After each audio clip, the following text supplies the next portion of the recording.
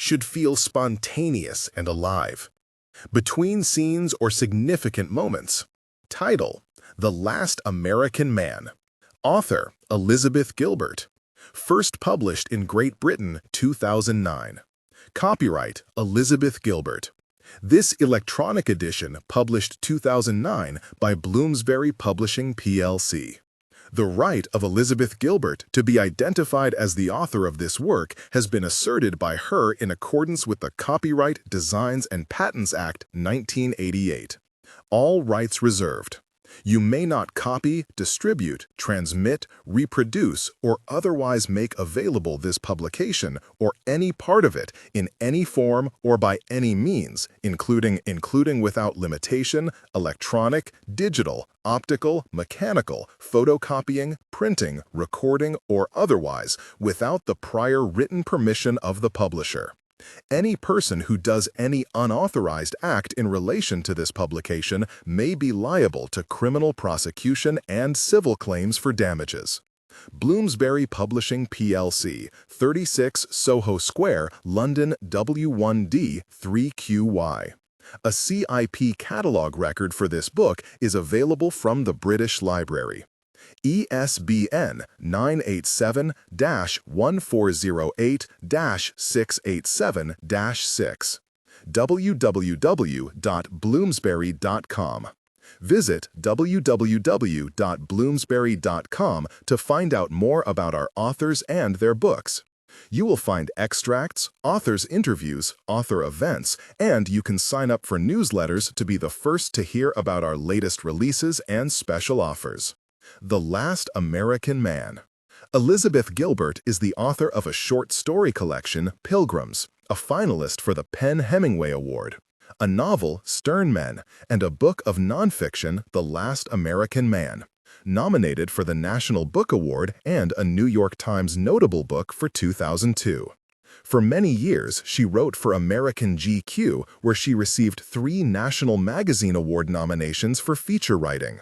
Her most recent book, Eat, Pray, Love, a memoir about the year she spent traveling the world after a bad divorce, is an international bestseller with over 5 million copies in print. Elizabeth Gilbert lives in New Jersey. By the same author. Eat, Pray, Love, Stern Men, Pilgrims. Contents: Chapter 1, Chapter 2, Chapter 3, Chapter 4, Chapter 5, Chapter 6, Chapter 7, Chapter 8, Chapter 9, Epilogue, Acknowledgements, a note on the author. Chapter 1. What a wild life! What a fresh kind of existence! Henry Wadsworth Longfellow considering the possibility of writing an epic poem about the American explorer John Fremont.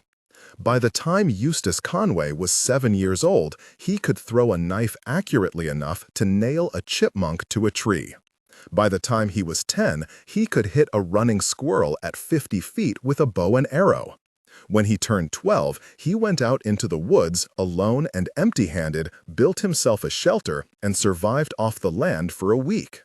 When he turned 17, he moved out of his family's home altogether and headed into the mountains, where he lived in a teepee of his own design, made fire by rubbing 2 sticks together, bathed in icy streams, and dressed in the skins of the animals he had hunted and eaten. This move occurred in 1977, by the way, which was the same year the film Star Wars was released. The following year, when he was 18, Eustace Conway traveled the Mississippi River in a handmade wooden canoe, battling eddies so fierce they could suck down a 40-foot tree and not release it to the surface again until a mile downriver. The next year, he set off on the 2,000-mile Appalachian Trail, walking from Maine to Georgia and surviving almost exclusively on what he hunted and gathered along the way. And in the years that followed, Eustace hiked across the German Alps in sneakers, kayaked across Alaska, scaled cliffs in New Zealand, and lived with the Navajo of New Mexico. When he was in his mid-20s, he decided to study a primitive culture more closely in order to learn even more ancient skills. So he flew to Guatemala, got off the plane, and basically started asking, where are the primitive people at?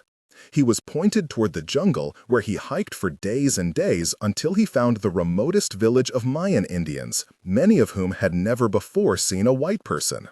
He lived with the Maya for about 5 months, learning the language, studying the religion, perfecting his weaving skills. But his coolest adventure was probably in 1995, when Eustace got the notion to ride his horse across America. His younger brother, Judson, and a close family friend went with him. It was a mad act of whim. Eustace wasn't sure if it was possible or even legal to ride a horse across America. He just ate a big Christmas dinner with his family, strapped on his gun, hauled out an 80-year-old U.S. cavalry saddle, rubbed so thin in places that he could feel the heat of the animal between his legs as he rode, mounted his horse, and headed out. He reckoned that he and his partners could make it to the Pacific by Easter, although everyone he told this to laughed in his face. The 3 riders galloped along, burning away nearly 50 miles a day. They ate roadkill deer and squirrel soup. They slept in barns and in the homes of awestruck locals. But when they reached the dry, open West, they fell off their horses every night and slept on the ground where they fell. They were nearly killed by swerving 18-wheelers when their horses went wild on a busy interstate bridge one afternoon. They were nearly arrested in Mississippi for not wearing shirts. In San Diego, they picketed their horses along a patch of grass between a mall and an 8-lane highway. They slept there that night and arrived at the Pacific Ocean the next afternoon. Eustace Conway rode his horse right into the surf. It was 10 hours before Easter. He had crossed the country in 103 days, setting, while he was at it, a world record. From coast to coast, Americans of every conceivable background had looked up at Eustace Conway on his horse and said wistfully, "I wish I could do what you're doing."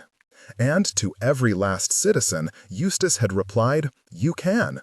But I'm getting ahead of my story here. Eustace Conway was born in South Carolina in 1961. The Conways lived in a comfortable suburban home in a new neighborhood, full of the same. But there was a fine patch of woods standing right behind their house that had not yet been cleared for development. It was, in fact, a wild, undisturbed, first-growth forest without so much as a trail cut through it. It was an old-world forest, still filled with quicksand and bears. And it was here that Eustace Conway's father, whose name was also Eustace Conway and who knew everything, used to take his young son to teach him how to identify the plants, birds, and mammals of the American South. They would wander together in those woods for hours, looking up into the trees and discussing the shapes of the leaves. So these are Eustace Conway's first memories: the cosmic scope of the woods, the stipple of sunlight slanting through a verdant natural awning, the enlightening voice of the father, the loveliness of the words locust, birch, and tulip poplar, the new intellectual pleasure of study, enhanced by the distinct physical sensation of his wobbly toddler's head tilting so far back that he might have toppled over from the effort of looking up so hard at so many trees for such a long time.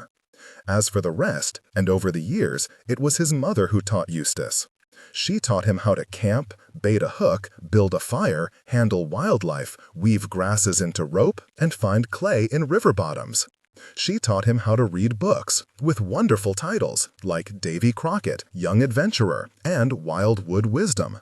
She taught her to sew buckskin. She taught her to execute every task with ardent perfection. Eustace Conway's mother was not exactly like the other mothers of the day. She was a little gutsier than the average mom in the American South in the early 1960s. She'd been raised like a boy at a summer camp that her family had owned in the mountains of Asheville, North Carolina. Should feel spontaneous and alive. Between scenes or significant moments, she was an unrepentant tomboy, a proficient horseback rider, and a capable woodsman who, at the age of 22, had sold her silver flute for passage to Alaska, where she lived in a tent by a river with her gun and her dog. By the time Eustace was 5 years old, the forest behind his house had been leveled by the real estate market, but the family soon moved to a 4-bedroom home in another suburban development. It was in Gastonia, North Carolina, and had its own dense forest standing behind it. Mrs. Conway let Eustace and his young siblings have the run of the woods from the time they could walk, barefoot and shirtless and without supervision, from sunup to sundown, every moment of their childhood, except for those few interruptions for mandatory schooling and church-going, because it wasn't as though she were raising savages. "I suppose I was a bad mother," Mrs. Conway says today, not very convincingly. The other mothers of Gastonia naturally were horrified by this child-rearing technique, such as it was. Some of them, alarmed, would call Mrs. Conway on the telephone and say, "You can't let your babies play in those woods. There are poisonous snakes out there." 30 years later, Mrs. Conway still finds their concern amusing and adorable. "For heaven's sake," she says, "my children always knew the difference between poisonous snakes and regular snakes. They did just fine out there." Briefly, the history of America goes like this. There was a frontier, and then there was no longer a frontier. It all happened rather quickly. There were Indians, then explorers, then settlers, then towns, then cities. Nobody was really paying attention until the moment the wilderness was officially tamed, at which point everybody wanted it back. Within the general spasm of nostalgia that ensued, Buffalo Bill's Wild West show, Frederick Remington's cowboy paintings, there came a very specific cultural panic, rooted in the question, what will become of our boys? The problem was that while the classic European coming-of-age story generally featured a provincial boy who moved to the city and was transformed into a refined gentleman, the American tradition had evolved into the opposite. The American boy came of age by leaving civilization and striking out toward the hills. There, he shed his cosmopolitan manners and became a robust and proficient man. Not a gentleman, mind you, but a man. This was a particular kind of man, this wilderness-bred American. He was no intellectual. He had no interest in study or reflection. He had, as de Tocqueville noticed, a sort of distaste for what is ancient. Instead, he could stereotypically be found as the explorer John Fremont described the uber frontiersman Kit Carson, mounted on a fine horse, without a saddle and scouring bareheaded over the prairies. Either that, or whipping his mighty axe over his shoulder and casually throwing cedars and oaks to the ground, as one extremely impressed 19th century foreign visitor observed. In fact, to all the foreign visitors during the 18th and 19th centuries, the American man was a virtual tourist attraction in his own right, almost as fascinating as Niagara Falls or that ambitious new railroad system or those exotic Indians. Not everybody was a fan, of course. There are perhaps no people, not even excepting the French, who are so vain, griped one British observer in 1818. Every American considers that it's impossible for a foreigner to teach him anything, and that his head contains a perfect encyclopedia. Still, for better or worse, everyone seemed to agree that this was a new kind of human being, and that what defined the American man more than anything else was his resourcefulness, born out of the challenges of wrenching a new world from virgin wilderness. Unhindered by class restrictions, bureaucracy, or urban squalor, these Americans simply got more done in a single day than anyone had imagined possible. That was the bottom line. Nobody could believe how fast these guys worked. German-born Gottfried Duden, who traveled to the West in 1824 to identify suitable homesteads for German families interested in immigrating to America, reported home in wonder. In North America, construction jobs which the European countries do not accomplish in centuries are completed in a few years through the voluntary cooperation of individual citizens. At the time of Duden's visit, for instance, the farmers of Ohio were busy constructing a 230-mile-long canal without the help of a single licensed engineer. Duden saw beautiful cities thriving where not even towns had stood 2 years before.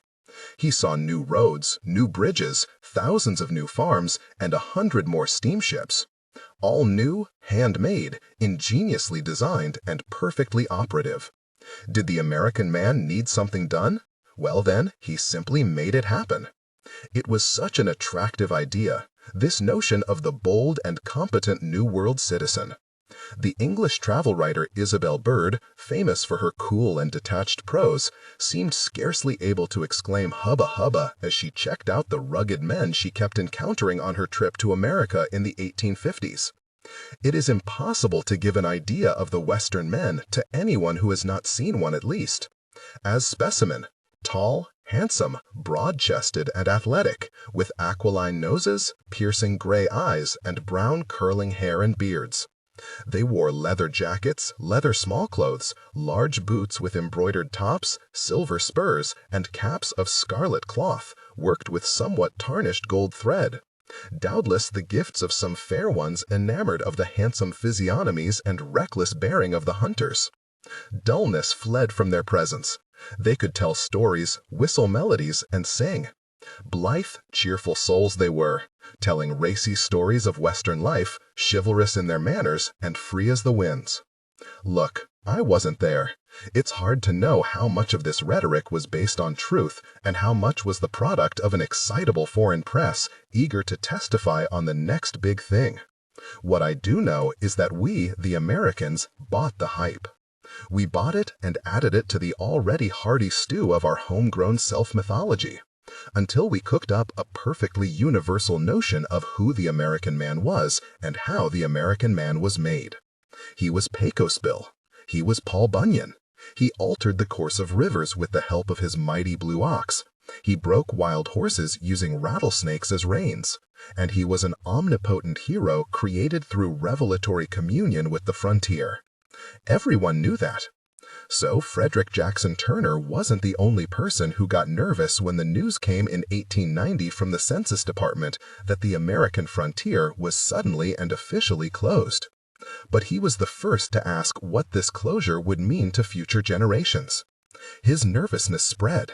The questions expanded. Without the wilderness as proving ground, what will become of our boys? Why? They might become effete, pampered, decadent. Lord help us, they might become Europeans. I first met Eustace Conway in New York, of all places. This was 1993. I met Eustace through his brother Judson, who is a cowboy. Judson and I used to work together on a ranch out in the Wyoming Rockies.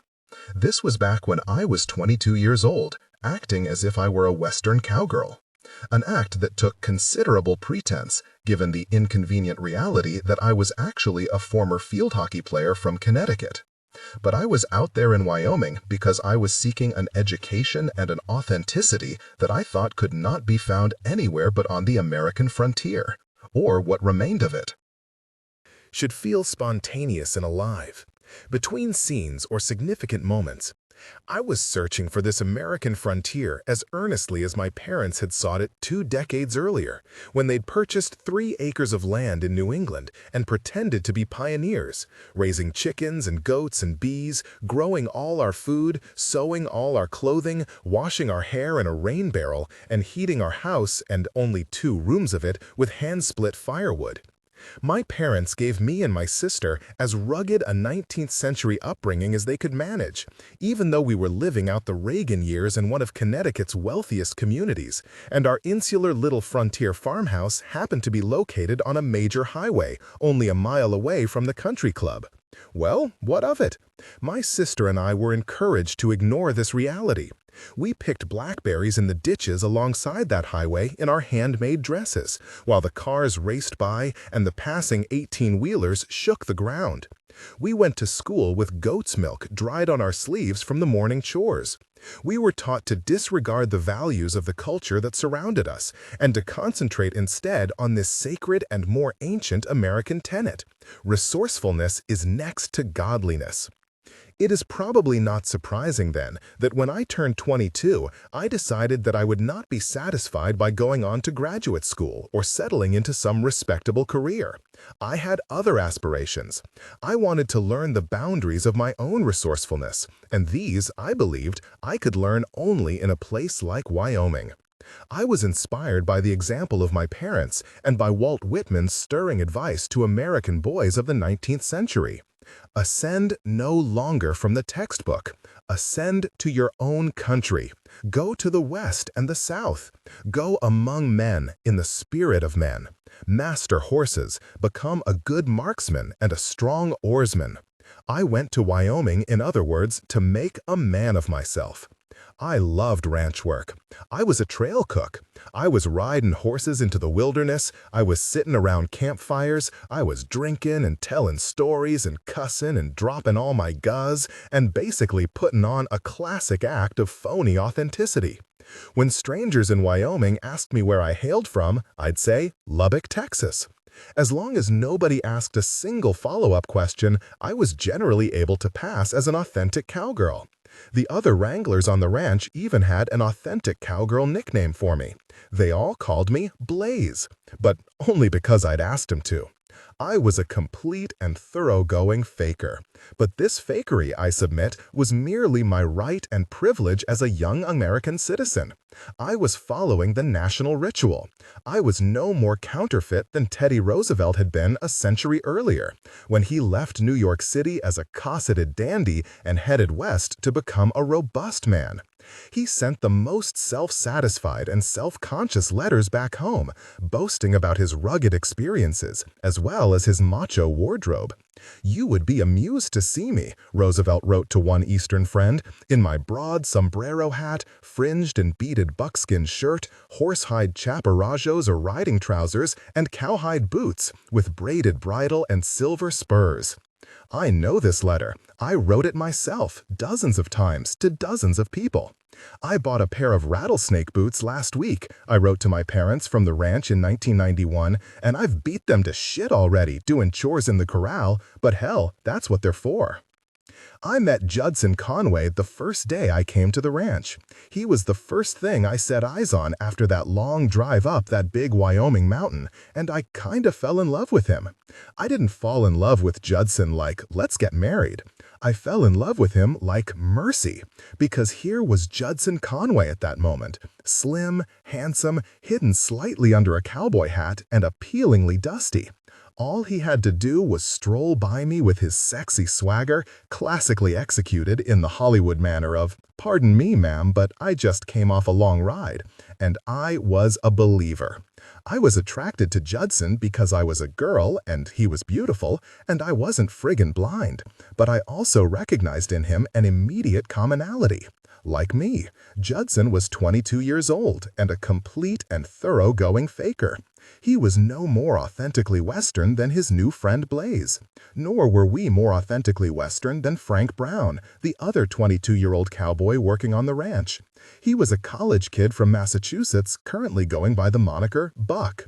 And then there was our head cowboy Hank, who'd always holler, "Let's pound leather, y'all," when it was time to ride out, but whose father happened to be the Assistant Attorney General of Utah. We were all putting on the same show. But Judson was my favorite because he enjoyed the show better than anyone. He did have the slight cultural advantage of at least being from the South, so he could drawl. He was so damn cool. Walt Whitman would have loved how Judson was living. He was mastering marksmanship and oarsmanship, but he had also traveled across America in boxcars and hitchhiked back, had kissed girls from everywhere, and had learned to be a great storyteller and a talented hunter. And so lucid a horseman. He'd taught himself tricks like swinging his body up and off his horse while it was running along, and many other diversions that weren't entirely practical for ranch work, but were most entertaining. He and I had a ball together 2 years in a row, out there in Wyoming, and then we went our separate ways. But we stayed in touch. Like a good Civil War soldier, Judson corresponded eloquently and loyally by post. Never called, always wrote. And he had a lot to write about, because this was the excellent life he'd made for himself. He spent his spring times dove hunting at home in North Carolina, summers as a fishing guide in Alaska, autumns as an elk hunting guide in Wyoming, and winters helping tourists catch trophy fish in the Florida Keys. Intent on learning how to fish saltwater and in hopes of getting a job on a charter boat, he wrote to me on his first trip to Florida. "I'm staying with a couple I took horseback riding one day in Wyoming. Got to talking, and here I am. Been spending a lot of time in the Everglades National Park, birdwatching and wrestling alligators. Not making a living, he wrote on his first trip to Alaska, just living. Judson always swore he'd come and see me sometime in New York City, where I had since moved. Does the Hudson have fish in it? But the years passed, and he didn't swing by, and I never quite expected him to. Getting married, huh? He finally wrote, after a long letter of mine. Guess I waited too long to visit. And then, one day, years after we'd last spoken in person, he called. This was in itself astonishing. Judson doesn't use telephones, not when there are perfectly good stamps to be had. But the call was urgent. He told me he was flying to New York the very next day. To visit. Just a whim, he said. Just wanted to see what a big city was like, he said. And then he added that his older brother, Eustace, would be coming along too. Sure enough, the Conway boys arrived the next morning. They stepped out of a yellow cab right in front of my apartment and made the most outrageous, incongruous sight. There was handsome Judson, looking like a young swain from Bonanza. And there, right beside him, was his brother, Davy fucking Crockett. I knew this was Davy fucking Crockett because that's what everyone on the streets of New York City started calling the guy right away. Yo, man, it's Davy fucking Crockett. Check out Davy fucking Crockett, king of the wild motherfucking frontier. Of course, some New Yorkers mistook him for Daniel fucking Boone, but everyone had something to say about this curious visitor, who moved stealthily through the streets of Manhattan wearing handmade buckskin clothing and carrying an impressive knife on his belt. Davy fucking Crockett. So, that's how I met Eustace Conway. Should feel spontaneous and alive. Between scenes or significant moments, over the next 2 days, against the unlikely backdrop of New York City, I heard all about Eustace Conway's life. One night, Judson and Eustace and I went drinking in a low-down bar in the East Village. And while Judson kept busy dancing with all the pretty girls and telling thrilling stories of life on the range, Eustace sat in a corner with me and quietly explained how he had been living for the last 17 years in a teepee, hidden away in the southern Appalachian Mountains of North Carolina. He called his home Turtle Island, named for the Native American creationist legend of the sturdy turtle who carries the entire weight of the earth on his back. Eustace told me he owned 1,000 acres of land back there in the woods, a perfectly contained and unspoiled basin with a protected watershed. It seemed curious to me that somebody who eats possum and wipes his butt with leaves could have managed to acquire 1,000 acres of pristine wilderness. But Eustace Conway was, as I would discover, a most cunning man. He had amassed that property slowly and over time with money he made by going into the local school systems and talking to riveted school children about eating possum and wiping one's butt with leaves. Land, he declared, was his only major expense in life. Everything else he needed he could make, build, grow, or kill. He hunted for his own food, drank water from the ground, made his own clothing. Eustace told me that people tended to romanticize his lifestyle, because when people first ask him what he does for a living, he invariably replies, "I live in the woods." Then people get all dreamy and say, "Ah, the woods, I love the woods," as if Eustace spends his days sipping the dew off clover blossoms. But that's not what living in the woods means to Eustace Conway. Some years ago, for instance, out hunting for his winter deer, he came upon a gorgeous 8-point buck grazing through the brush. He shot. The buck went down. Not knowing if he had killed the animal, he waited and waited to see whether it would struggle up from where it had fallen and try to run. There was no movement. Slowly, quietly, Eustace crept toward the spot where the animal had gone down and found the massive buck lying on its side, breathing a thin red vapor of blood through its nose. The animal's eyes were moving. It was alive. "Get up, brother," Eustace shouted. "Get up and I'll finish you off." The animal didn't move. Eustace hated to see it lying there, alive and injured, but he also hated to blow off its beautiful head at point-blank range, so he took his knife from his belt and stabbed into the buck's jugular vein. Up came the buck, very much alive, whipping its rack of antlers. Eustace clung to the antlers, still holding his knife, and the two began a wrestling match, thrashing through the brush, rolling down the hill, the buck lunging, Eustace trying to deflect its heavy antlers into trees. Finally, he let go with one hand and sliced his knife completely across the buck's neck, gashing open veins, arteries, and windpipe. But the buck kept fighting until Eustace ground its face into the dirt, kneeling on its head and suffocating the dying creature. And then he plunged his hands into the animal's neck and smeared the blood all over his own face, weeping and laughing and offering up an ecstatic prayer of thanksgiving to the universe for the magnificent phenomenon of this creature who had so valiantly sacrificed his life to sustain his own. That's what living in the woods means to Eustace Conway. The morning after our conversation in the bar, I took the Conway brothers on a walk through Tompkins Square Park. There, I lost Eustace. I couldn't find him anywhere, and I got worried, concerned that he was out of his environment and therefore helpless and vulnerable.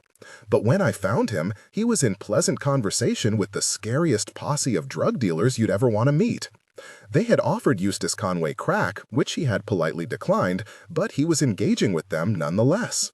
"Yo, man," the drug dealers were asking as I arrived, "where'd you buy that dope shirt?"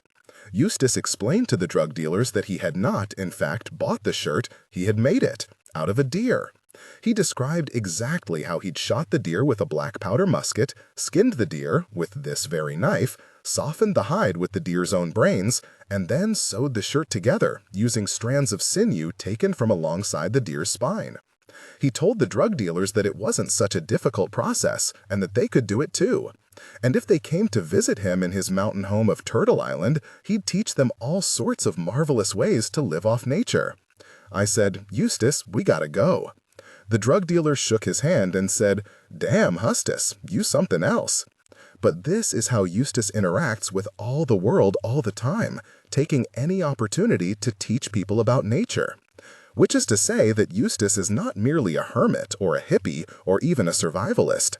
He does not live in the woods because he's hiding from us, or because he's growing excellent weed, or because he's storing guns for the imminent race war. He lives in the woods because he belongs there. Moreover, he tries to get other people to move into the woods with him, because he believes that is his particular calling, nothing less than to save our nation's collective soul by reintroducing Americans to the concept of revelatory communion with the frontier. Which is to say that Eustace Conway believes that he is a man of destiny. Eustace created Turtle Island, the 1,000-acre perfect cosmos of his own design, as the ultimate teaching facility, a university in the raw, a wild monastery. Because, after years of study in primitive societies and after countless experiences of personal transformation within the wilderness, Eustace has formed a mighty dogma. He is convinced that the only way modern America can begin to reverse its inherent corruption and greed and malaise is by feeling the rapture that comes from face-to-face encounters with what he calls the high art and godliness of nature. It is his belief that we Americans, through our constant striving for convenience, are eradicating the raucous and edifying beauty of our true environment and replacing that beauty with a safe but completely faux environment.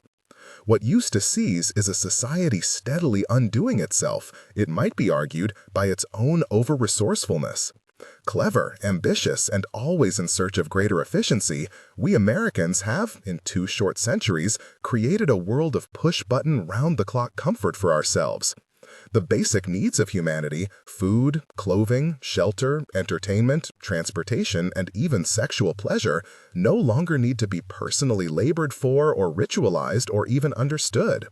All these things are available to us now for mere cash or credit. Which means that nobody needs to know how to do anything anymore, except the one narrow skill that will earn enough money to pay for the conveniences and services of modern living. But in replacing every challenge with a shortcut, we seem to have lost something, and Eustace isn't the only person feeling that loss. We are an increasingly depressed and anxious people, and not for nothing.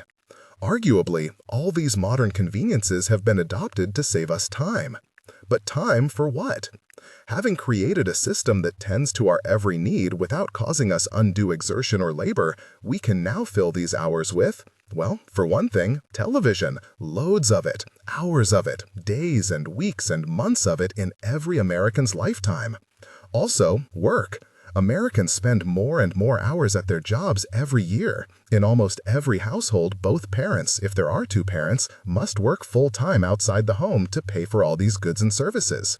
Which means a lot of commuting, which means a lot of stress. Less connection to family and community. Should feel spontaneous and alive. Between scenes or significant moments. Fast food meals eaten in cars on the way to and from work. Poorer health all the time.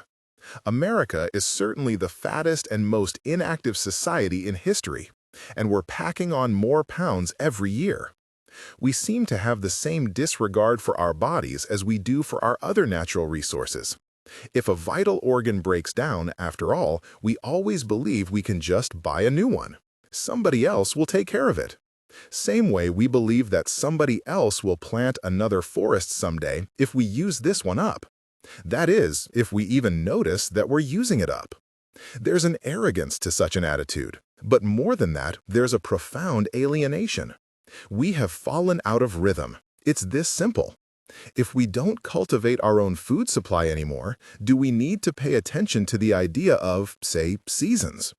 Is there any difference between winter and summer if we can eat strawberries every day? If we can keep the temperature of our house set at a comfortable 70 degrees all year, do we need to notice that fall is coming? Do we have to prepare for that? Respect that? Much less contemplate what it means for our own mortality that things die in nature every autumn. And when spring does come round again, do we need to notice that rebirth? Do we need to take a moment and maybe thank anybody for that? Celebrate it? If we never leave our house except to drive to work, do we need to be even remotely aware of this powerful, humbling, extraordinary, and eternal life force that surges and ebbs around us all the time?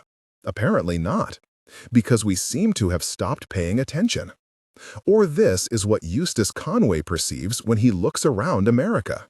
He sees a people who have fallen out of step with the natural cycles that have defined humanity's existence and culture for millennia. Having lost that vital connection with nature, the nation is in danger of losing its humanity. We are not alien visitors to this planet after all, but natural residents and relatives of every living entity here. This earth is where we came from and where we'll all end up when we die, and during the interim, it is our home. And there's no way we can ever hope to understand ourselves if we don't at least marginally understand our home. That is the understanding we need to put our lives in some bigger metaphysical context. Instead, Eustace sees a chilling sight, a citizenry so removed from the rhythms of nature that we march through our lives as mere sleepwalkers, blinded, deafened, and senseless, robotically existing in sterilized surroundings that numb the mind, weaken the body, and atrophy the soul. But Eustace believes we can get our humanity back. When we contemplate the venerable age of a mountain, we get it. When we observe the superb order of water and sunlight, we get it. When we experience firsthand the brutal poetry of the food chain, we get it. When we are mindful of every nuance of our natural world, we finally get the picture that we are each given only one dazzling moment of life here on Earth. And we must stand before that reality, both humbled and elevated, subject to every law of our universe and grateful for our brief but intrinsic participation within it. Granted, this is not a radical concept. Every environmentalist in the world operates on a philosophy based on these same hypotheses. But what sets Eustace Conway apart from every other environmentalist is the peculiar confidence he's had since earliest childhood that it is his personal destiny to snap his countrymen out of their sleepwalk. He has always believed that he alone has this power and this responsibility, that he was to be the vessel of change. One man, one vision. And this was his precise vision, that one by one, Americans would come to his mystical utopia in the woods. There, under his guidance, they would shed the frailty, ignorance, and pettiness brought about by their contemporary upbringing. Using his charisma as a lure, he would lead people back into the wilderness, uncoil their blindfolds, point them toward the stunning vista of the unspoiled frontier, and say, "Behold." Then he would stand back and watch the awakening. Eustace always envisioned groups of children coming to participate in primitive summer camps, but he would also welcome adults apprentices, who, for extended periods of time, would seriously study a natural way of life under his leadership. Of course, he knows it's impossible to drag every single American into the woods with him, which is why he is also committed to going out into the world with his message and delivering the woods directly to the people himself, carrying the very smell of the wilderness in his hair and on his skin and within his words. He would preach and teach his doctrine in every school, at every state fair, in every mall and parking lot and gas station he could find. He would passionately speak to any businessman, babysitter, housewife, hooker, millionaire, and crackhead in America. With Eustace's energy and through his example, he has always been certain of it. Americans would gradually be transformed. They would grow and learn and once again be strong and resourceful.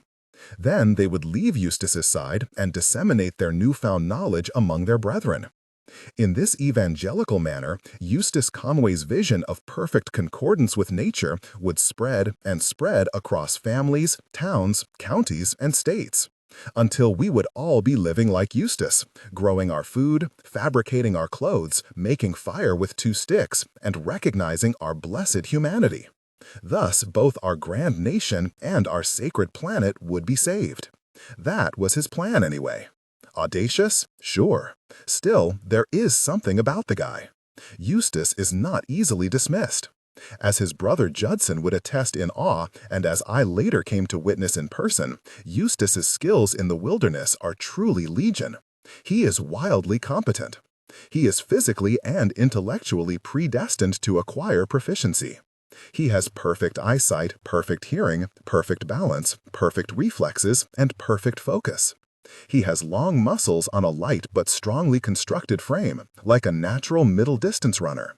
His body can do anything he asks of it. His mind, too. He has to be exposed to an idea or shown a process only once to get it right, to lock it in, and immediately begin improving on its principles. He pays closer attention to his surroundings than anyone I've ever seen. His mind operates, as Henry Adams wrote of the minds of the earliest American settlers, like a mere cutting instrument, practical, economical, sharp, and direct. And that kind of mind makes for a hard honesty. So that when I once asked him, "Is there anything you can't do?" Eustace replied, "Well, I've never found anything to be particularly difficult." In other words, he's got the self-assurance to back up his conviction that he can change the world. That, in addition to the unshakable will and airtight worldview of a natural-born reformer. And he's got charisma, too, which he unleashes brazenly in every interaction he has with anyone. I first visited Eustace at Turtle Island back in 1995. Midway through my stay, Eustace had to leave the mountain, and I went with him. He had to leave the woods, as he often does, to teach about the woods, to make some money, and spread the gospel. So we drove across North Carolina to a small summer camp that specialized in environmental education. A group of teenagers skulked into the camp's dining room for the evening's event, and to me, they all looked like jerks, loud, disrespectful, shoving, shrieking, laughing. Eustace was supposed to get these kids excited about nature. I thought, this is not going to end well. Eustace, wearing jeans and a plaid shirt, not buckskin, walked across the stage toward the microphone. Around his neck hung 2 large coyote teeth. On his belt, the knife. The shoving and shrieking and laughing continued. Eustace, thin and serious, stood at the microphone with his hands in his pockets. Should feel spontaneous and alive. Between scenes or significant moments. After a long moment, he said, "I am a quiet-spoken man, so I am going to have to speak quietly tonight." The shoving and shrieking and laughing stopped. The jerky teenagers stared at Eustace Conway, riveted. Just like that, dead silence. I swear it. It was like goddamn Tusser with love. I moved into the woods when I was 17 years old, Eustace began. Not much older than you are today. And he talked about his life. Those kids were so transfixed, you could have operated on them and they wouldn't have noticed. Eustace told them about wilderness survival and his adventures, but he also gave his speech about the difference between the world of boxes and the world of circles. I live, Eustace said, in nature, where everything is connected, circular. The seasons are circular, the planet is circular, and so is its passage around the sun. The course of water over the earth is circular, coming down from the sky and circulating through the world to spread life, and then evaporating up again.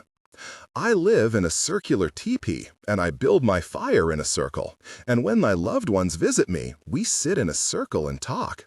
The life cycles of plants and animals are circular. I live outside where I can see this. The ancient people understood that our world is a circle, but we modern people have lost sight of that. I don't live inside buildings, because buildings are dead places where nothing grows, where water doesn't flow, and where life stops. I don't want to live in a dead place. People say that I don't live in the real world, but it's modern Americans who live in a fake world because they've stepped outside the natural circle of life. I saw the circle of life most clearly when I was riding my horse across America, and I came across the body of a coyote that had recently died. The animal was mummified from the desert heat, but all around it, in a lush circle, was a small band of fresh green grass. The earth was borrowing the nutrients from the animal and regenerating itself. This wasn't about death, I realized. This was about eternal life. I took the teeth from that coyote and made myself this necklace right here, which always circles my neck, so I'd never forget that lesson. Do people live in circles today? No, they live in boxes. They wake up every morning in the box of their bedroom because a box next to them started making beeping noises to tell them it was time to get up. They eat their breakfast out of a box, and then they throw that box away into another box.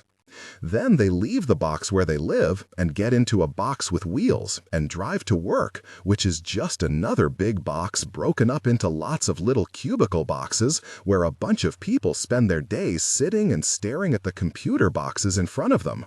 When the day is over, everyone gets into the box with wheels again and goes home to their house boxes and spends the evening staring at the television boxes for entertainment. They get their music from a box, they get their food from a box, they keep their clothing in a box, they live their lives in a box. Does that sound like anybody you know? By now, the kids were laughing and applauding. "Break out of the box," Eustace said. "You don't have to live like this because people tell you it's the only way. You're not handcuffed to your culture. This is not the way humanity lived for thousands and thousands of years, and it is not the only way you can live today." Another hour of this, then uncontained applause, like at a revival meeting. After the talk, Eustace sat on the edge of the stage, drinking from the glass jug filled with fresh Turtle Island spring water that he carries with him everywhere. The teenagers approached reverently, awed, as the camp director gave Eustace an enthusiastic handshake and a discreetly enveloped, generous check. The teenagers gathered around more closely. The toughest, badass gangster boy of them all came to stand right beside Eustace. He put his fist on his heart and announced with real solemnness, "You rule, man. You'd a bomb." Eustace threw back his head and laughed. The other campers lined up to shake his hand and then detonated with questions. Could you make fire right now if you had to? Yes. If someone dropped you naked into the middle of Alaska, could you survive? I suppose so, but it'd be a lot easier if I had a knife. Were you scared when you first moved into the woods? No, the civilized world is much scarier than the woods. Were your parents mad at you when you moved into the woods? My father didn't know why I'd want to leave a comfortable modern house, but my mother understood. Do you ever get sick? Rarely. Do you ever go to the doctor? Never. Do you know how to drive a car? How do you think I got here tonight? Do you use any modern tools? I use chainsaws all the time to take care of my land. I use telephones. And plastic buckets. My God, but plastic buckets are great. I've made plenty of my own baskets and containers out of tree bark and grasses. I mean, I know how to do it, and I've used those primitive means of hauling water around lots of time. But I tell you, there's nothing like a plastic bucket to get the job done faster. Wow, plastic buckets, glorious, I love them. Do you have a toothbrush? Not at the moment. Do you have a hairbrush? I used to have a porcupine hairbrush. I don't have it anymore though. What's a porcupine hairbrush? A hairbrush made out of porcupine bristles. Where'd you get that? A porcupine saved my life once when I was hiking on the Appalachian Trail, so I made the hairbrush out of its bristles to honor it. How could a porcupine save your life? By giving me something to eat when I was starving to death. Here, there was an extended silence as the kids tried to figure that one out. Then they all kind of said, "Oh," at the same time, and the questioning continued. Why were you starving to death? Because there wasn't any food. Why wasn't there any food? Because it was winter. What's the longest you've ever gone without eating? Probably the 2 weeks before I killed that porcupine. Can you show us your porcupine hairbrush? I don't have it anymore. I brought it to a demonstration like this one to show it to some kids your age, and somebody stole it. Can you imagine how sad that made me feel? Do you have a gun? I have several guns. Have you ever killed a person? No. Are you married? No. Why not? I guess I haven't found the right woman yet. Do you wish you were married? More than anything in the world. Do you ever get lonely out there in the woods? Eustace hesitated, smiled wistfully. Only in the evenings. Later that night, when we were alone, Eustace told me how heartbroken he gets whenever he spends time around modern American teenagers. Yes, he can communicate with them, but people never understand that it rips him up inside to see how ignorant the kids are, how undisciplined in their personal interactions, and how disrespectful of their elders, how consumed they are by material desire, and how helplessly incompetent in a way that you would never see with, say, Amish children. But I wasn't listening carefully to Eustace's lament because I had another question on my mind. Hey, about what happened there tonight. Do you get that kind of response everywhere you speak? Yes. From all age groups? From all backgrounds? Yes. I thought this over. So, tell me specifically, why do you think these particular teenagers were so hypnotized by you tonight? Eustace's reply was so immediate, so uncompromising, and so coldly delivered that it sent a quick little chill right through me. Because, he said, they recognized right away that I was a real person, and they've probably never met one before. Chapter 2. My son, my executioner, I take you in my arms, quiet and small and just astir, and whom my body warms. My son, my executioner, Donald Hall.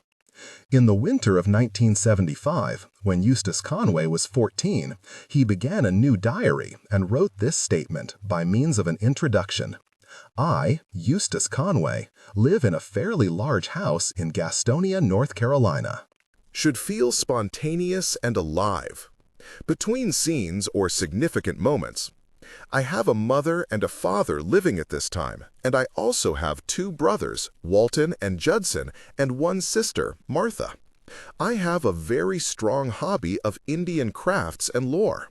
I have organized an Indian dance team of 4 people, including myself. The people are me, my brother Walton, who is the older of my 2 brothers, Tommy Morris, who is a close friend living about 2 blocks away, and also Pete Morris, who is his brother. Their father killed himself about 2 years ago, but their mother is going to remarry soon. I go to the Shiel Museum of Natural History every chance I get because I love it there and I love the people there. I have nearly become a member of the staff. My bedroom is itself a museum. I have covered it with Indian paintings and pictures, bear skins from my uncle in Alaska, and many Indian crafts I have made. There is no room in my room for anything else, and it is really stuffed, and I have many more things that I can't put in. He was an unusual kid. He was busy all the time. He went to school every day, of course, but only because they made him go. After school, he would ride his bicycle over to the Shile Museum, a small natural history museum filled with dusty World War I-era dioramas of North Carolina flora and fauna. And that was where the day's real schooling started for Eustace. Mr. Alan Stout, the museum's director, had taken a liking to him and always welcomed him into the marvelous inner asylum of the Shile. Eustace was hard to resist. The kid had a wonderful big smile on the occasions when he'd actually crack one. Such an uncommonly focused child, so highly motivated and interested in geology, anthropology, history, biology, anything you could offer him. Mr. Stout used to let Eustace hang around in the back rooms of the museum for hours every day, to the boy's supreme bliss. "Mr. Stout knows more about Indians than anyone I know," Eustace raved in his diary, "and he is a very good watercolor painter and paints scenes of Tennessee where he was born and raised." Eustace was like no child Mr. Stout had ever met, indeed, like no child he would ever meet again. If you gave him a book to look at, he'd study it, ask a dozen questions, and then request another book the next afternoon. If Mr. Warren Kimsey, the museum's resident taxidermist, showed Eustace how to skin and flesh a rabbit, he'd do it with a fanatical perfection and ask for another rabbit so that he could try to improve on the skill. "Warren is new," Eustace confided to his diary, "but he has swiftly become closest to me. In fact, I like him more than any other person in this world." And he was a terrific helper, a regular eager beaver, always happy to sweep out the storage rooms or take over any chore nobody else would do. Mr. Stout even let Eustace use the museum as a practice space for his Indian dance troupe. Eustace was the president of the troupe, but Mr. Stout coached the dancers, drove them to competitions, helped show the boys how to sew and bead the intricate traditional Indian dance costumes. As Eustace got older, Mr. Stout took him on canoe trips on the Catawba South Fork River to collect water samples for government environmental studies. He took Eustace on camping trips all alone sometimes and watched in wordless admiration as the teenager caught, killed, skinned, cooked, and ate rattlesnakes. Mr. Stout more than liked Eustace. He respected him. He thought he was brilliant. He carefully observed the development of Eustace Conway, much as Thomas Jefferson had carefully observed the development of a young neighbor named Meriwether Lewis, a child whom the president would always recall as having been remarkable, even in infancy, for enterprise, boldness, and discretion. And anyway, Mr. Stout had a sense that Eustace had a desperate need for some place to go in the afternoons, some place other than home. He didn't know the details of the family situation, but he had met the father, and it didn't take any genius to recognize that life was not easy in that fairly large house on Deerwood Drive. So Eustace would spend his afternoons at the museum and then take off and hit the little forest behind his house, check his traps, hunt for turtles, create trails. He made notes of what he saw during those forays into the woods. He'd been keeping a diary for years, but it wasn't so much a means of personal expression as a compulsive chronicle of everything he had accomplished that day, whether related to wildlife or to the more mundane, and a long list of what he intended to accomplish the next day. "Today, I fed worms to my baby snapping turtle. I watched a movie about a boy and a homing pigeon, practiced on the hoop dance, and started working on the feathers for my coo stick. Then I was developing my skills in table tennis. I have become quite good. I am going to read my Bible every night until I finish it. I may make a feather crest out of real turkey tail feathers. Today I found a cougar track that was 3 days old. I caught a corn snake that was 51.2 feet. I also set a snare for a coon where I saw 3-day-old coon tracks. I hope to catch it for the skin. I began reading a book, Fighting Indians of the West. After a while of that, I mounted 2 deer feet. Martha told me that a squirrel had been hit on Gardner Park Drive. I skinned it but froze it to flesh later. A whole page in one of his childhood diaries was headlined Frogs, full of information and observation on the same. Today, I caught 3 tree frogs and put them in my 10-gallon terrarium. The next day, I found some bunches of eggs in the water bowl. I also caught a salamander and put him in there with the frogs. One of the frogs is thought to be dead, for I have not seen 3 of them together at the same time for a while. It was as though Eustace were some kind of baby Thoreau. Or maybe not. Although he was attentive to his environment, Eustace didn't have then, and never would develop, Thoreau's languid communion with nature. For instance, sometimes in a summer morning, having taken my accustomed bath, Thoreau mused, I sat in my sunny doorway from sunrise till noon, wrapped in reverie, amidst the pines and hickories and sumacs, in undisturbed solitude and stillness. No way would Eustace Conway endure that kind of decadent repose.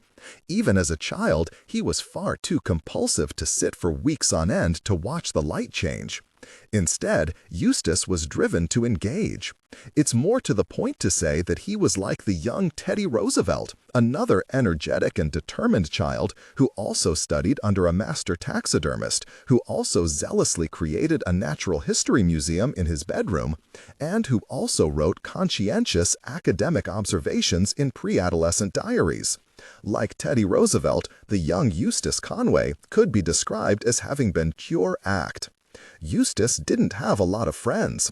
He wasn't much like anybody else, and he already knew this even at the age of 10.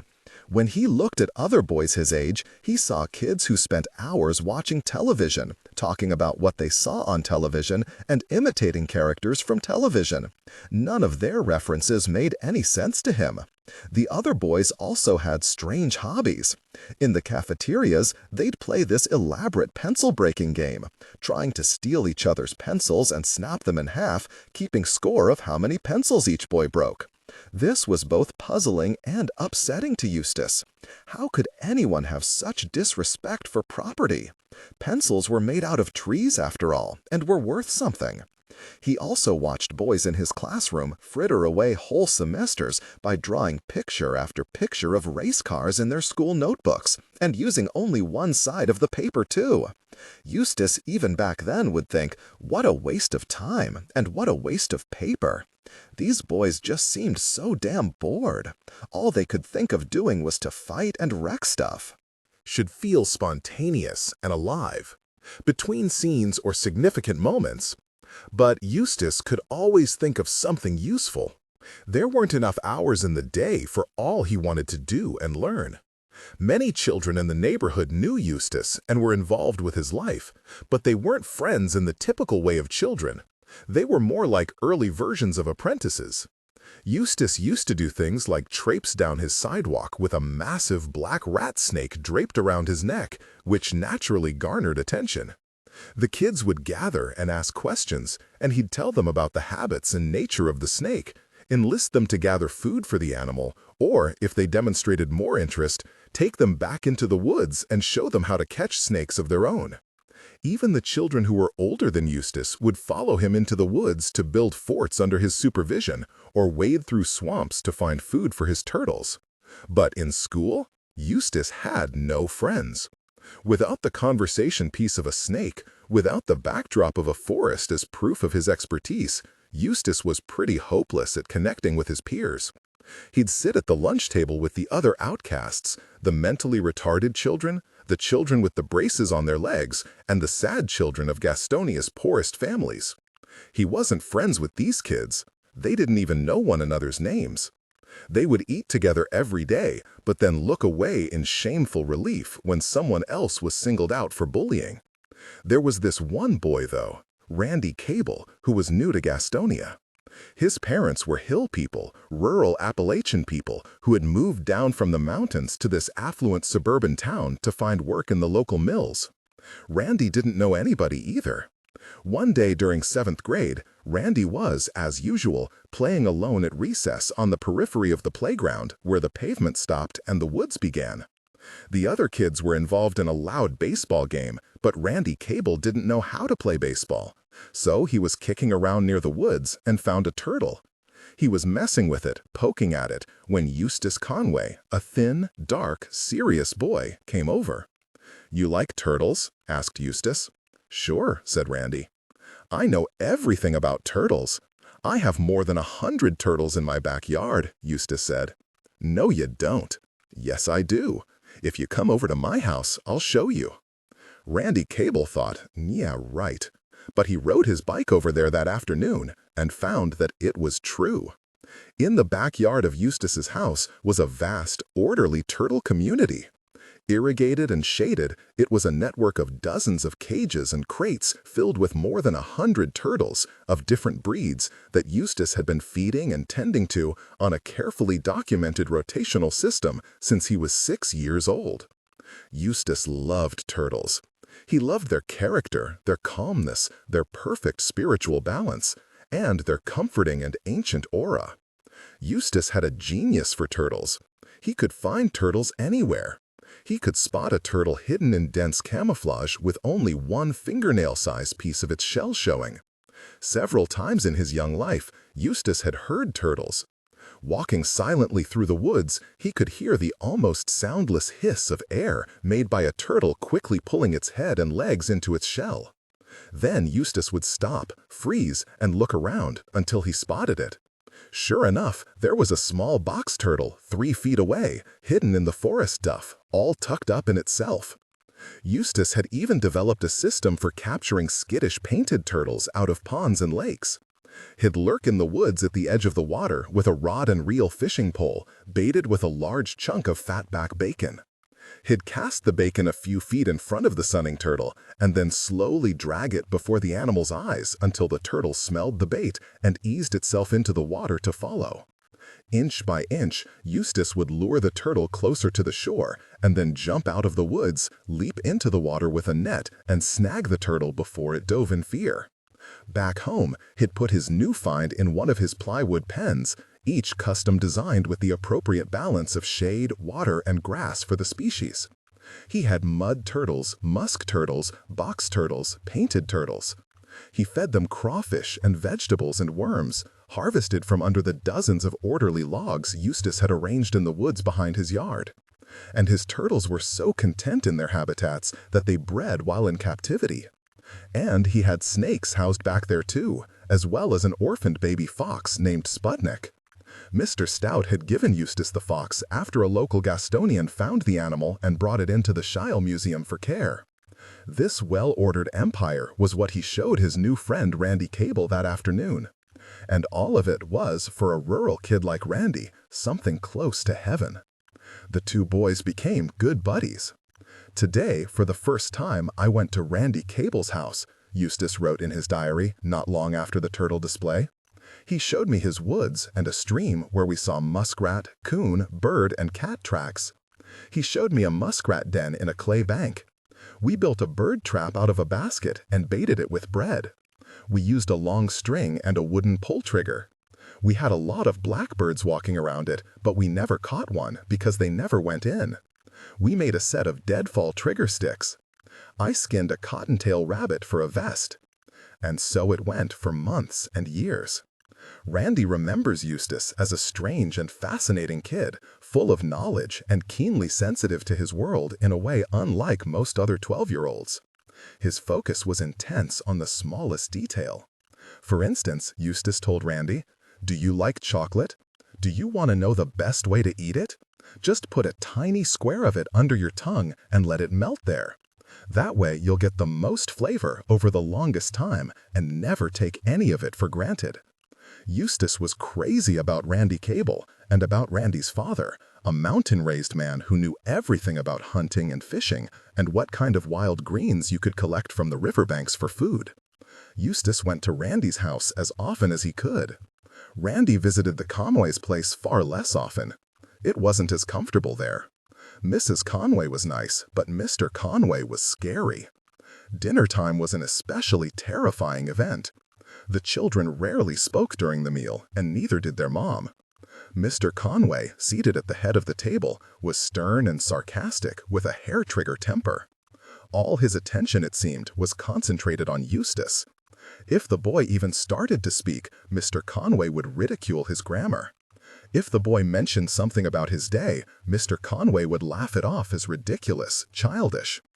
If Mr. Conway asked Eustace how he'd done on a recent math test and got an answer he didn't like, he would release a barrage of insults and ridicule. "You are stupid," Eustace recalls his father saying. "I've never met a child more dim-witted. I don't know how I could have sired so idiotic a son. What are we to surmise? I believe you are simply incompetent and will never learn anything." And then Mr. Conway would encourage the younger children to laugh along with him at the ludicrous stupidity of their worthless older brother, which they would willingly do, in the manner of the outcast kids at the lunch table with the braces on their legs, who are always relieved to see another child bullied in their stead. The other matter that stood out to Randy Cable was the incessant harping on table manners.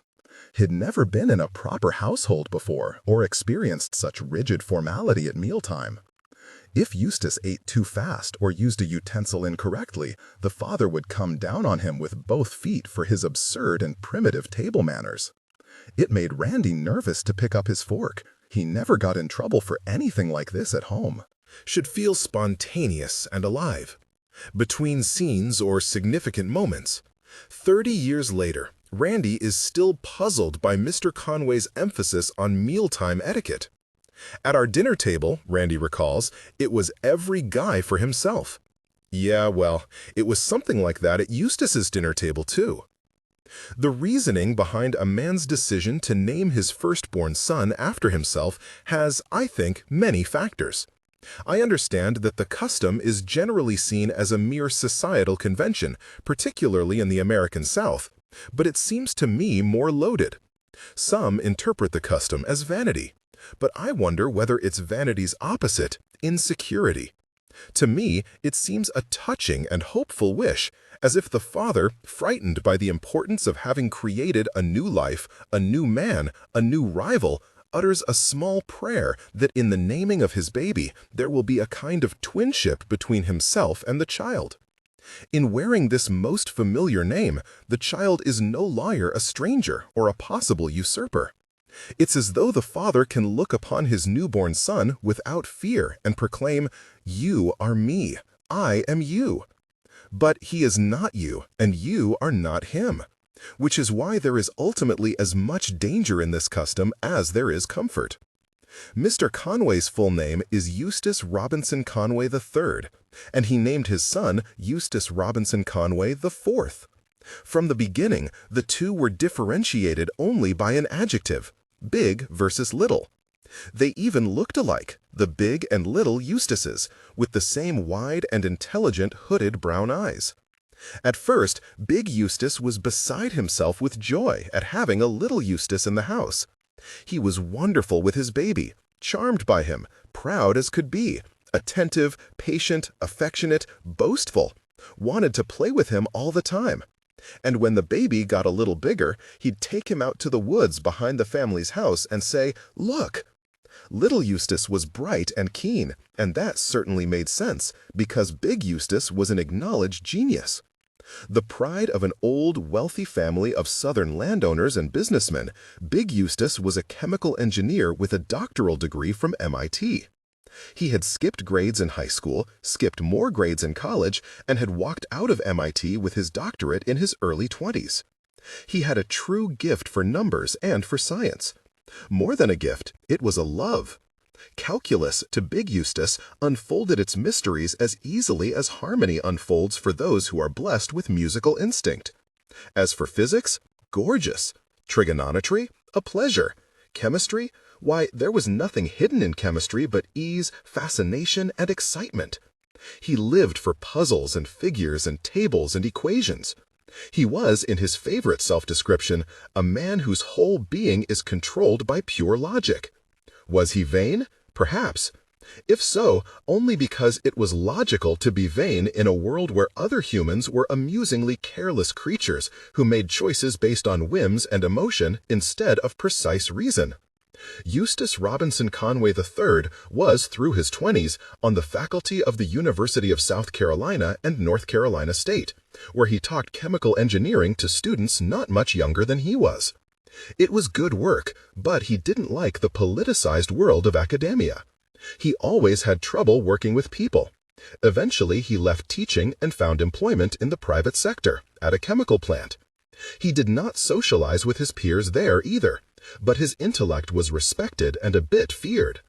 A former co-worker who remembers Big Eustace as Dr. Conway recalls coming to him one day with a quick question about a specific chemical formula. Eager to give the answer with explicit thoroughness, Dr. Conway started writing an equation on a blackboard and kept writing and adding more data until the equation snaked across the whole blackboard, expanding into new chemical concepts until, giddy with excitement, he ran out of blackboard to write on. By which point, of course, he had long since lost the comprehension of his coworker. Frankly, he was in love with his brain, so he must have delighted in watching the evolution of his son's brain. Surely it was exciting for him to see his namesake cleverly solving all those wonderful dilemmas encountered in human infant development. See how he learns to tell sunlight from shadow? See how he learns to identify faces and objects? See how he pulls himself up to stand? How he tries to make sentences? How you can show him the shape of a leaf and he'll tell you the name of the tree? What a genius! Any minute now he should be ready to solve calculus problems for fun. And then little Eustace turned 2. At breakfast on the birthday morning, Big Eustace gave a present to his son, who was still in the high chair. Big Eustace was eager to see his boy play with the gift before he left for work. It was a jigsaw puzzle, but it was far too sophisticated for a 2-year-old, and little Eustace, frustrated after a few attempts to put it together, quickly lost interest. As Mrs. Conway remembers, her husband went crazy on the kid. He started screaming at him and saying terrible things. The child, horrified and confused, was howling at the top of his voice. And when Mrs. Conway tried to intervene, her husband screamed at her, too, for spoiling the baby and encouraging him to be a quitter and an imbecile. Jesus Christ, the puzzle was simple. It was obvious. What kind of mentally retarded child can't put together a simple jigsaw puzzle? As perhaps goes without saying, things didn't get better as time passed, only horribly worse. Mr. Conway decided that his son was goading him by acting stupid out of stubbornness, and that what the boy needed, therefore, was more discipline. So it is that Eustace remembers, and his mother and siblings confirm, an upbringing that was more like a stint in a POW camp than a real childhood. If little Eustace so much as touched a hammer from Big Eustace's tool shed without asking permission, he would be sent to his room and forced to stay there for hours without food or water. If little Eustace didn't finish every morsel on his plate in proper time, Big Eustace would force him to sit at the dinner table all night, even if it meant the child had to sleep upright in his chair. If little Eustace, in his play, accidentally kicked up a divot of grass from his father's lawn, he would be beaten with a wooden paddle. If little Eustace, in doing his chores, dared to mow the grass in a counterclockwise pattern instead of the clockwise pattern his father had commanded, there would be a huge scene and hell to pay. Looking back on it now, and he is surprisingly willing to do so, Mr. Conway concedes that mistakes may have been made. Maybe he was a little hard on the boy, but his interest was only in producing a perfect child, and his anger was the result of the keen disappointments he suffered through his son's unanticipated shortfalls. It is very human, he told me, to think that you can control your children, but now I realize it's an impossible proposition. The best plan is to have no plan at all, just let them go and become the people they were meant to be. But I didn't realize that when I was a young parent. I was excited to have a son, and I figured I could manipulate Eustace to be the way I wanted him to be. But he turned out to have all these personality problems. I wanted him to be just like me. How so? I asked. I expected him to be a good student, at the very least, as I had been. I certainly thought that a son of mine would be able to count. I used to work with him for hours trying to teach him how to count a stack of pennies, but he was incapable of learning. He was the antithesis of what I'd expected. I wanted to work on projects with him, but he was impossible to work with. Always a problem child. I don't understand him at all. We cannot understand each other. On another occasion, I asked his should feel spontaneous and alive, between scenes or significant moments. Conway, do you ever wish that things were different between you and Eustace? He answered immediately, as though he had been waiting for this very question. It has been a true disappointment for me to have this flawed relationship with Eustace. It is the greatest disappointment of my life, and I don't know what to do about it. I don't think there's any hope of my having a good relationship with him. No hope? No hope whatsoever? I hesitate to subscribe to the theory that I did not love my son enough. Perhaps people will say this is true. I don't know. But I believe that I loved my son very much. I was excited to have a son. Did I tell you that? I could not wait for him to be born. Eustace Conway, it must be said, also remembers those stacks of pennies. Night after night, on the living room floor, hour after hour, his father would amass and divide piles of pennies and demand of Eustace the answers to division and addition and multiplication problems. He remembers the horrifying blankness that his mind would retreat to and his father's refusal to allow him to go to bed until he got it right, forcing him to stay up past midnight with those frightful stacks of pennies. Then his own weeping and his father screaming. The humiliation and the endless ridicule. There was something both extreme and personal about Mr. Conway's reactions to his oldest son. It was as if he had early made a decision to refuse to validate this child to the point of flat-out bizarreness. When Eustace's picture began to appear in the newspaper for successes in competition with his Indian dance troupe, his father wouldn't read the articles. "Ridiculous, in my opinion," he would say, "but nobody's listening to me." When Eustace was presented with a National Youth Achievement Award from the Smithsonian Institution, his father did not attend the ceremony.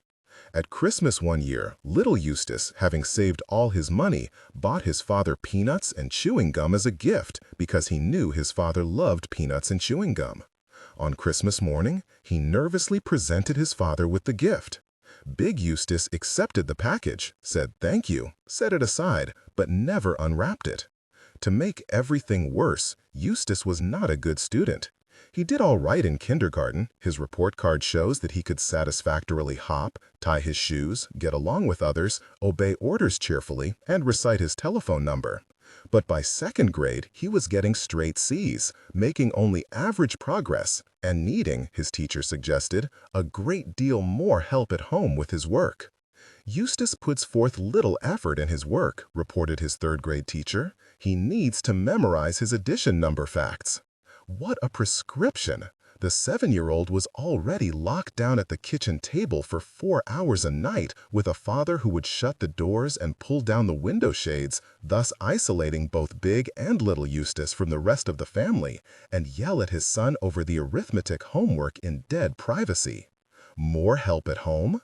Eustace was already wound up like an 8-day clock over the whole concept of school, scared to death of homework, gripped in panic over the dreaded nightly cycle of effort and failure and punishment. It wasn't the brand of child abuse you read about in the papers. It wasn't as if little Eustace was collecting cigarette burns on his arms. But make no mistake about it, he was utterly traumatized. He was so distressed that his fear manifested itself in a particular physical grip. He was constipated throughout his whole childhood, too terrified to even take a shit. Night after night, Eustace remembers, week after week, month after month, year after year, it was as if my father would cut my legs off.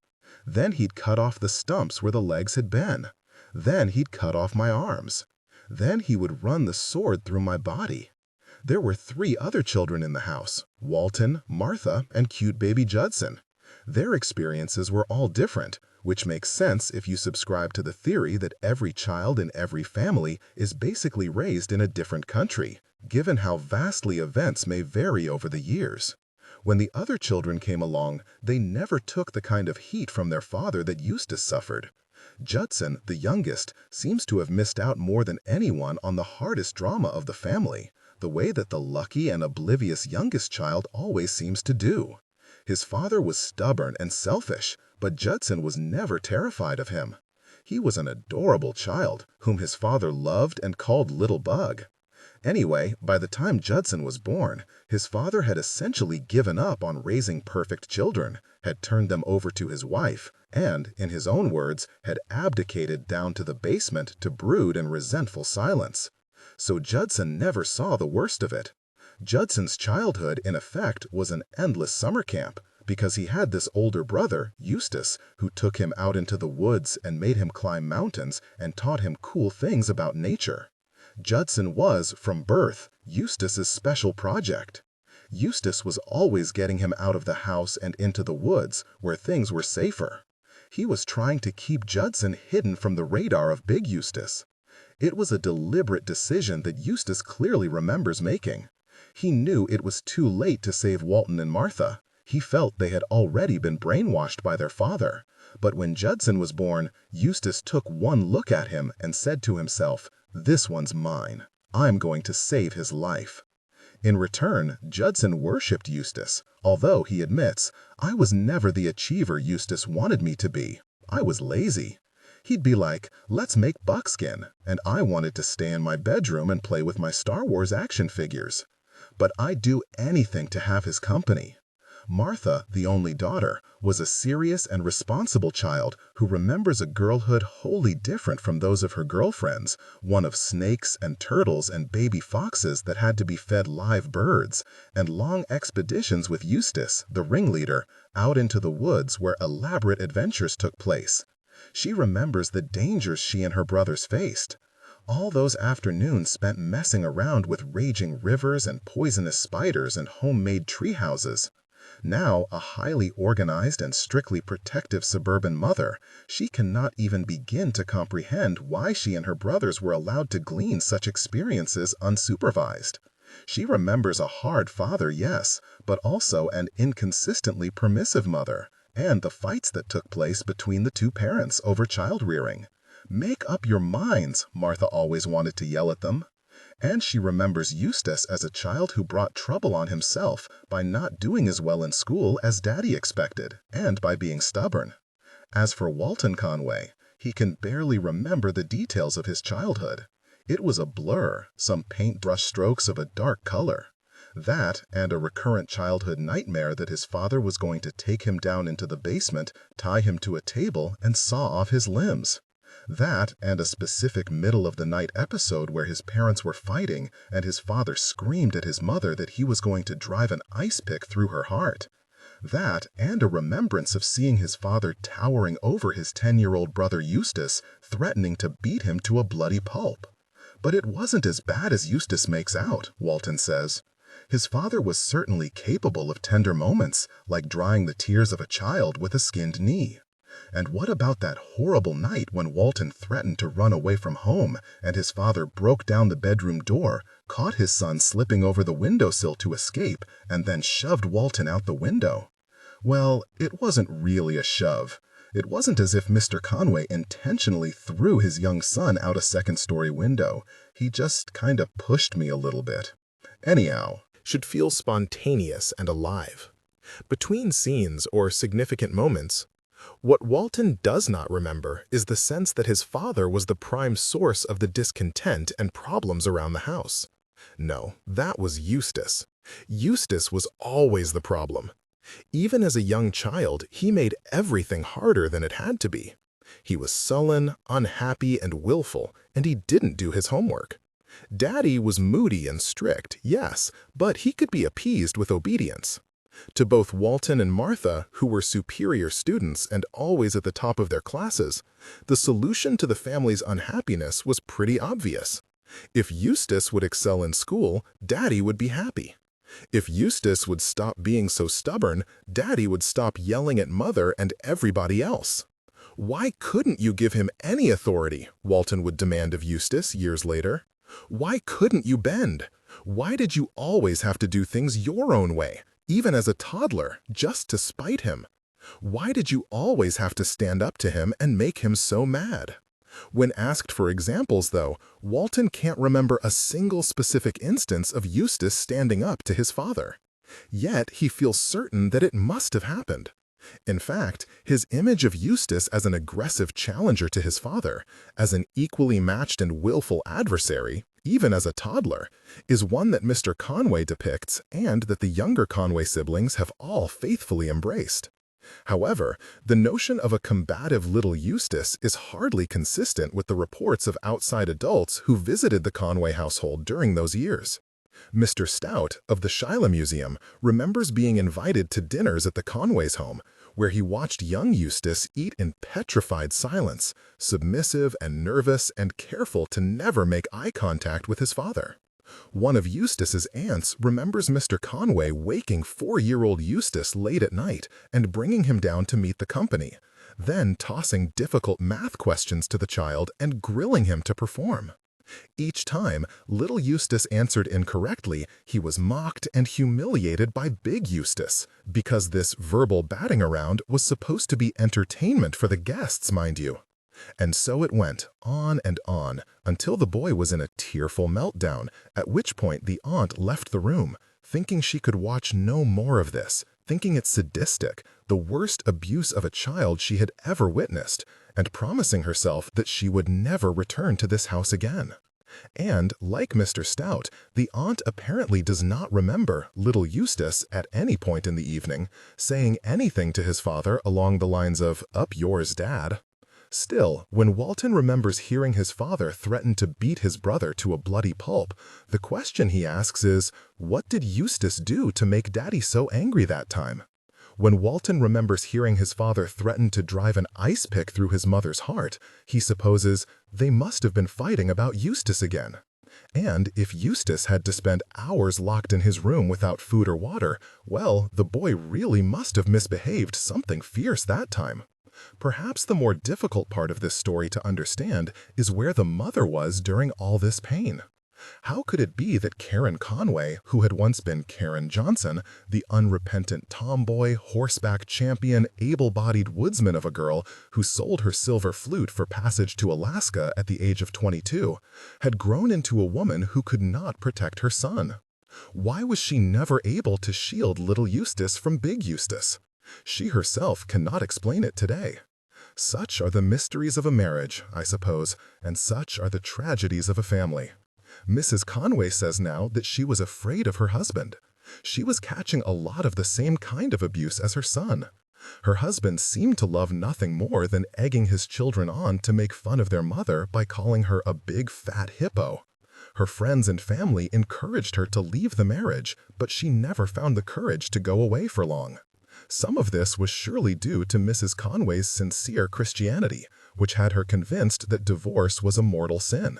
And some of it was due to, who knows why women stay. What she does remember is that whenever she did try to defend her son, it only made her husband more furious and more extreme in his punishments of little Eustace. So she decided early on that it was kinder not to step in or interfere. Instead, she devised ways to deliver secret help to her son. As though Eustace were a jailed dissident doing time in the solitary confinement block of a totalitarian prison, she would slip clandestine encouragement to him, under the door and through the chinks in the walls. Sometimes she literally slipped him notes, with love from the one who has faith in you and cares most about you. And she also showed him affection privately when nobody was looking.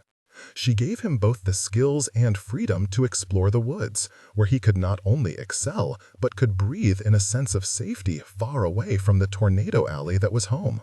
And what she also gave her son, more vital than anything else, was the secret but persistent idea that no matter what his father might do or say, Eustace Robinson Conway IV would grow up to be a man of destiny. The man of destiny theory wasn't Karen Conway's invention. She had absorbed it from her father, an extraordinary idealist named C. Walton Johnson. This character, Eustace's maternal grandfather, was an upright World War I veteran whom everyone called Chief. Immediately on returning home from the war, Chief Johnson founded the North Carolina branch of the Boy Scouts of America. He wanted to work with boys because of his strong idea, no, let's go ahead and call it an inflexible and didactic dogma, about the process by which weak little boys could be transformed into powerful men of destiny. He believed that this evolution was best accomplished in the challenges of a frontier-like environment. And, like many Americans before and after him, he was apprehensive about how the evaporation of the wilderness would affect the development of American manhood. No, sir, not on his watch. So, the first Boy Scout troop in North Carolina was a good start, but Chief quickly grew disillusioned with the program, feeling that it pampered the boys. Therefore, in 1924, he founded an extremely rigorous private summer camp on 125 mountainous acres. He named it Camp Sequoia for Boys, where the weak become strong and the strong become great. Unfortunately, it is nowhere recorded whether the weak ever became great, but I'd be willing to bet they tried. He asked of his campers and his staff only one thing, that they ceaselessly strive to achieve physical, moral, and intellectual perfection in every aspect of their lives. Then and only then could they become men of destiny. Every age has need for men of destiny, Chief wrote in one of his many published tracts on the topic. And in every age, some men will respond to the need, as did Aristotle, Galileo, and Wilson. These men believed they were men of destiny and prepared themselves for the task that lay ahead. They were gripped by a compulsion that they could not resist. No man becomes a man of destiny unless he believes with great conviction that he has a unique contribution to make to the society of his day. Conceit? No, just a sense of mission and the courage to follow through. He who is compelled by an inner conviction that he has a mission which he must accomplish, that he was born for this purpose, that he must and will follow through, that man will be a man of destiny. The best way to groom such heroic figures was to start with the young, Chief believed, and in the wild. Should feel spontaneous and alive. Between scenes or significant moments. After all, he wrote, the real American boy has inherited too much of the pioneer spirit to feel at home in the city. So he suggested that parents remove their boys from the emotional stress of life and relocate them to a camp with a purpose, where the grandeur of the mountains, combined with the guidance of counselors selected by the director for their mature, wholesome, intelligent, responsible leadership, would help the boys grow, as nature and God intended, into the full stature of manhood. Camp Sequoia was no Hitler Youth Camp. Chief believed that no boy in America, no matter how weak or how flawed, or, incredibly, given the era, no matter what race or religion, should be excluded from the opportunity to become a man of destiny through attending Camp Sequoia. Was your son a regular, healthy boy, already blessed with a superb physique? Why, he would naturally return from Sequoia with his splendid powers multiplied. Was your son overbright, sullen, and sometimes antagonistic? Don't hesitate to enroll him in Sequoia. The fresh air will teach him the necessity of developing his body and keeping it on par with his mind. Was your son timid, diffident, and slow to make friends? Sequoia would teach him to socialize. Was your son a bully? Sequoia's counselors would teach him that picking on others was cowardly and despicable. Why, even if your son was big and fat and always being teased, Camp Sequoia was where he should go. If not to achieve a superb physique, then at least to learn how to take a joke and to make the best of being teased. Eustace Conway's mother was Chief Johnson's only daughter. There's a wonderful photograph of Sequoia in the 1940s with the whole camp gathered in rows according to age. It's all ramrod straight men and earnest crew-cut boys grinning at the camera, with one exception, the little blonde girl in a white dress seated at the center of the throng.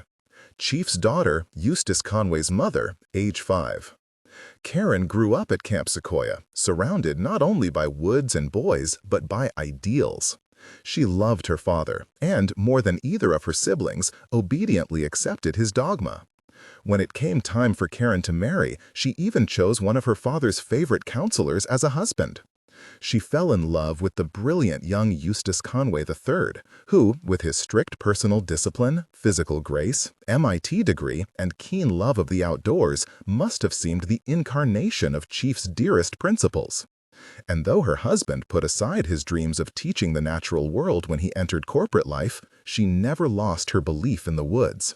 So when Karen Conway's first son was born, there was no question as to how she would raise him. Free, challenged, inspired to attempt heroic feats, and always outdoors. It was due to his mother's hand that Eustace could throw a knife accurately enough at the age of 7 to nail a chipmunk to a tree, and kill a running squirrel at 50 feet with a bow and arrow by the time he was 10, and set forth into the woods, alone and empty-handed, when he was 12, to live off the land and build his own shelter.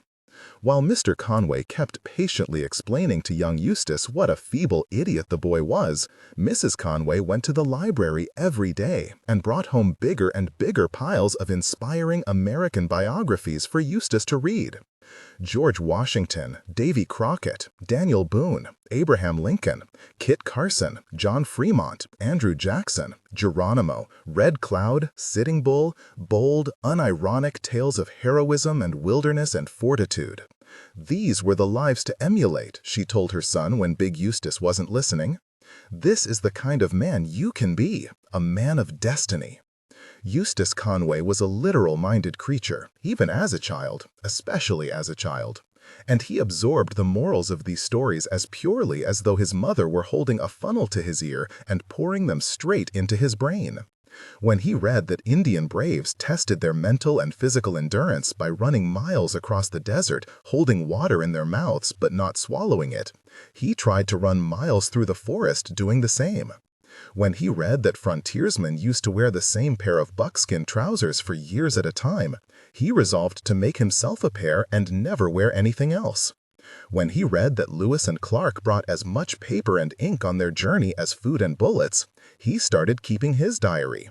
When he read of the Indian brave left behind enemy lines in a battle with settlers, wounded and abandoned with a bullet through his knee, who survived the entire winter by hiding in a ditch, covered by leaves and eating the rodents who crawled over him, well, that scenario was impossible to follow exactly, but Eustace imitated the spirit of the story by asking the family dentist to please not use Novocaine when filling his cavities.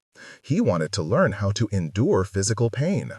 Back when he was in grammar school, Eustace would bring about 6 such heroic biographies and action-adventure books into the classroom every day.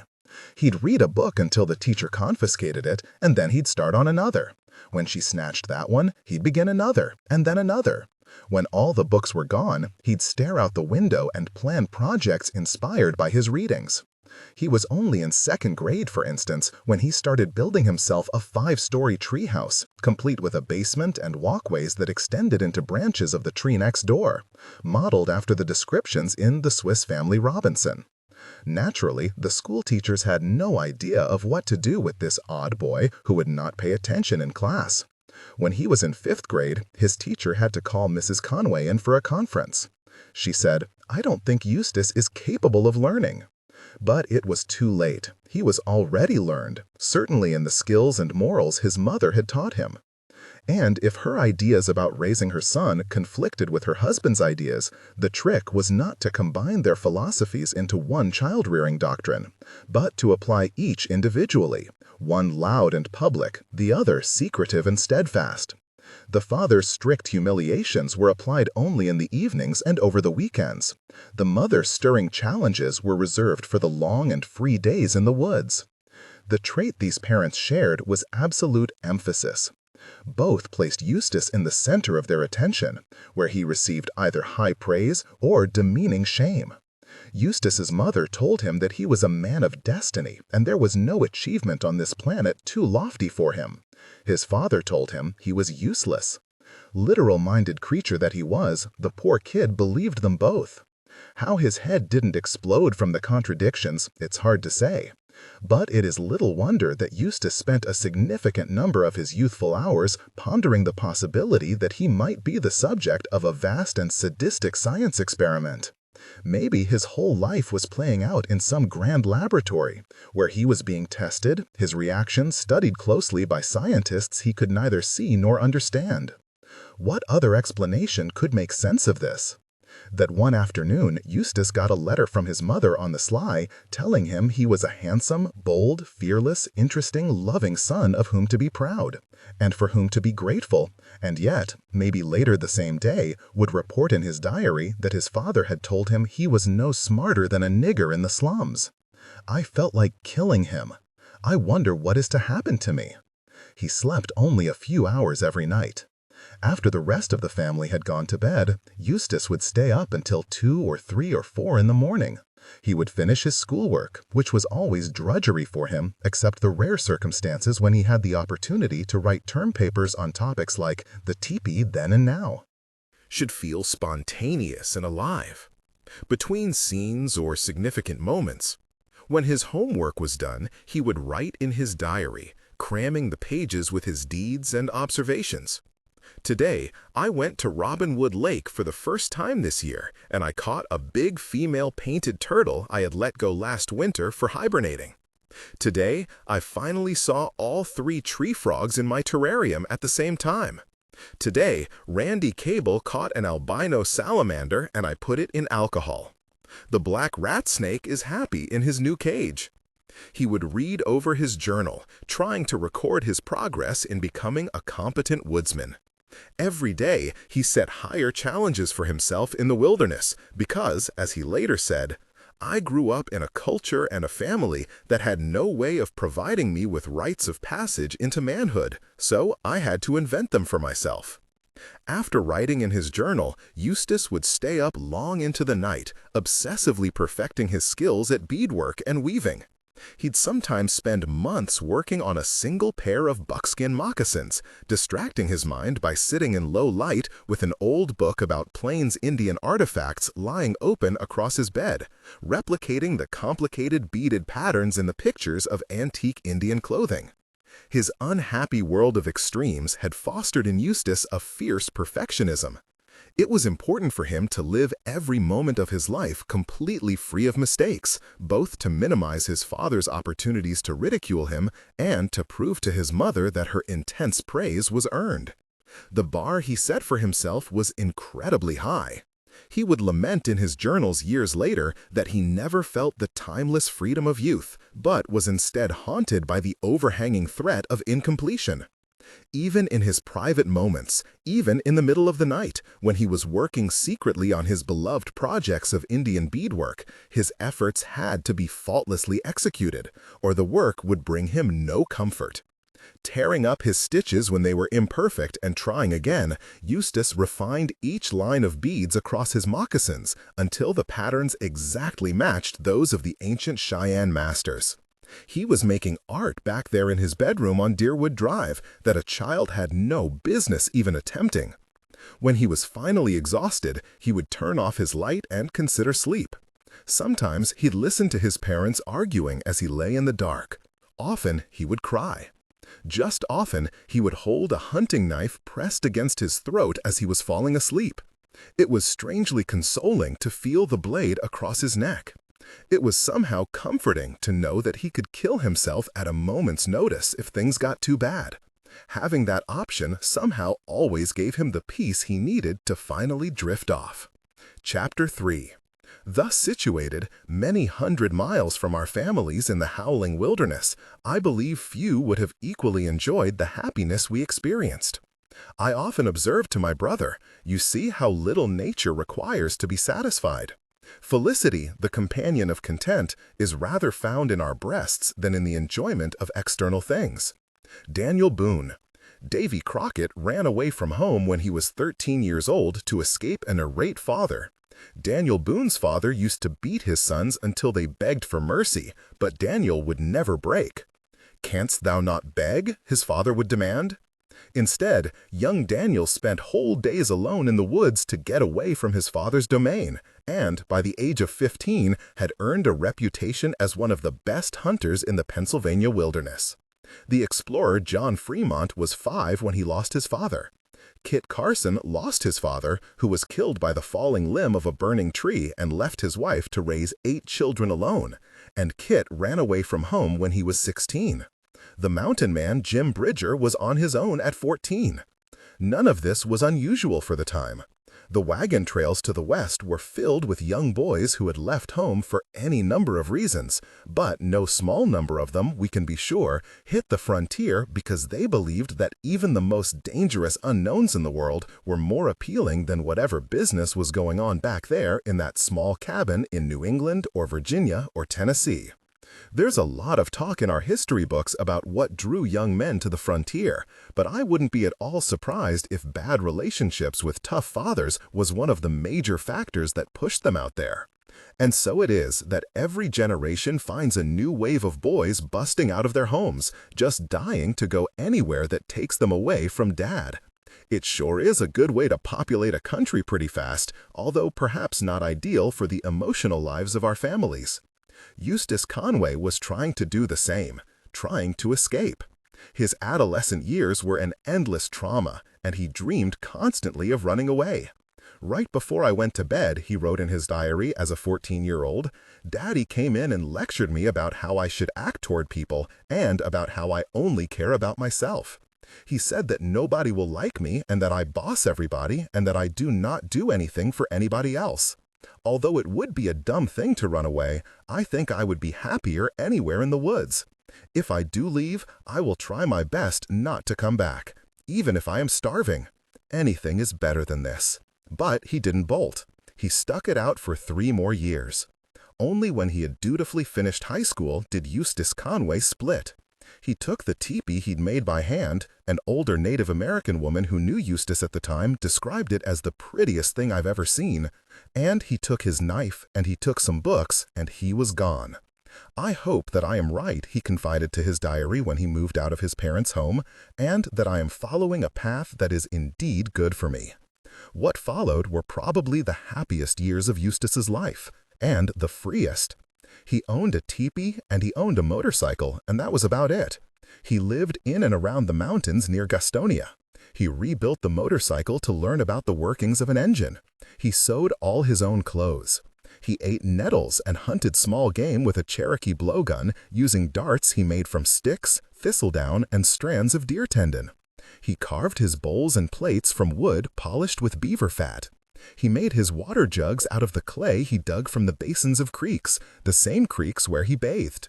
He slept on the ground, on animal skins. He wove ropes out of bark and his own hair. He split white oak and wove it into baskets. He cooked and warmed himself over fire, and he did not touch a match for 3 years. My lodge looks in passable shape, he wrote in his diary, once his new home was in order. And I hope that I grow to know it and myself better through the lifestyle that I am taking up at the present. His new life did take some getting used to. In the middle of the night it began to rain, and so I reluctantly got out of bed and closed the smoke flaps, which should have been taken care of earlier. But Eustace Conway felt almost immediately that he was at last living on this earth as he had been meant to live. I slept until 7 in the morning, he wrote after one of his first nights in the teepee, when the sun beaming down on the smoky canvas called my attention to the world. I got up and washed my face in spring water. Ugh, how my body loves me! Happy day to all. His teepee was wonderful, a fort and a temple, a home so satisfyingly light and transient that it had none of the psychological impact of a house's overstability. He could put it together or break it down in a matter of minutes.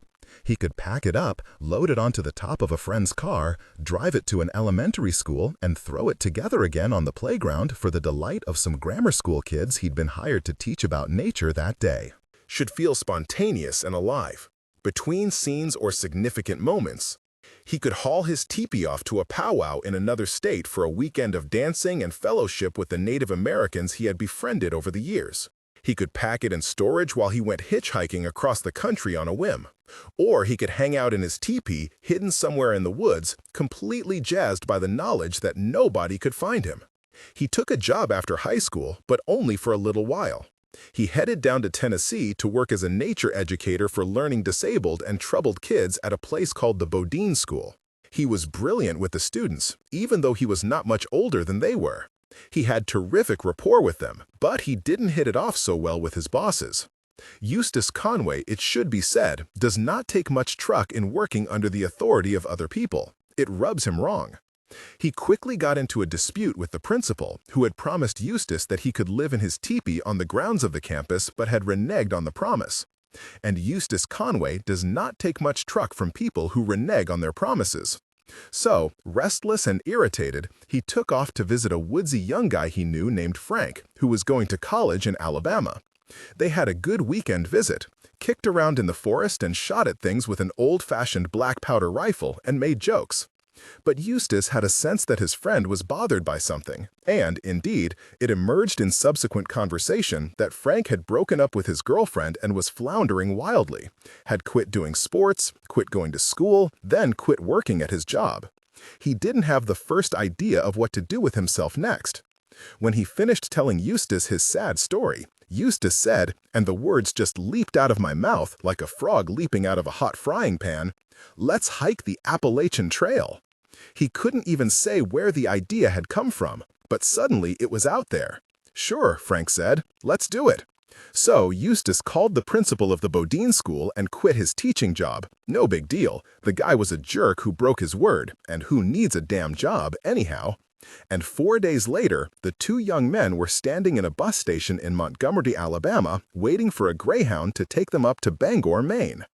The suddenness and brashness of the decision surprised even Eustace's mother, who could usually be counted on to encourage such adventures. "Your phone call with news came as a big surprise," she wrote to him, in a quick note, trying to catch him before he was gone. "I have mixed feelings about your planned hiking trip. I can understand why you desire to make such a trip and agree with the good aspects of it, but on the other side of the seesaw, it shows irresponsibility at keeping your word and inability to put important things first." What she then added was a little provocative, in addition to being obvious, but she probably threw it in there to punctuate her own concerns. "Your father feels that you are a playboy and will never settle down if you don't start taking life seriously and think more about preparing for your future. He thinks you should be working more and being more dependable to keep your promises of commitment. He disapproves." Well, tough. That's what people turn 19 for. Their adventure started right off with an adventure. Eustace and Frank bought their bus tickets but couldn't get on the bus until one last problem was solved. They were waiting at the station for a girl, a friend of Frank's, to show up with his sleeping bag, a vital piece of equipment. They waited and waited, but the girl never showed. They begged the Greyhound driver to stall, but he finally had to take off to keep to his schedule. Frank and Eustace were devastated. And then, only moments after the bus pulled away, the girl and sleeping bag arrived. Frank and Eustace jumped into the girl's station wagon and took off down the interstate, chasing the bus. When they caught up with it, Eustace told the girl to pull up alongside. They honked and waved, but, though the other passengers were staring, riveted, the driver pretended that they didn't exist. Eustace Conway wasn't going to be ignored, and he damn sure wasn't going to miss this Greyhound to Maine. So he told the girl to pull her car, speeding away at 75 miles an hour, right up under the bus driver's window. Eustace rolled down his passenger side window, pulled himself out, and stood on top of the station wagon, gripping the roof rack with one hand and clutching his and Frank's bus tickets with the other. He waved the tickets in front of the driver's face and kept hollering into the wind, "Let us on this bus." At that point, Eustace remembers, the driver decided maybe he'd better pull over and let us on. All the passengers were cheering, and as we walked down the aisle, this one big fat lady shouted, "Lord, y'all could have been in a movie." They got to Maine and hitchhiked to Bangor, and found that they had arrived too early in the year. The rangers warned them not to even think about going over the timberline while there was so much deep snow and heavy ice on the ground. Of course, they ignored the warning and headed up the mountain before dawn the next day. And on that afternoon, they saw a bald eagle careening in the cold and thin air, and they were on their way, a month ahead of other climbers. Here's what they hadn't figured on. They never had enough to eat on that trail. Never, never, never. They were ravenous. They were hiking 25 and 30 miles a day on barely any food. They had some oatmeal with them, and that was about it. Each would have a cup of oatmeal every morning. Frank would gulp down his puny meal and then stare mournfully at Eustace while Eustace savored every flake as if it were a precious square of chocolate. On the first leg of the trip, they found virtually no game on the trail to hunt. It was too early in the year for the animals to come up this high above the timberline, and, moreover, the ground was solid ice, with no edible plants in sight. When they got to New Hampshire, half mad with hunger, Eustace spotted some partridges in the underbrush. He whipped out a length of string he'd been keeping in his pocket, fashioned a noose about 8 inches in diameter, wrapped the string around a long stick, and sneaked up on the next partridge he spotted. He dropped that noose over the bird, tightened the string, made a grab, and ripped off its head. Frank was screaming and dancing and shouting and hugging and kissing Eustace, while the still flapping bird sprayed blood over the packed white snow. "My God," Eustace recalls, "but we ate the hell out of that bird." They ate its meat, they ate its brains, they ate its feet, and, still famished, they ate every last one of its bones. They were so driven by hunger that they became great hunters. Eustace taught Frank how to catch a bird with a noose. Thank goodness for this skill, an old game he'd played with Randy Cable. And together, they scrounged the trail as they headed south. They also took to eating crawfish and trout and berries, nettles, anything. They killed rattlesnakes and opened them up to see if there were baby rabbits or something else yummy inside. They'd eat the snake and whatever the snake had just eaten. Eustace even killed a spruce partridge one day with a rock. He saw the bird, thought to himself, "I need to eat that," grabbed the nearest rock, chucked it, nailed the bird dead, and then ate every part of that blessed creature, except the feathers. They were determined to be hunters and gatherers. It was hard going and a weird place to try this out. The heavily traveled corridor of the Appalachian Trail was already so stripped by human beings that food was harder to find than in normal forests. And Eustace well knew it wouldn't make any environmental sense if every hiker on the AT further stripped the land by doing what he was doing. Should feel spontaneous and alive. Between scenes or significant moments. Conscious of all that and maybe feeling a little guilty about overtaxing some already overtaxed land, he continued the experiment. He knew that primitive people had traveled huge distances on foot in millennia past, eating only what they could find along the journey, and he was sure that he and Frank could endure it too. But that didn't change the fact that they were starving to death. They ate whatever they could hunt, pick, scavenge, or sometimes steal. When they hit Bear Mountain Park in New York State, they happened to swing through on the 4th of July, when hundreds of Puerto Rican and Dominican families were picnicking and celebrating. It was a food bonanza for Eustace and Frank. They were dizzy with the discovery that every garbage can in the park was spilling over with beautiful tins of rice and beans and half-eaten chicken and popcorn and cake. The two of them were like Templeton the Rat in that state fair scene from Charlotte's Web. A couple of omnivores in paradise, shouting at each other from distant garbage cans over the din of salsa music. "I found an entire ham! Oh my God, sweet potatoes!"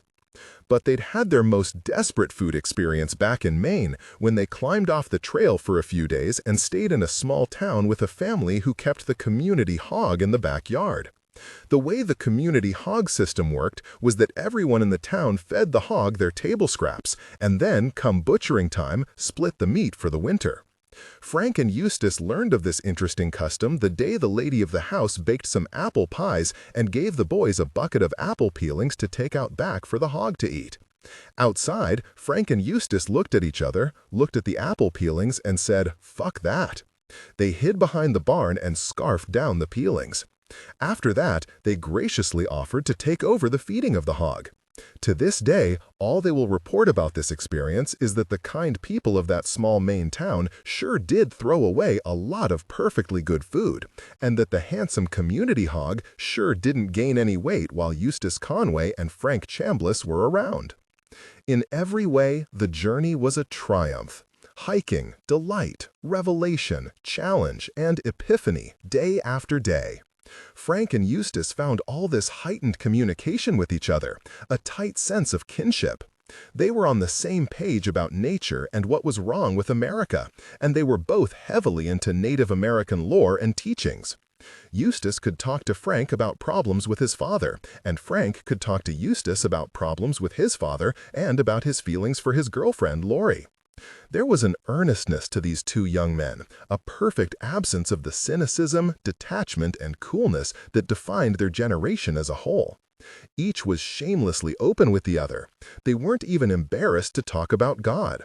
Both had been raised in Southern Baptist households, where devotion and fundamentalism were the default mode. Eustace's grandfather, Chief Johnson, had been a rock-solid Christian, a man of blindingly intense morals, and Eustace's mother had tried to pass those convictions along to her firstborn. Eustace had excelled in church as a kid. He was the early star of Sunday school, sharp, inquisitive, attentive. He was always a big fan of Jesus Christ. Eustace had a powerful response to the idea of Jesus going into the temple of moneylenders and knocking all the fucking tables over, and he particularly liked that bit where the Savior went deep into the wilderness to seek the big answers. But as he grew older, he became disillusioned with the congregation and leadership of his church. He smelled insincerity and deceit everywhere. He would sit between his parents every Sunday as they bowed their heads and took in the pious sermon. Sunday after Sunday, Eustace became sadly aware of what an act this was, and how grave was the contrast between this public image of familial sanctity and the reality of the familial discord, a savage discord that was packed away in a hidden container every Sabbath, so as not to disturb the neighbors. Soon, he took to looking around at the other holy-seeming families in their pews, all nicely dressed with their heads bowed, and he couldn't help wondering what horrors were hidden behind their hymnals. Increasingly, too, he began to take issue with the Christian cycle of pray, sin, repent, pray, sin, repent, pray, sin, repent. It seemed obvious to him that this was nothing more than a moral cop-out writ large. You sin, you are immediately forgiven. You go out and sin some more, armed with the understanding that you'll be forgiven once again. He found it stupid, weak, and cheap. Why was there this assumption that people were destined to sin anyhow? If people loved the Bible so much, Eustace wondered, why couldn't they just obey the clear instructions it offers and quit lying, cheating, stealing, murdering, and whoremongering? How many times you gotta read the friggin' 10 Commandments before you get 'em right? Stop sinning. Live the way you've been taught to live. Then you won't have to come to church every Sunday and kneel and weep and repent. And you'll have a lot more time to spend outside in the forest, where, as Eustace believed, there is only truth to be found. No lies, no shams, no illusions. Just a truthful place, where all beings are governed by a set of perfect laws that have never changed and never will. Of course, given his disposition and his personal force, it wasn't long before Eustace refused to go to church and started looking for his own answers. He spent his teen years studying every religion he could find, keeping the lessons of Christianity that he liked and adding to them some bits from other beliefs. He was inspired by the ecstatic love celebrations of the ancient Sufi mystics, while his attentive inner perfectionist instinctively responded to the central tenet of Buddhism, namely that one will achieve enlightenment only through constant mindfulness. He liked the Taoist notion that people should try to be like water, should flow around hard surfaces, altering form to fit the shapes of nature, and patiently wearing away at stone. He liked the spiritual lessons of the Eastern martial arts, about bending before the aggression of others and letting them hurt themselves without harming you. He found something in almost every religion to keep, and would talk to anyone, Mormons, Jehovah's Witnesses, Krishnas in the airports, about God. It was always the spirituality of Native Americans, though, that Eustace responded to most fully. He'd had exposure to it through the local Native American leaders he'd met at the Shialeh Museum and through his study of anthropology. He could fully accept the idea that God, indeed godliness, is to be found in every living being on this planet, and that everything on this planet is a living being. Not only animals, but the trees and the air, and even dense stones, all of them ancient and integral. And this is where Eustace and his Appalachian trail partner Frank had an intersection, in their mutual conviction that God is to be found only in nature. That, of course, is why they were out there on the trail, the better to find this godliness within themselves and the larger world.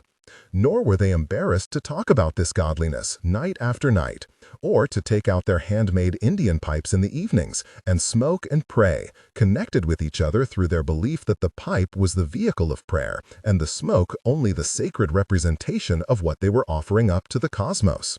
Should feel spontaneous and alive. Between scenes or significant moments, they knew that some might consider the idea of a couple of white guys praying with an Indian pipe to be foolish or even offensive. But Eustace and Frank weren't merely playing Indian. They were there on the brink of their manhood, living in the most earnest way they could, facing together every day's revelations and challenges. And it was this togetherness, more than anything, that Eustace cherished about the journey. And then, in Pennsylvania, Eustace Conway met a girl. Her name was Donna Henry. She was a 19-year-old college student from Pittsburgh, and she and Eustace ran into each other on the Pennsylvania leg of the Appalachian Trail. Donna was on a weekend hike with her aunt and her cousin, and their little journey was going like hell, because the aunt and the cousin were wholly out of shape, and they'd overstuffed their backpacks with way too much food and gear. So, at the moment of the encounter, Donna Henry wasn't hiking. She was sitting on the edge of the trail, taking a break because her relatives had demanded one. There she sat, trying not to listen to her aunt and her cousin bitch about their sore feet and sore legs and sore backs, and along comes Eustace Conway. By this point, Eustace had begun to shed whatever possessions he considered useless. As he raced farther south and closer toward Georgia, he'd become tired of carrying stuff. So, operating on the old favorite principle of the more you know, the less you need, he'd slowly rid himself of everything but his sleeping bag, a knife, some rope, and a small cooking pot. He even shed some of his clothing. He completed the last 1,000 miles of his journey wearing nothing but 2 bandanas knotted together to cover his private bits. He didn't keep so much as a jacket for warmth. As long as he was walking, he wasn't cold. When he wasn't walking, he was sleeping. When it rained, he wore a garbage bag. When he grew tired of his tedious pace, even the pace of a man burning through almost 30 miles a day, he sprinted along the trail at full speed. So this was the apparition that loomed before Donna Henry that day on the trail. A lean, brown, bearded, and feral creature, stripped nearly bare, wearing sneakers and tearing through the woods like a coyote. He was skinny, sure, but he rippled with muscle, and he had a terrific face. He stopped running when he saw Donna. She said hello. Eustace said hello. Then he let fly one of his world-class smiles, and Donna felt her aunt and her cousin and her heavy backpack disappear in the glow of that smile, all replaced by the certainty that her life was never going to be the same. Now, I have a habit of speculating about the sex life of every single person I meet. Call it a hobby, call it a perversion. I'm not defending myself, I'm stating a fact. Still, I must confess that I spent months contemplating Eustace before I gave the slightest thought for the possibility that he might actually be a carnal being. Particularly in comparison with his brother Judson, who is nothing but a carnal being, Eustace seemed somehow above such worldly and corporeal nonsense, as if he didn't need it. The first time I saw the two brothers together, I noted that extreme contrast. There was Judson in the East Village bar, flirting and dancing with every female who moved through his line of vision, and there was Eustace sitting upright in the corner, earnestly telling me about the pleasure of drinking water straight out of the ground, and about how the quality of sunlight filtered through Appalachian foliage changes your body's chemistry, and about how only those who live in the wilderness can recognize the central truth of existence, which is that death lives right beside us at all times, as close and as relevant as life itself, and that this reality is nothing to fear, but is a sacred truth to be praised. I am the teacher of all the people, he seemed to say as he drifted out of his world and hovered over ours. I am to be trusted and I am to be followed, but I am not to be Frenched. And he does, after all, bathe in icy streams, so the whole libido problem is a little hard to picture. Still, and this is what got me, Eustace Conway presented himself as an epic American masculine hero, and the whole notion of romantic or sexual love is something that is entirely missing from the classic American masculine epic. As the writer Leslie Fielder pointed out in his seminal tome, Love and Death in the American Novel, we Americans have the only major culture in the known world that never held romantic love to be a sacred precept. The rest of the world gets Don Juan, we get Paul Bunyan. There's no love story in Moby Dick. Huckleberry Finn doesn't get the girl in the end. John Wayne never dreamed of giving up his horse for the constraints of a wife, and Davy fucking Crockett doesn't date. Whatever conflict and whatever evolution these men undergo, they do it in the company of their one true love, nature, and they do it by themselves or with the help of a trusted male sidekick. Women are for rescuing and also for tipping your hat to as you ride off into the sunset without them. And sometimes this leads to an odd circumstance, namely that while the women in most of world literature are depicted as carefully protecting their sacred virginity, in American heroic stories, the men are just as often steadfastly chaste. Consider as a textbook example James Fenimore Cooper's Deerslayer. Handsome, wise, brave, and eligible Natty Bumppo never marries. Because if he did, he would have to leave his world of perfect solitude at the edge of the frontier where he is always free. Not only does the Deerslayer not marry, he doesn't really seem to like girls. When the drop-dead gorgeous and spirited and brave heroine, Judith Hutter, basically throws her slim, brunette, and flashing-eyed self at his feet, he politely declines her advances, even though he's been holed up in the mountains without female company for an awfully long time. True, he does proclaim that he will always respect her and will always be on call to save her life should she need him. Judith, of course, doesn't get it. What an inscrutable man is this wild buckskin-clad hero, so unlike the dashing city-born captains of the guard who live in the barracks nearby and who love to flirt and dance. She even offers to live in the middle of the woods with Natty forever, far away from the comforts of civilization, and he still turns her down. Has Deerslayer never known love? And where then is your sweetheart, Deerslayer? Judith wants to know, trying to make sense of the situation. She's in the forest, Judith, Deerslayer replies, in a speech that exemplifies not only the relationship of the epic American man toward women and the environment, but also exemplifies really bad writing. Hanging from the boughs of the trees, in a soft rain, in the dew on the open grass, in clouds that float about in the blue heaven, the birds that sing in the woods, the sweet springs where I slake my thirst, and in all the other glorious gifts of God's providence. You mean that as yet you've never loved one of my sex, but love best your haunts and your own manner of life? Judith asks. The women in these novels may be a little dense sometimes, but they're terribly helpful with exposition. That's it, Deerslayer replies, and thus he sends fair Judith on her way, to go slake her thirst at some other guy's sweet spring. So, I'm fairly well read, and I'm extremely impressionable. Who could blame me for imagining at first glance that Eustace Conway would be the same man as Natty Bumppo, the Deerslayer?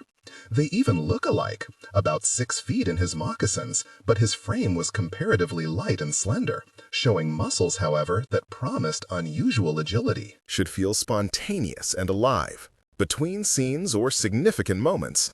And Eustace, remember, is the man who used to write me letters packed with such sexy but chaste news as, "Daybreak found me looking down on my saddled horse from atop a tree full of ripe cherries, mouthful and handsful of them and plenty more to pick." Yes, the wilderness must be Eustace's only love and God's providence his only need. Well, I was mistaken. So there's Eustace Conway on the Appalachian Trail in 1981, crossing paths with Donna Henry. Donna, healthy and friendly and cute as all get out, caught Eustace's eye, and likewise. There was the greeting, then the smile. Donna didn't know why he was wearing those 2 handkerchiefs, but she offered him food right away, fascinated. Partly, her motive in feeding Eustace was to get him to stick around longer because she was immediately attracted to him. Partly, she wanted to lighten the packs of her crybaby aunt and whining cousin. Whatever food she gave Eustace, he ate. He ate bottomlessly, as if he was starved, which he was. When he said he had to fill his water bottle, Donna said, "Me too," and they hiked a mile to a nearby stream while he talked of the adventures he'd had on his hike from Maine. Engrossed, Donna Henry invited him to stay with her and her relatives that night for dinner. Again, he ate them out of pack and sack, all the while telling more about his daring escapades and his teepee and his primitive lifestyle. Donna told Eustace he was welcome to camp with them that night too. He accepted the invite, and when the sky was good and dark and the fire was good and low, Eustace crawled into Donna's tent and sidled his long, lean body right up to hers. And she was done for. The next day, now officially in love, Donna sent her aunt and cousin down the trail with all their gear, and she hiked the next 25 miles with Eustace.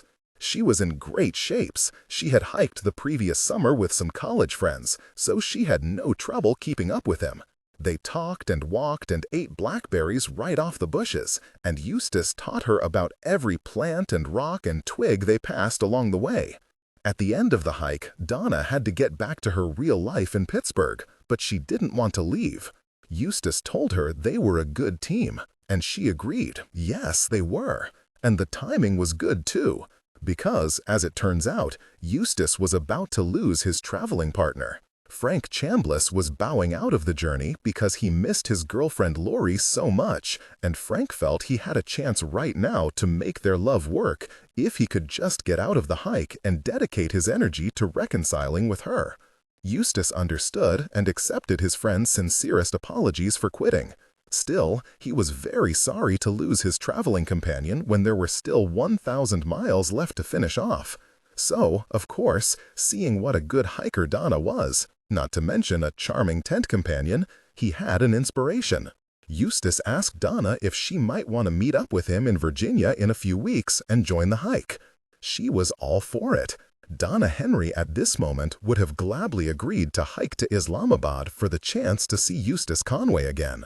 A few weeks later, she got on a bus in the middle of the night with her backpack and sleeping bag and headed south to meet him.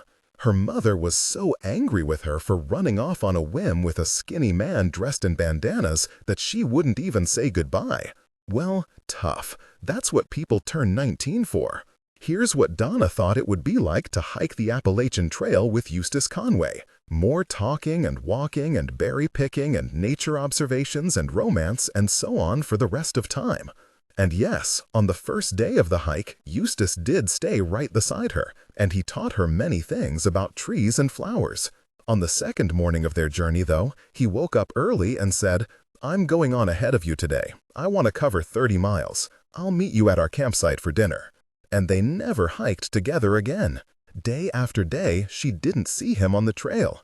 He'd take off at dawn and she'd follow. Their only communication was the instructive little notes he'd leave for her along the trail. "Donna, there's water 20 feet down to the left. This is a good place to rest." Or, "I know this is a hard climb. You're doing great." Late each evening, she'd catch up with him at the camp he'd already set for them. They'd eat whatever scavenged or hunted or rotten food was on hand, and then they'd sleep. Sometimes Eustace would stay up and talk deep into the night about his dreams of changing the world, which she loved to hear. Donna was never happier than at those moments, except maybe when Eustace told her with pride that she was his tough little Italian.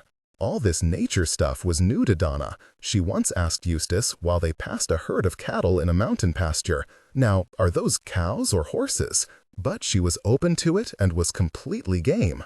One day, after hiking 25 miles, they were eating dinner together while the sun was setting, and the sky looked pretty. Donna said, "Hey Eustace, let's run up that mountain and watch the sun go down."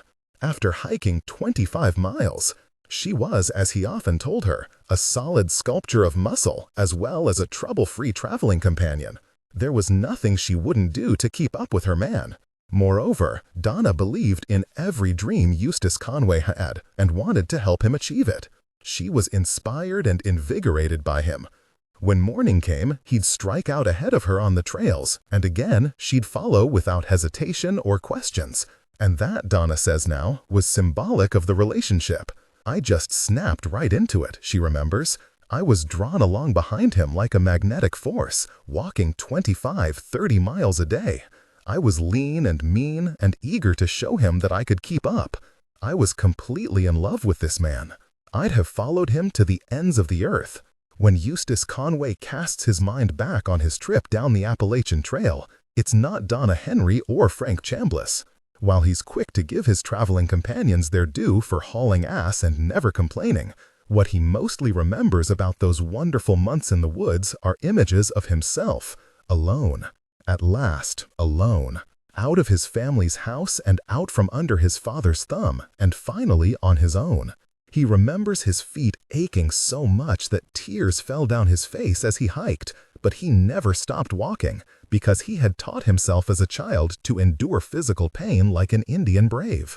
He remembers times when he was so dehydrated he'd see spots before his eyes.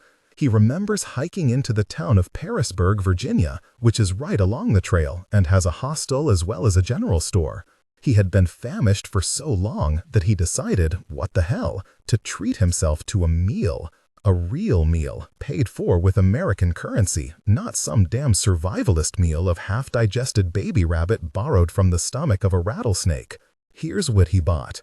The ripest, biggest, most beautiful cantaloupe you ever saw. I bought a flat of eggs, which is 2.5 dozen.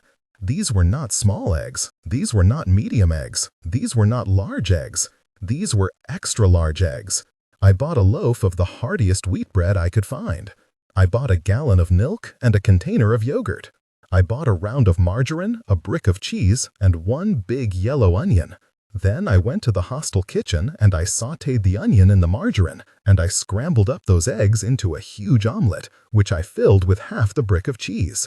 I ate that. Then I toasted every slice of the loaf of bread and shredded the remainder of the cheese on the toast. Then I drank the gallon of milk. Then I ate the yogurt. And then I ate the beautiful ripe melon. When I was finished, all the food was gone, but I wasn't stuffed. I just felt satisfied for the first time in months. Should feel spontaneous and alive. Between scenes or significant moments, I felt, yes, now I finally had enough to eat. He remembers another long day in Virginia, when he ended up hiking late at night to make his allotted daily miles, hiking along a dark country road in the most rural countryside. It was a Friday evening, so all the local rednecks were driving around in their trucks, listening to music and drinking and heading to parties. They kept stopping to see what Eustace was up to. "You need a ride, son?" the good old boys asked. "No thanks," Eustace answered. "Where are you walking from?" "Maine." That answer didn't make much of an impression on the good old boys. "Well, where are you headed to?" "Georgia," Eustace told them, and the guys positively flipped out, whooping in disbelief. This damn fool's walking all the way to Georgia. Clearly, they had never heard of Maine. Then, feeling sorry for Eustace, they gave him a beer and drove off. Eustace walked along in the dark, drinking the beer and humming to himself, and listening to the night insects of Virginia sing. About the time he finished the beer, along came another truckload of rednecks. "You need a ride, son?" And the conversation was repeated word for word, right down to the punchline. "This damn fool's walking all the way to Georgia." Eustace finished hiking the trail in September 1981, right around his 20th birthday. It had taken him 4.5 months to complete the journey. He wrote himself a letter of congratulations, a dramatic letter such as a man can write only on his 20th birthday.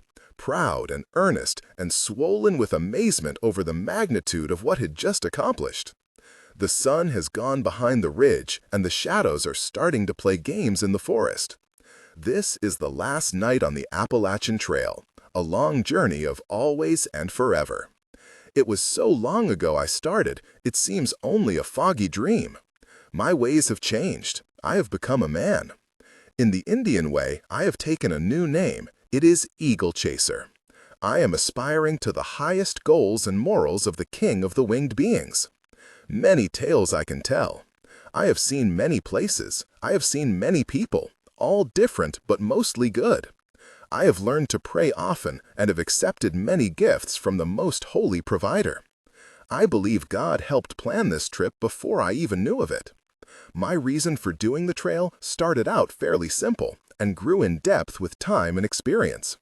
I originally wanted to get close to nature in a good, wholesome way, and, number 2, to find more of myself. I believe that I have done well at both of these. I am very satisfied. I wish the light of day would give me more strength to finish these written thoughts, but the night is rising, and the shadows are no longer visible. The night animals are out, and I must go forth into the cycle that I have chosen. Eustace R. Conway. And, indeed, he did go forth into the cycle that he had chosen. Every other voyage and accomplishment in his life would grow out of this one. For instance, when Eustace found himself a few months later sitting on a picnic table in North Carolina skinning a raccoon, a man came up to him and said, "You're Eustace Conway, right? The last time I saw you was on the Appalachian Trail, and you were skinning a snake. I remember talking to you about wilderness adventure." The man introduced himself as Alan York, and the two talked for a while, and then Alan said, "Hey, let's hike across Alaska together." Eustace replied, "I don't think it's possible to hike across Alaska, but I'm pretty sure you can kayak it." And that's what they did. Eustace and Alan glided across the state, fighting cold and brutal surf, hovering inches over herring and salmon and kelp and whales. After that, how hard could it be to travel into rural Mexico to study pottery and weaving? And that successful trip to Mexico gave the enterprising young man the confidence to fly to Guatemala, step off the plane, and ask, "Where are all the primitive people at?" It all started with the Appalachian Trail, though. And what Eustace particularly pictures when he thinks about being 19 years old on the Appalachian Trail is one moment, a moment he will always hold as the happiest of his life. He is in New Hampshire. He has made it out of Maine without starving or freezing to death. He comes over a ridge. Everywhere he looks, he sees exquisite pink morning light cast over snow and ice and granite. That's all. A typical view of the White Mountains in late winter. As the years pass by, Eustace will travel to many places more interesting than this, and he will see some of the spectacular views of the world from Alaska to Australia to Arizona. So perhaps this is not the most beautiful sight he will see. Nor is it as heroic and chest-thumping a moment as he'll experience when he completes the trail months later, down in Georgia, where he can haul out the heavy-duty "many tales I can tell" rhetoric. But this is better, because this is the backdrop for the moment when Eustace Conway first comprehends that he is free.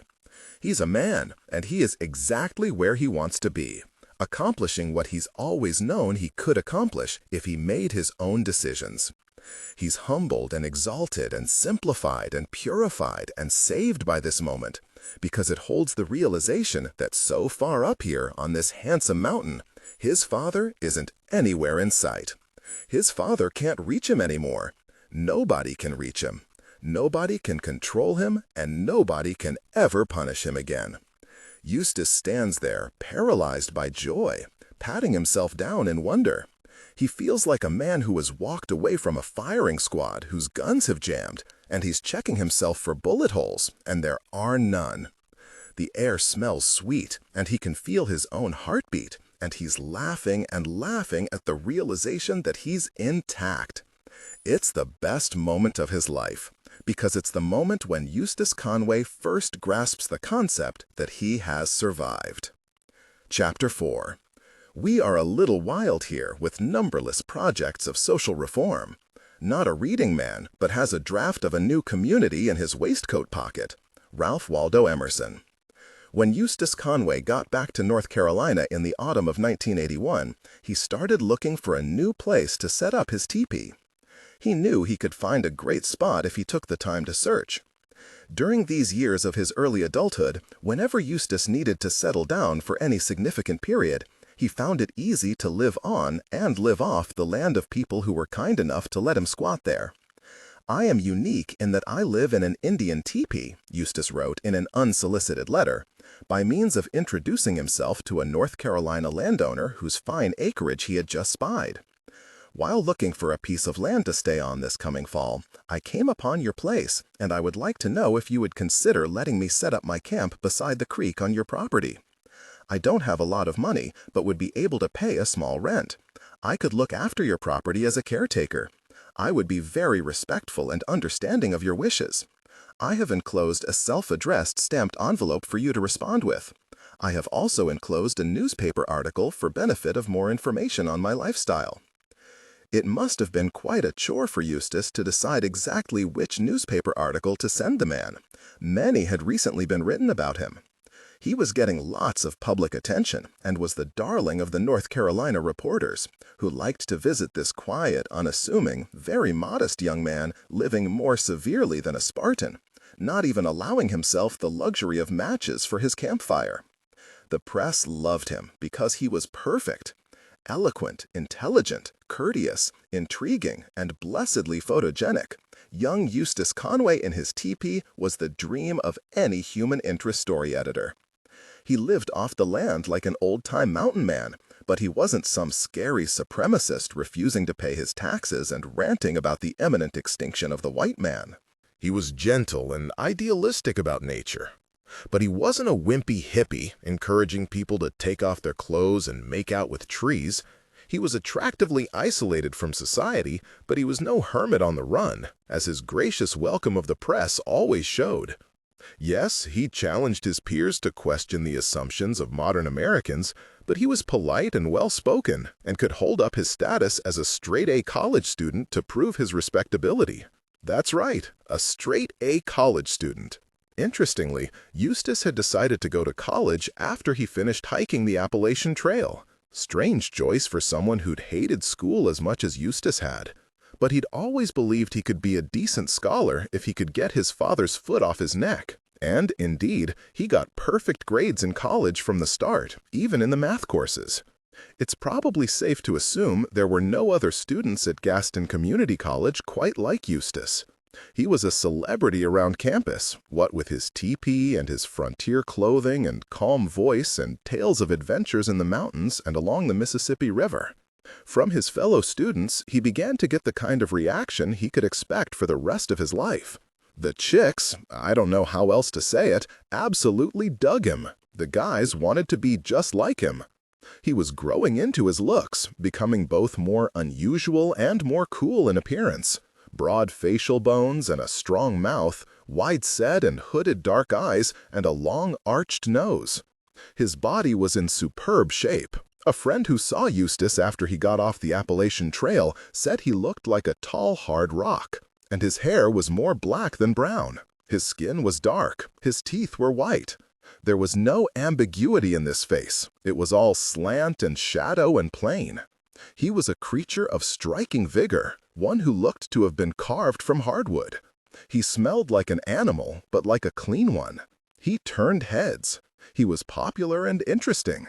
Scott Taylor, a student with Eustace during those years, remembers seeing him around campus with that big smile and that buckskin, and he seemed like the coolest guy in the world. I was dying to see his teepee, but you don't just invite yourself to a man's teepee. Over time, Scott did wrangle himself an invitation on a beautiful rainy fall day, and Eustace had Scott sit by the creek and cut up vegetables for stew. Scott had never done anything like this before and was electrified by it. He was a conservative suburban kid who had married young and was going to college to study chemistry. And he was shocked and awakened by everything Eustace said or did. Scott remembers, "I was 19 and so was my wife, and we had this little apartment we were trying to set up to look like the home of a typical middle-class American married couple. We were imitating our parents, not even thinking about our lives with any kind of depth. Then I invited Eustace Conway over one day, and he walked around quietly, looking at everything, and said, 'Man, you guys have a lot of material possessions. I'd never once considered that there was any other way to live.' Eustace said, 'Just imagine if you took all the money you've spent on these things and traveled around the world with it instead, or bought books and read them. Think about how much you'd know about life.' I'm telling you, I'd never heard ideas like this. He loaned me books about carpentry, tanning, woodworking, to show me that I could learn skills and build things on my own. He'd say, 'You know, Scott, there are things you can do in your summers away from school besides just work in an office. You can hitchhike across America, or you can go see Europe.' Europe? Hitchhiking? These were the most exotic words I'd ever heard. In his 2 years at Gaston Community College, Eustace achieved strong grades and was able to transfer to the 4-year Appalachian State University, located in the mountain town of Boone, North Carolina. He was nervous at first about how he would do at ASU, knowing that the institution would ask more of him intellectually than the community college had. and was still feeling a little hamstrung by the years of criticism from his father, and intimidated, too, by the prospect of having so many classmates. On the first day of classes, he didn't even wear his buckskin. He was that afraid of drawing attention to himself. He dressed in street clothes, jumped on his motorcycle, and left his teepee early enough to have time to check out the campus and orient himself. As he was riding down into Boone, though, he noticed a freshly road-killed rabbit on the side of the highway, and, out of habit, stopped and picked it up. Eustace had long since made roadkill a staple of his diet. His rule of thumb was that if the fleas were still alive and jumping on the pelt, the meat was fresh enough to eat. He stuck the rabbit in his backpack, drove on, and was the first one to arrive in class, Archaeology 101. He was the first to arrive by a whole hour, actually, because he'd been so intent on having time to find his way around. With some major time to kill, and not eager to sit around doing nothing, he wondered if he should go ahead and skin the rabbit. Then he had an inspiration. He remembered that his mother had often told him that school is only what you make of it. So he decided to make something of it. He did some asking around, tracked down the professor whose class he was about to take, and introduced himself. He must have started her. She was Professor Clausen, right out of Harvard University, and this was not only her first day of class, it was her first teaching gig ever, as well as her first time living in the South. "Listen," Eustace said, "I know this is your class, but I have an idea. I thought maybe we could teach something interesting about archaeology together today if I explained that I live in a primitive, traditional manner, you know?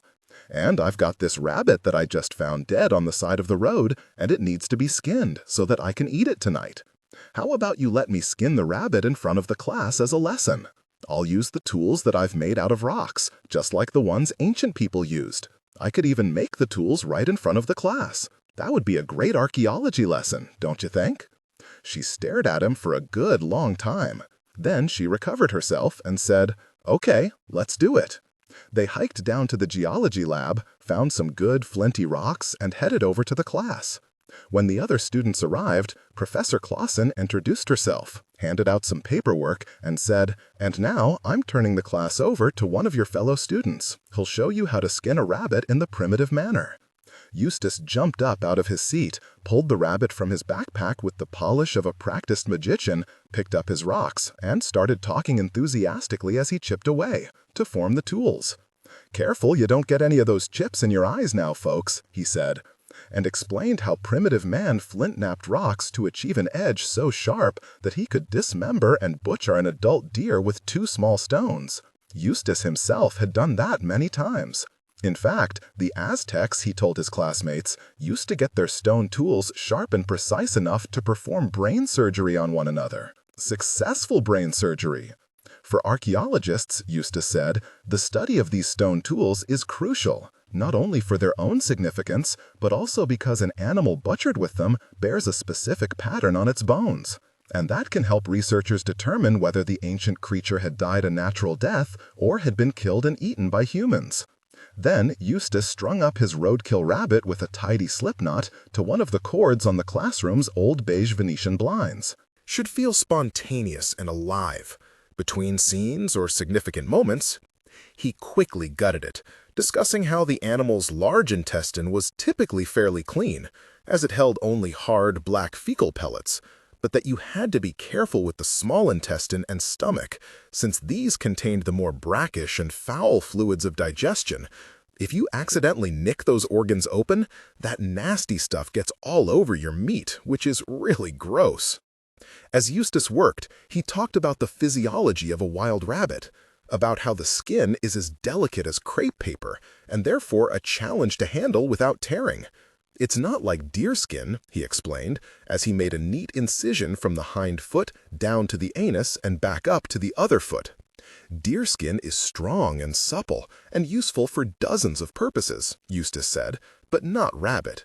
You can't get a wild rabbit skin off in one piece and then just fold it over and make a mitten out of it. Carefully peeling away the rabbit's skin, which had the fragility of a damp paper towel, he pointed out that the trick with rabbit was to remove the skin in a single long strip, as if you're peeling an apple. That way, you can end up with an 8-foot strip of fur from a single rabbit, just like this. Eustace passed the pelt around the classroom so that everyone could handle it. The students asked what one could do with such a fragile strip of fur. Naturally, he had the answer. The native people would take this strip of rabbit fur and wrap it tightly around a string of woven grass, with the skin facing in and the fur facing out. And when this dried, the grass and the flesh would have melded perfectly, and the people would end up with a long, strong rope. If you weave together a few dozen of these ropes, you can make a blanket that will be not only lightweight and soft, but exceedingly warm. And if you explore ancient cave dwellings in New Mexico, as Eustace Conway had done many times, you might find such a blanket hidden in a dark corner, preserved for over 1,000 years in the arid desert climate.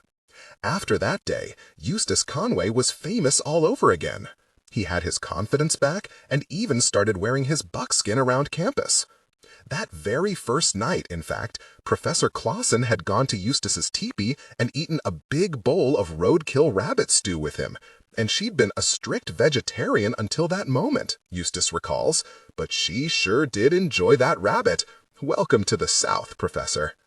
Eustace lived in the teepee throughout his college years, becoming increasingly knowledgeable about the science of outdoor living, even as he became more educated in the classrooms of ASU. Most of the skills he needed to be comfortable in the wilderness he had mastered in childhood and adolescence.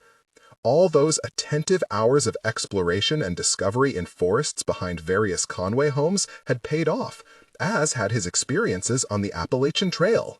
What Eustace himself calls his innate, vigilant, aggressive mindfulness had already brought him expertise at an early age.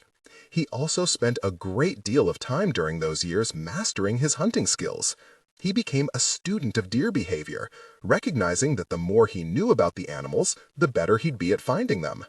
Years later, having become a truly adept hunter, he would look back on those college days and realize that he must have missed dozens of deer, that he must have been within 20 feet of deer on numerous occasions and simply not noticed.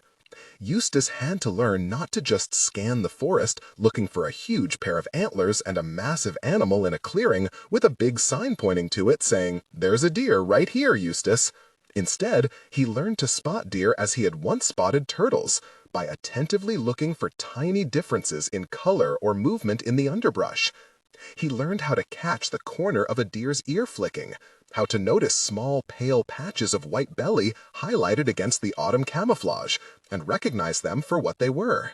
Like a musical mastermind who can pick out each nuance of every instrument in an orchestra, Eustace got so that he could hear a twig snap in the forest and know by the sound the diameter of that twig, which told him whether it had been stepped on by a heavy deer or a squirrel. Or was the snap merely the sound of a dry branch falling out of a tree in the morning breeze? Eustace learned to tell the difference. During his years in the teepee, he also came to respect and appreciate every kind of weather that nature delivered to him. If it rained for 3 weeks, there was no use objecting to it. Obviously, that was what nature needed right then. Eustace would try to adapt himself and use the time indoors, making clothing, reading, praying, or practicing his beadwork. He came to understand thoroughly how winter is as important and beautiful a season as spring, how ice storms are as relevant and necessary as summer sunshine. Eustace would hear his peers at school complain about the weather, and he'd go back to his teepee and write in his journal long entries about his discovery that there is no such thing in nature. You can't stand in judgment of nature like that because she always does what she needs to do. "My fire has been fed well tonight," Eustace Conway, college student, wrote in his journal on a frigid day in December, "and I am reaping a beautiful harvest of heat. Love it. I am living in a way that would be hard for many modern people to handle. For example, yesterday evening, as darkness was falling, I kindled a fire and proceeded to heat my water. When the water was warm, I took off my upper body wear in the freezing temperatures and washed my hair and body. It would be too much for my fellow classmates to handle." This was probably true. Although, to be fair, there were some young modern people who could have related to the scene no problem. Donna Henry, for one. Although her name doesn't appear often in the journals, Donna was there beside Eustace a lot of the time, right there in the teepee next to him, stripping off her upper body wear too, and washing her hair in the same frigid temperatures. Donna stuck around with Eustace after they had conquered the Appalachian Trail together. The following summer, the two of them had hiked the national parks of the West together, again at breakneck speed, he leading, she scrambling to follow. And she discovered, after all their time in the wilderness, that she desperately wanted to marry this guy. She was frank with him about it. She told him straight out that we have a connection, we're soulmates, we're partners, this is a once-in-a-lifetime relationship. But Eustace felt he was far too immature to consider marriage. Second only perhaps to the possibility of moving back home with Dad, marriage was the last thing on Eustace's mind when he was 20 years old. This whole journey of schooling and traveling and living in the teepee was about the opposite of marriage for Eustace. It was about reaching perfect liberty. Still, he loved Donna and appreciated her company, so he let her stick around. She moved into his teepee with him for some time while he attended college, and she embraced his interests as her own. She learned to sew buckskin, took up the study of Native American culture, and started going to powwows with him, meeting his friends, and playing teepee hostess. Donna Henry was turning into Donna Reed, and she was lonely and confused about this. The fact is, she didn't get to see Eustace very much. He was powering up on a double major in anthropology and English, and when he wasn't in class, he was busy becoming the activist and teacher he increasingly felt ordained to be. Eustace Conway, in his early 20s, was a man of destiny in training, and that didn't leave much time for a girlfriend. Should feel spontaneous and alive.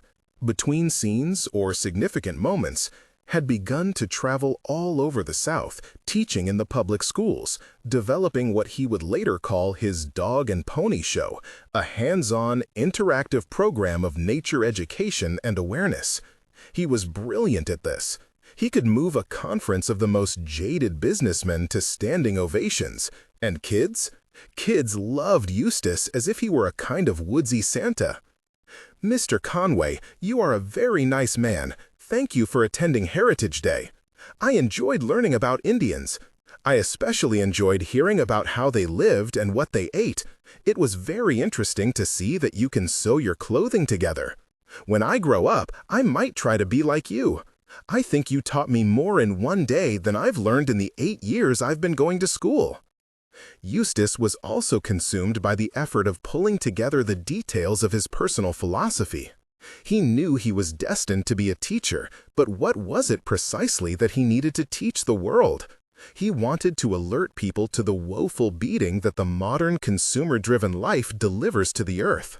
Teach people how to achieve freedom from what his grandfather had called the softening and vision-curbing influence of the city. Train them to pay attention to their choices. Reduce, reuse, and recycle are good ideas, he would lecture, but those 3 concepts should only be the last resort.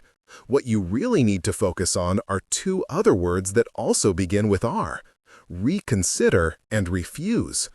Before you even acquire the disposable good, ask yourself why you need this consumer product, and then turn it down, refuse it. You can.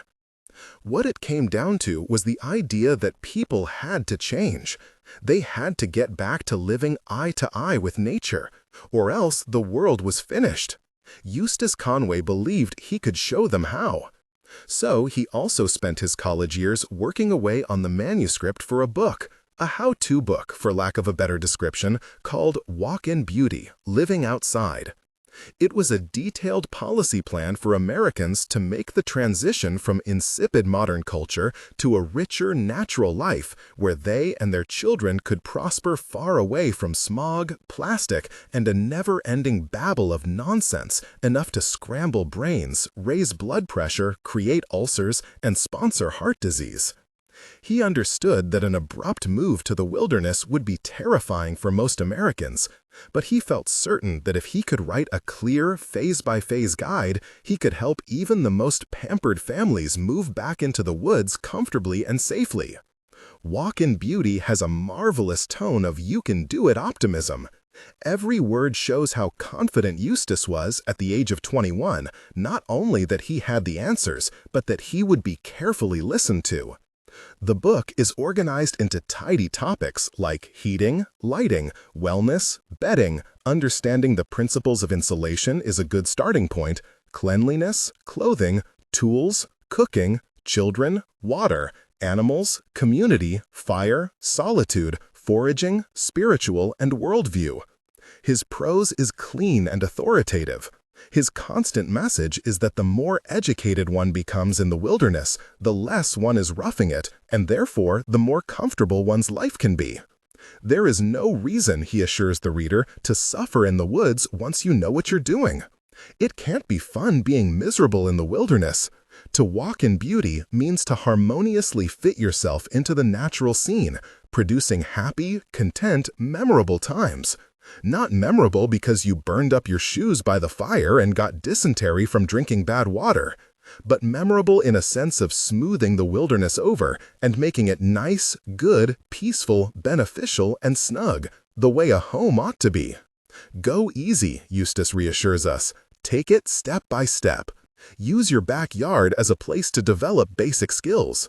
When learning how to make warm bedding from natural materials, try sleeping out on a cold night on your back porch at first, where you can return back to the bedroom and figure out what went wrong if you have to.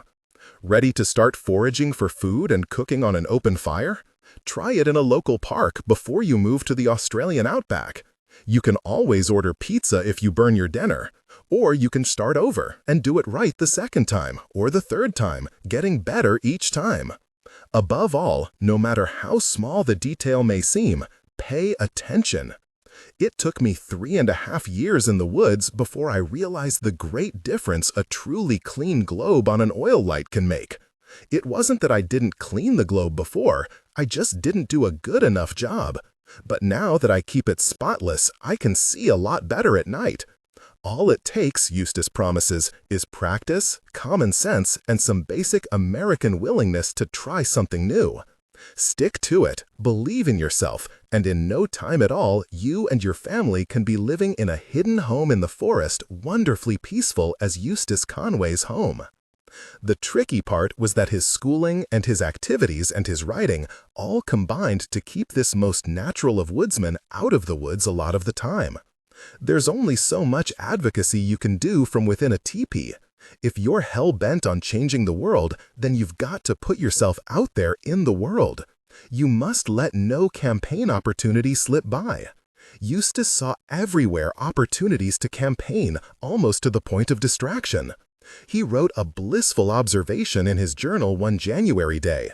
"I was glad to see the morning star through the smoke flaps this morning." But he was quick to add, "I am beginning to try and write a story about teepee life for a magazine." He was collecting so many obligations and appointments that he was often away from his hidden home in the forest for days at a time. This meant leaving his girlfriend and old hiking partner Donna Henry in the teepee all by herself most of the day, day after day. She was the one sitting there observing nature while her man was busy teaching or studying or dancing at some powwow, and she was feeling less and less wonderfully peaceful about the whole deal. Donna, who today concedes that she has only herself to blame for not building an independent life from the man she worshipped, had little to do with her time but try to please Eustace and tend to the teepee in his absence. And sometimes when Eustace did see Donna, he could be hard on her. His perfectionism didn't stop with himself. He might be irritated that she hadn't completed all her chores or didn't know how to make pancakes correctly over the fire or hadn't kept the globe of the oil lamp clean enough. And he was far too busy with his obligations to constantly show her how to do things right. She should be learning all this on her own. She should be taking the initiative. As the months went by, Donna felt more and more that she was always screwing something up and that her best efforts would never be enough to please this man. She was nervous every day about what he was going to come down on her for. And then, one cold January afternoon, she finally broke. Eustace came into the teepee with some dead squirrels he'd found on the side of the road. He tossed them on the ground and said, "Make soup out of these for dinner tonight." And he left, already late for his next appointment. Now, remember, says Donna today, thinking back on it, this life was his dream, and I was following him and living in the teepee because I loved him. But I didn't know how to make squirrel soup. I mean, I'm from Pittsburgh, right? All he told me was to leave the heads on so that no meat would be wasted. So I tried to cut the meat off the bones, not knowing it would be better to boil the whole animal so that the meat would fall off the bone. Of course, hardly any meat came off with my knife. But I did the best I could, left the heads in the soup, and then buried the bones in the woods behind the teepee. Should feel spontaneous and alive. Between scenes or significant moments, when Eustace came home and looked at the soup with the heads floating around, he asked, "Where's all the meat? And where are the rest of the bones?" I told him what I had done, and he was furious at me. So furious that he made me go out there in the middle of January, in the middle of the night, and dig up those goddamn squirrel bones and show them to him to prove how much meat I'd wasted. Then he made me wash the carcasses off and cook them up. 4 days later, I left him. It was 6 full years before Donna and Eustace spoke again. Donna buried herself in the study of Native American culture. She moved to an Indian reservation and married a Lakota Sioux, mostly because she thought he would be a substitute for Eustace. But the marriage was unhappy. For the sake of her son, named Tony, she pulled herself together and set out on her own. Eventually, she married again, a good man this time, started a successful publishing company, and had another child. Yet, 20 years later, Donna still loves Eustace. She thinks there's a level at which they were made for each other, and that he was a fool not to have married her. Despite the significant emotional relationship she shares with her decent second husband, who has gracefully accepted his wife's lasting feelings for this old lover as part of the Donna Henry package, and despite her fears that Eustace doesn't know how to love, only how to command, she believes that she was put on this earth to be Eustace Conway's most excellent partner, and that maybe their story isn't over. Someday, she thinks, she may live on that mountain with him again. In the meantime, she sends her son to Eustace's summer camp at Turtle Island every year to learn how to be a man. "Eustace Conway is my son's hero," she says. "I don't know if Eustace will ever have any children of his own, but if he has any children in his heart, my Tony is one of them." As for Eustace, he has the fondest memories of Donna, who was the most extraordinary natural athlete I've ever met. Such a strong and willing partner. "She was great," he says, "and probably would have made a terrific wife, but he was too young for marriage." When I asked if he remembered the famous squirrel bone incident, my exact question was, "Please tell me you didn't really do that, Eustace." He sighed and supposed that it was not only a true story, but exactly the kind of story that repeats itself in his life time and again, with many different people. He sounded thoroughly remorseful about it, about the heightened expectations he has of everyone, and the way his uncompromising personality sometimes fails to make good people feel good about themselves. Then we changed the subject and finished our conversation. But when I returned home that evening, I found a message from Eustace on my answering machine. He'd been contemplating the squirrel bone incident and hated to think I didn't understand the situation. He remembered it now, and he remembered that the reason he'd made Donna dig up the squirrel bones in the middle of the night was the excellent opportunity it gave him to educate her further on the proper way to handle a squirrel carcass. "And why waste perfectly good meat?" he went on. And the fact that it was January was really to our advantage because the temperature was so low. This meant the meat would have been preserved nicely in the cold ground. Whereas, if it had been the middle of summer, I might have just let it go, because the meat might have been spoiling in the sun and been covered with maggots and insects. I must have taken all this into consideration and realized that the meat was still good and that it was a good teaching opportunity. And then I must have decided that it would have been a waste to just throw it out, see? So when I asked her to bring the bones back, I was only being logical. Concluding with the hope that this all made more sense to me now, Eustace wished me a pleasant evening and hung up.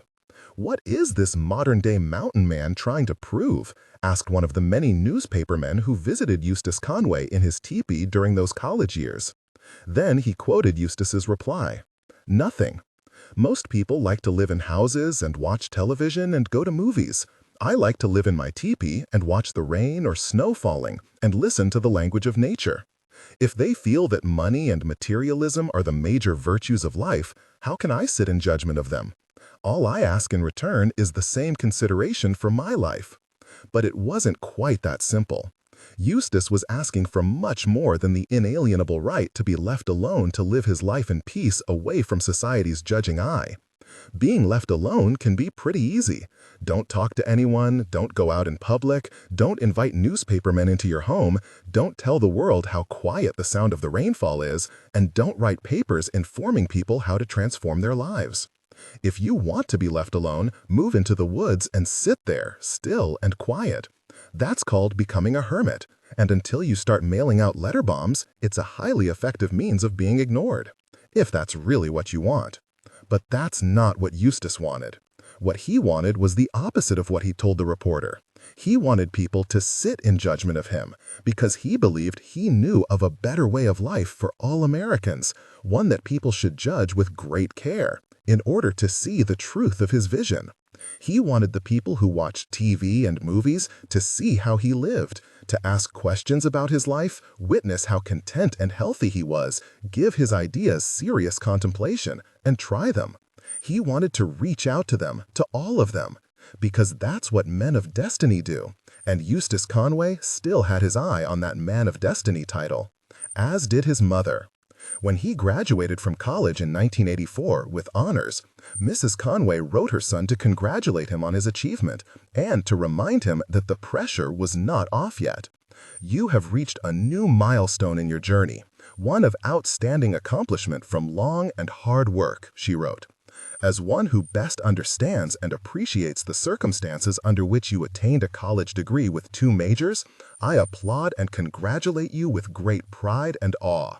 But remember, education should be an ongoing process until you die. You have just done a great piece of groundwork. May you also seek wisdom, which is greater than knowledge. I pray for God's guidance, protection, and blessings on you as you continue your journey on this good earth. Your proud and devoted mother. Not that Eustace needed to be reminded. He was already impatient. I want to do something great, to feel that I've made it, that I've arrived, he wrote in his journal.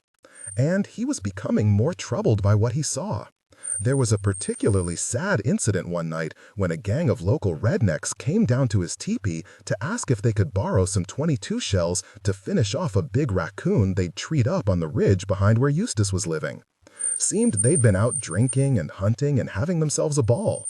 But they were such incompetent hunters, they admitted to Eustace, that they'd fired at the raccoon more than 20 times without killing it and getting it out of that tree. Surely the stubborn bugger was wounded up there. Could Eustace give them the ammo to help them finish off the sumbitch once and for all? Eustace hated everything about this scene. The dogs baying, the cacophony of gunfire. It sounded like a war up there, he mourned later in his journal. The ineptitude of the men and their total disregard for the animal spirit. Should feel spontaneous and alive. Between scenes or significant moments, how could they fire away at a living creature as if it were a plastic target in a carnival game and then leave it to suffer while they dicked around for an hour looking for more ammo? And what kind of sloppy, bungling jackasses could miss their shot 20 times? And by the way, why should he have to deal with these idiots invading his privacy in the middle of the night when he was trying to live far away from human society? Silent on all these concerns, Eustace got up, got dressed. He didn't have any .22 shells, but he took his black powder rifle and followed the dogs and men and the moonlit forest path to the tree. One shot from his antique gun, and the raccoon was cleanly finished. It wasn't until I skinned him, he wrote, that I realized mine was the only hole in the skin. The rednecks had never even grazed the animal, not once in 20 shots. Not that the good old boys cared. All they wanted was the pelt, which Eustace skinned for them and handed over so that they could sell it. He almost wept as he skinned the animal, and he kept the meat to eat later, solemnly thanking the raccoon for giving over its life. These rednecks weren't about to eat no damn raccoon meat. The whole incident depressed him. The disregard for nature, the greed, the stupidity, the waste, the disregard for another being's spirit, the lack of reverence for nature's laws. It all sickened Eustace, whose mission on earth was to uphold the ancient ideas about life's inherent sacredness. But where do you start with people so callow and oblivious? People who shoot at animals for drunken sport and don't even want the meat. "Hell, damn fire," he wrote in his journal. "What am I to do?" They would just write me off as a Grizzly Adams nature freak if I tried to explain it to them. And that was another thing bugging Eustace. He was getting a little tired of being seen as an eccentric, some Grizzly Adams nature freak, when he had so much more to offer the world. He was becoming more contemplative and agitated, and he was no longer gaining satisfaction by making his own clothes or shooting his game with a blowgun. He was ready for something bigger, something bolder. "I need something new, fresh, alive, stimulating," he wrote in his journal.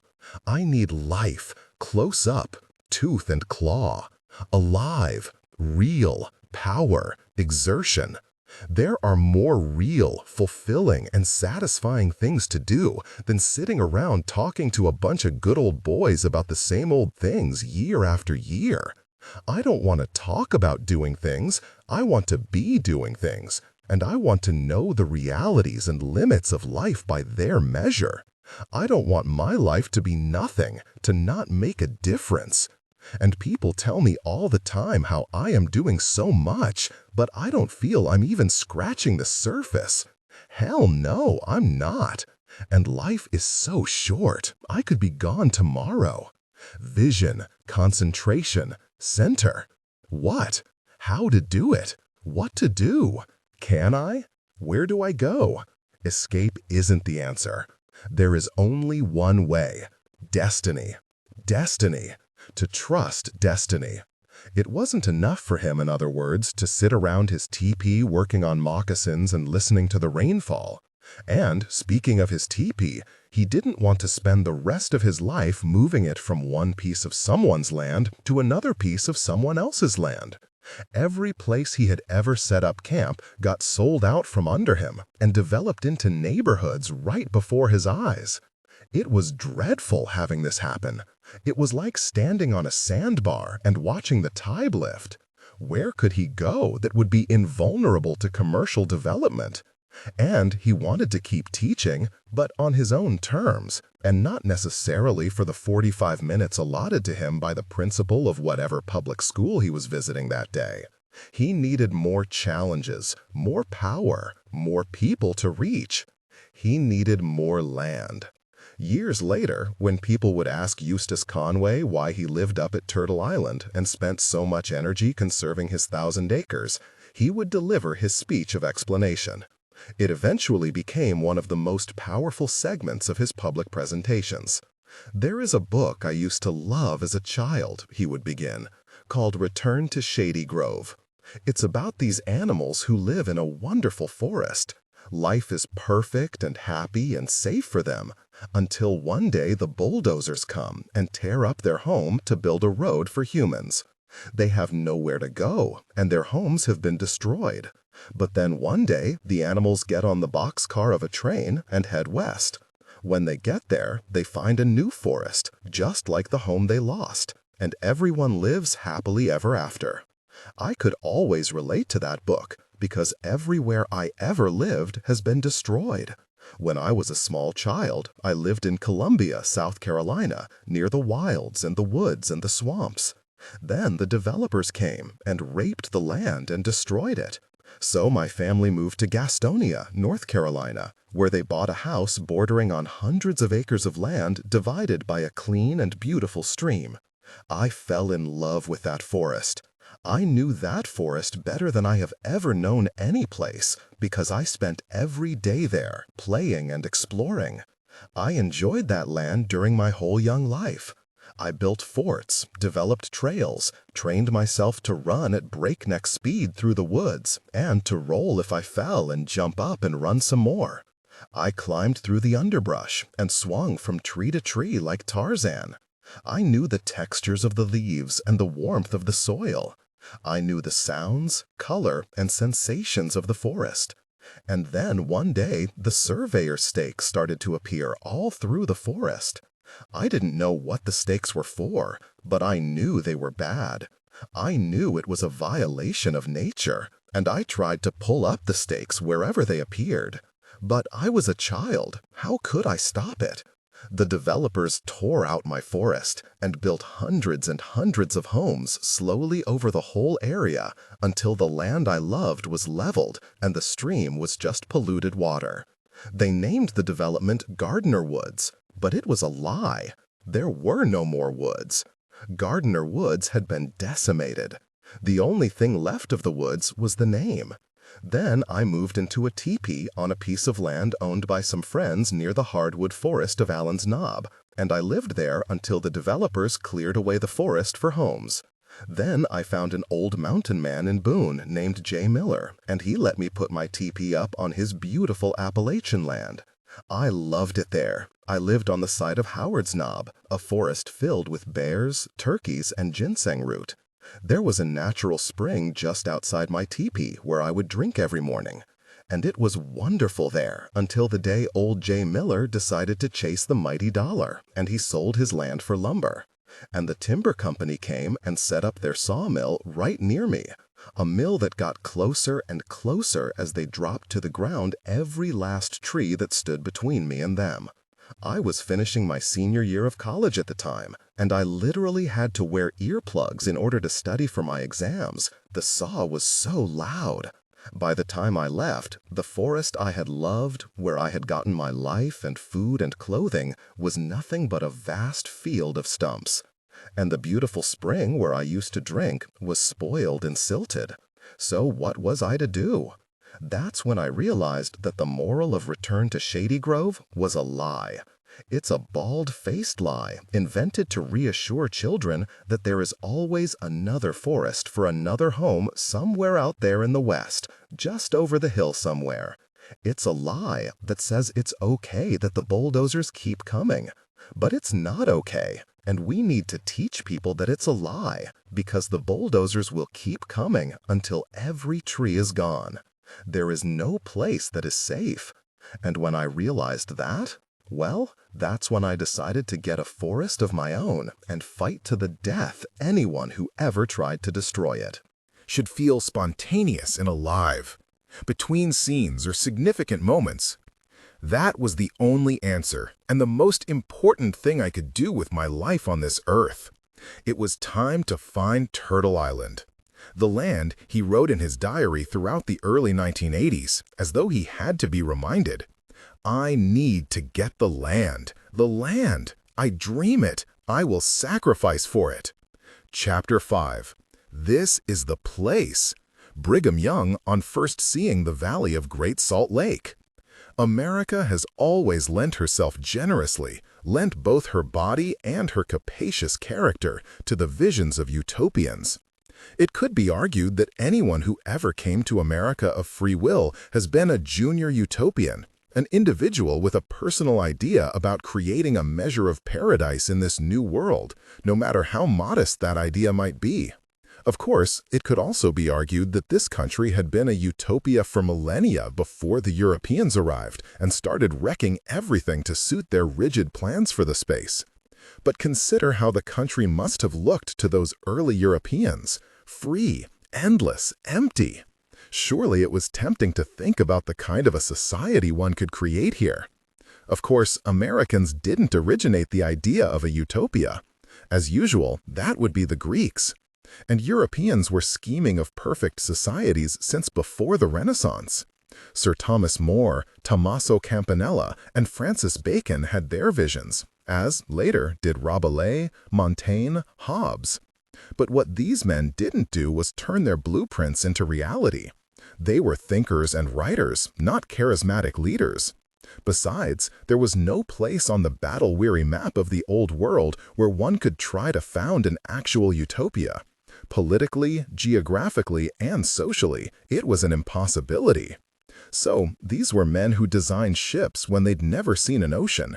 They could imagine their dream vessels to be of any size or shape they wanted. The things would never have to set sail. But when America was discovered, or rather when the concept of America was invented, that's when thinkers and writers and charismatic leaders alike started to get themselves in trouble. Because this was the place to do it. If you could get yourself some land and talk enough people into joining you, you could establish your paradise. And so, in addition to the grand utopian schemes of men like Jefferson, schemes that ultimately became known as government, we got dozens of smaller and weirder utopian schemes scattered over the land. Between 1800 and 1900, more than 100 such communities rose in waves of enthusiasm across America. The Inspirationist Society of Amana was first envisioned in Germany by a stocking weaver, a carpenter, and an illiterate serving maid. But their dream became reality only when the Omanists came to the United States in 1842 and bought 5,000 acres outside Buffalo. This strict, mostly silent, highly skilled, sober, and well-organized population thrived, and eventually sold their land at a profit and moved to Iowa, where they prospered until 1932. The Shakers also flourished, longer than anyone might have expected of a celibate community. And the industrious Rabbites of Harmony impressively constructed, in their first year in Pennsylvania's Connoquenessing Valley, 50 log houses, a church, a school, a grist mill, and a barn, in addition to clearing 150 acres of land. But most of America's model communities didn't do so well. Generally, they crumbled under the decidedly non-utopian realities of bankruptcy, internal power struggles, irresolvable philosophical disagreements, and basic human misery. New Harmony was founded in Indiana around 1825 by Robert Owen, who called his project a new empire of goodwill, which would spread from community to community, from state to continent, finally overshadowing the whole earth, shedding light, fragrance, and abundance, intelligence, and happiness upon the sons of man. Hundreds upon hundreds of devotees followed Owen, but he had no sound economic plan for his community, and he quickly slunk back to England when things started falling apart. His followers went through 5 constitutions in a single year, split into 4 rival communities, and finally imploded under the pressure of a dozen lawsuits.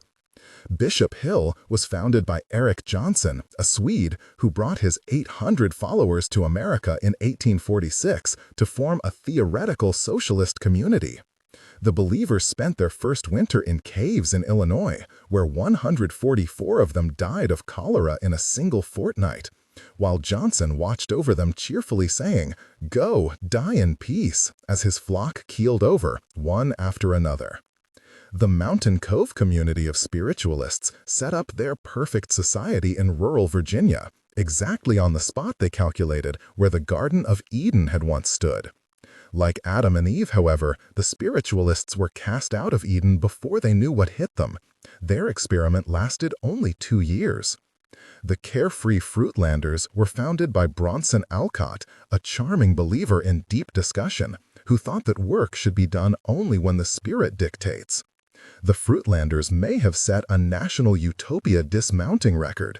Their project lasted over the summer of 1843, until everyone went home when it started getting cold. The Icarians hurried over here from France. Their leader, Etienne Cabet, sent them off with this proclamation: "The 3rd of February, 1848, will be an epoch-making date, for on that day one of the grandest acts in the history of the human race was accomplished. The advance guard, departing on the ship Rome, has left for Icaria. May the winds and waves be propitious to you, soldiers of humanity." Maybe no soldiers of humanity ever suffered quite as hard as the Icarians, who ended up on 100,000 acres of hot swampland outside New Orleans, decimated by malaria, fatigue, starvation, desertion, and death by lightning. Still, everyone's favorite utopian has to be Charles Fourier. Fourier had it all figured out, as he explained in several enormous books. His followers sprang up everywhere across the United States in the mid-19th century, especially in New England, where a severe economic crisis had put hordes of men out of work. Of the 40 separate Fourierist societies formed in America, though, only 3 lasted for more than 2 years. Looking back on the phenomenon, it's hard to imagine that Fourier's ideas could have spread anywhere beyond the recesses of his own beautifully insane head. Yet, there must have been something in the alluring orderliness of his vision that reassured Americans when they needed it most, when people were seeking tidy answers. The only hope for mankind, Charles Fourier had proclaimed quite clearly, lay in a highly organized social structure, almost insect-like in its detail and hierarchy of human associations.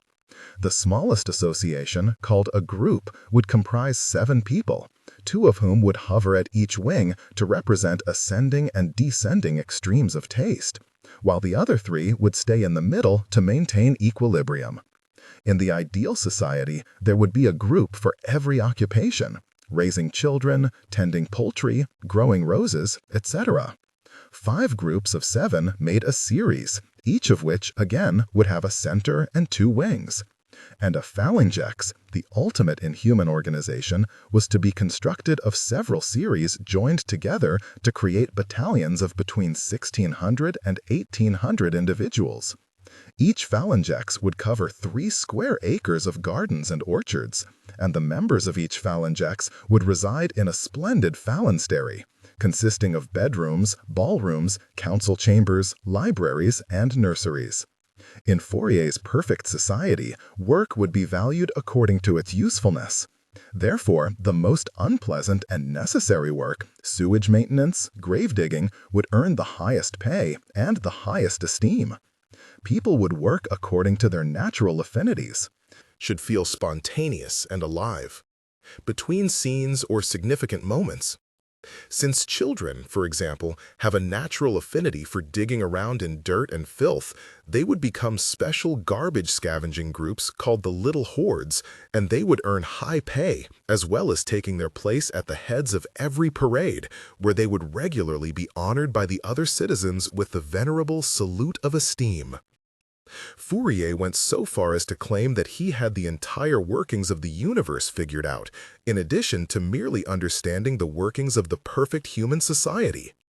Every planet, he said, lasted for 80,000 years, and these epochs were naturally divided into stages.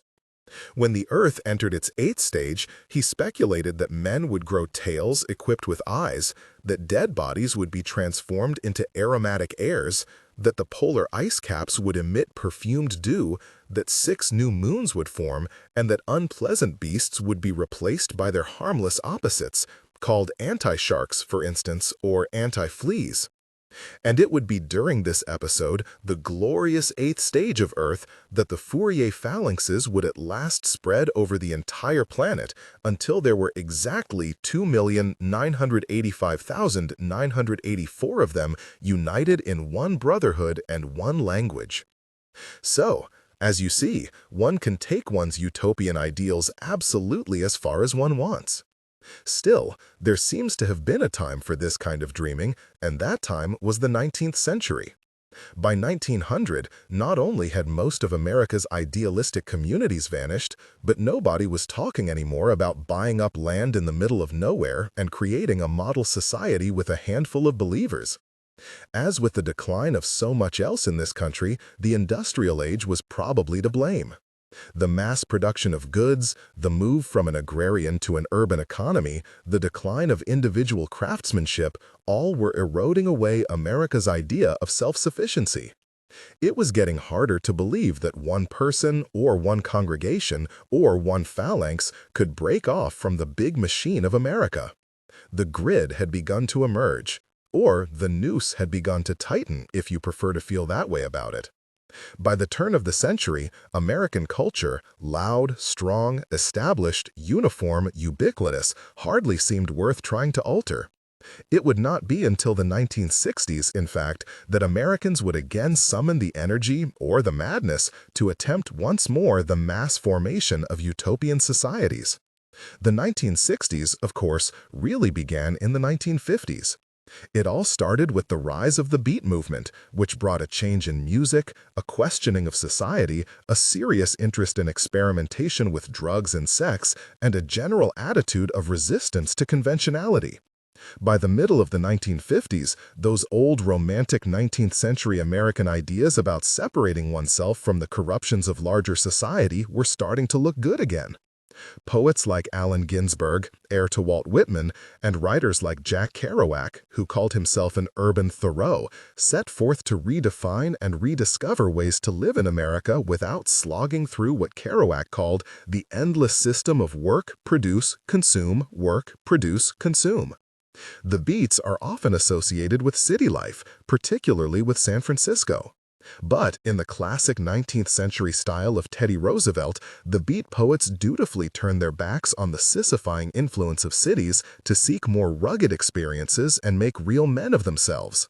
The poet Lew Welch quit a solid copy editing job in Chicago in the early 1960s and became a hermit in the foothills of the Sierra Mountains. The young Jack Kerouac found work in the National Forest Service, manning a fire lookout in the Cascade Mountains. He also worked on a merchant marine ship and was a brakeman on the Southern Pacific Railroad. Allen Ginsberg and the poet Gary Snyder took jobs on ships in the 1940s and 50s. "I've held employment on all levels of society," boasted Snyder.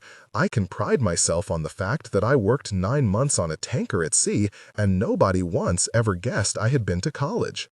The Beats were frustrated by the numbing consumer values of contemporary America and found the wilderness and manual labor to be fine ways to, as Kerouac said, work the blood clots right out of existence. It was back to the frontier for cleansing all over again. By the middle of the 1960s, these ideas were spreading among a wider and wider range of American youth. Kerouac's novels alone sent no end of young men scrambling across the country to find their destinies. But Walden, a long-neglected work celebrating both nature and nonconformity, was also rediscovered around this time, as were the essays of the great 19th century naturalist John Muir.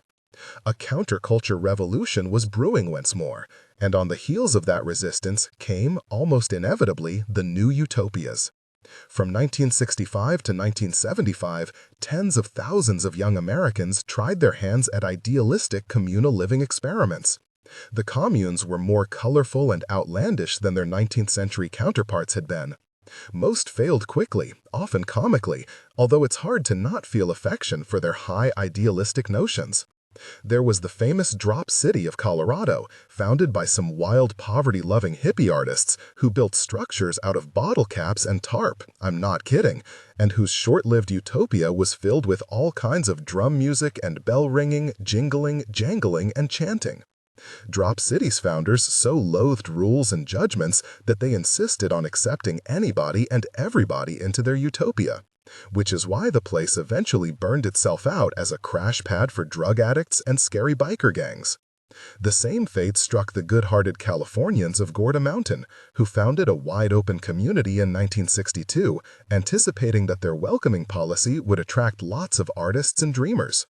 Instead, the commune had to close in 1968 after being overrun by junkies, derelicts, runaways, and criminals.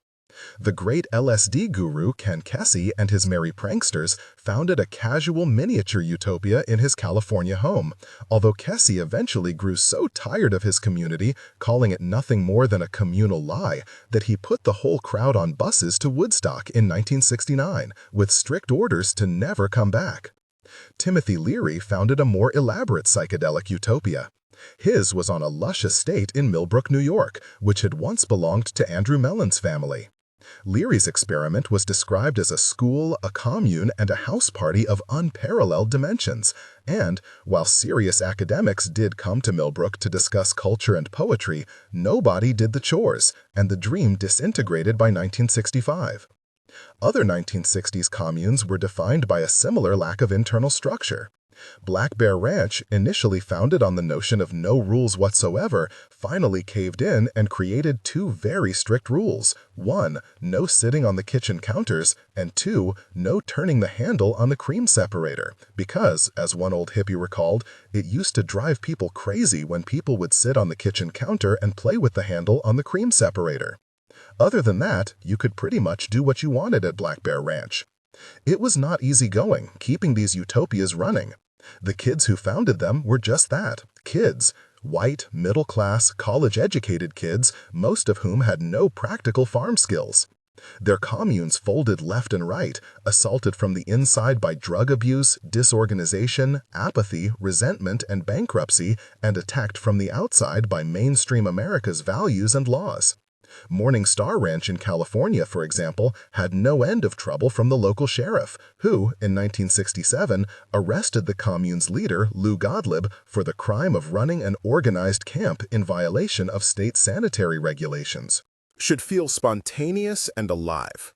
Between scenes or significant moments, Gottlieb, who was a fantastic wise-ass, in addition to being a utopian idealist, quipped at the time of his arrest, "If they can find any evidence of organization here, I wish they would show it to me." Yes, officer, it would have been difficult to find any evidence of organization in most of these 1960s utopias. It's all too easy now to look back at them as nothing more than a spastic side effect of a feral youth movement that was really only seeking new and creative ways to avoid adult responsibility. Although, on closer examination, it must be said that not every American commune of the 1960s was a madcap carnival. Some communes were founded on serious religious principles. Some had intense political agendas. Some were blessed with members who soberly and conscientiously tried to lead the good and simple life. And a few hippie communes did hammer out enough management skills to ensure their long-term survival.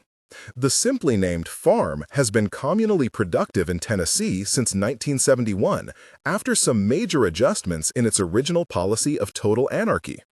Over the years, more traditional rules and restrictions have been introduced, and more realistic ideas about maintaining the rights of the individual within the larger framework of utopian communal living have kept its members sane and relatively free of bitterness and resentment. As with any communal experiment that lasts more than a year, the farm had to trade in much of its early romanticism for a more pragmatic organizational principle. Still, the farm's long-running and successful social projects, several environmental teaching programs, a public advocacy law firm, reflect the original founders' idealistic dreams. Indeed, that sense of thriving idealism seems to be as critical a factor in keeping a commune alive over the years as good bookkeeping practices and strict visitors policies. Just as, in a good marriage, a couple will more easily endure the hardships of decades if an original spark of their youthful romance can survive. As one long-term member of the farm explained, "We've been through some pretty hard times together. There's a certain amount of sentimentality towards seeing it succeed." On such lines, consider the famous hog farm of California. Hog Farm is still thriving some 25 years after its founding, an endurance largely credited to the charismatic guidance of its great hippie visionary leader Hugh Romney, aka Wavy Gravy, proudly the only American utopian ever to have had a Ben & Jerry's ice cream flavor named in his honor. Wavy Gravy has stubbornly refused over the years to compromise his free-for-all, do-gooder 1960s values, and his dream utopia thrives as a monument to the power of pure idealism. Hog Farm Summer Camp, Camp Winter Rainbow, is a flourishing California institution, as is the charitable works arm of the commune, which has been successfully fighting blindness in third-world countries for years. All those who live at Hog Farm today still follow both their charming leader and their serious political agenda steadfastly and with good humor. Their enduring success defies those who insist that conformity to society's norms is the only way to survive in modern America. For all the concessions and disappointments they may have experienced over the decades, the hog farmers still fight the good fight together, insistently holding true to the original irreverent notion of themselves as an extended family, a mobile hallucination, an army of clowns. Eustace Conway was born at the beginning of the 1960s. He passed his formative years right in the middle of this major counterculture revolution, but the freewheeling values of the time seem to have had little effect on his ideas. Modern-day hippie types respond to Eustace positively because they think he's one of them. He does seem to be a hippie at first glance, what with his long hair and his thick beard and his back-to-nature ethic and the friendly bumper sticker on his truck that reads, "Friends come in all colors." That said, Eustace is actually quite conservative.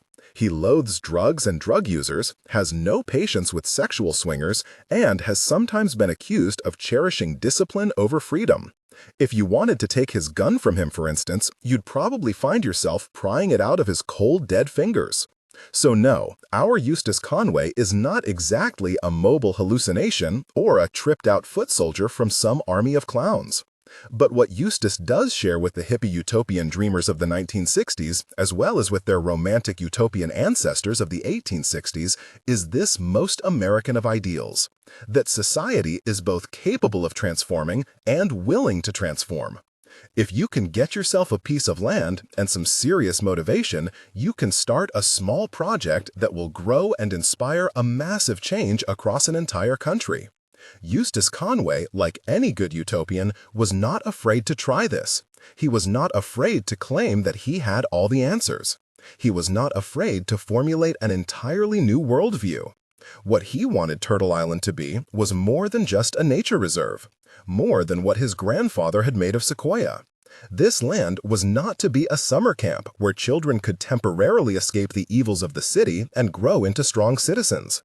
No, Eustace wanted Turtle Island to be the setting of a colossal utopian experiment in which he would try to do nothing less than change and save America. It was to be the very blueprint for the future. Time and again, he had heard that old touchy-feely adage, if you touch only one life, then you've had an effect on the world. Well, frankly, Eustace Conway thought that was bullshit. No reason to think small, people. Why be content to touch only one life? Why not save the whole planet? Certainly, this must be his destiny. God only made one person in the world like you, wrote Eustace's mother, who was always right there on the scene to remind her son of his singular calling. And he has a special job for you to do, to use the talents he gave you. Eustace couldn't have agreed more, and by the time he was in his mid-20s, he was on fire with the desire to found his own utopia. The will was there, all he needed was the land. He never expected to find his beloved Turtle Island in North Carolina, where real estate was already getting expensive and overpopulation already a problem. But, as it turned out, hiding up in the mountains behind the college and resort town of Boone were all kinds of shady little hollers where life had not altered in decades. Property was cheap and people were quiet up there in the hills, so Eustace asked around to see if anyone had a big tract of land for sale. When he heard the Old Alley Church place was available, he took a ride up there with a former college professor of his who knew a lot about buying land and reading tax maps. Two skills Eustace did not have at the time but would soon acquire. What they found at the end of that rugged dirt road was perfection. It was 107 acres of what Eustace describes now as a classic southern Appalachian reclaimed hardwood forest, and it was mind-alteringly beautiful. It had everything Eustace was looking for: fresh spring water, good solar exposure, attractive ridge-to-ridge property lines, level ground for farming, plenty of timber for constructing buildings, and an excitingly diverse ecosystem. It was a mixed woodland landscape dominated by locust, birch, and sourwood. The air was wet and heavy, and the understory was fern-laden and lush. It was a wonderful climate for poison ivy and also for copperheads, although there were mild species thriving here too: trout, woodpecker, pink and yellow lady slipper, ginseng, orchid, bloodroot, rhododendron. The soil below his feet was vigorous and black and damp. Like most woodland on the east coast of America, this was not original growth forest. Should feel spontaneous and alive. Between scenes or significant moments, it was a second-growth forest that was healing itself. Forest that had taken over once again after having been cleared more than a century ago, farmed steadily, and then abandoned for decades. In this case, when the local hillbillies were lured down to the town below to work in factories. Wild animals had made a healthy comeback, as had the trees. There were plenty of squirrels and every sign of an increasing deer population. The density of the birds was extraordinary, and in the damp air of early morning, it sounded to Eustace like a jungle-worthy outcry of life. He suspected that there were mountain lions nearby too, and bears. It was the winter of 1986 when Eustace inspected the land for the first time. The instant he pulled his truck off the main highway, he found himself in serious Appalachia, all of which became more apparent as he climbed higher and higher into the Blue Ridge Mountains. The few people who did live back here were first-growth, authentic, old-timey, genuine hillbillies. Their homes were tin-roof shacks barely adhering to the walls of these steep mountain hollers. Their yards were full of fossilized appliances and prehistoric cars, and the people kept livestock, like rabbits and chickens, up on their roofs, up away from the foxes. The word hardscrabble doesn't begin to describe how hard and how scrabbled these lives appeared. The roads were winding and unmarked, and Eustace wasn't sure whether he was in the right location, so he pulled his truck into the yard of one of these beat-down shacks and knocked on the door to ask where the old alley church place was. A pale, lightweight woman in a calico apron came to the door and stared at Eustace in pure terror from behind the screen. She had probably never seen a man at her door who wasn't a family member. She'd been making biscuit dough, he remembers, and her hands were covered with flour, but her face was as white as the flour on her hands, and she was shaking with fear at the sight of me. When she finally spoke, her voice was so faint and breathless, I was afraid she might pass out. It was like talking to somebody who's sick in the hospital, but who's still trying to speak. You want to say, "Save your strength, don't try to talk." That's how shy she was. The woman at the door was Susie Barlow, a member of the interconnected network of Appalachian families who were soon to become Eustace's neighbors. The Barlow clan, Carleton clan, and the quite literally named Hicks clan had all lived in this craggy mountain holler for as long as remembered history. They were kind, reclusive people who still yanked their teeth out with homemade iron pliers when the need arose. They raised hogs and made the most magnificent 50-pound salt-cured hams. They bred hound dogs for hunting and for sale. They kept their dog litters in their living rooms, the pups staggering about blindly in a big wooden crate, peeing all over a faded handmade patchwork quilt, which could have surely fetched several $100s at auction in New York City. The Carletons and Hickses and Barlows were poor but deeply religious people who honored the Sabbath with reverence and handled the Bible with humility. "I'll tell you this much," Eustace says, "you know that I have issues with Christianity, right? But when I go visit my Appalachian neighbors and they say, 'Will you pray with us, Brother Eustace?' I hit that floor and I pray. I get down there on my knees in their kitchens, down on that worn linoleum, and I take their hard-working hands and I pray my heart out, because these are the truest believers I have ever known." They were perfect neighbors. It was a perfect piece of land. Eustace was ready to begin his utopian journey. But he didn't want to do it alone. For all that he was the American romantic archetype of the solo man in the wilderness, Eustace still desperately craved a female partner to share his dream. Just as he was imagining his ideal utopian home, he was also designing, in equally precise and fantastic detail, his ideal utopian bride. He knew exactly who she would be, how she would look, what she would bring to his life. She would be beautiful, brilliant, strong, loving, capable, and his faithful partner. The gentle touch that would humanitize his brilliantly executed life plan and support his vision. She showed up in his dreams often as a young Native American beauty, quiet and loving and peaceful. She was the Eve who would help Eustace build his Eden. She was the same dream girl, by the way, that Henry David Thoreau used to fantasize about, back when he was holed up alone at Walden Pond. A faultless child of nature, a paragon modeled after the mythical Greek demigoddess Hebe, cupbearer to Jupiter, who was the daughter of Juno and wild lettuce, and who had the power of restoring gods and men to the vigor of their youth. Probably the only thoroughly sound-conditioned, healthy, and robust young lady that ever walked the globe, and wherever she came, it was spring. This was the woman of Eustace's dreams, the very picture of lushness and fertility and grace. But he wasn't having an easy time finding her. Not that he had trouble meeting women, he met loads of women. It was just hard to find the right one. His relationship with a woman named Belinda, for instance, typified his experience with the opposite sex. Belinda, who lived in Arizona, had seen Eustace Conway talking about his life in the woods on a national television program called PM Magazine. She immediately fell in love with him, transported by the romantic notion of this wild and articulate mountain man, and she tracked him down through the mail. They wrote passionate letters to each other, and Eustace went to stay with her briefly out west, but it never turned into something real. Belinda had a child already, which was only one of the reasons they ultimately split. Eustace was never entirely sure whether Belinda loved him as a person or as a notion. Then there was Frances, the strong girl from England, and Eustace fell in love with her too. She seems to have the wisdom, strength, and tenacity that would make a good partner, Eustace wrote of Frances in his journal. I need the love and companionship that I have gotten so little of. I know I'm a romantic.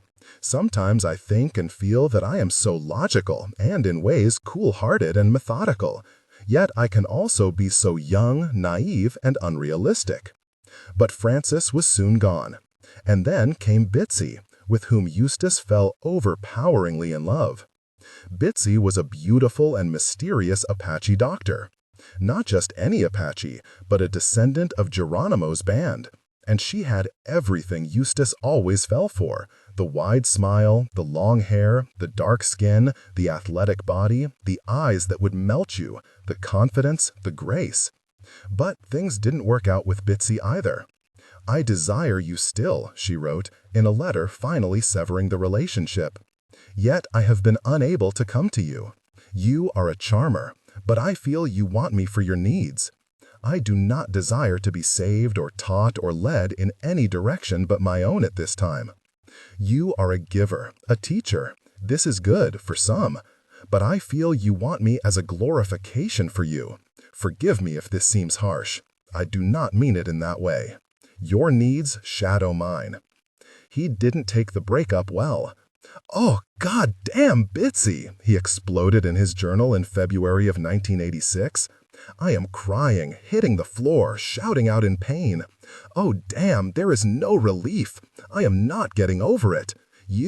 I need to see you. You are the only key.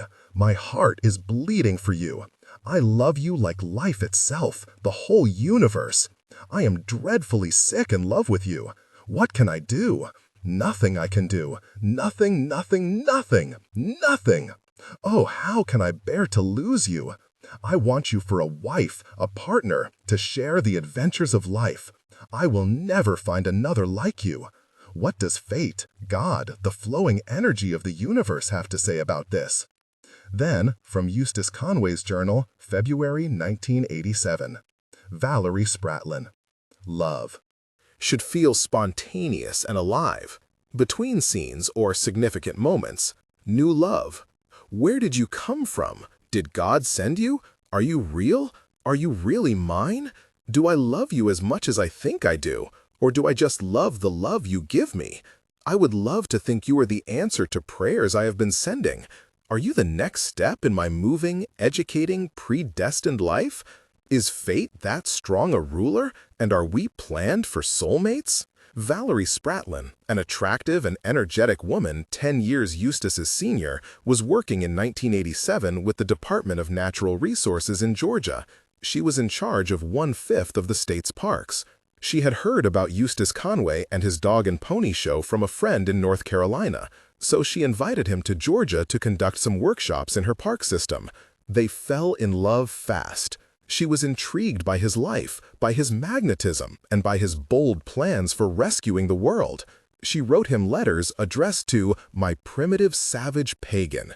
She was into the whole iconographic picture of him, the buckskin, the teepee, the works. Her previous boyfriend had been a musician with the Allman Brothers, and she'd spent the last 10 years of her life traveling around the country with the band.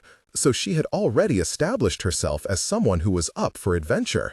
I know we just met a mere 2 weeks ago, Valerie wrote Eustace in a spontaneous little poem, but my feelings for you continue to grow. Soon after they met, Eustace asked Valerie to join him on a 3-week tour of the Southwest, down to Mesa Verde and all the old Indian sites. "Heck yeah," she said, and they packed up her little Toyota and headed out. She remembers that he never once let them buy any food. They had to scrounge for meals or else dine 3 times a day on oatmeal and raisins. Damn, she recalls, but he was the penny-pinchingest man I ever saw. He took her hiking down in the Grand Canyon, not for a nice little stroll, but for the entire day, with nothing to eat again but frickin' oatmeal and raisins, and the next day headed into Bryce Canyon for 3 more days of non-stop hiking. These were Eustace-style hikes, 25 miles at a stretch and no breaks. "Eustace Conway," she finally said, when he insisted one evening that they climb yet another ridge to see yet another sunset, "you are pushing me too hard." He looked at her, incredulous. "But Valerie, you may never be here again. I can't believe you'd give up the chance to see such a beautiful view. I'll make you a deal," she told him. "I'll climb that last goddamn mountain with you if you promise me that when we get out of here, you'll take me to a real restaurant and buy me a hamburger and French fries and a Coke immediately." He laughed and agreed, and she made the climb. She was romantic and smitten, but she was no pushover. She was cool and spunkly. She knew how to draw a line with Eustace where others found it impossible to stand up to him, and she was crazy about him. She was an environmentalist by disposition and an educator by training, and here was this guy who took every belief she had about the world and multiplied it by 50. She was behind him on all his plans, and there soon came about a subtle pronoun shift in discussions of the future. Eustace no longer talked of my need to find good land, but our need to find good land. This woman seemed in every way to be what he had always hoped to find, a true partner. Together, Eustace and Valerie looked all over the South for a spot that would work, for their utopia. And so it came to pass that in the late winter of 1986, Eustace Conway drove Valerie Spratlin up into the mountains behind Boone to show her the place he was interested in buying. It was nighttime. It was freezing rain. They drove in a dilapidated old van Eustace had recently purchased, with holes in the floorboards where exhaust kept pouring in. The road up the mountain was more like a dry creek bed of boulders and ditches than anything designed for a car's passage. They finally stepped out of the van, and Eustace, delighted, shouted to Valerie, "We're here! This is it!" It was freezing. It was dark. The wind was howling. Valerie could see nothing. She ducked under a big hemlock to get out of the weather, but some wild chickens roosting in the tree started squawking around, and their movements dumped more icy water down her back. "I don't like it here, Eustace," she said. "You'll like it in the morning," he promised. There wasn't a single structure on the land. They slept under a tarp that night, and it started to snow. Around midnight, Eustace climbed alone to the highest point of the property and smoked a pipe in a prayer of thanksgiving for having found his destiny. Valerie, shivering under the tarp, was thinking, "It's snowing, and I don't know where the hell I am, and I'm freezing to death, and that goddamn man just left me to go smoke a pipe?" In the morning, though, when Eustace took her for a walk around the whole property, she began to see what he loved about the place. It was nothing but dense forest, yet Eustace was already mapping out the 107 acres of his personal world. Bridges to go here, a teepee camp to fit there. This would make wonderful pasture. Here's where the barn could go. Here's where we can build cabins for guests. Someday I'll buy the land on the other side of the ridge and we'll plant buckwheat over here. He could see it all, and the way he explained it so clearly, why, she could see it too. The land was going to cost him nearly $80,000. Eustace had saved some money, but not that kind of money, and there was no banker in the world who'd give a second glance to a kid in buckskin who lived in a teepee. So where can a modern mountain man get $80,000 when he needs it fast? The only person Eustace Conway knew for sure had that kind of money was his father. Eustace didn't feel remotely comfortable hitting the old man up for money. He didn't feel comfortable around the old man at all.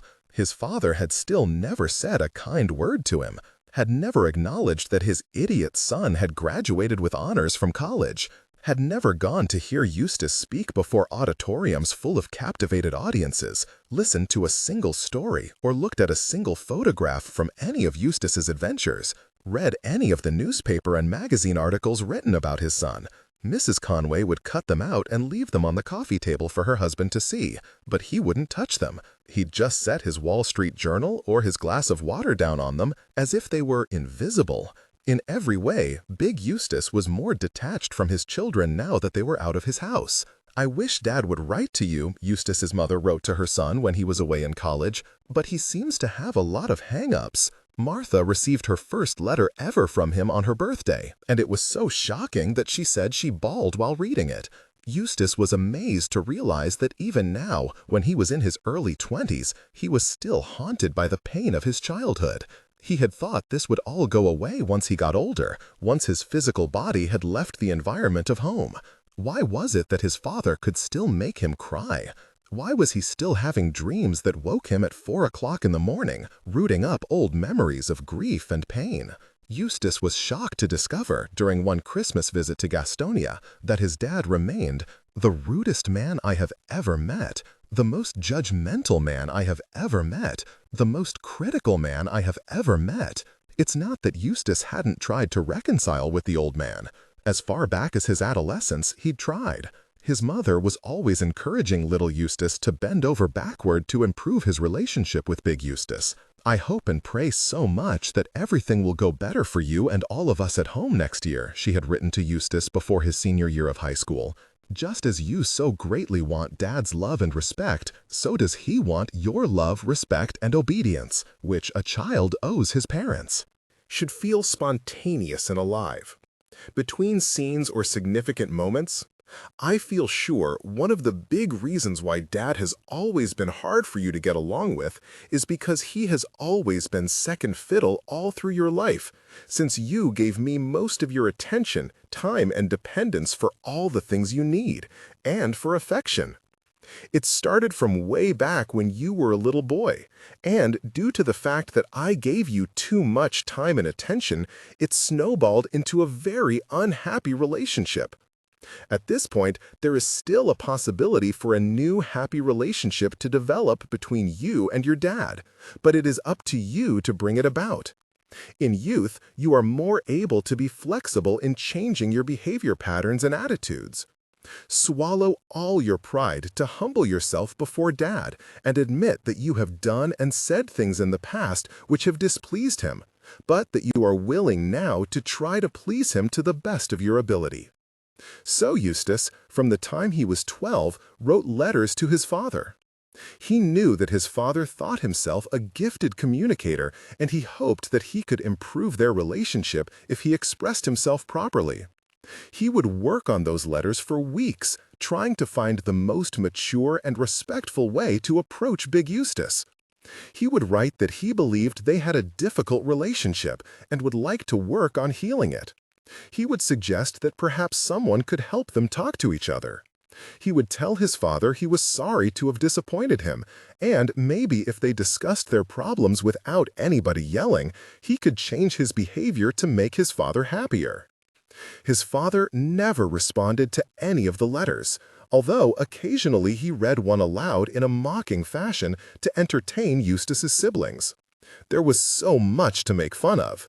Eustace's spelling, grammar, his audacity in speaking as an equal, that kind of thing. Big Eustace was particularly entertained by a letter little Eustace wrote back in high school, in which he suggested that his brother Walton, who had a brilliant mind and a sensitive nature, might thrive at a private school where he would not be bullied by the redneck kids of Gastonia High. What a laugh! Big Eustace read that one over and over to the other kids, and everyone, even Walton, was encouraged to mock little Eustace for presuming to tell his father what might be best for the family. Yet, when he reached adulthood, Eustace often found himself trying again. "I do not write to bring you pain or discouragement," he wrote once, man to man. "On the contrary, I apologize for bringing pain or anything but goodness into your life. I always have wanted to be good, good for you, good for Mom, good for everyone. I have an overwhelming need to be accepted by you, to be appreciated, acknowledged, recognized for something better than trash, stupid, ignorant, wrong, worthless. I have a great void where I look for love. All I have ever wanted is your love. I feel like a moth near a candle. Perhaps I should accept defeat and stay away from you. But denial and distance do not satisfy the need for your acceptance. Again, no response. So, no, the relationship was hardly prospering. But Eustace needed to borrow a lot of money, and his father, frugal and shrewd, had it. Eustace had never asked his father for a dime. It had been a point of pride. When Mr. Conway once told young Eustace they should discuss the terms of an allowance, Eustace said, "I don't think I deserve an allowance." And that was the end of that. Eustace never asked his father for help with college tuition, although Mr. Conway happily paid the college fees for his younger children. How then was Eustace Conway to come to his dad in 1987 as an adult and ask for a loan? A pretty big loan. The conversation, as we can imagine, was not genteel. Eustace got an earful from the old man. He was destined to fail in this venture. He should expect no mercy from his father when the sheriff came calling with bankruptcy papers. And who did he think he was, anyhow, to believe he could handle the responsibilities of caring for 107 acres and running a business? "You're wrong to think you can succeed at this," his father said, over and over again. Eustace sat like a rock in a stream, letting the cold deluge rush right by him, keeping his mouth shut and his face blank, repeating to himself the comforting chant, "I know I'm right, I know I'm right, I know I'm right." And, in the end, his father lent him the money. At a competitive interest rate, of course. On October 15, 1987, Eustace Conway bought his first piece of Turtle Island, and immediately set to work trying to pay his father back. Within 1 year, they were square again. He made that enormous sum of money in so short a time by driving himself through an insane deluge of work, traveling all over the South on a physically and emotionally punishing speaking tour to teach, preach, and reach. Valerie used her connections with the Park Service to get him gigs in schools and nature centers, and Eustace turned into a driven self-promoter. It was an exciting time, Valerie remembers now, those first 2 years up at Turtle Island. Eustace lived with me in my nice suburban house in Georgia for a while, getting his speaking arrangements together and trying to pay his father back. I acted as his agent, getting him booked all over the state. And eventually, I quit my good job and sold my good house and moved up to Turtle Island. I was following my bliss. That's where I wanted to be. We worked hard to get the place going. I helped him with the first building up there, a tool shed, because the most important thing for Eustace was a place where he could gather the tools he'd need to create the rest of his vision. We lived in a teepee, and I cooked our meals on an old wood stove every day, but I was happy to be living this way because I wanted to learn those skills. I believed in what we were doing. I believed in what we were teaching. I was on a spiritual mission of my own, and mine paralleled his. The way they lived was a nightmare and a comedy. Eustace was on the road so much of the time, and he'd have to carry every piece of paper, check, calendar, and pile of mail in an old leather satchel. They kept files of school addresses and flyers in boxes in the teepee, which would get soaked in the rain and then eaten by mice, mold, and grubs. They had no phone. One time, Eustace walked down the holler to ask one of his neighbors, old Lonnie Carlton, if he could borrow his phone to make some long-distance business calls and pay him back later. For an old Appalachian farmer like Lonnie, a long-distance phone call was maybe a once-a-year event, probably having to do with a death in the family, and certainly never lasting more than 2 minutes. Well, Eustace got on that phone and talked to school principals and Boy Scout leaders and newspaper reporters all over the South for 6 straight hours.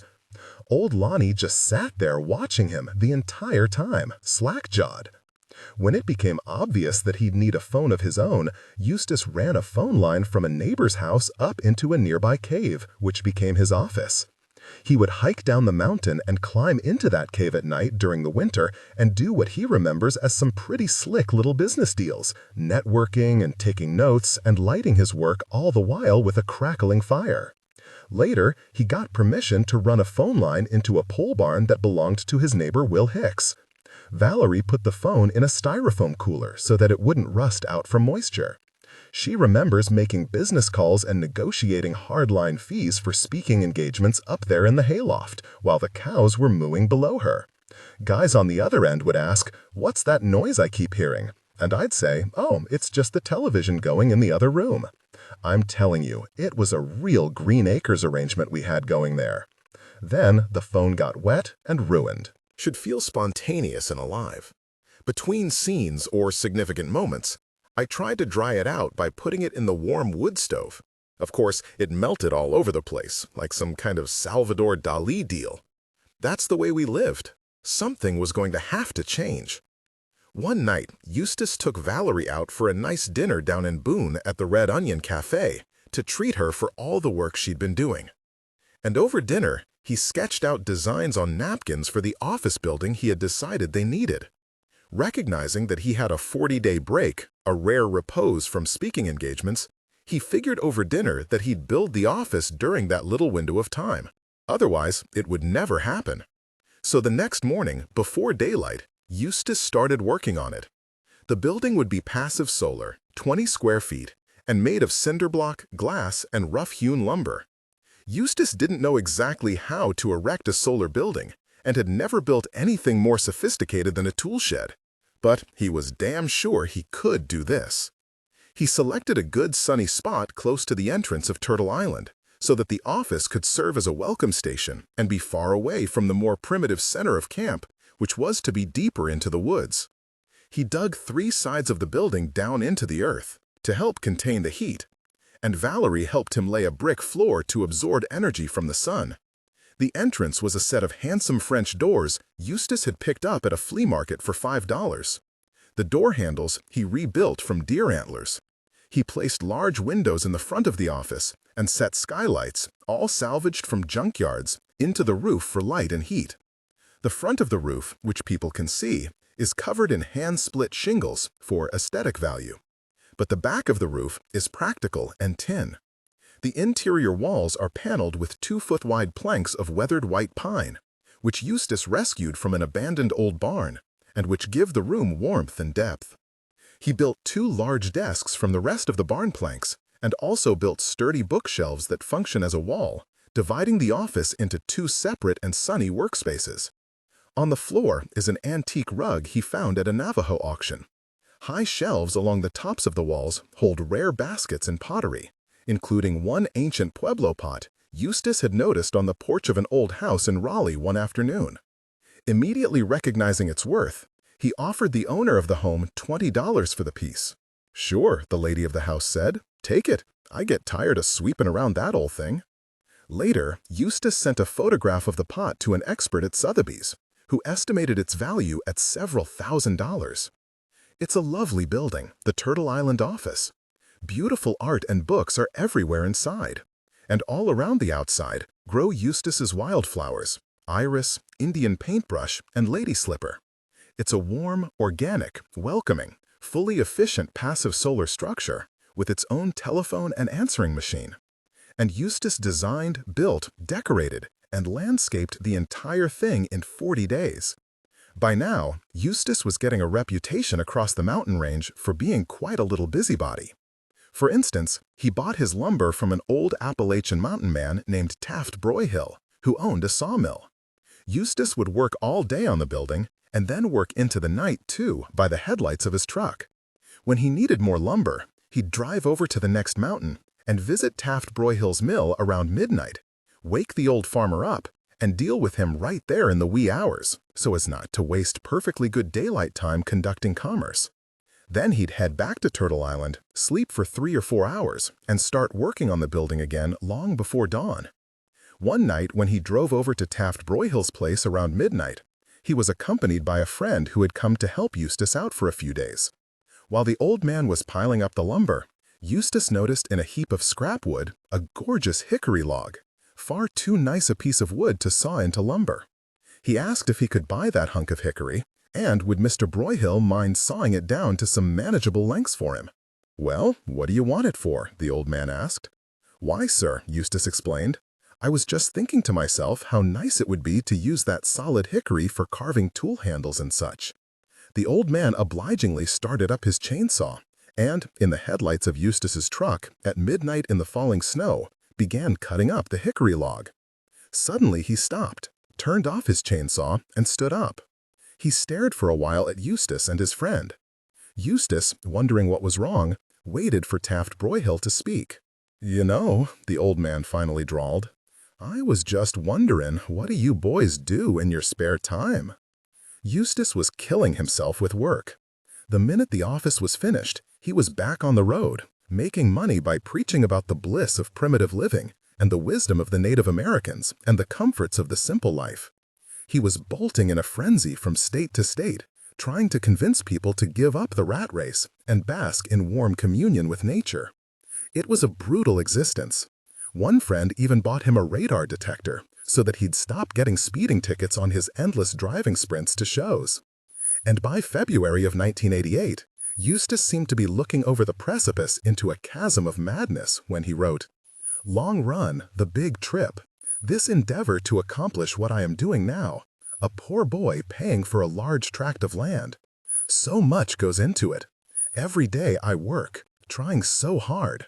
And even today, a day without a class or lecture, I spent 12 hours doing paperwork, responding and soliciting and getting more work, more, piled on. I can take it, like an enthusiastic weightlifter in hot adrenaline. I am working even in my sleep. Work-sleep, I call it. Giving up time for love with Valerie, giving up time to pick the flowers.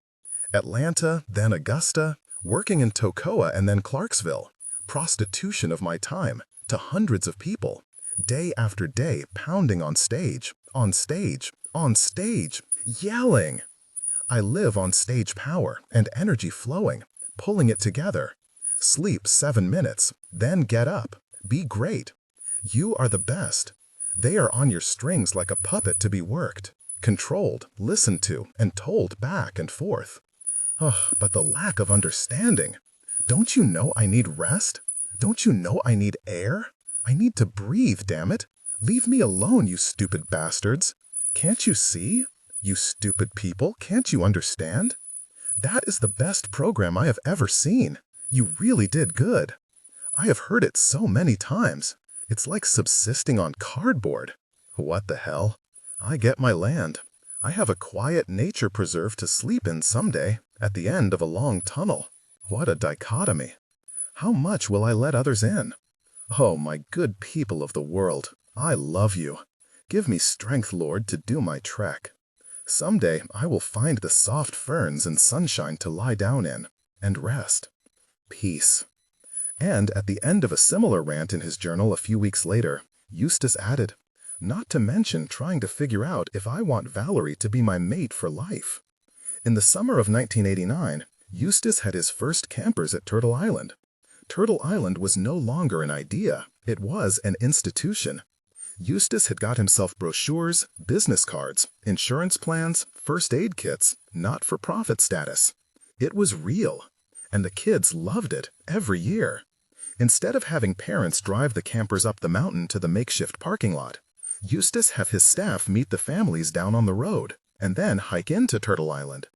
If the parents couldn't make the hike, well, too bad. Say your goodbyes down here, folks. This way, the kids would come into the fertile valley of Turtle Island through the woods, on foot, entering the kingdoms as though through a sacred and secret door. Should feel spontaneous and alive.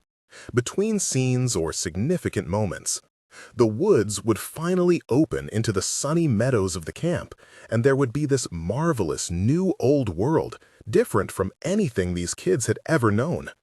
No electricity, no running water, no traffic, no commerce. And when they arrived, Eustace Conway was there to meet them, wearing his buckskin and his calmest smile. Over the course of the summer, he taught the children to eat foods they had never known, to sharpen and use knives, to carve their own spoons, to make knots and play Indian games, and every time they cut a branch off a living tree, to cut away a small lock of their own hair to leave as an offering of thanks. He taught them to be respectful of one another and of nature. He worked to heal what he considered the spiritual damage inflicted on them by modern American culture. He'd be walking in the woods with a group of kids, for instance, and come on a patch of sweetbriar. He'd no sooner tell the children how delicious the leaves tasted than they'd swarm on the plant like locusts, ripping off handfuls of branches. No, Eustace would say, don't destroy the entire plant. Be considerate of limited resources. Take one leaf, nibble a little bit of it, pass it around. Remember that the whole world isn't here for you to consume and destroy. Remember that you aren't the last person who will walk through these woods, or the last person who will live on this planet. You've got to leave something behind. He even taught them how to pray. After the campers woke at dawn, Eustace would lead them up to the very same hill where he had prayed with his pipe the first winter he'd slept at Turtle Island. They called the place Sunrise Hill, and they would sit in silence, watching the sun come up, all of them meditating on the day. He took them on hikes to waterfalls and to ponds, and he bought an old horse for them to ride around. He taught them how to catch and eat crawdads from the stream and how to set traps for small game. If a child said, "I don't want to kill a defenseless animal," Eustace would smile and explain, "I'll tell you a little secret, my friend. You'll never find in all of nature such a thing as a defenseless animal, except maybe some human beings I've known." He finally had his place, a place where he could teach in an interactive and 24-hour environment with no distractions and no limits on his time or resources. Everything he wanted to show his students was right on hand. It was as if they were living inside an encyclopedia. On a nature walk, he might say, "That mushroom right there is Lactaria. You have to be very careful with this species, though, because there are 4 mushrooms in the world that look just like that. 2 of them are poisonous, and 2 of them aren't. So don't make any hasty decisions about which ones to eat. The only way you can tell the difference is to break the mushroom open and put your tongue to the milky substance right here inside. See that? If it tastes bitter, it's poison, so stay away from it." Or he might tell them how primitive people took care of their health with witch hazel. "It's growing right there, and it's good for all kinds of wounds." Or he'd say, "That's black birch. Why don't you chew on that? It tastes good, right?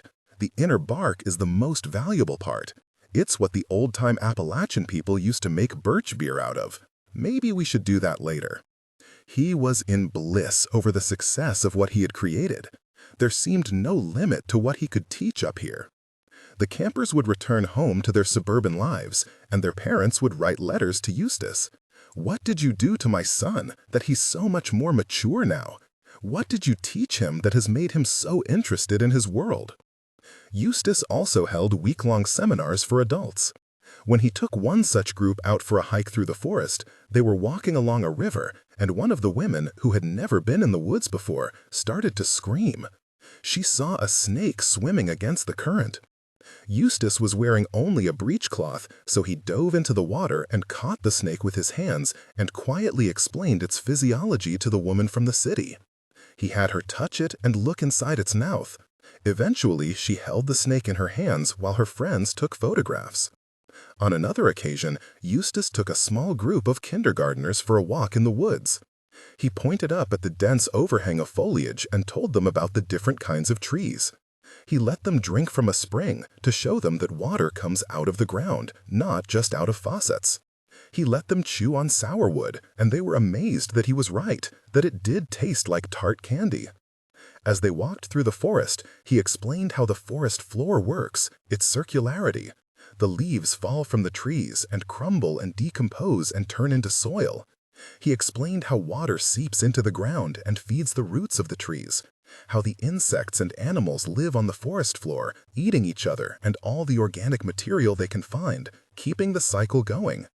"The woods are alive," he said, but he could see that the children didn't quite get it. Then he asked a question: "Who wants to be my helper?"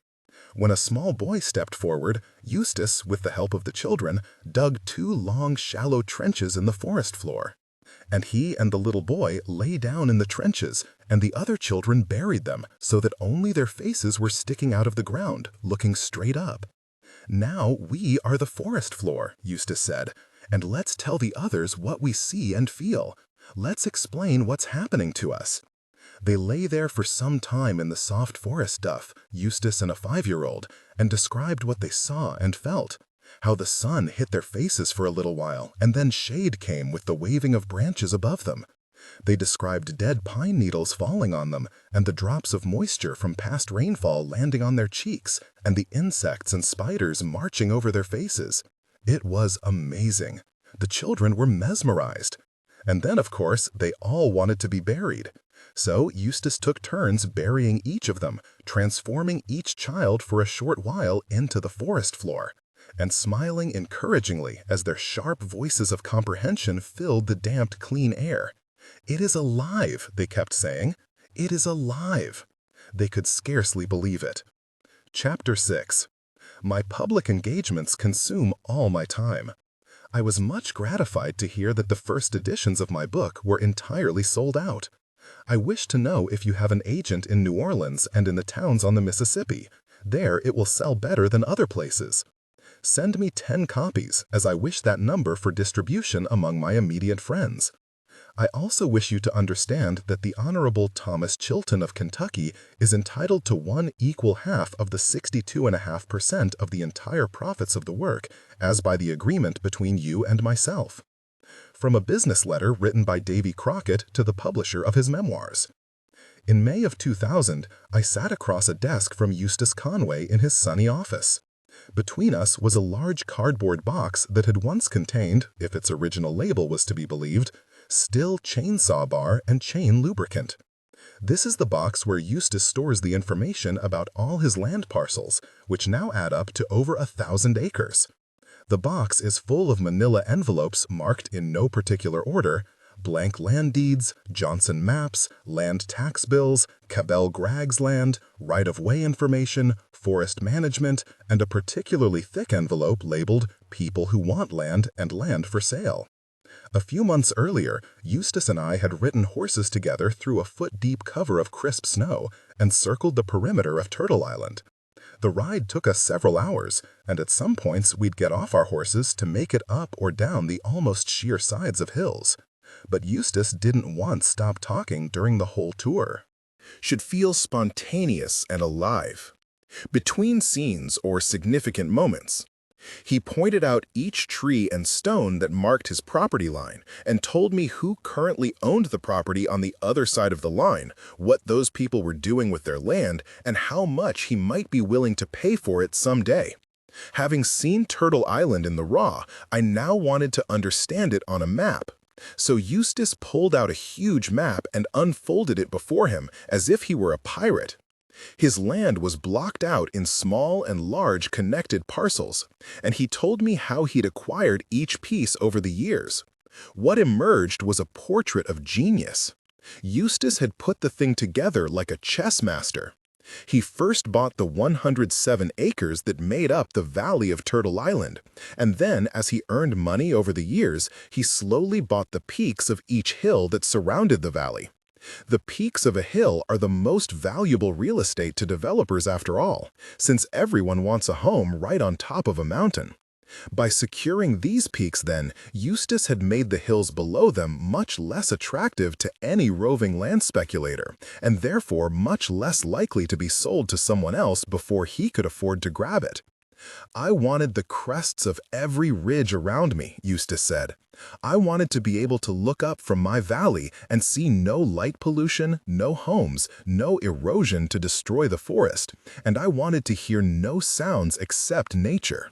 The crests of the ridges were key also, because ridges are where developers build roads, and once a road has been stuck through a forest, you're finished. Roads bring people, and people bring destruction, and I needed to prevent that. So I bought up all the crests. If I hadn't done that, there'd be a road running past here right now, I can promise you. Once he owned the crests, he filled in the gaps, buying the slopes that connected his valley to the surrounding mountaintops. In this way, he guarded his watershed. What he was doing, actually, was transforming his holdings from a small, flat, low-lying basin into a large teacup, a perfect valley which would be protected by mountains on every side. He bought up a crucial 114 acres called the Johnson Land. Dick Johnson owned 40,000 acres next to me, and he put it up for sale. Obviously, I couldn't afford to buy it all, but I had to secure this one small piece right on the perimeter of Turtle Island to keep a buffer between my nature preserve and whatever some developers might do on the other side. The Johnson land was an emergency buy. Eustace had to come up with the cash for it in 2 days, and he did. Then he bought another small chunk of land he calls the Whale's Tail because of its shape. It's a beautiful acreage with a big drop-off vista, and I knew someday somebody was going to take a look at it and think what a nice place it would be for a house, so I had to secure it. Then he bought his most expensive and tiny piece of land, a mere 5 acres, for which he paid an arm and a leg. I realized that if I bought it, I'd control the access to the huge property on the other side of me, since this tiny spot is the only place where you can put a road. I couldn't afford to buy the big property, but I could afford to quietly buy this little roadblock here. It was just a security measure, and maybe someday I can buy up the remainder without any serious competition. But the most critical portion of Turtle Island was a 156.16-acre lot called the Cabell Grag Land. Cabell Grag was a sly old Appalachian farmer who owned this small spit of land right behind Turtle Island. It was the last piece Eustace needed to complete the watershed that would make his valley inviolable. From the first time Eustace had seen these woods, he knew this to be the place where he would someday build his home. It wasn't the most alluring 156.16 acres in the world, but if someone else got hold of it, stripped it, polluted it, or developed it, Turtle Island would be poisoned through proximity. The piece was critical. It was Eustace's Achilles heel. If I couldn't nail that Cabell Grag land, Eustace said, my dream was over. If someone else bought the property, that would have been it for me. I would have turned around the next day and sold all my land and walked away from this whole vision because it would have been ruined. I'd just have to start all over again somewhere else. So here I was, waking up every day of my life for almost 10 years and working my brains out to make this place successful, putting up buildings and clearing pastures and constructing bridges, knowing all the while that if I couldn't buy the Cabell Grag land, all that work would be for nothing. From 1987 until 1997, Eustace tried hard to get his hands on those 156.16 acres. You can't read 10 consecutive pages of his journals from that decade without hitting at least one reference to the Cabell Grag land. Eustace wrote Cabell Grag countless letters, took him on tours of Turtle Island, sent him gifts, and even, as the years went on, visited him in his nursing home to negotiate terms. A dozen times Eustace thought he had a deal, and then old Cabell Grag would back out or double the price or say he'd found a better offer. It was maddening. Eustace had a bottle of champagne he was keeping to drink in celebration of buying that land, and after 10 years, the bottle had accumulated, as he puts it in his typically Eustachian precise manner, 1.16 of an inch of dust on its surface. He was willing to put together any crazy proposal to secure the property. At one point, when Grag expressed an interest in a fancy Victorian house down in Boone, Eustace came close to buying it in order to trade it with Cabell for the land, but the deal fell through. In the end, Eustace got his precious Cabell Grag land, but at a huge personal price and in the most daring and dangerous of ways. He got it by sleeping with the devil. There's a mountain right next to the mountains where Eustace lives, and for years and years it was nothing but forest. Tens of thousands of acres of this mountain bumped plumb up against Eustace's land, and he had a dream from the first time he saw Turtle Island to buy it all up and multiply his holdings immensely. He didn't know how he was going to do this, but he had every intention of figuring out a way. Every time he drove up to Turtle Island on the road from Boone, he passed a particular lookout point where he could pull his truck over and stand for a while and see over the ravine and valleys to a perfect view of both his property and the beautiful and enormous and forested mountain right beside it. He could think, someday, somehow. And then, one afternoon in 1994, while driving his truck from Boone to Turtle Island, he saw a Cadillac parked at his favorite lookout point. 4 men in suits were standing outside the car, looking through binoculars across the ravine to that beautiful and enormous and forested mountain. Eustace felt his heart stop. He knew right then that his dream of owning the mountain was, as of this moment, officially over. He didn't know who the men were, but he knew damn sure what they were, and he knew what they'd come for. It was the moral of Return to Shady Grove repeating itself. There's no reason on earth that men in suits scrutinize forests with binoculars clutched to their faces in this distant corner of Appalachia, unless they mean to buy something. Eustace pulled his truck up right behind the Cadillac and got out. Startled, the suits turned. They lowered their binoculars and looked at him. Standing with his hands on his hips, Eustace stared them down. One of the men flushed nervously. Another coughed. It was as though they'd been caught stealing something or having sex. "Can I help you with anything, gentlemen?" Eustace asked, grimly. But it was too late. They were already helping themselves. They didn't say a word to Eustace that day, but the truth came out over the next months. Should feel spontaneous and alive. Between scenes or significant moments, a guy named David Kaplan had come to town looking to buy up all available land in the area in order to build an expensive and exclusive resort called Heavenly Mountain, where well-heeled believers could come and practice transcendental meditation in the lap of luxury. Heavenly Mountain would need roads and a helicopter pad, a golf course and a tennis court, and lots of property for buildings. David Kaplan was smart and ambitious and seemed to have all the money in the world. Acre by acre, he acquired the land he needed, old farms and lost ravines and clean rivers and pastures and rocky valleys. He bought them all. The joke around the hollers was that David Kaplan's land deals went this way. He'd pull up in his Jaguar at some run-down old shack and say to some run-down old hillbilly at the door, "Hi, I'm David Kaplan. Money is no object. How do you do? Well, look, what's done is done. Spilled milk is exactly that." Eustace put Heavenly Mountain out of his head as far as he could. He even made jokes about it. When the trees came down and the palatial meditation center went up, Eustace started calling the land Less Heavenly Mountain, as in, doesn't it look a lot less heavenly now? He'd also poke fun at his new neighbors by doing a spot-on impression of the children's TV host Mr. Rogers, droning in that unmistakable patter, "Heavenly Mountain is our neighbor. Can you say neighbor, children? Heavenly Mountain builds roads that are hard on our environment. Can you say hard on, children?"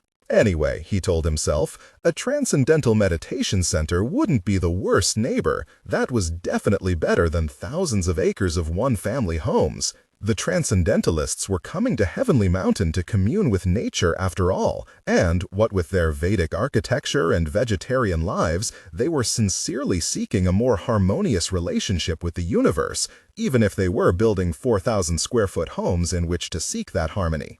And David Kaplan would be developing only 10% of his land, saving the rest of the forest from logging, hunting, and road construction. And since the resort was a place for people to come to seek peace, there would be a built-in interest in keeping the nearby property wooded and quiet, and that served Eustace's interests too. So the arrival of David Kaplan wasn't the worst possible event in Eustace's life. He came to see it this way. Okay, so David Kaplan wanted all the property in the world. Fine. Eustace couldn't blame him for wanting it. What Eustace had to concentrate on instead was protecting what he already owned, which meant that David Kaplan was welcome to buy every inch of North Carolina except the 156.16 acres of the Cabell Grag land. But then Cabell Grag started getting cute. When Eustace went to discuss the property, Cabell now started saying, "Well, you know, those transcendental meditation folks are interested in buying it." Eustace couldn't imagine this to be true. The land had no value to anyone but himself. But then he realized what was happening. As Cabell Gregg watched his neighbors get rich by selling off their valuable farms to David Kaplan with his slick Jaguar, Cabell decided never to sell to Eustace Conway with his beat-up 1974 pickup. Cabell wanted the satisfaction of feeling that he was in on this real estate boom too. He was holding out for the richer man's offer. Thereupon, Eustace called a summit meeting with David Kaplan. Now, it's not that David Kaplan and Eustace Conway were exactly in love with each other. They were direct competitors, the New Age mountain man versus the New Age real estate developer, and they were probably the two sharpest guys in the county. They'd already had some unpleasant little run-ins. David Kaplan had built himself a big fancy house on Heavenly Mountain, and his porch steps were merely 4 feet away from Eustace's property line. Eustace thought that was pretty rude. Moreover, one of the Heavenly Mountain Resort helicopters kept buzzing low over Eustace's nature preserve, day after day, kicking up wind and noise. Christ, how Eustace hated that! How can you keep the sanctuary of Turtle Island with a helicopter flying low overhead? But no matter how many angry phone calls Eustace made, it never stopped. He finally got so fed up that he went after the helicopter one day with a shotgun, put the pilot's face right in his sights, and shouted, "Get the fuck off my fucking head!" which David Kaplan thought was pretty rude. So for Eustace to request a favor of David Kaplan was quite an event. It wasn't just a favor, it was a plea. Eustace, recognizing that he had no other choice, just rolled over and showed his neck to his adversary. He told David Kaplan all about the Cabell Gregg land. He told him exactly how much acreage there was, and how much it cost, and how many years he had wanted it, and why he needed it, and what he'd do if he didn't get it. He gave this information, remember, to a man who was openly trying to obtain every inch of land he could get. Then Eustace asked David Kaplan to please buy the Cabell Gregg land, after which Eustace would buy the land from David Kaplan. Cabell would have the satisfaction of selling to a rich developer. Eustace would have the land he needed to preserve his dream, and David Kaplan would have... Well, there wasn't anything in this deal for David Kaplan at all, but it sure would be nice of him to do it. David Kaplan agreed. The two men didn't sign a single piece of paper. They shook hands on the deal. "If you screw me," Eustace explained politely, "I'm finished." And he walked away, knowing that his life was in the hands of his biggest rival. It was a trapeze act. It was Russian roulette. It was like betting the farm on a pair of deuces. But it was this risk or no chance. Anyhow, he secretly suspected that David Kaplan was a decent man. Not only decent, but surely smart enough to know better than to make a lifelong enemy of a guy like Eustace Conway. In the end, the gamble worked. David made his offer to Cabell Gregg, the same offer Eustace had been making for years, and Cabell took the bait. David Kaplan bought that crucial piece of land and 2 days later turned around and sold it with complete honor to Eustace, whose empire was now safe. Granted, Eustace Conway may not be very current, he may not read the newspapers or listen to the radio, and it is true that he did once reply, when asked by a schoolchild in 1995 whether he knew who Bill Clinton was, "I believe Bill Clinton is an American political figure, but I'm not certain." So he's not up to the minute on the latest information, but that doesn't mean he's not as adept a businessman as any guy in a suit with a subscription to The Economist. Eustace is a shrewd, keen, and potentially ruthless operator, in the best sense of that word. Still, this business side is an aspect of Eustace that people generally do not see, not unless they happen to be the people who draw the tax maps down in the town hall of Boone, North Carolina. People don't see that calculating side of Eustace Conway because he doesn't talk about it as much as he talks about listening to the sound of the drizzling rain and how to start a fire without a match. Hey, that's not what he's getting paid to talk about. But that's not the only reason people don't see it. For the most part, people don't see that hard business edge of Eustace because they don't want to see it, because they're afraid that if they look too closely at that side of him, it might spoil the nice image of the buckskin, the teepee, the single shot with the antique musket, the hand-carved wooden bowl, and the wide-open and peaceful smile. That's the image they need today, the image they've always needed.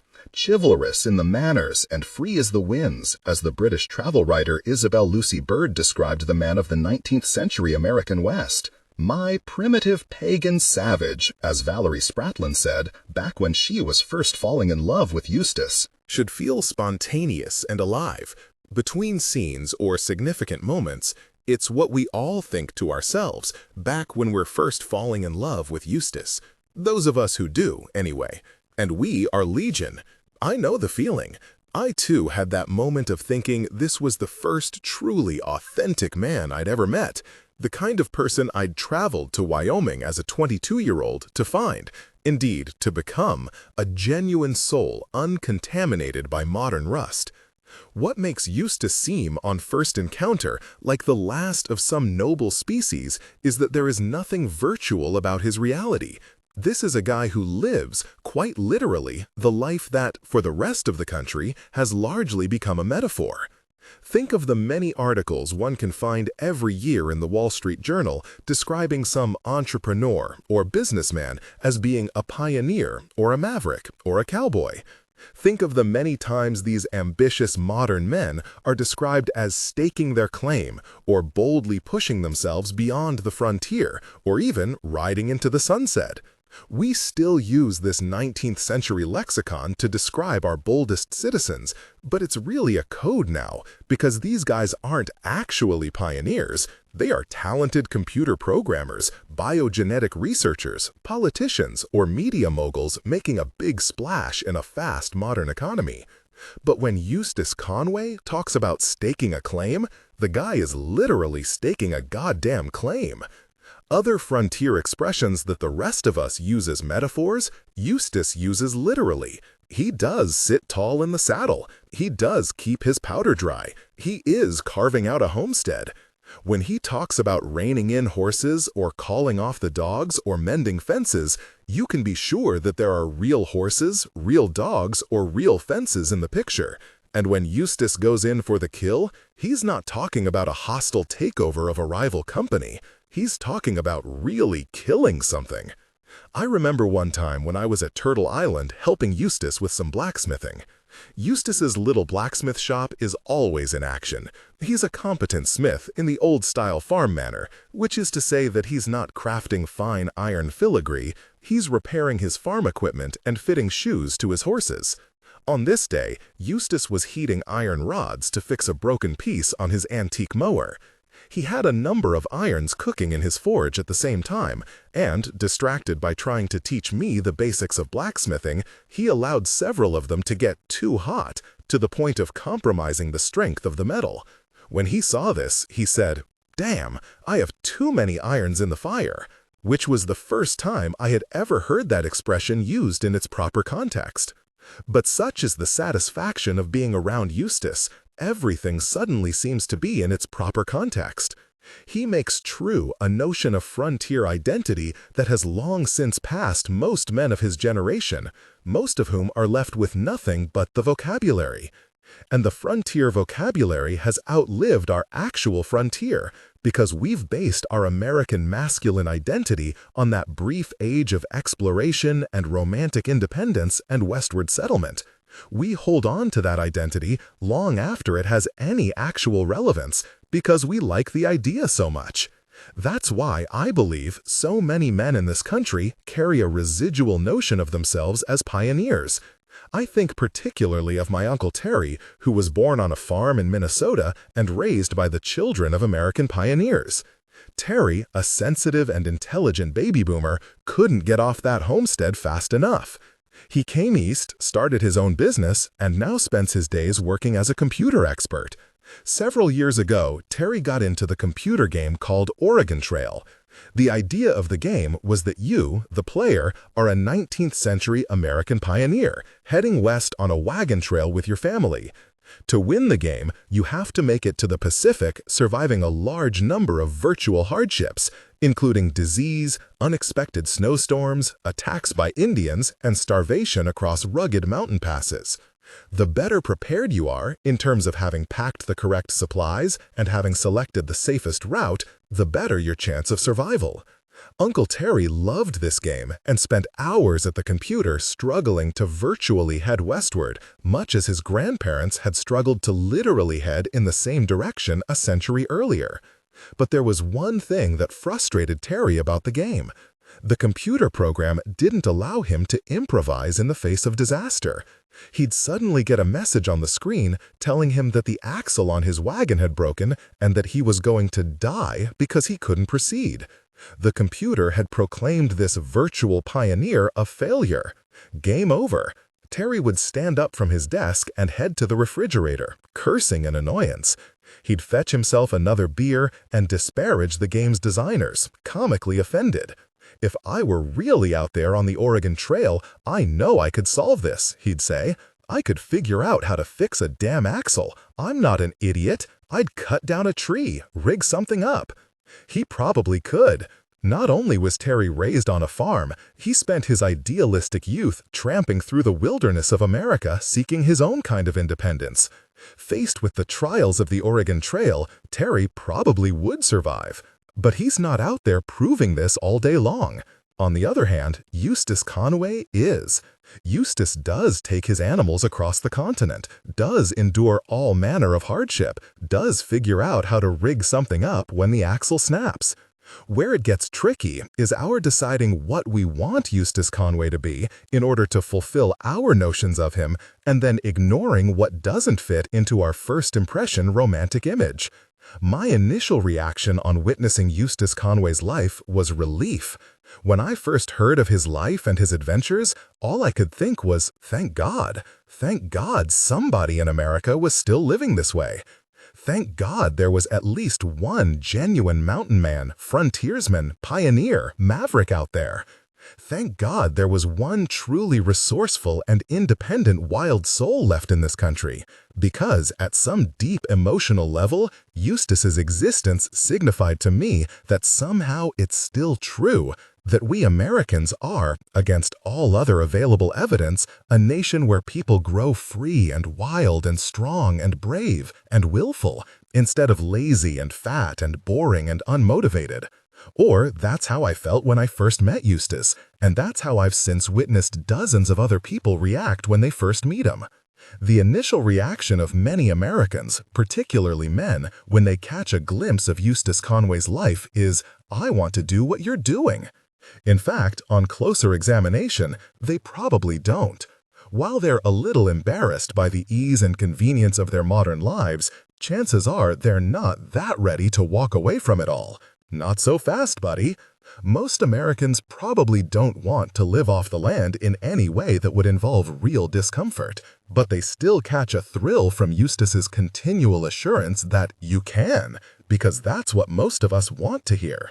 We don't want to be out there in a snowstorm on the Oregon Trail fixing the broken axle of a covered wagon.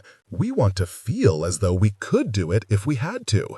And Eustace lives as he does in order to provide us with that comforting proof. You can, he keeps telling us. And we keep believing him, because he does. He is our mythical inner self made flesh, which is why it's comforting to meet him. Like seeing a bald eagle. As long as there's one left, we think, maybe things aren't so bad after all. Of course, embodying the mythical hopes of an entire society is a pretty big job for one man, but Eustace has always been up for it. And people also sense that in him. They sense his self-assurance of being large enough to serve as a living metaphor, of being strong enough to carry all our desires on his back. Should feel spontaneous and alive, between scenes or significant moments, so it's safe to idolize him, which is an exciting experience in this callow, disillusioned age when it's not safe to idolize anybody. And people get a little dizzy with that excitement, a little irrational. I know, because I've been there. One of my favorite pastimes is to go back and reread the entry in my own journal from about the time Eustace and Judson Conway came to visit me in New York City. I especially like the part where I first meet Eustace and describe him as Judson's charming and wild and completely guileless older brother. Charming? No doubt. Wild? Absolutely. Guileless? Guess again, sister. There is nothing remotely guileless about this guy, and nowhere is that more evident than in his land deals. People who go up the mountain to see Eustace Conway and his land seldom ask themselves where that land came from. Turtle Island matches Eustace so completely that people believe it grew out of him, or he grew out of it. Like everything Eustace represents to the public, his land seems detached from the corruptive processes of our degraded modern society. Against all reason, people find Turtle Island to be a tiny last parcel of the American frontier. And Eustace certainly couldn't have done anything as crass as buying the place. He must have just claimed it. We can see Eustace through the eyes of Domingo Faustino Sarmiento, a 19th-century Argentine intellectual who once visited America long enough to see how this independent farmer looks for fertile lands, a picturesque spot, something beside a navigable river. And when he has made up his mind, as in the most primitive times in the world's history, he says, "This is mine," and without further ado takes possession of the land in the name of the kings of the world, work and goodwill. We love this idea so much that thinking any differently about Eustace or about how he nailed his domain would ruin our marvelous and reassuring vision of him as the last American man. But the story of Eustace Conway is the story of American manhood. Shrewd, ambitious, energetic, aggressive, expansive, he stands at the end of a long and illustrious line of the same.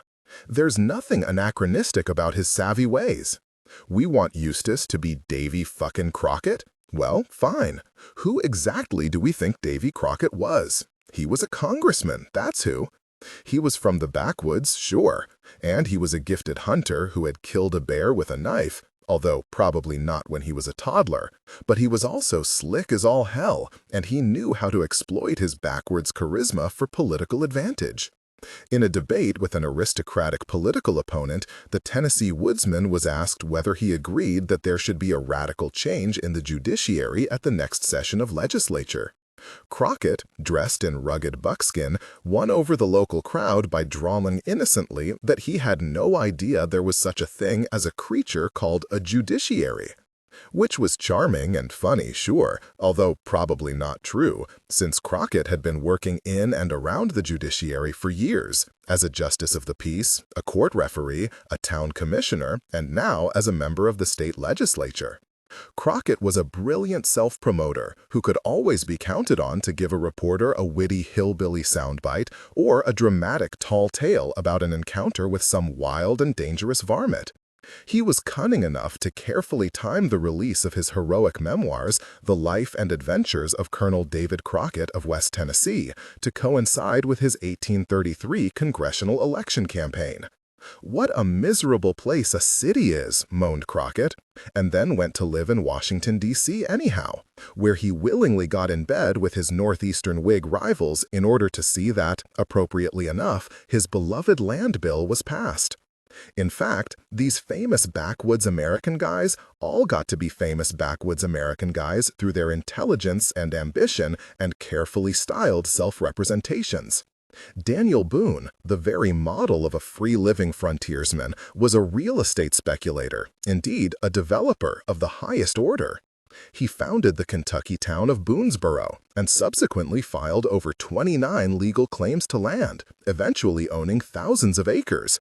He embroiled himself in litigation over border disputes, including one nasty case that he fought through the colonial court system for more than 23 years. Even in the 18th century, even for Daniel Boone, the process of land ownership was more bureaucratically complicated than the statement, "This is mine." Boone knew how the world worked. As he wrote to one fellow settler, "No doubt you are desirous your land business should be done, but that is a thing impossible without money." There happened to be a lot of heroic moments in American history that would have been impossible without money. The reason Daniel Boone became famous was that he entered into a business deal with a school teacher from Pennsylvania named John Filson, whose family also owned a lot of land in Kentucky and who was looking for a way to publicize the state and thus increase the value of his property. Filson ended up writing a thrilling book, The Adventures of Colonel Daniel Boone, which became a bestseller and, as intended, a lure for settlers to come down to Kentucky and buy up all that good Boone and Filson-owned land. It was a vastly profitable and clever venture on Boone's part, and it also made him an icon in his own lifetime. Both Boone and Crockett were much sharper businessmen than you might have guessed by watching their TV shows in the 1950s. The rippinest, roarinest, fightinest man the frontier ever knew. And they weren't the only clever ones. Kit Carson had dozens of adventure novels written about him and published in New York City while he was still alive. Kit Carson, Knight of the Plains. Kit Carson, the Prince of the Gold Hunters, among others. And Carson's old boss, the explorer John Fremont, was smart enough to add a little romantic dash to his congressionally commissioned exploration reports to make them national bestsellers. Even Lewis and Clark knew how to sell it.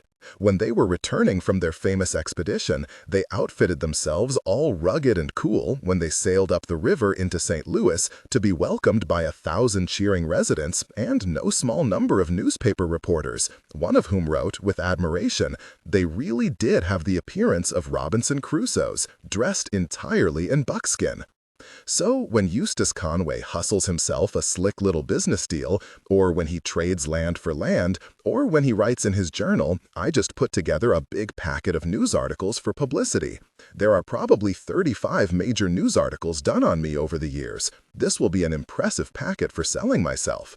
Or when he exploits his mountain man persona to get himself an audience, he is not betraying his frontier American forefathers in any way. He's honoring them. They would recognize immediately what he's up to, and they would admire it, because running that kind of savvy operation is what success has always been about on this continent. "Working 7 days a week, all hours of the day for a year now," Eustace wrote in his journal after Turtle Island had been open a few years. "I guess I am a good example of striving for a high goal, dependent not on immediate returns, but on the vision of the future. Totally a part of my social and philosophical upbringing. My granddad set an example in many ways, with Sequoia. Even now, a horned owl calls, reminding me of him as the warmth of the fire lives with me. He didn't owe his father money anymore, and it is truly a happy day to be releasing this burden, but there was no end of other challenges facing him. It was an effort of organization to get boys' camp and girls' camp running at Turtle Island every summer, and there were the realities of dealing with the kids themselves. Should feel spontaneous and alive. Between scenes or significant moments, someone would cut his hand on sharp obsidian and need stitches. Someone would get poison ivy. Someone would get caught smoking pot and have to be sent home because of Eustace's lifelong straight-edge intolerance for drugs. Not to mention the issues of staffing. His personal standards of excellence being what they were, Eustace soon realized it was going to be one difficult task to find solid workers whom he could trust. For a while, his brothers, Judson and Walton, worked for Eustace as counselors. They were great, but they had their own lives going and couldn't be relied on to teach at Turtle Island forever. Walton had finished college and was heading to Europe, where he would live for several years. Judson was already yearning to spend his summers in the West and would soon take off on his own adventures, riding boxcars and hitchhiking. "I was recently backpacking in the Wind River Range of Wyoming," Judson wrote to Eustace in a typically exuberant postcard. "I fought an early blizzard for 15 miles above the timberline, 12,000 feet. It came close to taking my life. It was great fun. I hope camp is going good. Oh, by the way, I'm a cowboy now." Aside from his brothers, it was extremely tough for Eustace to find people who would work as hard, or nearly as hard, as he did, and still give him the respect he felt he deserved. For a man who often said that he found the idea of a mere 8-hour workday disgusting, Eustace was rarely satisfied with his employees' efforts. They would come to Turtle Island awed, amazed, and in love with this place, as one ex-employee wrote, and then seem shocked that they had to work so hard. Again and again, he lost his team, either by their deserting or by his firing them. He wished he could magically have the staunch staff his grandfather had worked with at Camp Sequoia back in the 1930s, instead of these petulant modern kids with all their feelings and needs. His grandfather had demanded purity and perfection, and by and large, he got it. If Chief so much as heard a rumor that a counselor had been seen smoking a cigarette in town on his day off, that counselor would come back to camp and find his bags packed for him. Chief never concerned himself with trampling on people's feelings or being labeled as unfair. He had ultimate authority, which was all Eustace was asking for. That, and a commitment from people to try to work as hard as he did, which was a tall order. I've worked with Eustace Conway. Nobody gets to visit Turtle Island without working. I spent a week up there one autumn helping Eustace build a cabin. There were 3 of us on the job, Eustace, myself, and a quiet and steadfast young apprentice named Christian Kaltrider. We worked 12 hours each day, and I don't recall lunch breaks. Silent, steady work. The way Eustace works, it's like a march, numbing and constant. You get the feeling you're in a platoon. You stop thinking and just give in to the pace.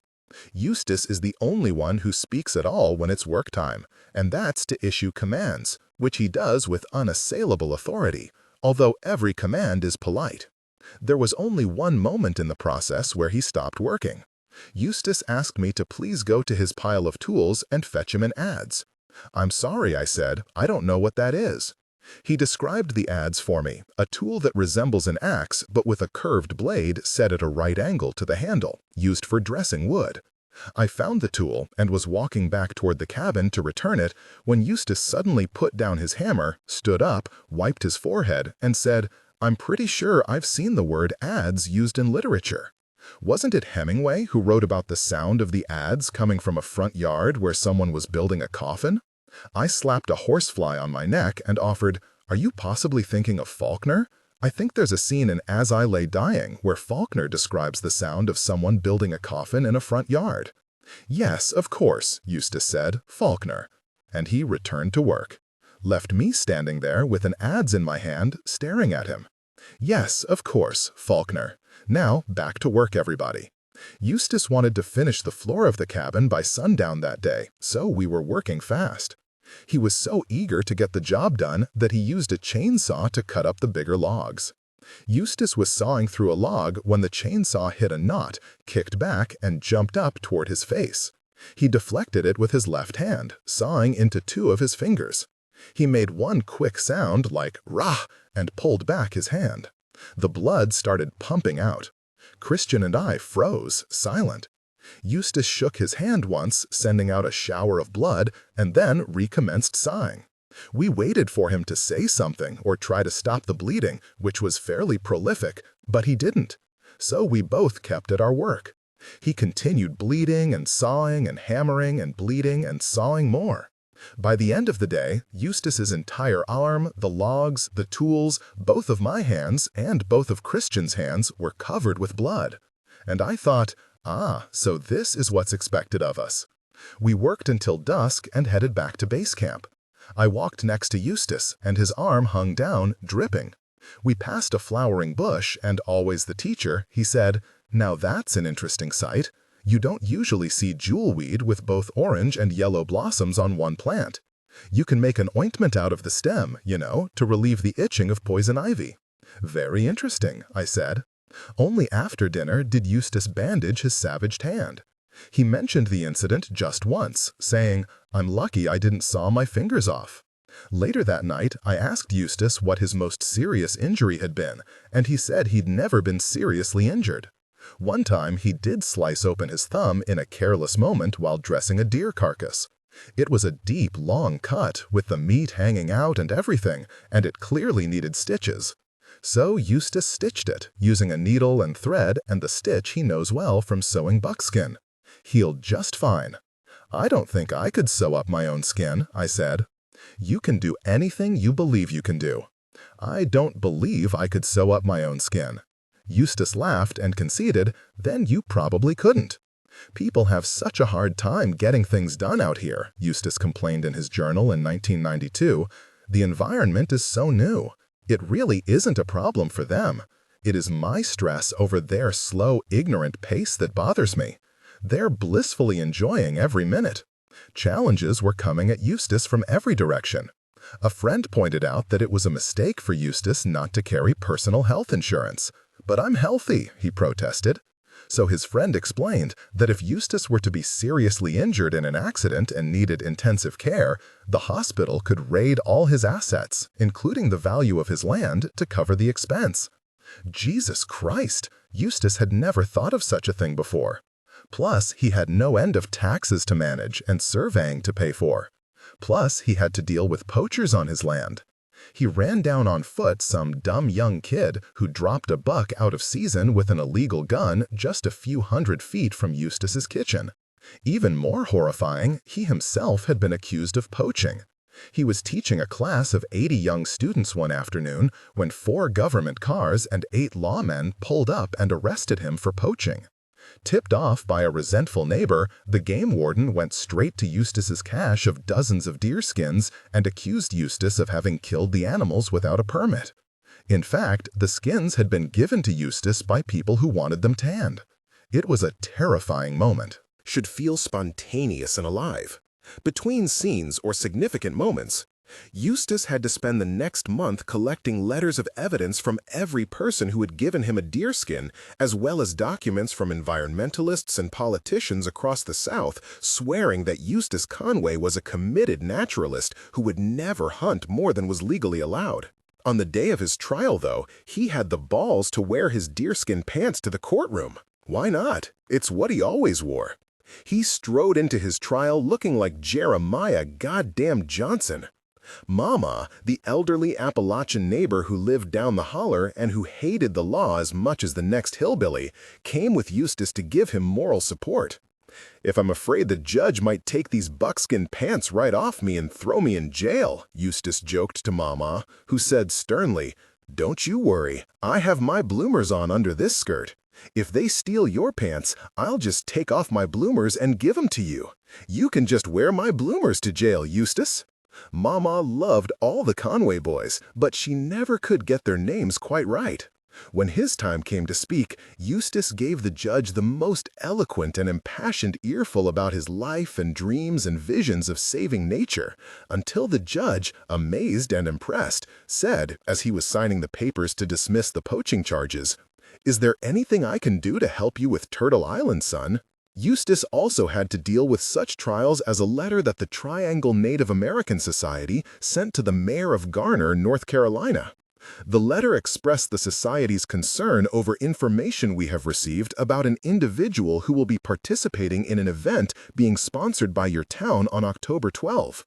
The person in question is Mr. Eustace Conway.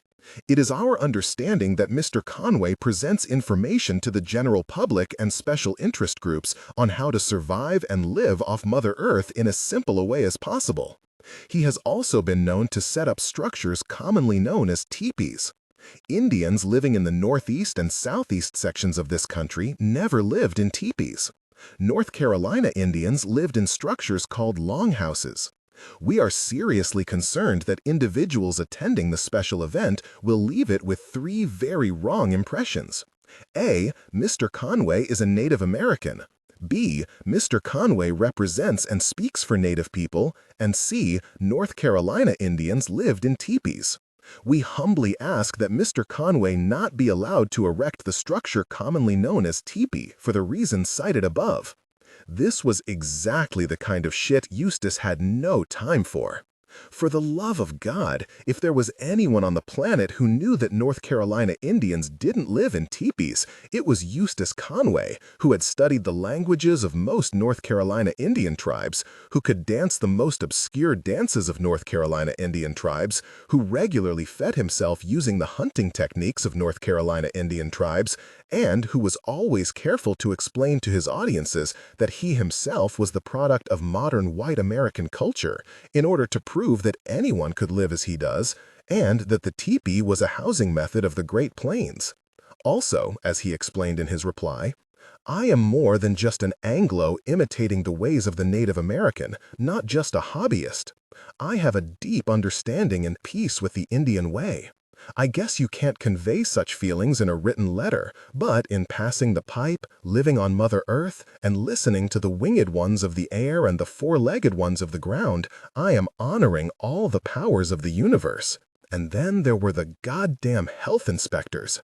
One of the first days of camp, he wrote in his journal in July 1992, Judson came running up to get me. I thought someone was hurt. Instead, the health inspectors in suits were coming up to inspect camp. Well, I put on a white shirt and went down to meet the demons. I kept my attitude positive, explained how this was a unique camp. I showed them all around, the campsite's latrine, kitchen, which was very clean, and charmed them as much as I could. They got an admiration of what we are doing. David Shelley, a young camper, gave them a knife-sharpening demonstration and lesson. Impressive. They told me they would sleep on it to see if they could figure out a way to accept our non-standard situation. His work was endless. For all his love of the winged ones of the air and the four-legged ones of the ground, he hardly had time to write his nature observations in his journals. I really enjoy seeing the pileated woodpecker fly over in its dipping flight, he managed to finally scribble down one morning at 4 a.m. when his day's work had ended. I hear them all day long, it seems. Nice to have this treasured bird as background music. Crows aplenty and an occasional hawk. Ruby-crowned kinglets are about. One almost flew into my face when I was up on the sacred spot above the meadow to be. Deer tracks around, but I haven't seen any turkey this year. I enjoy the change of seasons. I look forward, and I don't say or think this enough, to the days I will be free to enjoy many of the subtle daily changes of weather and life of the Appalachian Valley, here where my heart is, here where I am planting roots, here where I am fighting, here where I hope to die. For now, though, that was a distant dream. A more typical entry was, I called and verified several school bookings last night, always doing paperwork. I had to tell a lady last night that I couldn't do the program in the spring for her school. I had a strange feeling of pride to know I am in enough demand to have to turn work down, but I'm afraid I did not feel proper empathy for her position. I must understand the other side of the picture. He was getting so overbooked for speaking engagements that he spent some money on producing a 45-minute video called All My Relatives, The Circle of Life, which he described in a letter to school principals across the South as a classroom resource that can be used any time of the year. The video allowed Eustace to be in 2 places at once. Not only for history classes, All My Relatives is also well-suited for life sciences, such as ecology and biology, as well as anthropology, Eustace wrote in the covering letter. The enclosed flyer provides more information, but reeling about it does not do it justice. It needs to be seen. I am very pleased with the production and happy that it can be offered to your school at such a reasonable price. The fact is, though, that Eustace was becoming less convinced that his speaking tours were doing any good. For a man who had honestly thought he could change the world if he could borrow enough people's ears for a long enough time, the numbing routine of brief classroom visits was no longer satisfying. I met with a 6th-grade class today, he wrote after one unsettling encounter. I could not believe the lack of education and inspiration I met with. They were pitiful. No motivation whatsoever. No understanding of their world. Just robots going through an established pattern of living to get by. We are truly on a survival level here. No arts or creativity. No passion. Just a slow, monotone existence in oppressed ignorance. I asked if they knew what the word sacred meant. They didn't know. They put money, new cars, and telephones on their lists of what was valuable to them. 1 out of the 50 had an idea of sacredness. The boy said, life. One small soul in the class was on the right track away from greed as a motivator, and thank goodness for him. I was passionately challenged by the situation and gave it a big push, trying to get them to wake up and think. But I don't feel I got very far. So here we are in the 1990s, where children are now less than human. Only 2 short years after founding Turtle Island, Eustace was starting to burn out. Should feel spontaneous and alive. Between scenes or significant moments, he wrote in his journal in July 1991, I realize that I really crave time spent alone. I don't want to be around people. The pressure of this community of folks here at Turtle Island is wearing on me. They take up my time and consume my life. The office, everyone wants to sit around, and I can't get any work done.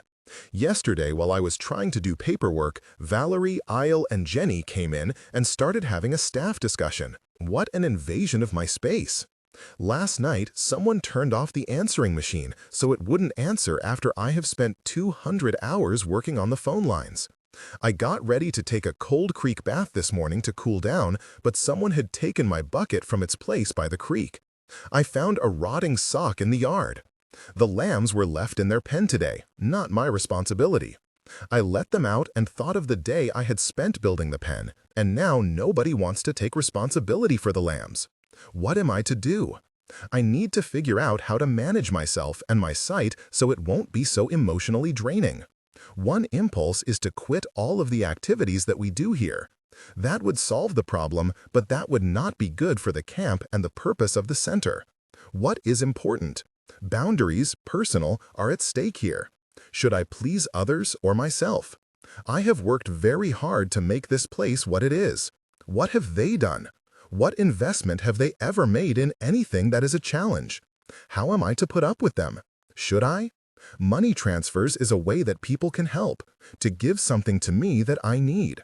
It is shocking how this takes a toll on me. I am back now after a 6-hour depressed nap in the middle of the day. What to do? Ideas. Delegate authority. Get everyone aware of my needs emotionally and give them responsibility for keeping clear. I guess I could not even be here. That's an idea. Imagine that. So many people to deal with. Well, good luck, Eustace. By the next year, Eustace was feeling plumb out of luck. He was too exhausted and disillusioned even to complain in his diary. He wrote only one bleak entry for the entire year. What I feel inspired to write today is this deep emotional dissatisfaction with the reality of our times. Corruption of government, fake peoples, sick values, and unconscious people living meaningless lives. And on the next page, written exactly 12 months later, this message. Ditto, or is it spelled ditto, whatever, from last year's entry, except worse, maybe more cynical. Worst of all, he was losing Valerie. Consumed with his business and frequently on the road, Eustace was rarely with his girlfriend. She was working hard too, and she was still in love with Eustace, but she was increasingly feeling that she had lost herself in him. I still love this man, Valerie told me, looking back on the relationship with 15 years of distance. I still have every gift he made for me, from a knife sheath decorated with beads, to a little hatchet I always used up at Turtle Island, to a beautiful pair of earrings. If I died tomorrow, I'd want to be buried in those earrings. I loved learning from Eustace. I loved how he always gave me do-it-yourself birthday gifts. I told him one time that I wanted a pipe of my own for ceremonies and praying, and I came home one day to find a beautiful piece of soapstone on the kitchen counter. "What is that?" I asked. He said, "It's your pipe, Valerie." "I don't get it," I said. "Where is it?" And he grinned that wonderful Eustace Conway grin and said, "It's inside the stone, honey. We just have to get it out of there together." I loved him, but I lost my identity in his because he's so overwhelming and powerful. I had my own thing going in life before I met him, but I quickly became the person who was beneath him, and my world started to revolve around his. He was and is a loving but intolerant person. Someone else's opinion was never welcome. He was obsessed with making money, with buying land, with success, and he was always on the road. It got to the point where I never saw him. The only time we spoke was when he gave me orders. Valerie and Eustace had a good mutual friend, a Native American guy named Henry, who often went to powwows with them and who taught at Turtle Island. After a few years of loneliness and dissatisfaction, after feeling more and more that she was nothing but the First Lady of Turtle Island, Valerie had an affair with Henry. She hid the relationship from Eustace and denied that it had ever happened, even when, suspicious, he had asked her directly. Eustace, knowing something was up, took Henry off for a private evening to smoke a ceremonial pipe and asked point-blank whether he'd slept with Valerie. It is the most sacred tenet of Native American spirituality not to lie when smoking the pipe, but Henry looked Eustace in the eye and denied the affair. Eustace was in torment. He knew in his heart that something was wrong and that he didn't have all the facts. Devastated, he broke up with Valerie because he felt he couldn't trust her. A few months after they split, Valerie came back, told him the truth, and begged for forgiveness. But you don't lie to Eustace Conway and then get a second chance. He was too horrified to even consider taking her back or transcending the injury. It blew him apart to learn that he could not find trust in this most intimate of relationships. And after all the pain he had suffered from his father, he had promised himself to banish from his life immediately anyone who would deliberately hurt or betray him. She would have to go. Eustace meditated and anguished for a year over the question of whether he could ever trust her again, and in the end, he acknowledged that he could not reach that point of forgiveness. "Truth is sacred to me," he wrote to Valerie, telling her why they could no longer be together. "It is me. I live by it. I die by it. I asked you for the truth. I told you that you should always tell me the truth, that I did not care how much it would hurt. I begged for the truth. You shit on me. You shit on our truth. What does this show about your ability to fulfill my needs? Go to hell. God damn, this is enough. How much abuse can I take? I have already witnessed my dad's cruelty. I needed your support. I got a backstabbing. I love you so much. You are precious. I could just hold you and pet your sweet head forever, but my truthful self has said enough." And as for his friend Henry, to smoke the pipe with me when I was coming in need and praying and asking for the truth, and you lied like a motherfucker. You need to die. Break the pipe in half and shove the stem through your heart, and you will share an inkling of the pain I know. Now the woman I wanted to marry is a whore. You don't deserve to be a human being. Fuck yourself and die. I do see and understand, Valerie wrote to Eustace months after they'd separated, how you can feel the need to avoid accepting any responsibility for the disintegration and ultimate failure of our relationship, because that would mean that you would have to admit that maybe, just maybe, you own a part in creating the pain which you and I now experience.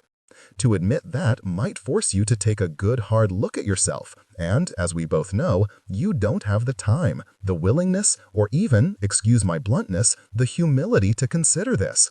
Believe me, I'm not trying to lessen my responsibility for what I did, but only trying to help you see the whole picture. And yes, it's much easier to place all the blame for pain on another. My folks made me this way. The government is screwing up the planet. Or Valerie broke my heart. You're wanting to break up with me because, as you said, I shit on your heart, and you can't go back on your promise to yourself not to accept anything but truth. Sounds great to you, I'm sure. But if love is real, it endures all, forgives all, and even survives all. Should feel spontaneous and alive. Between scenes or significant moments, in the process of going through a painful experience, you could have gained a woman who finally realized how to love and be loved. A woman who understood you, loved you, believed in you, supported you, and gave up everything to be a part of your dream. Don't you realize that you're throwing away the greatest gift? A woman who accepts your faults, shortcomings, mental cruelties, and yes, even your weirdness, and still loves you through it all. You goddamn stupid, conceited asshole. It was a dreadful year, but years pass, and so do heartaches. Soon after Valerie left, along came Mandy. "Hello, beautiful," Eustace wrote to this new love. "I appreciate getting to know you better. You have a lot to offer. When you can open up to this world, we will be blessed for it. I feel dizzy learning you, dizzy meeting you. I do feel we were meant to come together. When I am with you, I feel young and innocent. I could smile into your eyes forever." Then Mandy left, and along came Marcia. I am high from meeting Marcia. She has been a blessing to me and inspiration and a new hope. I pray for God's guidance in all that I do. Then along came Dale. So kind, so supportive, she shares my vision as well as anyone. Then there was Jenny, a beautiful girl with black hair and a long white linen dress. What will become of you, of me, of desires, of dreams? Then there was Amy, beautiful long hair, innocent, radiant smile. I met her when I was teaching a workshop in a school, and she was so beautiful I could hardly concentrate on my words. I just kept staring at her and then went up to her after class and said, "Can I spend some time with you?" Eustace ended up spending a good deal of time with Amy. She was a graduate student in science, brilliant and serious, and she turned out to be a great helper. He spent a week with her in her family's summer house on Cape May, New Jersey, and wrote in his journal, "We have been housebound the week I have been here. We have gotten into paperwork for Turtle Island, with Amy typing things out on her computer and printing out master copies for me to Xerox later or mail out or whatever is appropriate. Summer camp brochure, summer camp application, medical information and release form, lists of what should be in first aid kits, emergency plan cards, and hospital maps. A letter to Cobble Grag to encourage him to sell me the land in 1994, a letter to the Turtle Island staff to thank and encourage them, list of staff members, names and phone numbers for my calendar, workshop advertisement for spring classes, list of what to bring and not to bring, revised, and orientation for campers when they come, confirmation contracts, and more. Wow! Amy is very good at coming up with first-class results, a bit slow, but top-quality finished product. Then Amy was gone, her letters filed away in an envelope that Eustace labeled, "A fantasy with Amy that was spoiled by reality, dreams turned into education."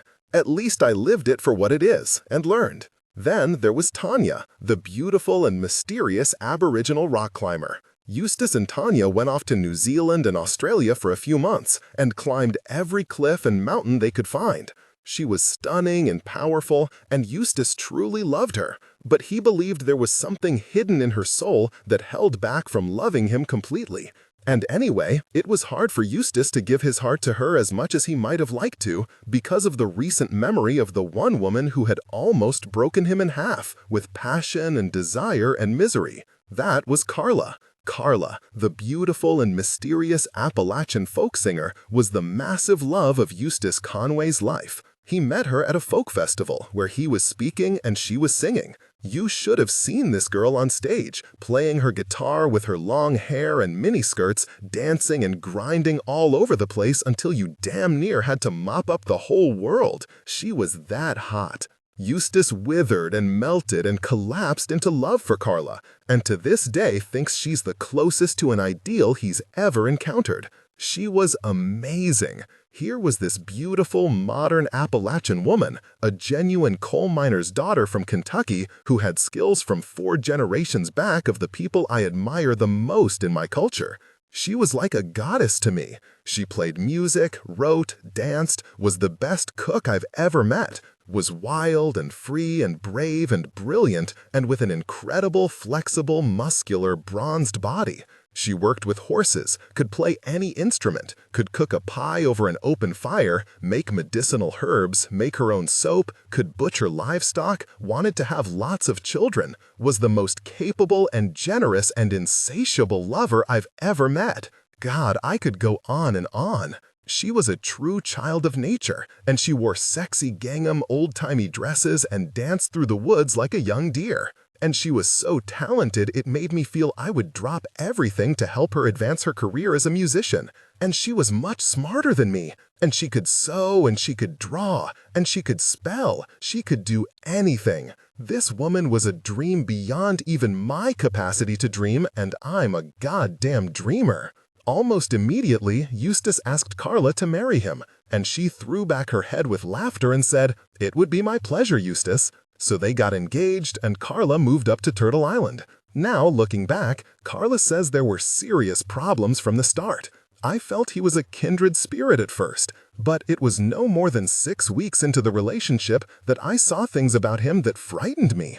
I come from an old-fashioned and rigid Appalachian patriarchy, so I was very sensitive about some of the gender roles I saw Eustace playing out. In some ways, he had a true egalitarian sense about women, but every time he got furious at me for not putting dinner on the table exactly at the right time, it made me really nervous. Also, my family disliked Eustace intensely. They thought he was disingenuous, a con artist. They were concerned about the power he had over me. We'd only just met when he came to my family's house, had a quick dinner with my parents, packed up my belongings, and took me away. My family is really close, and they felt like I'd been stolen. Eustace thought my family was turning me against him, so he tried to keep me isolated from them. Well, when my father and my brothers realized that, they practically loaded their guns onto their truck to come and get me back. It wasn't long before Carla, a world-class free spirit, began to drift. Soon, she was involved with someone else. Eustace discovered her indiscretion in the strangest way. He got an enormous phone bill one month, hundreds of dollars of phone calls placed from his office in the middle of the night. Curious, Eustace dialed the number, and when a man answered, Eustace explained his situation. Then he had an inspiration. "You don't happen to know someone named Carla, do you?" he asked. "Sure," said the guy. "She's my girlfriend." "No kidding," Eustace said, "and here I thought she was my fiancé." It seems that Carla had been sneaking out of the teepee every night and hiking down to the office to call this sexy banjo player she'd been having an affair with. Another betrayal. This was not, as the old cowboy song goes, Eustace Conway's first rodeo. And as we know, Eustace is not a man who can live with someone he perceives to be a liar and cheat. Carla had to go. It had been a marathon love affair, and now it was over. Eustace was unraveled by it. He was flattened. He was riven. In December 1993, he wrote in his journal, "Fighting depression, resentment, and pain. It really hurts. The relationship with Carla, the rejection, the not working out. I have never tried so hard. I gave it everything I had. I have never hurt so much." Should feel spontaneous and alive. Between scenes or significant moments. He was 32 years old and was shocked to look around and suddenly notice that while he had accomplished much through sheer force of will, he didn't have a wife and children. By this point, he should have been well into a family. Where was the beautiful woman with the loose curls and the gingham dress making buttermilk pancakes in the breaking light of dawn? Where were the strong and sturdy youngsters playing quietly on the cabin floor and learning from their gentle father how to whittle hickory?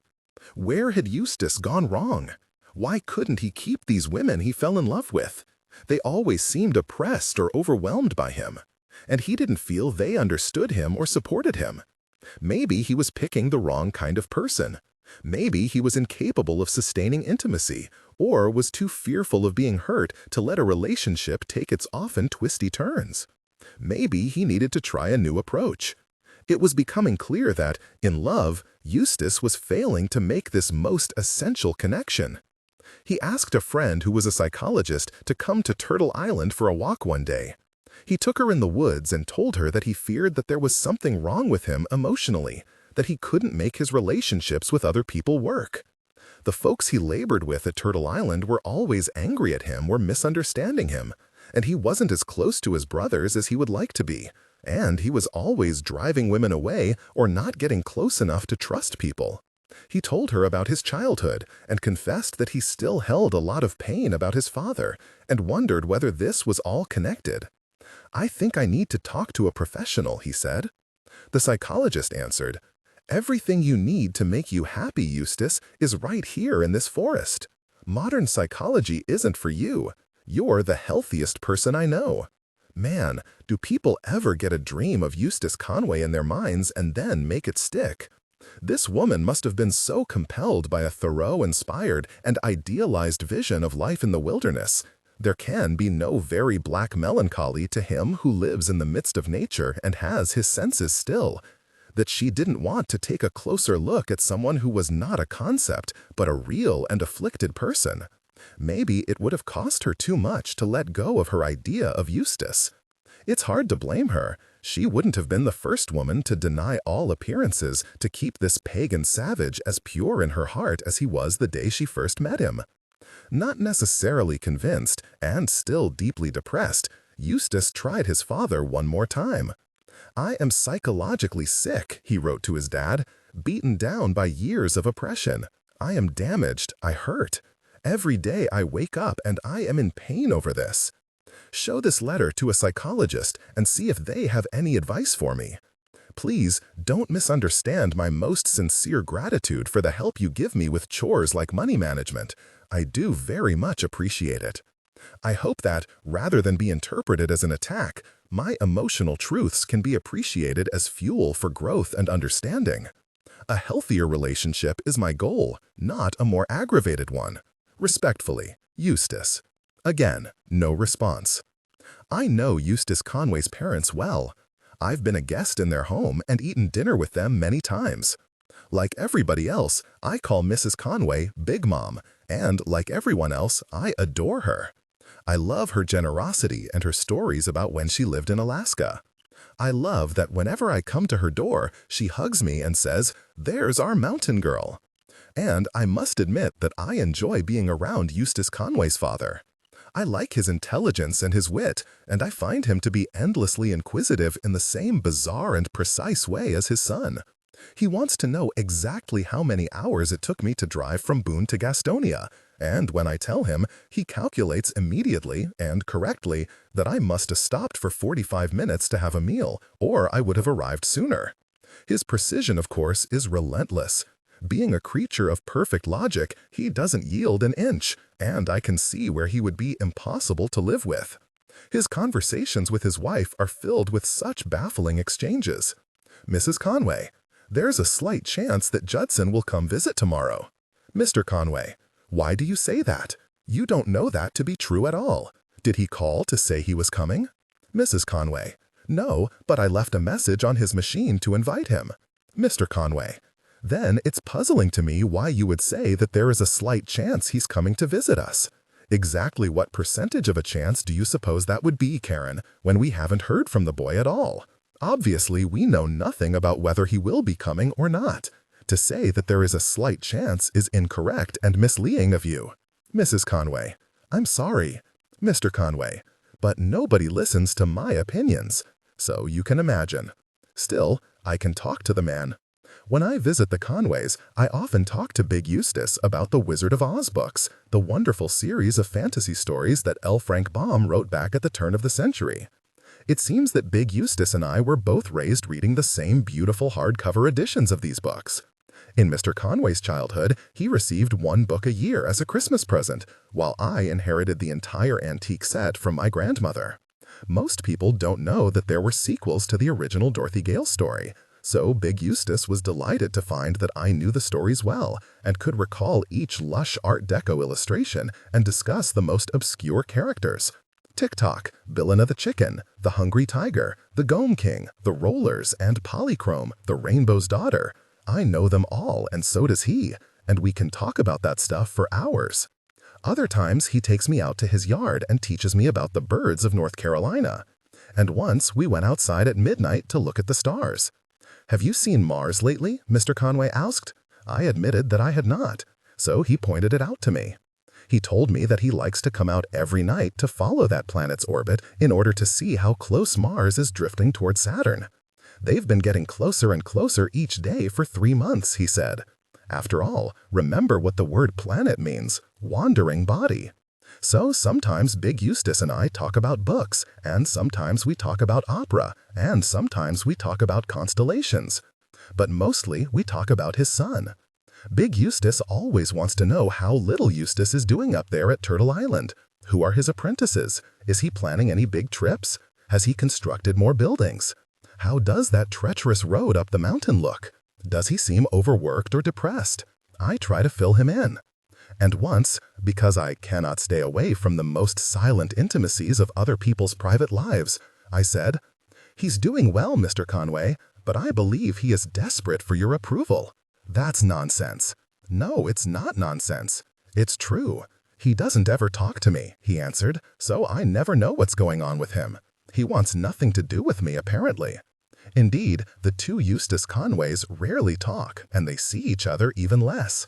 The occasional Christmas will just about do it for the year between these two men, and little Eustace is loath to sleep at his parents' home because he so dislikes being around his father. Still, one evening in the spring of the year 2000, Eustace returned home to Gastonia to spend the night. It was odd to the point of shocking that he would appear on their doorstep in the middle of May, when there was no big family holiday as a motivator. But Eustace had some lumber he wanted to check out near Gastonia, so he thought he'd drop by for dinner. I went with him. Should feel spontaneous and alive. Between scenes or significant moments, we pulled up to the house where Eustace had lived the worst years of his life, and found his father standing in the front yard, picking at an old lawnmower, which was small, push-style, beat up, and fully rusted. Eustace stepped out of the truck and smiled. "What do you have there, Dad?" he asked. "This is a perfectly good lawnmower that I found in someone's trash last night when I was out riding my bicycle." "No kidding? Someone threw that away? Isn't that ridiculous? It's perfectly good. That's a nice-looking lawnmower, Dad, real nice." The mower actually looked as if it had been fished out of the bottom of a pond. "Does it run?" Eustace asked. "Naturally it runs. Boy, that is nice." I had never before seen Eustace Conway and his father together. After all my years of connection to the family, this was the first face-to-face meeting I'd witnessed. I can't say what I'd expected, but not this. Not Eustace leaning against his truck with a casual smile, complimenting his father's salvaged lawnmower. And not this beaming father, giddy to show off his latest find. "You can see here, son, that there was a break in one of the handlebars, but I welded a piece of metal over it like so, and now it's perfectly operable." "Nice. Do you have a use for this at Turtle Island?" "I'll tell you what, Dad, I can find a use for that lawnmower. I could take the motor out for some other purpose, or I could disassemble it and use the parts, or I could use the mower myself, or give it to one of my neighbors. That'd be great. I'd be happy to take it. I can always find a use for things. You know that." The next minute, father and son, both grinning, were loading the mower into the back of Eustace's truck. Lord, what a dinner it was in Gastonia that night. The two Eustaces entertained each other all evening. They had no eyes for anyone else. I had never seen Mr. Conway so animated, and Eustace, too, was in high form. I swear they were showing each other off to me. They were on fire for each other, and it was more heartbreaking for me to see these two men craving each other's approval than it would have been to watch them fight. They could not, it seemed, have been more doggedly seeking closeness. They nudged each other to tell favorite family stories. Eustace got his dad to tell about the time he went to the emergency room with a seriously cut leg and got so irritated that the nurses ignored him that he lay down on the floor in front of the triage desk and refused to move until he was attended to. Then Mr. Conway beamed while Eustace told adventure stories about hiking the Appalachian Trail, specifically about the time he was so thirsty he drank water from around the carcass of a raccoon he'd found rotting in a stagnant puddle with blue ribbons of putrefied flesh waving around in the water. Mr. Conway howled, thrilled by the scene. "I can't imagine anyone else who would do such a thing," he exclaimed. After dinner, Eustace and his father stepped out into the yard to discuss the health of a certain holly bush that might need to be transplanted. It was a balmy southern evening, and the sun hung so low in the sky against feathery clouds that the air was everywhere traced with a golden haze. The men stood in the yard, hands in their pockets, talking about the holly. Then, suddenly, there was a bird song, long and melodic. Like actors cued by the same director, father and son looked up at the same moment. "What is that?" Eustace asked. "Is that a mockingbird?" "I don't know." Again, the bird song. "Whoa," Eustace said, standing quite still. "I've never heard a mockingbird sing like that," Mr. Conway said, in a low and intimate voice. "I think it may be a catbird." The melody played again, sweet, extended. "That doesn't sound like any catbird I've ever heard," Eustace said. "I have to admit, neither have I. It sounds like a flute, doesn't it? I don't know that it could be a mockingbird. I'd swear it was a catbird, but I've never heard a catbird sound so harmonic." "I've heard birds singing like that only in rainforests," said the son. "It almost sounds operatic," said the father. Quietly, they stood together, heads titled back, gazing up into the dapple of lush foliage from the overgrown dogwood and magnolia. The bird sang as though reading from music, like a soprano warming up for a concert, running through scale after scale. What common North Carolina bird could possibly make such a superb song? They weighed the options. At this season, at this hour, what could it be? The men wore identical expressions of enraptured perplexity as they listened to the bird and heard out each other's intelligent speculations. "Can you see it?" Mr. Conway asked. "You know, Dad, I think it's coming from around the corner of the house," Eustace whispered. "Yes, I think you're right. Let me go see if I can spot him, figure out what he is." "Yes, go." Eustace crept around the corner of his father's house as the bird sang on. Mr. Conway watched his son with an expression of perfect and relaxed pleasure. His face was all pride and interest. It was a lovely moment. So I had to ask, "Mr. Conway, do you think Eustace will find the bird?" Mr. Conway's expression of pleasure erased itself swiftly, replaced by a hard and more familiar look, annoyance. The transformation took only an instant, but it was like watching an ugly metal garage door slam down over an attractive storefront, a most unsightly security measure. Clearly he had forgotten I was there. Had I been eavesdropping? Had I watched the whole scene unfold? And was I now asking him to somehow validate his son? No, Mr. Conway said, firmly. He won't find the bird. He's no good at such things. Now, if one of his brothers was here, he'd find it. Those men have a talent for birds, but not Eustace. He's hopeless at such things. With that, Mr. Conway walked away and into the house, closed the door behind him. He walked right away from the finest hour of the evening. I was staggered. Would it have been so painful for this man, who was obviously brimming with pleasure, to say a kind word about his son? After all this time, would it have killed him to yield a single goddamn centimeter once in his life? Apparently so. The conclusion of this story, needless to say, is that Eustace Conway did spot that bird. Of course he did. He sneaked up under the bird because he had decided to do so, and because he can do anything he decides to do. He caught it singing and confirmed that it was a catbird. After all, but what a voice! Had ever a catbird sung a prettier song? Eustace confirmed this, and then came darting around the corner of the house, bursting with excitement. "I saw it, Dad!" little Eustace yelled to big Eustace. But it was too late. He glanced around the yard for a moment. Where was Dad? Gone. But why? Who the hell will ever know? Eustace had come running around the house with such excitement because he wanted to tell his father what he had seen. He wasn't doing it for anybody else. But his father wouldn't hear it, wouldn't be present to witness it. So Eustace took a breath, recovered himself. Then he adopted once more the voice of the world's most sober and weary teacher. And he told me all about it. Chapter 7. Before him lies a boundless continent, and he urges forward as if time pressed and he was afraid of finding no room for his exertions. Alexis de Tocqueville. Eustace owns 10 horses at the moment. He's the first to admit that owning 10 horses is absurd and decadent and completely unnecessary for the size of his little farm, but he can't refuse them when they're as beautiful as these. Now, I've been around horses. I grew up with people who were magic with horses. My grandfather ran a fine stable, and I've worked on a ranch owned by a man who kept his 75 horses in line without the least bit of effort. But I have never seen anybody more naturally gifted with horses. Horses listen to him. They pay attention. Should feel spontaneous and alive. Between scenes or significant moments, when Eustace walks through his pastures, the horses look up from their grazing to watch him pass, holding still, awaiting word, a devoted harem, a clutch of hopeful brides. Which is all the more impressive considering that Eustace didn't grow up with horses, and he didn't own one until 10 years ago. He held off for a long time because horses are fussy and take up lots of acreage and money. When you're living off the land, it's much easier to feed yourself than it is to feed a horse.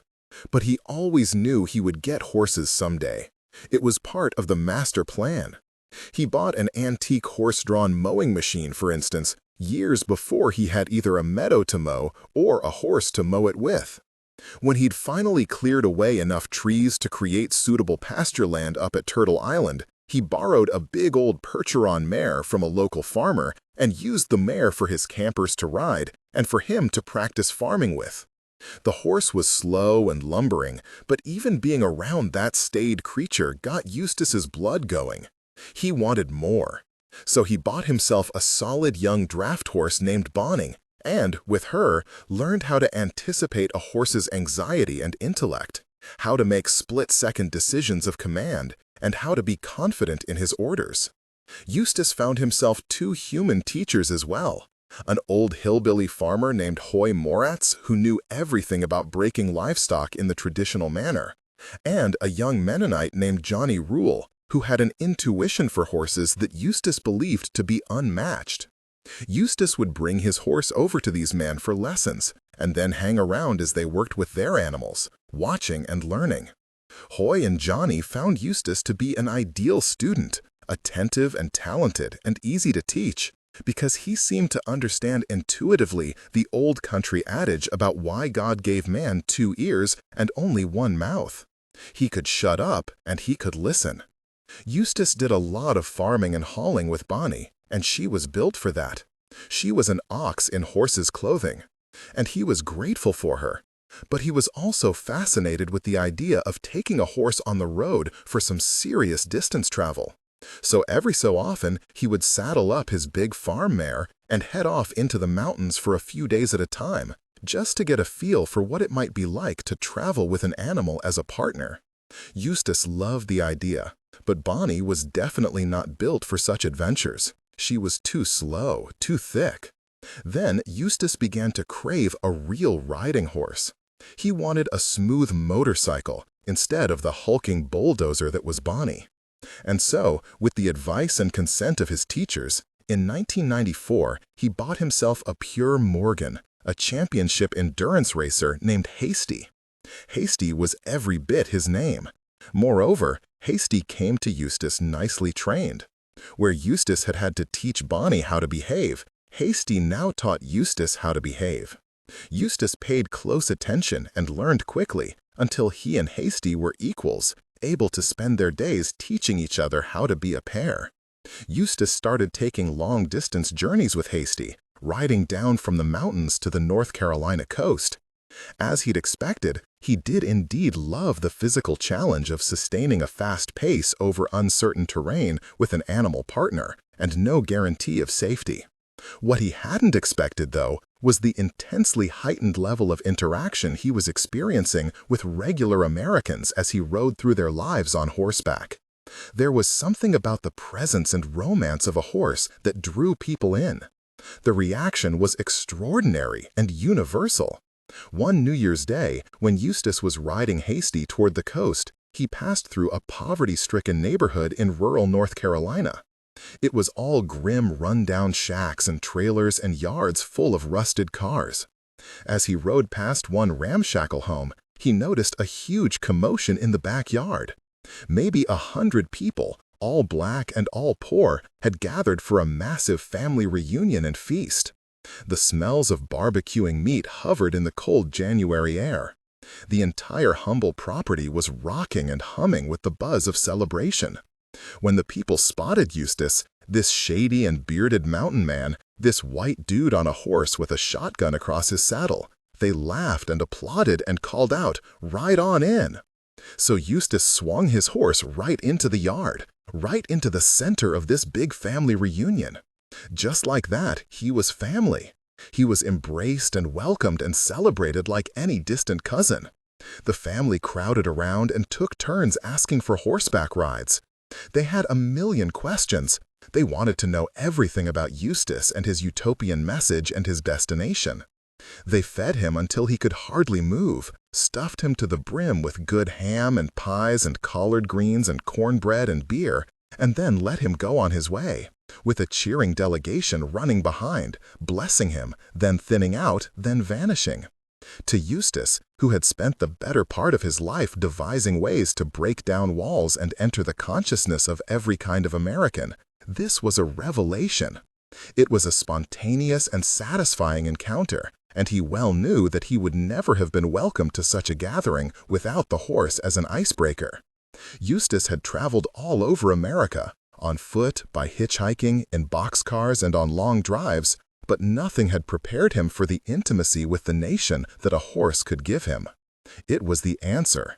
Clearly, it was time to plan a horse trip across the continent. Eustace wanted to ride across America, and he wanted to bring his younger brother Judson along. Judson Conway was excellent company, the dream traveling companion for a trip like this. But beyond that, Eustace felt that he and Judson as brothers needed some epic sharing experience. He recognized that he still thought of Judson as a little boy, as some soft kid hiding in the bedroom with Star Wars action figures. And he wanted to erase that image. Judson was a man now. Judson was a hunter and a horseman and a seasoned traveler and a working cowboy. Eustace wanted to witness him in all these shapes, while also experiencing a marathon of adventures that would surely draw the two brothers together as equals. Judson, needless to say, was all over this. Did he want to drop out of modern society and cross America on horseback like an authentic, heroic Hollywood high plains drifter? Heck yeah! Judson was wild for the plan, hungry for the life on the edge, chance to live large opportunity. He threw himself into the idea with a swan dive, announcing that he was game to take off at a moment's notice, hot for the chase. Just point him west and say the word, and watch his dust fly. And so it was decided. They even agreed on a name for themselves. They'd be the Long Riders. Eustace, naturally, got right on the ball with the organizing. He figured out how many horses they'd need, how much money they should bring, what kind of guns they should take, and how much time it all would require. He collected maps and anecdotes from other long-distance horse travelers, trying to anticipate every possible contingency. Of course, it was almost impossible to imagine exactly what they might face out there. The important thing was to have a smart route, good horses, and a strong beginning. Eustace chose a southern path across the nation. The Long Riders would start out on Jekyll Island off the coast of Georgia and head west as fast as they could, tearing through Alabama, Mississippi, Louisiana, Texas, New Mexico, Arizona, and right into California. Eustace's general scheme was to skirt the major cities and not get arrested or hit by any trucks. His mother made him promise not to let baby Judson be killed. And that was about as far ahead as he could reasonably plan. It was imperative to concentrate on speed. This was not to be a lazy, contemplative walkabout. Should feel spontaneous and alive. Between scenes or significant moments, he wanted to push himself and his brother and the horses to their absolute limits, to see exactly how smoothly they could consume so many miles while experiencing the harsh tutorial of physical challenge. Then, quite suddenly, they had another partner. Judson, in his Judsonian way, had been talking up the journey, and he had caught the ear of his friend Susan Klimkowski, a native North Carolinian who had worked with Judson on that ranch in Wyoming. Unassumingly pretty, terrifically shy, and surprisingly tough, 25-year-old Susan had more years of experience on horseback than Judson and Eustace combined.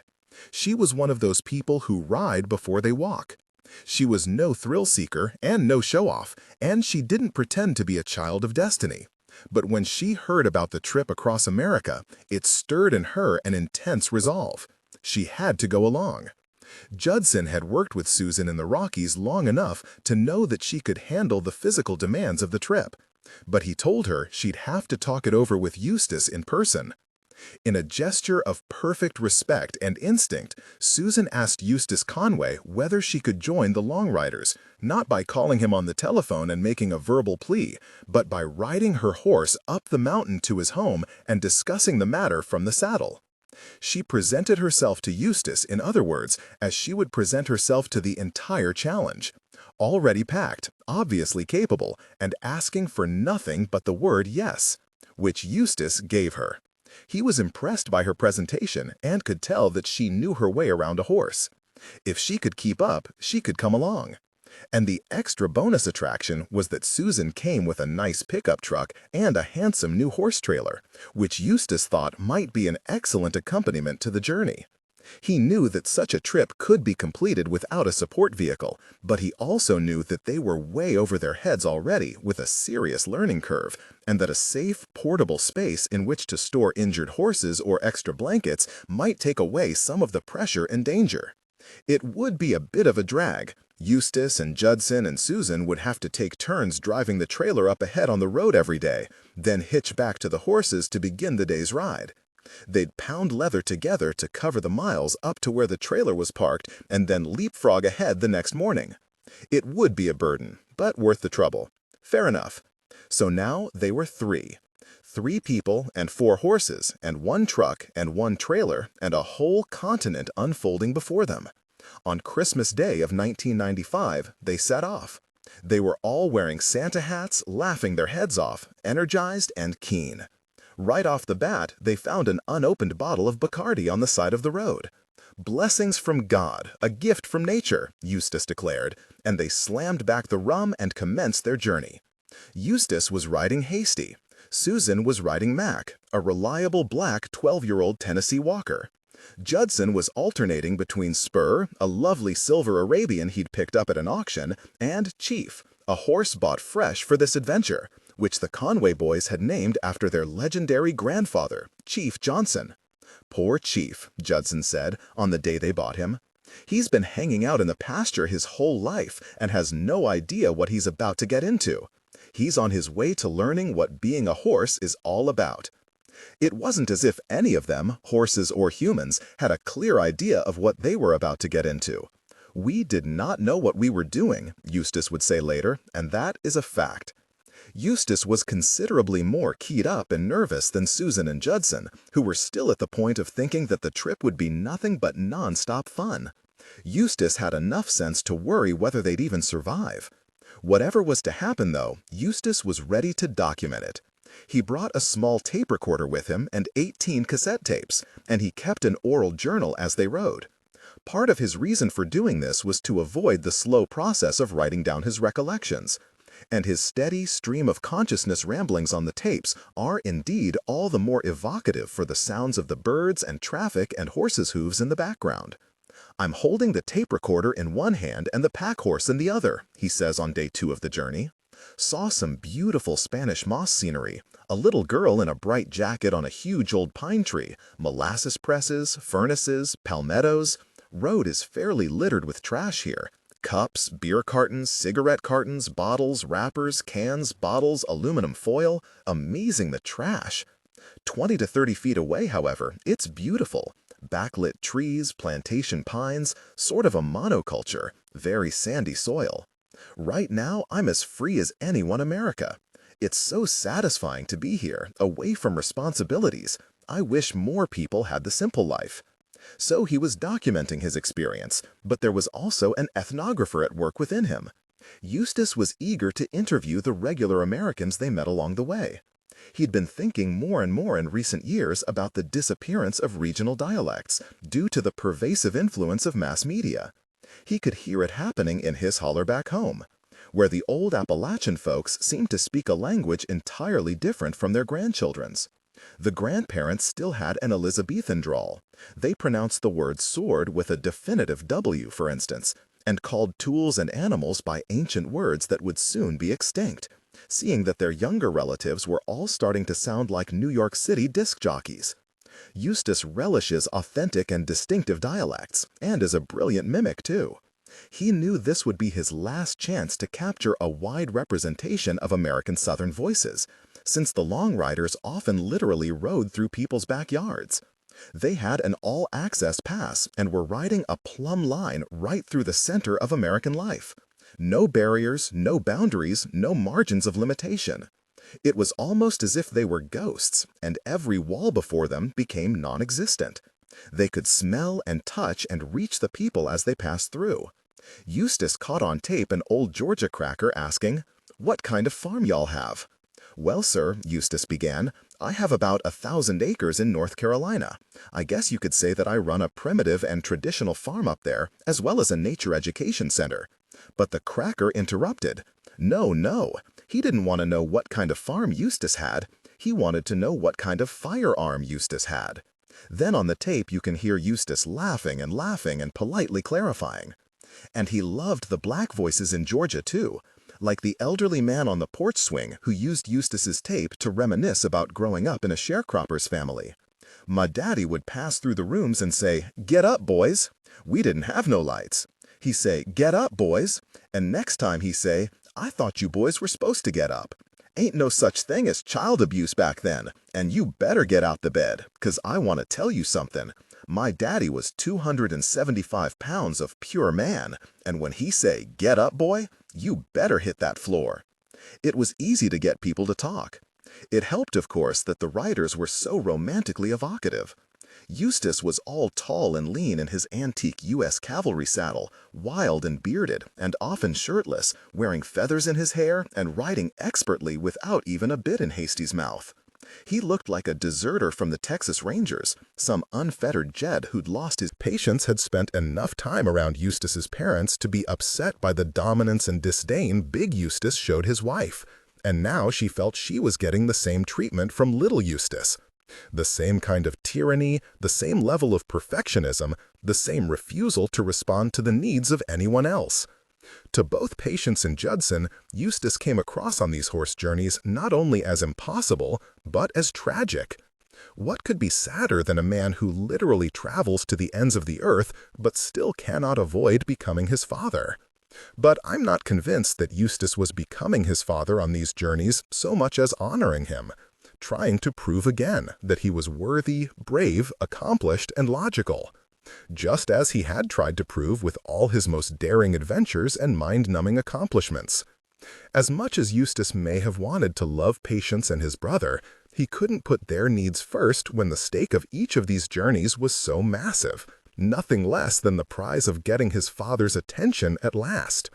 He was still concentrating on the older and sadder love story, one that was so bitterly unresolved. Big Eustace had never given his son a word or a nod of recognition, despite all his achievements. What more did Eustace have to do to get the man to acknowledge that his son was not a miserable, pathetic, idiotic failure? Would an equestrian world speed record do it? Would two? One cannot level against Eustace a more hurtful charge than that he is behaving like his father. "I would be glad to put a gun in my mouth and blow my own head off," he said, "if I ever believed I treated anyone the way that man treated me." Certainly, Eustace opens himself up to more self-doubt and self-criticism than his father has ever done, and he has suffered deeply, no more so than on these long horse journeys, over his troubles in relating to people. He knows of these problems, he sees the patterns, he works to correct the situations, but he does not always know what to do. He is self-aware enough to know that he is, in his word, damaged, but he doesn't know how to repair himself. He knows that he was way over his head with Patience Harrison, that for whatever reasons he couldn't communicate with her on the journey in a way that gave them any chance at a relationship. Maybe it was her immaturity, maybe it was his relentless perfectionism, maybe it was a corrosive combination of their combined weaknesses. But the whole thing was a disaster. Maybe, he said, we should have concentrated more on our relationship and less on our goals. But our goals sometimes felt like the only thing we had in common. I don't know what I should have done. I'm not good at this kind of thing. I just hoped we could work it out later. There was no later. Not really. They limped along in their relationship for a year after the buggy journey, but Patience ended up taking a job down in Boone coaching field hockey and slowly peeled herself away from Eustace and from Turtle Island. And no number of his passionate 15-page letters, "I am sorry if I have not been able to articulate myself, feelings, perspective in a way that you could understand. I pray someday when you are strong enough or ready, you can experience this profound love I am feeling," could win her back. Patience had run out of it. What killed Eustace about Patience was that she didn't understand him. She didn't understand how much he loved her. She didn't understand his emotional limitations and scars, his goals, how much love he needed from her, how much love he was willing to give her, and how much he wanted to see that she trusted him. She didn't understand anything about him. And it is exactly this perceived lack of appreciation, lack of understanding, lack of faith that burned Eustace to an emotional crisp. Should feel spontaneous and alive. Between scenes or significant moments, after suffering under a father who told him he was crazy and worthless and a total failure, how could he now be subjected to a person, especially someone who was supposedly in love with him, who didn't trust him or believe in his expertise? Well, that was altogether too familiar. And if the woman he loved couldn't understand him, how could he expect to gain understanding from anyone else? Where could he find recognition and sympathy? In whose arms? In whose eyes? Eustace Conway was becoming more certain that nobody would ever really know him, that this intense isolation would be a permanent condition, that he was a refugee in this world by birth and by destiny. "I feel like Ishi," he said. The story of Ishi was one that had haunted Eustace from childhood. Ishi was an Indian of the California people, a primitive Stone Age culture that lived for centuries in the canyons outside Los Angeles. In the late 19th century, Ishi's people were killed in genocidal attacks as the white man pushed farther up into the canyons looking for gold and ranchland. By the turn of the century, the understanding among anthropologists was that the California Indians were extinct. Until August 29, 1911, that is. On that day, right in the middle of an age of railroads and telephones, Ishi, a healthy native in his 50s, wandered down to a ranch valley in Oroville, California. He was naked and his hair was burned off to symbolize mourning. He had been hiding in the canyon since childhood with a sister and a grandmother, and now that they had both passed away, he, overcome with grief and loneliness, had taken a long journey on foot, ready to travel into the next world, which is where he ended up. He was a Stone Age man who had walked right into modern industrial America. It took researchers and ethnographers weeks to figure out who Ishi was, and to piece together a language by which to communicate with him. They found him, of course, to be a priceless vault of anthropological information. He taught them language, myths, and hunting techniques, including a form of archery that had previously been observed only in Mongolia. The anthropologists who studied Ishi ended up bringing him to their museum, where he worked as a janitor. This man, Eustace said in disbelief, with his unbelievably articulate ability to live in the wilderness, was pushing a broom all day. Ishi also made arrowheads for visitors who would come to see him on display at the museum once a week. He learned to speak some English, took to wearing trousers, saw vaudeville acts, rode trains, and died of tuberculosis within the decade. "I swear to God I feel like Ishi sometimes," Eustace said. "Completely different from everyone else in this world, the last of my kind, stranded. Just trying to communicate, trying to teach people something, but constantly misunderstood." Eustace had run into this understanding deficit throughout his horse journeys. He met young people who were vegetarian environmentalists and were upset to see him dressed in animal skins or to learn that he hunted for food. He reached the point where he no longer had the energy to explain how much more destructive to the environment their synthetic fleece clothing was, seeing that it was made of non-renewable material produced in polluting and resource-gobbling factories, or that they didn't know where their food came from or how the earth suffered from its manufacture and packaging. And then there were the animal rights people, who objected to the cruelty they perceived in watching Eustace push his horses so hard. There were people out there who owned fat horses, horses that were nothing but pasture potatoes, Eustace observed, and they had never seen a horse that was truly in shape before they saw mine. "My horses are lean, long-muscled, skinny, capable animals that have worked and traveled their whole lives. These are athletes built for the long haul. That's what horses were made to be. Nobody takes better care of animals than I do." But I heard people say, "You aren't feeding those ponies enough," and it made me angry. I wanted to say, "Listen, people, I'm feeding my horses so goddamn much food, it would flat out kill your lazy old horse stuck in your stupid little pasture. But my horses were lean because they were burning it off." The most upsetting incident occurred in Gillette, Wyoming. Eustace and Patience and their horses had just finished a 51-mile day. They hitched the buggy to the rail of a dusty saloon that looked like a movie set and went inside for a burger. On their way out of town, an old cowboy swung by and took a look at Eustace's best horse, Hasty, his trusted Morgan, who, fed and watered, was resting with his head down. The cowboy said, "That horse ain't got no heart. I've been around horses my whole life, and I can tell you that animal has one foot in the grave. You better pull him out and give him up." Eustace didn't say a word. He didn't tell the cowboy that Hasty had traveled thousands of miles in his life. He didn't say that Hasty had once kept a 45 beat per minute heart rate after trotting 14 miles, lower than the pulse rate of most horses at rest, wasn't even breathing hard. He didn't mention that Hasty would cover nearly 450 miles in the next 8 days, or that Eustace Conway wouldn't trade that horse for $1 million.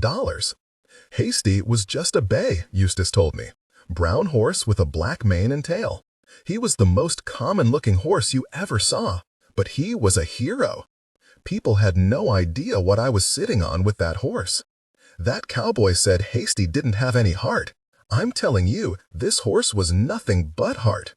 Hasty was my champion, and he loved to go. We experienced adventures together that this cowboy couldn't even have imagined, and we understood each other. We pushed each other to go as fast as we could, and Hasty loved it. I'm telling you, that horse hasn't even found his limits yet, And I never met anyone who understands what that means. There's a guy down in Kentucky who is, because somebody has to be, the world's foremost authority on the history of long-distance equestrian travel. His name is Cuchulainn O'Reilly, and he owns the world's largest collection of books on equestrian adventure. He himself has ridden horses on 5 epic journeys across Central Asia, including one trip to the Himalayan mountains where one of his horses died and was eaten by the locals. You gotta put Eustace Conway in context, says Cuchulainn O'Reilly, who actually can. I know my stuff, and let me tell you that this guy is the real deal. Because how many people in this country keep horses? Hundreds of thousands, right? And how many of them have ridden their horses more than 50 miles away from a barn? Nobody, because it's terrifying to put yourself and your animal out there in the world with no security. I know all about this. Look, the distances Eustace has traveled aren't in themselves remarkable. I know a couple who've gone over 18,000 miles on horseback. I know a guy from Maine who went for a 14,000-mile ride a few years ago. So crossing the country is not in itself a big deal. What's extraordinary is that Eustace did it in 103 days. Unbelievable. That's the fastest anyone has traveled long distance on horseback in at least 25 years, probably longer. The fact that Eustace did it without having been a real horseman before is astonishing. He used his wilderness skills and audacity and intelligence, and he made this journey virtually free of mistakes. And the buggy journey? To turn around and master buggies so fast, it's mind-boggling. There are only a few people who are Eustace's peers in horsemanship, and they are all lifelong horsemen who do nothing else. They do their research for 2 years before a long journey, and then they get sponsors and bring along private veterinarians and lots of money. And they make lots of mistakes he didn't make. Should feel spontaneous and alive. Between scenes or significant moments. There are 3 factors, according to Cuchulainn O'Reilly, that a man needs in order to be a brilliant endurance rider: courage, resolve, and romance. Eustace has all these in spades. And something else, too. He has a kind of preternatural gift. To Cuchulainn O'Reilly, Eustace Conway's crossing the country in 103 days was an accomplishment as exciting as an untrained Iowa farm boy stepping up to a foot race and casually breaking a 4-minute mile. You can't just do that. But Eustace did. In this regard, and in terms of pure and authentic character value, Cuchulainn O'Reilly finds Eustace comparable only to one other person: the Alaskan wildman Eugene Glasscock. Eugene Glasscock is a bearded and hard-boiled recluse, Mr. Mountain, he's called at home, who got a wild hair one day back in the 1980s and decided to ride his horse from the Arctic Circle down to the equator, wearing, of course, handmade buckskins. The crazy freak. He barely made it alive through the Yukon and Rockies, and he was attacked by machete-wielding bandits in Mexico. And he had to swim beside his horse across some raging rivers down in Guatemala. He liked the jungle, though. That's why Mr. Mountain still lives down there in Central America, someplace totally off the map. Too bad he's difficult to get in touch with, says Cuchulainn O'Reilly, because it'd sure be fun to get Eugene Glasscock and Eustace Conway together for a weekend so that they could go off and tell stories and get drunk and eat some possums. Nobody can understand Eustace, he says, because what you get when a modern-day American encounters Eustace Conway and his horse is the 21st century running head-on into a 6,000-year-old nomadic tradition that regular people cannot understand. They are so removed from that episode of their humanity that it is foreign to them. They have no idea what trans-species communication is. They don't understand that Eustace uses his horsemanship not as a prestige gimmick or as a means of winning blue ribbons or collecting rodeo dote buckles, but as a way to become bonded to another animal, so that together they pass through curtain after curtain of incomprehensible and invisible experience until they reach the indescribable other side. But there's one other thing that the world's foremost expert on equestrian endurance travel believes about Eustace Conway. He says there's still more to come from Eustace.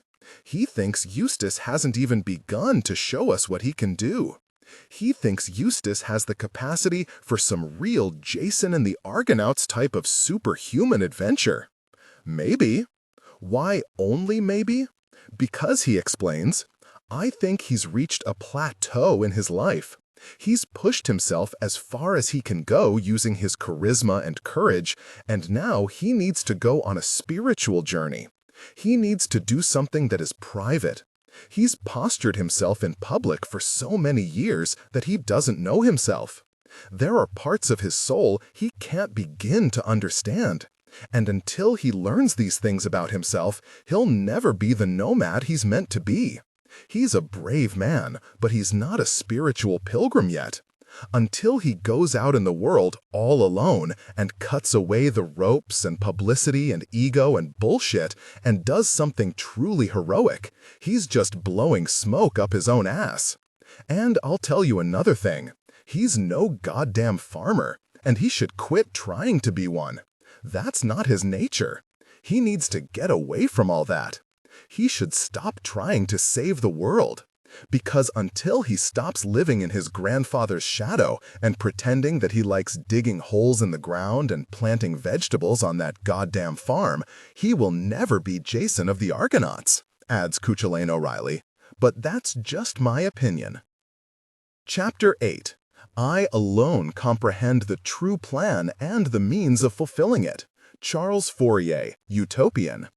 Eustace Conway's grandfather founded Camp Sequoia in 1924 and ran his domain with an exacting command until the moment of his death by heart attack when he was 80. He died in the harness, as they say, never slowing his stride. And he hadn't named a successor to his legacy. After his funeral, it was revealed that there was no plan for the camp to continue without him.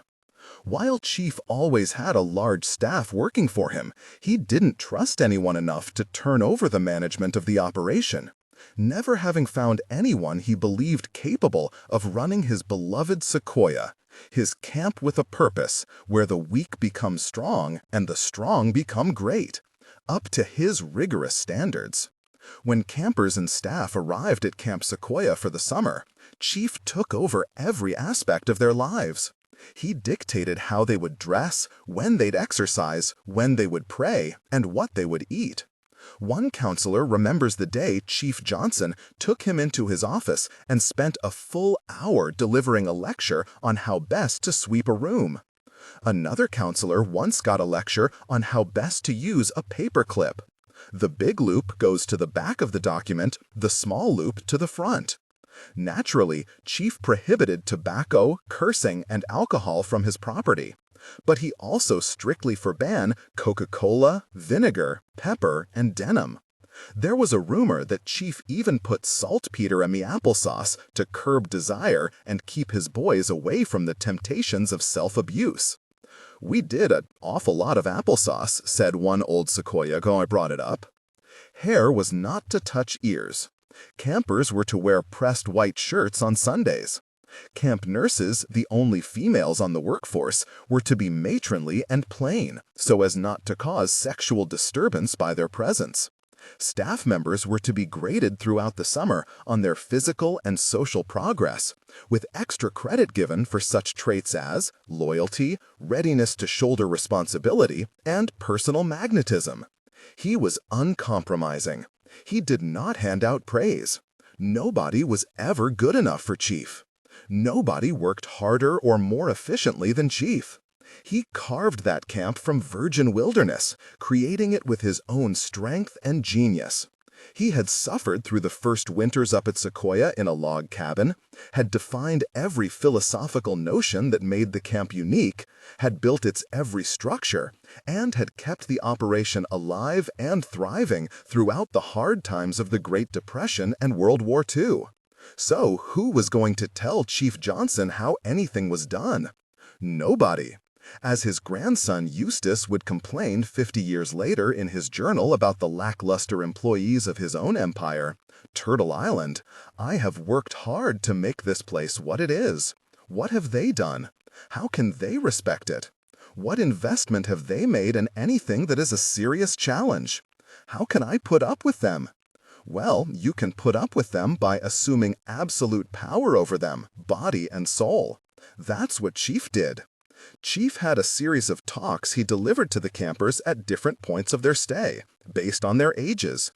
Included were discussions of God and nature and honesty and courage and how to become a man of destiny, and also warnings about masturbation and dating. He spoke to the boys about the effect of a rational sex life upon marriage and offspring, Talk 5, and about venereal disease, Talk 6. When his boys left Camp Sequoia, Chief stayed in touch with them, with the many thousands of them, sending them motivational messages every Christmas, as well as sending out his own earnest pamphlets, which he mailed off at key moments of their lives. A letter to boys about to leave home for preparatory school, a letter to young men about to enter college, a letter to young men on the occasion of their 21st birthday, a letter to young men about to get married, a letter to young men who have just become fathers. Every boy was Chief's son, and his boys went on to become doctors, judges, teachers, soldiers, the stalwart backbone of the American South for decades. Every one of their achievements was his achievement. Should feel spontaneous and alive. Between scenes or significant moments, one woman wrote Chief a letter back in the 1950s assuring him that her son, a former Sekion, had passed through 2 years of the Navy without appearing to have acquired any of the bad habits for which sailors are sometimes known. I feel that the vision he caught at Sequoia has been and will continue to be a shining guiding light along his way. Every boy was Chief's son, yes, but he also had 2 flesh and blood sons of his own, Harold and Bill Johnson, the brothers of Eustace Conway's mother, Karen. The youth of each generation should be aware of the roles some of them will be privileged to play in the progress of man toward a higher destiny, Chief wrote, and no youths had this responsibility thrust upon them harder than Chief's sons.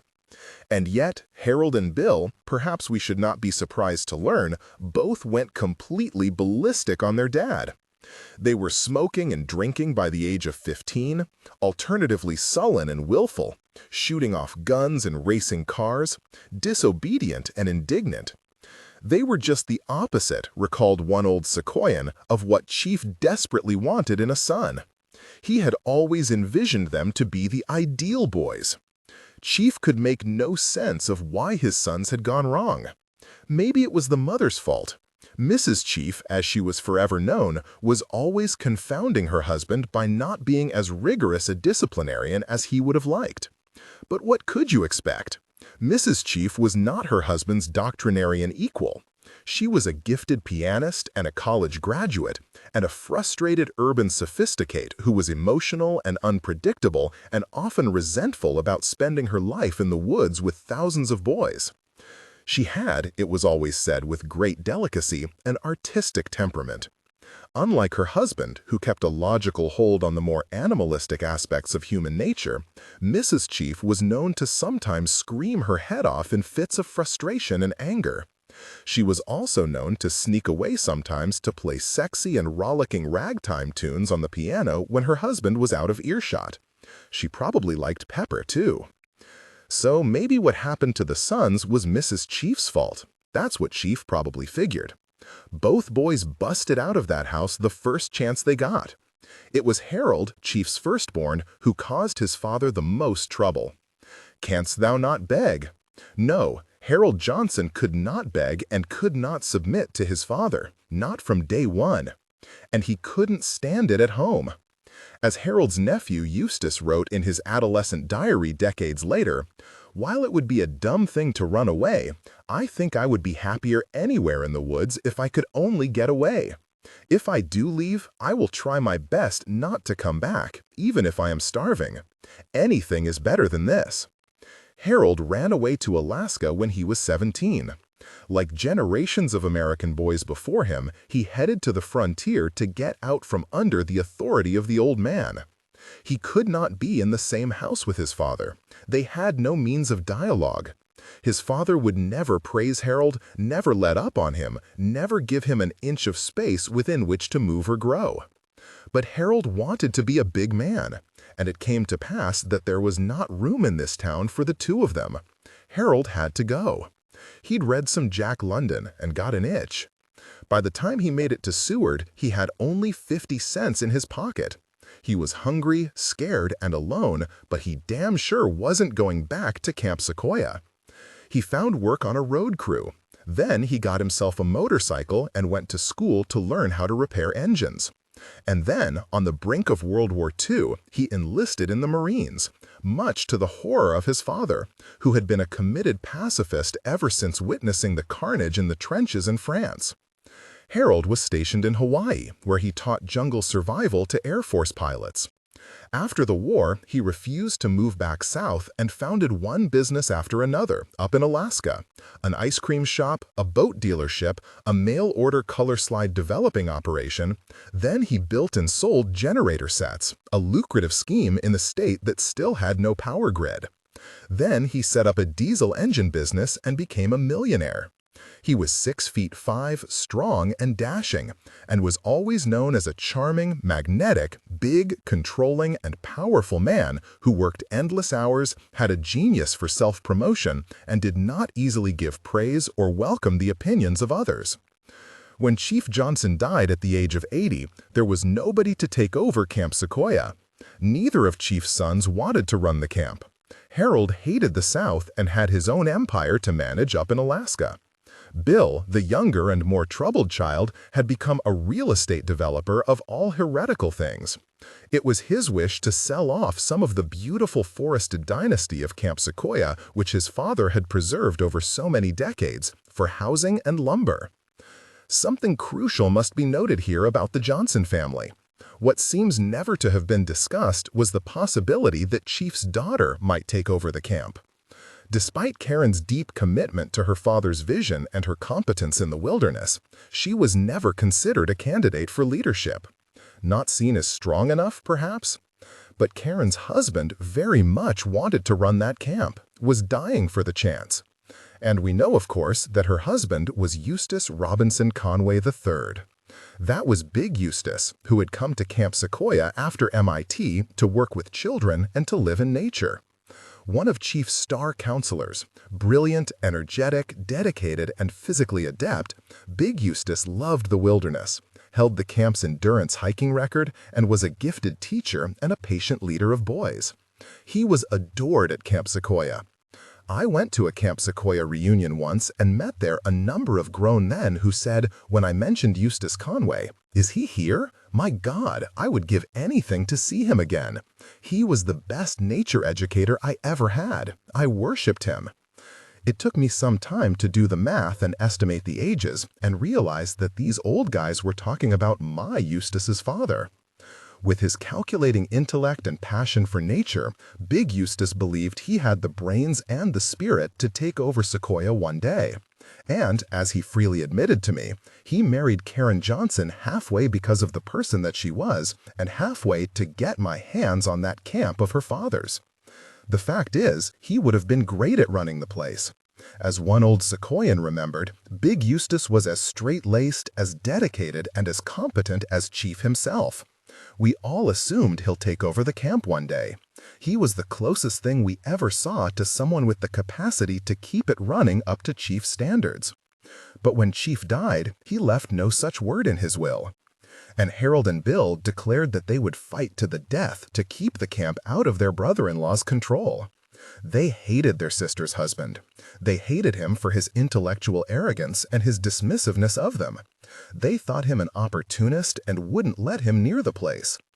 So the camp floundered through years of substandard management run by lesser men from outside the family. As for Big Eustace, he gave up his dreams of becoming a nature educator and worked as an engineer at a chemical plant. Living in a box, working in a box, driving from box to box in a box with wheels. He never again set foot near Sequoia. And when little Eustace turned out to be a willful and wild boy who preferred the woods to school, Big Eustace would regularly attack him with the accusation that he was irregular, abnormal, stubborn, and impossible, just like your Johnson uncles. The camp finally withered to nothingness. The solid handmade log cabins lay empty.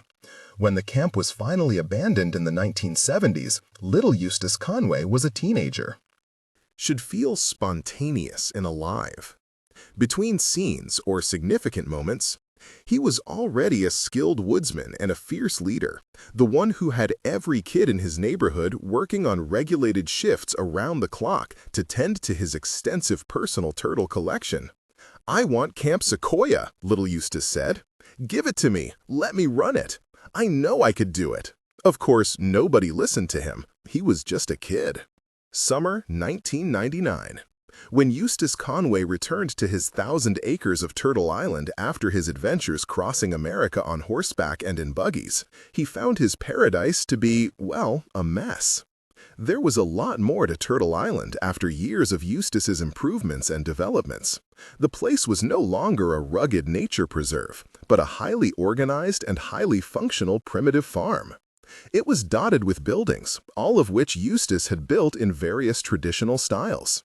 There was his private passive solar office, yes, but he'd also built several public structures, including a comfortable bunkhouse for visitors called Everybody's, the design of which he borrowed from a neighbor's traditional barn.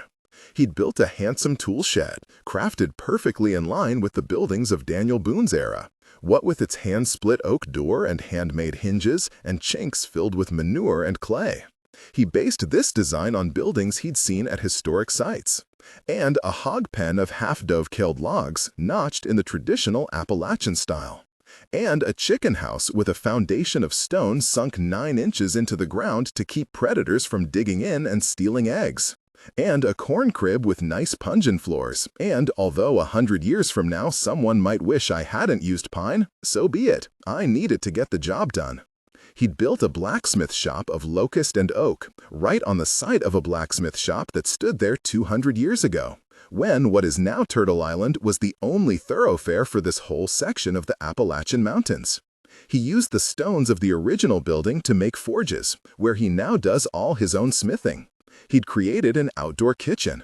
And over the course of a summer, with a team of dozens of young people who'd never worked construction before, he'd crafted a 40-foot-tall locust and pine and poplar barn, put together without a single sawn board, containing 60-foot-long beams and boasting a cantilevered roof, 6 horse stalls, and thousands of hand-split shingles. And more, too. In the middle of this building spree, a North Carolina anthropology professor heard about this gifted young man who lived up there in the mountains, made buildings without the use of nails, farmed with livestock, and survived off the land. Intrigued, she sent a student to Turtle Island one day to ask Eustace whether he'd consider coming down from the mountain to speak to her class and explain how he had done all this. Dutifully, Eustace considered the offer. Then he sent the student back down the mountain with a simple message for the good professor. "Tell her I did it by working my fucking ass off." Turtle Island was by now a vast and complicated place. Aside from organizing the educational programs, the mere running of the farm was an enormous job. There were horses and cows and turkeys to tend to, barns to keep up, fences to mend, pastures to plow, gardens to cultivate, and hay to bale. It took a tremendous amount of work to keep the place running, and Eustace had left it all in the hands of his apprentices. He did so with the greatest trepidation. Before he went on his horse journeys, he gave his apprentices lists and lectures to make sure they understood exactly how to care for the property. But in the end, he narrowed his commands down to 2 basic components. "Please," Eustace begged, "just don't kill any of my animals and don't burn down any of my buildings." Well, they hadn't killed any of his animals. They hadn't burned down any of his buildings either. But when Eustace returned, he found Turtle Island to be in extreme disorder. Gardens were overrun by weeds. Bridges needed repair. Goats were in the wrong pasture. The paths were overgrown. Nobody had been handling publicity and scheduling, which meant that not one single school group was on the schedule to visit Turtle Island that fall, which in turn meant that money would be short throughout the winter. Eustace's workers were willing and hard-working people, but the fact is that Eustace had never found anyone he trusted to manage Turtle Island so that the institution would thrive in his absence. Of course, it's hard to imagine that there's anyone able or willing to put in the hours that Eustace did.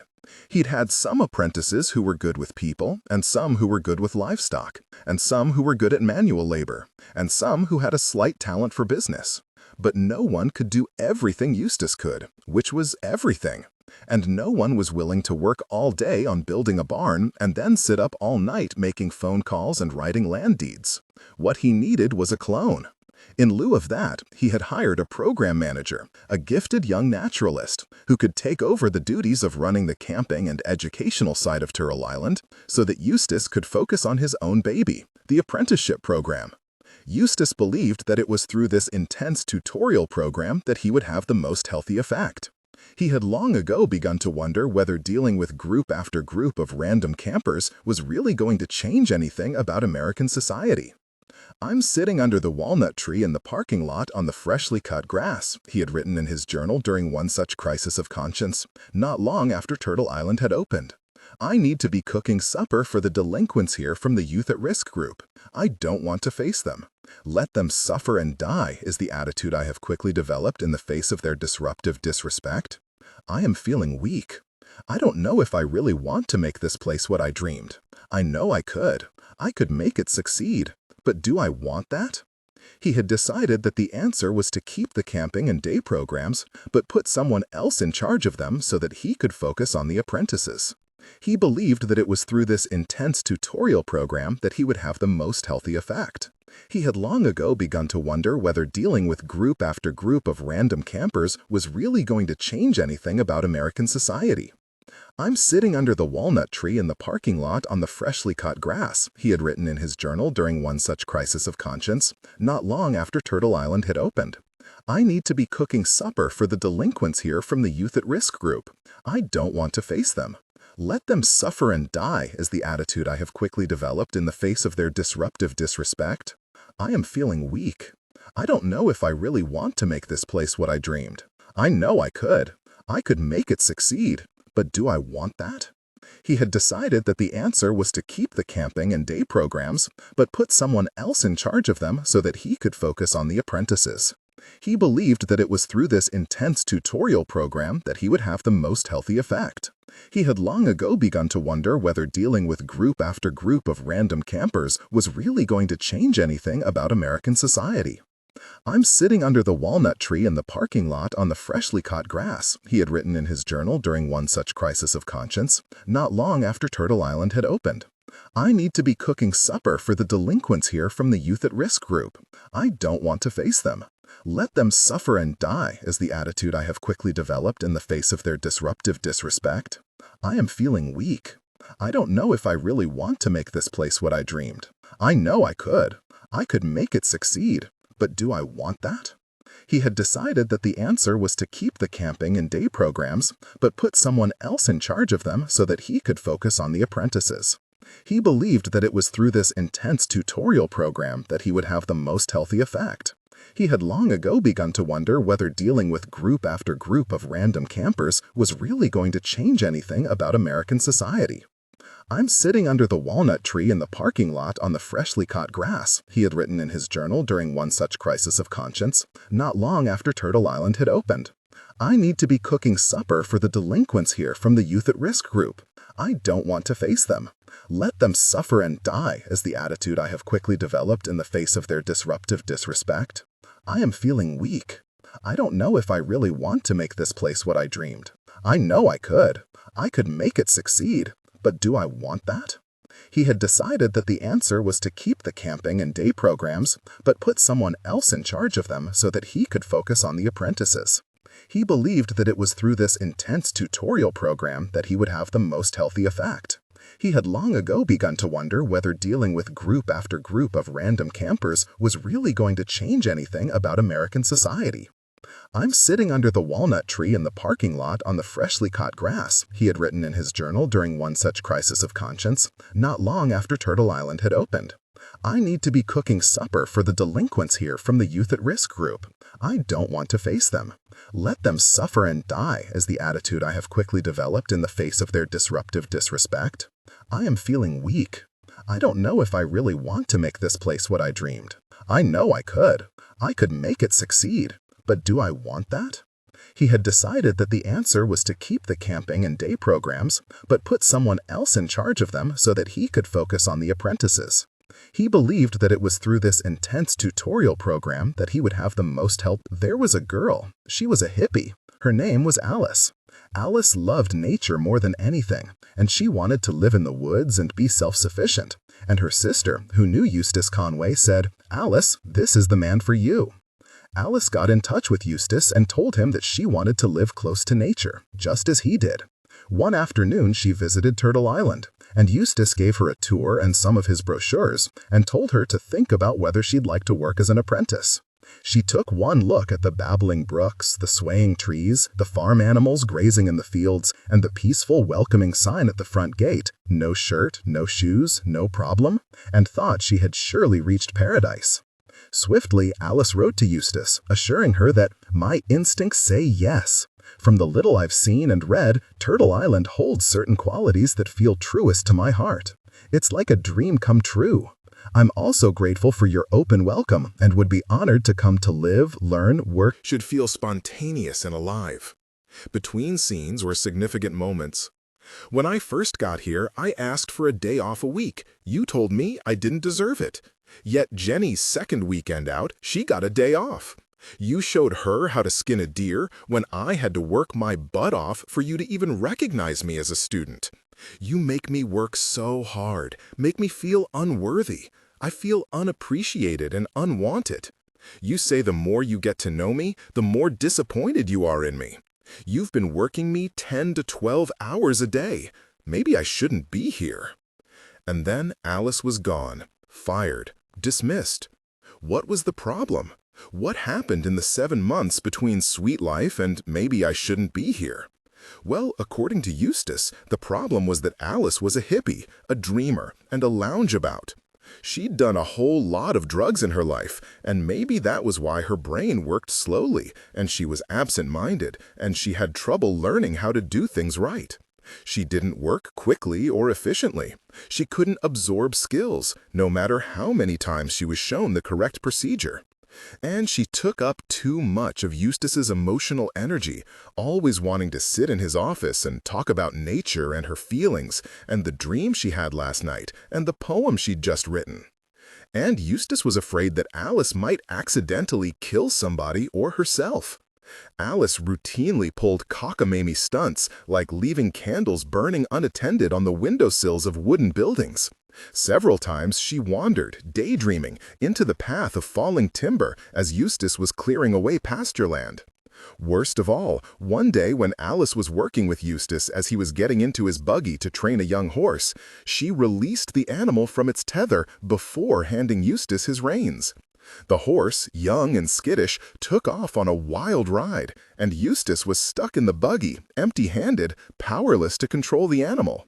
The horse tore through the woods while Eustace held on for his life, trying to think of the softest place to bail out and save himself. He ended up taking a header right into a bush at 25 miles an hour, landing right on his face and hurting himself seriously. The horse wrecked the buggy into the side of the blacksmith shop and sustained injuries of its own. I had been rebuilding that buggy, which was a Mennonite antique, for months, Eustace recalled, and it was completely destroyed. That cost me $2,000. And I wouldn't take $10,000 for the psychological damage it did to the horse to be in a bad wreck like that at such a young age. It took me nearly a year to get that horse to a place where he could relax pulling a buggy again, and it was all because of Alice's carelessness. 2 weeks later, she made the same mistake again. That's when Eustace told her she had to go. She was too senseless and dangerous to keep around, lost as she always seemed to be in her little house on the prairie fantasyland. Dismissing apprentices is never easy, particularly since it's a point of pride for Eustace Conway to claim that anyone can learn to live this primitive life, and that he is that man who can teach anybody. It's a failure of the dream to have to tell somebody, you must leave here because you are incapable of learning, or you must leave here because you are impossible to have around. It's a terrible moment when Eustace Conway's refrain turns from you can to you can't. I once asked Eustace what percentage of the apprentices had left Turtle Island under angry or bitter circumstances. Without hesitating, he said 85%. Although my program manager would probably say it was closer to 95. Okay, let's round that off to 90%. It's hard to look at such an attrition rate without pinning the label of bad leadership on Eustace. Turtle Island is his world after all, and he is accountable for what happens in his world. If he can't keep his world populated, then something is clearly wrong with the scheme. If I were a stockholder in a company where 90% of the employees were quitting or being fired each year, I might consider asking the CEO some hard questions about his management policies. On the other hand, maybe the number makes perfect sense. Maybe it shouldn't be easy to stay on Turtle Island. Maybe only 10% of the population are able to cut it. What if the comparison model was the Navy SEAL training program? How many of those guys do they lose each year? And who's left after everybody else quits? The strongest, right? The people who are going up to Turtle Island, though, are not necessarily the people most suited for the place. Again and again, Eustace said, I attract people who have dreams of nature, but no experience with nature at all. They come up here and the only comparison they make is, wow, it looks just like the Nature Channel. One of my favorite Turtle Island apprentices was an intelligent and soft-spoken young guy named Jason. He hailed from a well-to-do suburban family, had been raised in comfort, and been carefully educated in expensive private schools. When I asked Jason why he wanted to commit the next 2 years of his life to studying under Eustace, he said, because I've been unhappy, and I didn't know where else to go to get happy. Saddened by the unexpected death of his beloved father, angry at his mother for her narrow-minded Christianity, annoyed by his useless professors, disgusted with his peers who ignorantly refused to listen to my songs and their warnings about environmental destruction, Jason had recently dropped out of college. When he heard about Eustace, he thought that a stay at Turtle Island would provide the enlightenment he sought. He saw Eustace as a larger-than-life hero who goes out in the world and meets his destiny without fear of obstacles, and who can make things work where most people are satisfied to see something stay broken and die. In a dramatic gesture, Jason decided to walk to Turtle Island all the way from Charlotte during Christmas vacation. But he got only about 5 miles down the road.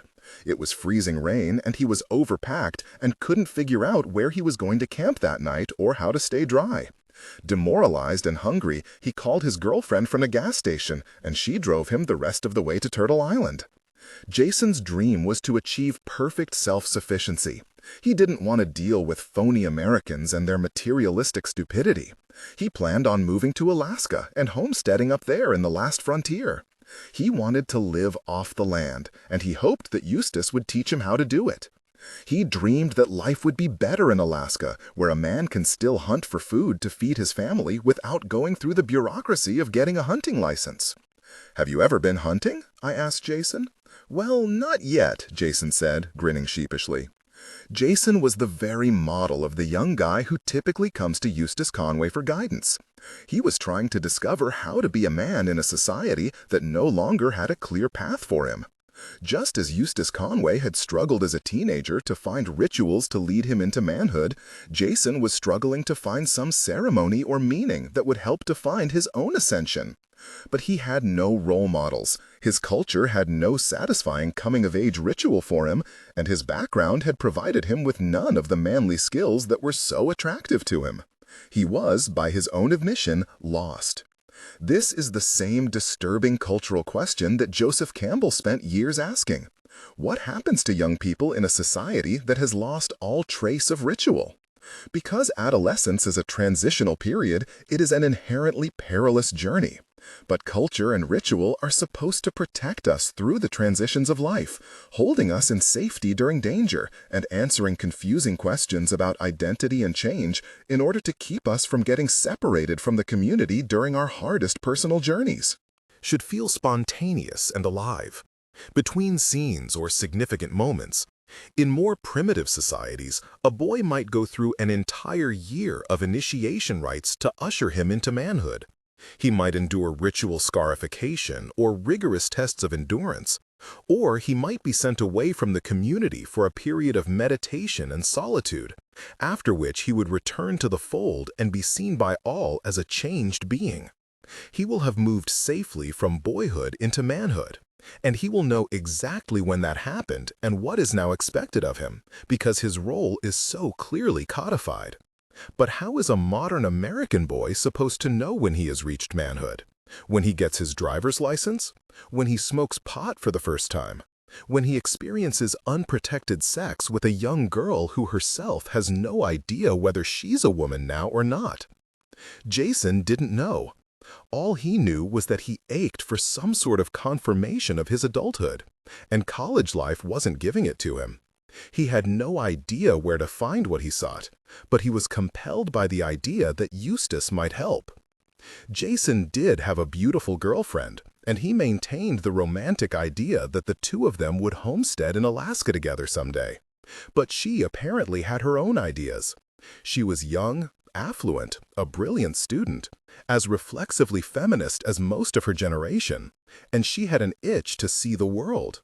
She had limitless possibilities before her. Jason hoped she would settle down eventually with him, but that struck me as doubtful, and, indeed, after the next few months, she left him, and that hardly made Jason feel better about himself as a man in the making. Jason's discomfort in his own skin seemed to me typical of many young American men, who see their female peers soar into a new world and often have trouble catching up. When Jason looks out into American society, after all, what does he see? Aside from the environmental and consumer crisis that so offends his sensibilities, he is facing a world undergoing a total cultural and gender upheaval.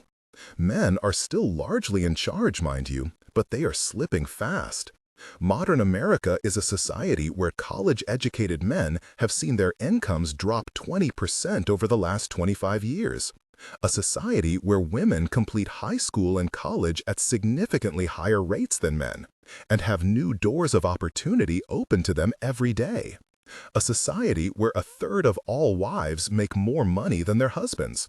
A society where women are increasingly in control of their biological and economic destinies, often choosing to raise their children alone, or not to have children at all, or to leave an identifiable man out of the reproductive picture entirely, through the miracles of the sperm bank.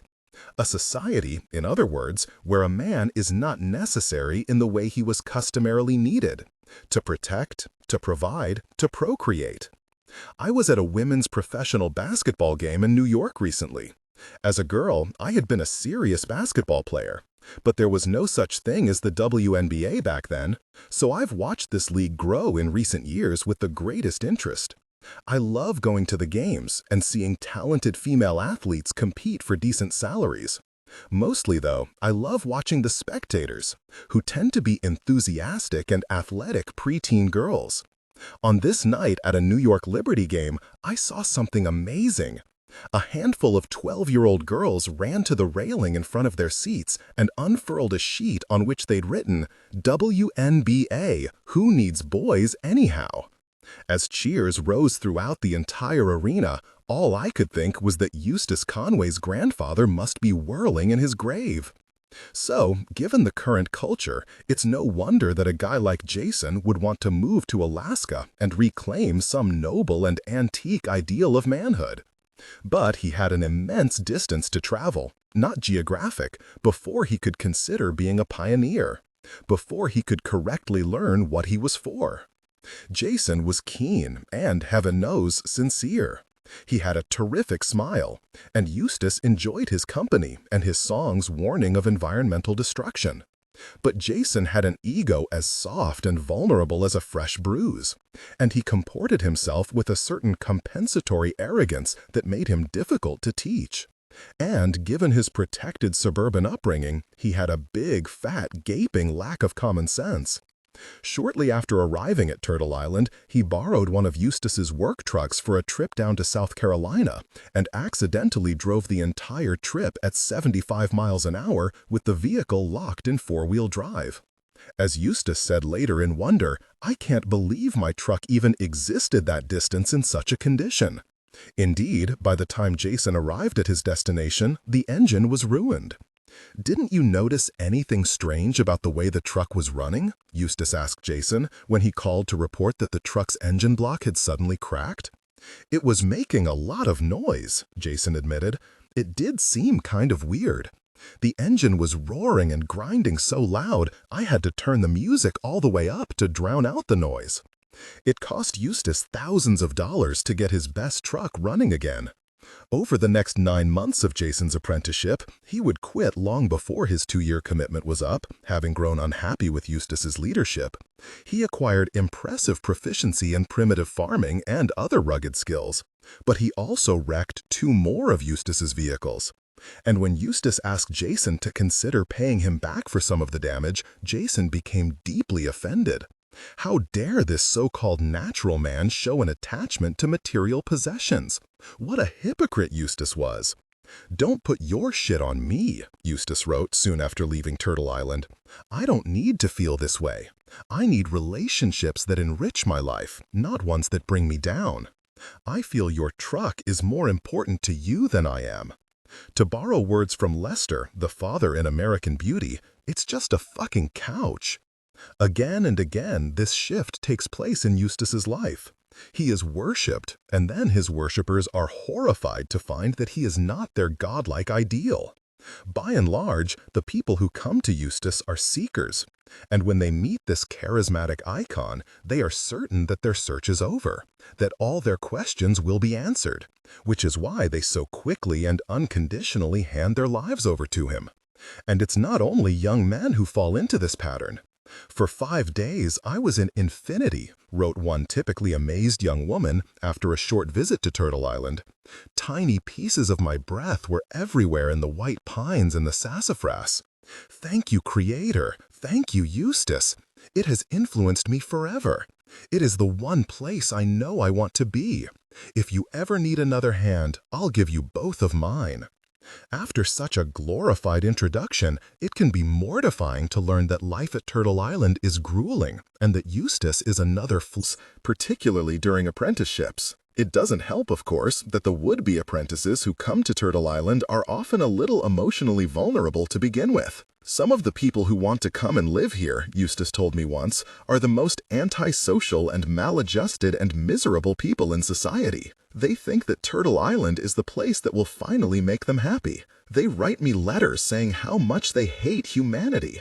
Jesus Christ, can you imagine trying to organize a work detail out of people like that? Teenage runaways want to come here. There's someone in the state prison system writing me letters right now about wanting to come here. These are the kind of dissatisfied outcasts that I attract." When I visited Eustace in August of 1999, he had a young apprentice whom he'd nicknamed Twig. Twig was from some disaster of a dysfunctional family in Ohio and kept getting thrown out of homes and in trouble with the law. Eustace accepted Twig because it is the very cornerstone of his philosophy that anyone can handle this primitive life if he is fully willing and properly taught. Twig was a major pain in the ass, though. He was a belligerent and untrustworthy little punk, and several of the other apprentices, there were 3 other young men and women there at the time, about the normal number each year, asked Eustace to dismiss the kid because he was so disruptive to the spirit of their work. And, needless to say, Twig didn't have a single hard skill. But Eustace wanted to give Twig a chance, and he invested hours in working with him and calming him down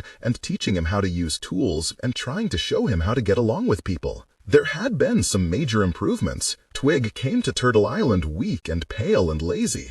In time, you could see every muscle in his chest and his back while he was working hard. This transformation from feebleness to fitness plays out all the time at Turtle Island, and it is perhaps Eustace's favorite thing to witness. And this screwed-up kid could now hitch a plow to a horse and tend to pigs and cook over an open fire. One evening, he even made me soup out of yellow jacket larvae, an ancient Cherokee recipe. But the magnitude of what Twig had yet to learn was positively numbing to think about. One evening, I went to a distant field with Eustace to watch him teach Twig how to use a disc plow. They had to drag the plow out to this field about half a mile through the woods with a mule and draft horse, using a sturdy old Appalachian sled to carry the machinery. Every aspect of the job spoke of potential physical danger: the ungainly and willful animals, the unsteadiness of the sled, the flying chains and leather straps and ropes, the razor-sharp edges of the heavy old plow. And yet, knowing all this, and having lived at Turtle Island for 6 months,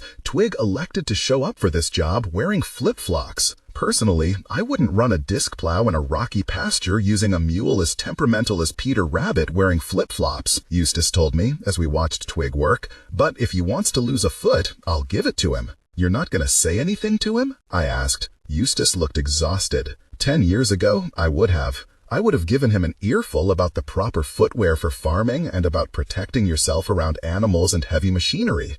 But I'm tired now. I'm tired of dealing with people who don't have one molecule of common sense. I could correct Twig on this, and I could correct him 700 times a day on stuff like this. But I've reached the point where all I have the energy for is to keep people from killing themselves, or me, or each other. You know, when Twig first came here, he begged me to throw him right into the wilderness because he wanted to live close to nature. The reality is that he's ignorant. He wouldn't last 5 goddamn minutes in the real wilderness. He doesn't even know how much he doesn't know. And I have to deal with this stuff all the time, not just from Twig, but from hundreds like him. Then, to Twig, who had begun to plow the vast field in weird and tiny little circles, Eustace said, "Here's an idea, Twig. Every time you turn the animals, you're putting pressure on their mouths and pressure on yourself and on the machinery. Try to think of a more streamlined way to plow instead of making so many tight turns. How about making long runs with the plow, all the way from one end of the field to the other, keeping in one direction for as long as you have the momentum going? You understand what I'm saying? You might even want to plow this slope here, but I'd recommend coming at it from below, since you're still inexperienced and you don't want to have to worry about running over your animals with your plow." As Twig headed off, sort of doing what he'd been told, Eustace said to me, "This is going to take him forever. I'd rather be in my office right now taking care of the 700 letters I need to write and the 700 tax bills I need to pay. But I have to stay here and watch him because I can't trust him yet with my animals or machinery. So why do I bother? Because my hope is that someday he'll learn how to handle this chore, and then I can send him out by saying, 'Go plow that field,' then he'll know exactly what to do, and I'll be able to trust that the job will be done right. But we're a long way from that. I mean, the boy is wearing flip-flops. Look at him. Actually, he was wearing flip-flops and shorts and no shirt, and he had a cigarette tucked behind his ear. I like to think I'm teaching these people skills that they'll someday use in their own lives, but when I think of the hundreds of people who have come through here over the years, I can't imagine one who could manage a primitive life right now. Maybe Christian Cultrider will someday. He was brilliant. He's building a log cabin on his own land right now, and that's good to see. He learned all that here. There's a kid named Avi Oski who is a terrific apprentice. He's looking for land to buy in Tennessee, and maybe he'll make it work. Maybe. Twig came toward us with the plow, churning up a wobbly path of soil. Should feel spontaneous and alive. Between scenes or significant moments. "You're doing a good job, Eustace," told him. "Much better than I expected." Eustace delivered the compliment with an expressionless face and an even tone. But underneath the praise, I could hear the scary traces of controlled anger and impatience and disappointment that I usually hear in Eustace's voice at this time of evening, when the sun's going down and the chores haven't been done and somebody's screwing up again. Around this time of evening, it's pretty obvious that what Eustace really wants to do is line up the lot of us in a neat row and bitch slap some sense into our stupid heads. Of course, he would never. "Nice work, Twig," he said instead. "Thank you for your focus." Eustace regularly gets apprentices who have never before held a bucket. He'll give them the simplest task in the world: go fill this bucket with water, and then he'll watch in horror as they try to carry the filled bucket. They don't know how. They hold the heavy bucket as far away from their bodies as they can, keeping their arms stretched out in front of them, parallel to the ground, wasting energy and strength just holding their burden. It makes him wince in pain to watch it. Or hammers. Eustace gets young people up at Turtle Island who have never before met a hammer. They have no sense of how a hammer works. They come to him because they claim they want to live self-sufficiently, but when he asks them to hammer in a nail, they grab the hammer in a tightened fist way up by its head, and then they punch at their target. When I see that, Eustace says solemnly, it makes me want to lie down and die. When he's teaching young children in public schools, he sometimes tries to play this old Indian game with them, where you roll a hoop and try to throw sticks through it as it tumbles along. But he finds again and again that whole classes of American children are incapable of figuring out how to roll a hoop. It's a crazy thing for a child not to know how to roll a hoop, he rants. I show them how to do it, and I hand them the hoop, and they drop it. They kind of randomly throw the hoop, and of course, it lands flat on the ground, 2 feet away from them. So they stare at it. Why isn't it moving? They don't get it. Even after I've showed them once, they can't figure it out. After a long time, some child might figure out that a wheel needs momentum to roll, and if I'm lucky, some genius might think, let's try to spin it. I see this played out over and over. I watch these kids and I think, can this unbelievable crisis be real? What kind of children are we raising in North America? Listen, I can guarantee you that every child in Africa knows how to roll a fucking wheel. It's a question of understanding natural law. The world is ruled by a few basic physical laws: leverage, inertia, momentum, thermodynamics. And if you're out of touch with these fundamental principles, then you can't hammer a nail, carry a bucket, or roll a wheel. That means you're out of touch with the natural world. Being out of touch with the natural world means you've lost your humanity and that you live in an environment that you completely do not understand. Can you even begin to imagine my horror at this? Can you begin to comprehend what's been forgotten in just a few generations? It took mankind 1 million years to learn how to roll a wheel, but it only took us 50 years to forget. We've forgotten, of course, because of the oldest natural law on the books: use it or lose it. Kids can't manage the simplest tools because they have no need to learn. It serves no purpose in their comfortable, well-appointed lives. Their parents can't teach them this kind of physical dexterity because they, by and large, don't have it either. Don't need it, never learned it, no call for it anymore. But we know things weren't always this way. Even a century ago, for instance, there wasn't a man in America who didn't carry some kind of knife with him at all times. Whether it was for skinning bears or trimming cigars, a man needed a knife as a basic tool for living, and he knew how to take care of it and sharpen it and handle it. Who needs a knife now? For that matter, who needs a horse? Who even needs to know what a horse is? Eustace found on his horse journeys that it was the people in their 70s and 80s who were likely to be comfortable around the animals, having grown up with working livestock as children or hearing stories about it from their parents. But to each successive generation, the idea of a horse was increasingly foreign, exotic, unthinkable. The younger people had no idea how to behave around the animals, how to protect themselves, how to grasp the concept of another living being. And what will their children think? Eustace wondered. 20 years from now, a horse will look like a camel to people, like some crazy zoo animal. So it is that the incompetence widens with each generation. Still, Eustace feels he could handle this incompetence if it weren't for the one big flaw he sees in modern Americans. People don't listen. They don't know how to pay attention. They don't know how to focus. Even if they claim that they want to learn, they have no discipline. The hardest thing is to get young people to trust me and do as I say, Eustace said. If I have 4 people up here working with me and I say, okay, everyone, let's roll this log on the count of 3. 1 will start rolling the log immediately. 2 will pull the log on the count of 3, and the 4th will wander off somewhere and pick his nose. And they're constantly questioning my authority.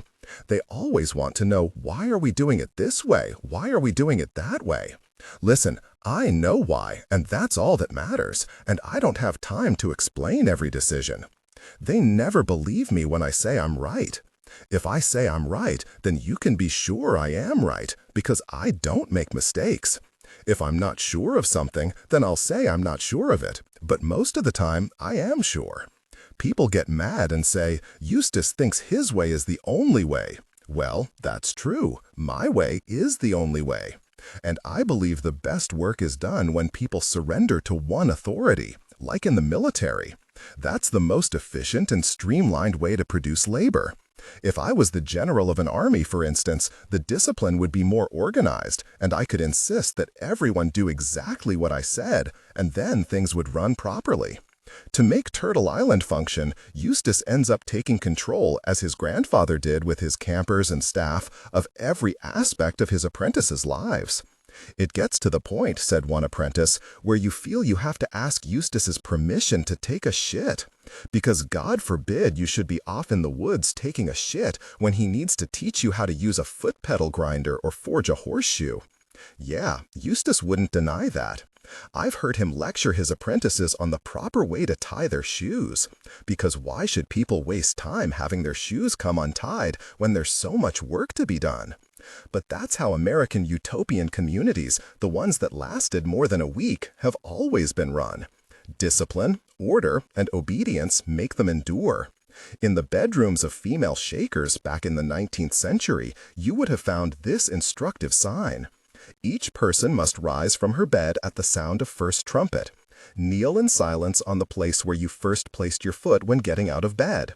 No speaking in the room unless you wish to ask a question of the sister having the care of the room. In that case, whisper. Dress your right arm first. Step your right foot first. At the sound of second trumpet, march in order, giving your right side to your superior. Walk on your toes. Fold your left hand across your stomach. Let your right hand fall at your side. March to the workshop in order. Ask no unnecessary questions. Lord, how Eustace Conway would love that kind of order around Turtle Island. But there's only so much control he can assert each day. Should feel spontaneous and alive. Between scenes or significant moments, for now, it's all he can do to get his apprentices to roll a log on the count of 3. Most of the apprentices live in fear of Eustace, to be perfectly honest. They talk about him whenever he's out of earshot, hushed and somewhat desperate conversations, huddled like courtiers trying to read the king's motives and moods, passing on advice for survival, wondering who will be cast away next. Too intimidated to deal with Eustace directly, the apprentices, unsure of how to please this demanding master, seek advice from Eustace's girlfriends or brothers or close friends, asking these privileged associates, what does he want from me? Why am I always in trouble? How can I keep him happy? Eustace knows this chattering goes on behind his back, and he loathes it. He considers it the ultimate of insubordination. That's why he nailed this letter on the Turtle Island Community Bulletin Board in the summer of 1998. Turtle Island staff, residents, and associates. I, Eustace Conway, am pissed off. My girlfriend Patience has been here for 5 days, and she has been approached by many of you in discussion about your problems with me. This is a challenge and an unnecessary burden for her and our young relationship. I resent this approach to reaching me. If you have a problem with me, approach me with it, not her. If we can't solve it or you can't find satisfaction, don't work through her. If you can't stop talking about negative aspects of your relationship with me, please resign or leave now. I am intolerant of this behavior. I am hurt, saddened, and full of grief that such would ever happen. I personally would rather beat the living shit out of you than have you work your problems with me through patience. If this seems overreacting, well, that is a social-emotional burden that I will carry. I hope I have made myself clear of my need. Grateful and respectful of your consideration, humbly yours in trust, Eustace Conway.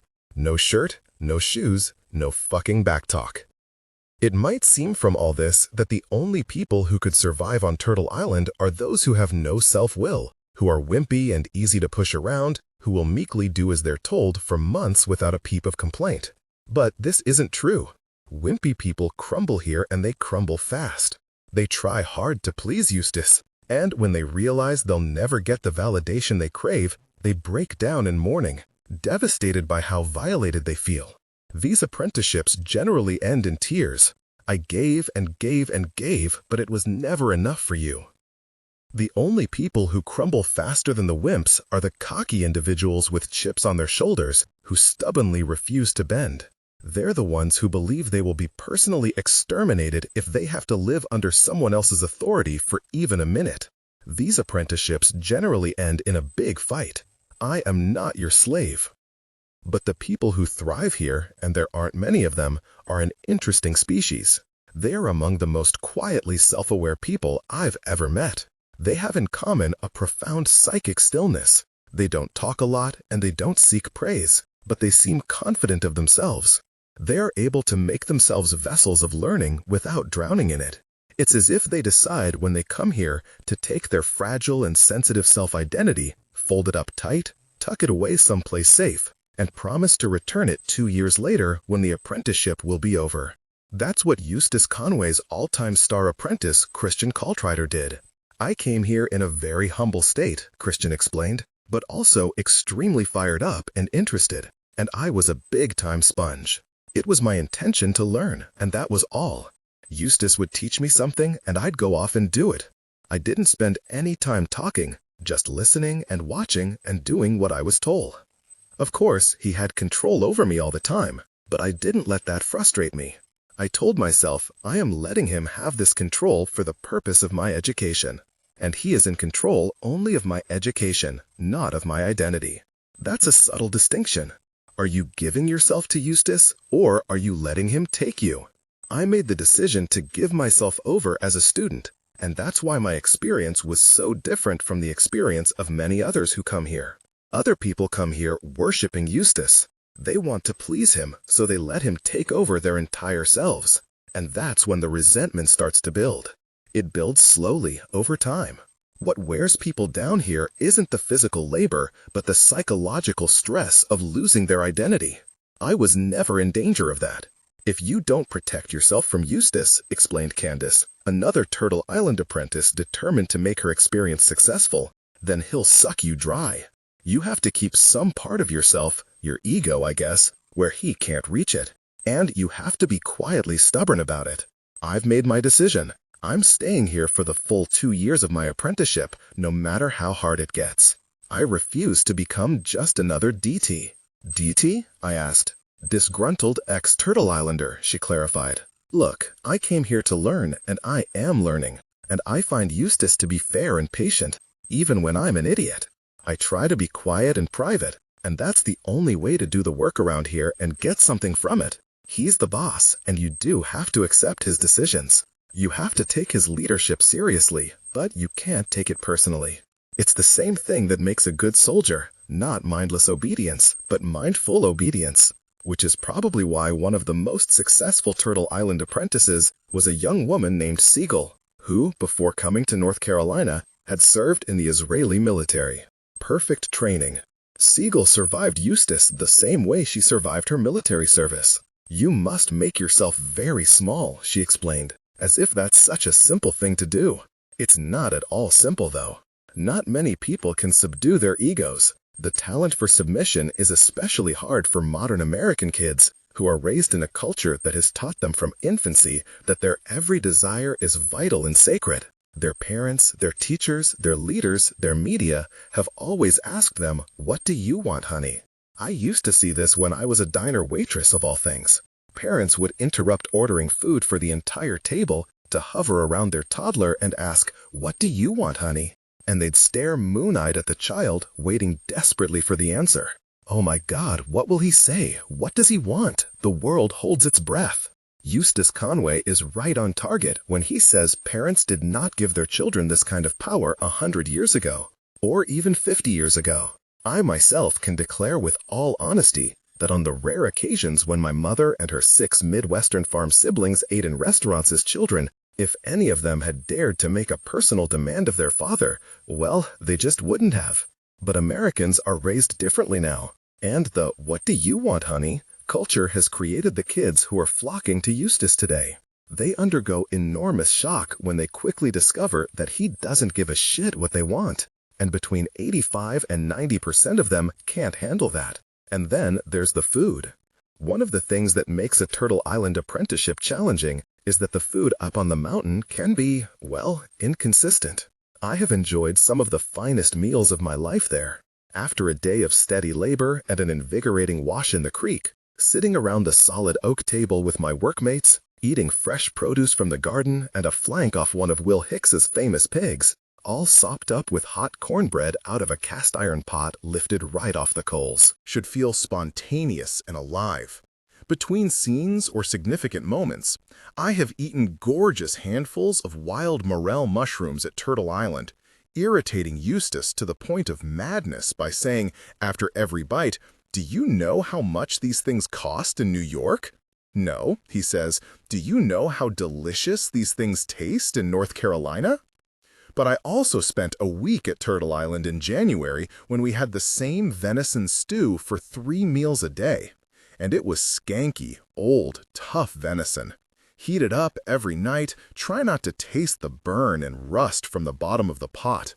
And the only other ingredients of the stew were apparently an onion and 5 beans.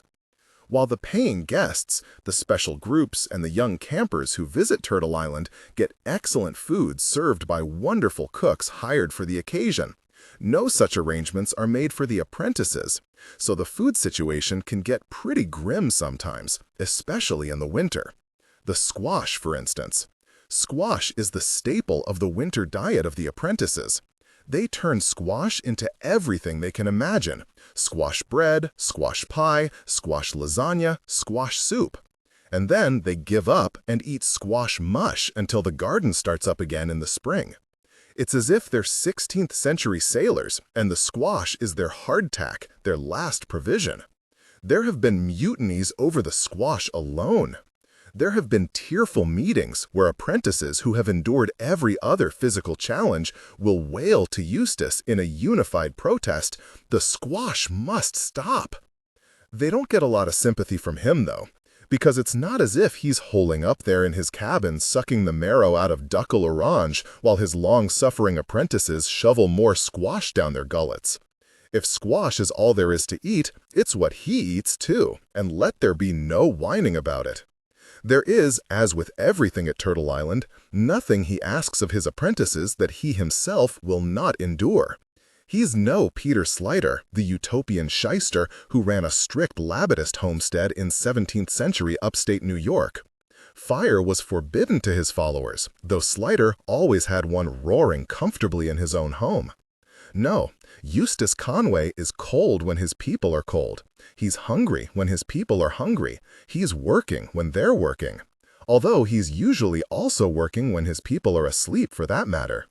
Eustace has been in hungry places in his life, places where squash mush would have been an epic feast, so he's not too sympathetic.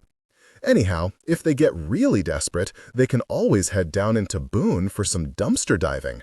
Dumpster diving is a Conway family tradition.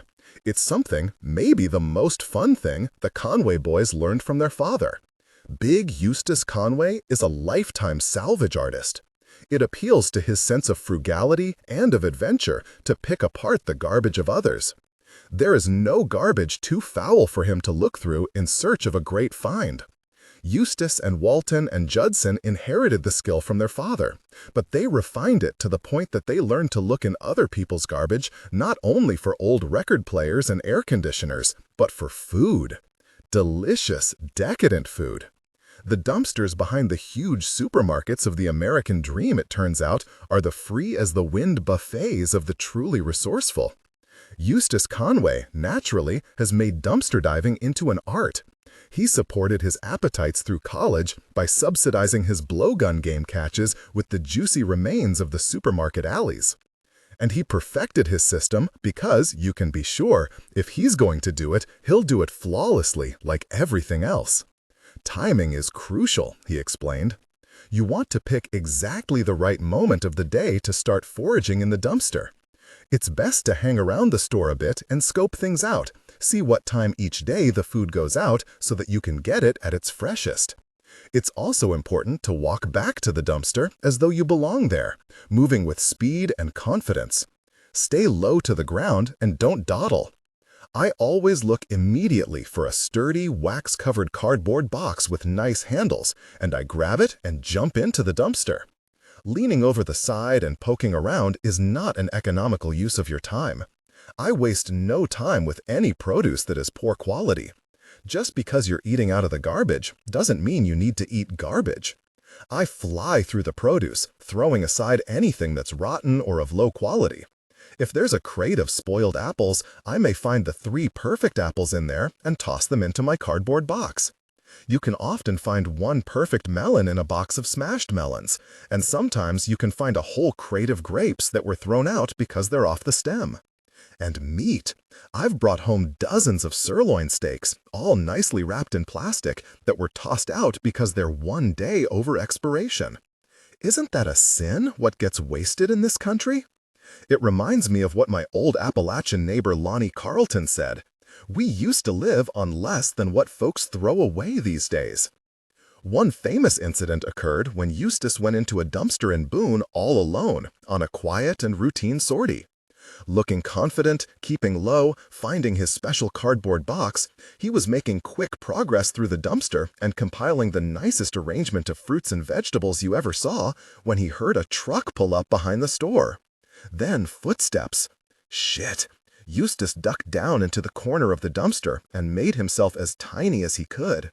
And then a man, a nice-looking older gentleman in clean clothes, leaned over the dumpster and started poking around. A fellow diver. Eustace didn't breathe. The stranger didn't notice him, but it wasn't long before he did notice Eustace's sturdy, wax-covered cardboard box filled with the finest produce money can't buy. Said the stranger, pleased with the discovery. He leaned far over, picked up the box, and walked away with it. Eustace heard the truck start up again and sat there, huddled like a rat in the corner, thinking this over. Should he hide until the truck was gone? Play it safe? Start his search over? But wait! That man was stealing his produce. It had taken him a good 15 minutes to find those goods, and they constituted the best food available that day. Eustace couldn't stand for that. You can't let a man take food from your mouth. He leaped out of the dumpster as though he were on springs and took off after the truck. He waved the guy down, yelling as he gave chase. The stranger pulled over, ashen, trembling, at this wild apparition that had emerged from the bowels of a supermarket dumpster. "Good afternoon, sir," Eustace began, and released one of his most charming smiles. "I have to tell you, sir, that those are my fruits and vegetables you've taken." The stranger stared. He seemed to be considering having a heart attack. "Yes, my friend, I collected all that food for myself, and it took me some time to do it. I'm happy to share it with you, but I can't let you take it all. Why don't you wait here while I find you a box of your own, and I'll split it up for the 2 of us." Then Eustace ran to the dumpster and found another sturdy, wax-covered cardboard box. He ran back, jumped into the bed of the stranger's pickup, and quickly and evenly divided the produce into 2 even caches. He grabbed 1 box for himself, hopped out of the truck, and returned to the driver's side window. The man gaped at him, dazed. Eustace let fly another big smile. "Okay then, sir, you've got yourself a nice box of groceries now, and so do I." The stranger didn't move. "You're good to go now, sir," Eustace said, "and have a nice day." Slowly, the stranger drove away. He'd never once said a word. Should feel spontaneous and alive. Between scenes or significant moments. There comes a time in the residency of any Turtle Island apprentice when the skill of dumpster diving is introduced. Most of the apprentices take to it like rats to a junkyard, enjoying the opportunity to get into town for a field trip and to stick it to society once more in a subversive way. They call these little shopping expeditions visits to the dump store. And when the squash mush has been served up for the 4th consecutive week, that forbidden fruit from the AP starts to look pretty good. This helps account for the odd variety of food I have experienced at Turtle Island. Yes, there is the fine homemade gingerbread with homemade peach butter. Yes, there is the superb spinach fresh from the garden. But I've also dined up there on such decidedly non-Appalachian fare as pineapples, coconuts, chocolate pudding cups, and, on one memorable occasion, something I found in a styrofoam package labeled white and dainty cream-filled pastry horns. In all the months I've lived here, Candace the apprentice told me, I've never once figured out how we survive. I honestly don't know how we live. Dumpster diving can take you only so far, you know, and in the winter we starve. Sometimes people bring us food, which is great, because we're not allowed to buy anything. I've been in charge of the cooking most of the time that I've been here, and I've only ever spent Eustace's money twice, on real staples like cornmeal or oil or pepper. Other than that, we scrounge. I once asked Candace what she used for her excellent bread, and she replied, whole wheat. Plus, and ran her fingers through a sandy grain she kept stored in an old coffee can, I always throw in some of this weird stuff. I got it from one of the horses' feed bins in the barn. I don't know what it is, but you can't taste it in the bread, and it makes the wheat last longer. Another afternoon, I was hanging out with Candace in the outdoor kitchen, helping her cook, when Jason wandered in. "Hey, Jason," she said, "can you move Barn Kitty for me?" Barn Kitty was Turtle Island's most excellent mouser, a hard-working cat that could usually be found in the granary or on the topmost shelves of the outdoor kitchen. I realized that I hadn't seen Barn Kitty in a while. "Where is she?" Jason asked. "Yeah," I said, "where is she?" "Under the water trough," Candace replied. "The dogs keep rolling in her and moving her around, and she smells awful." I looked under the water trough.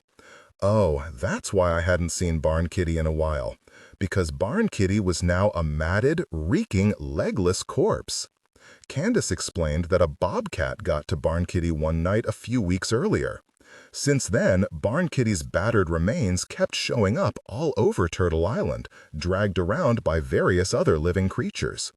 Jason picked up the remains with a stick and threw them up on the tin roof of the kitchen, where the sun could bake them dry and the dogs couldn't reach them.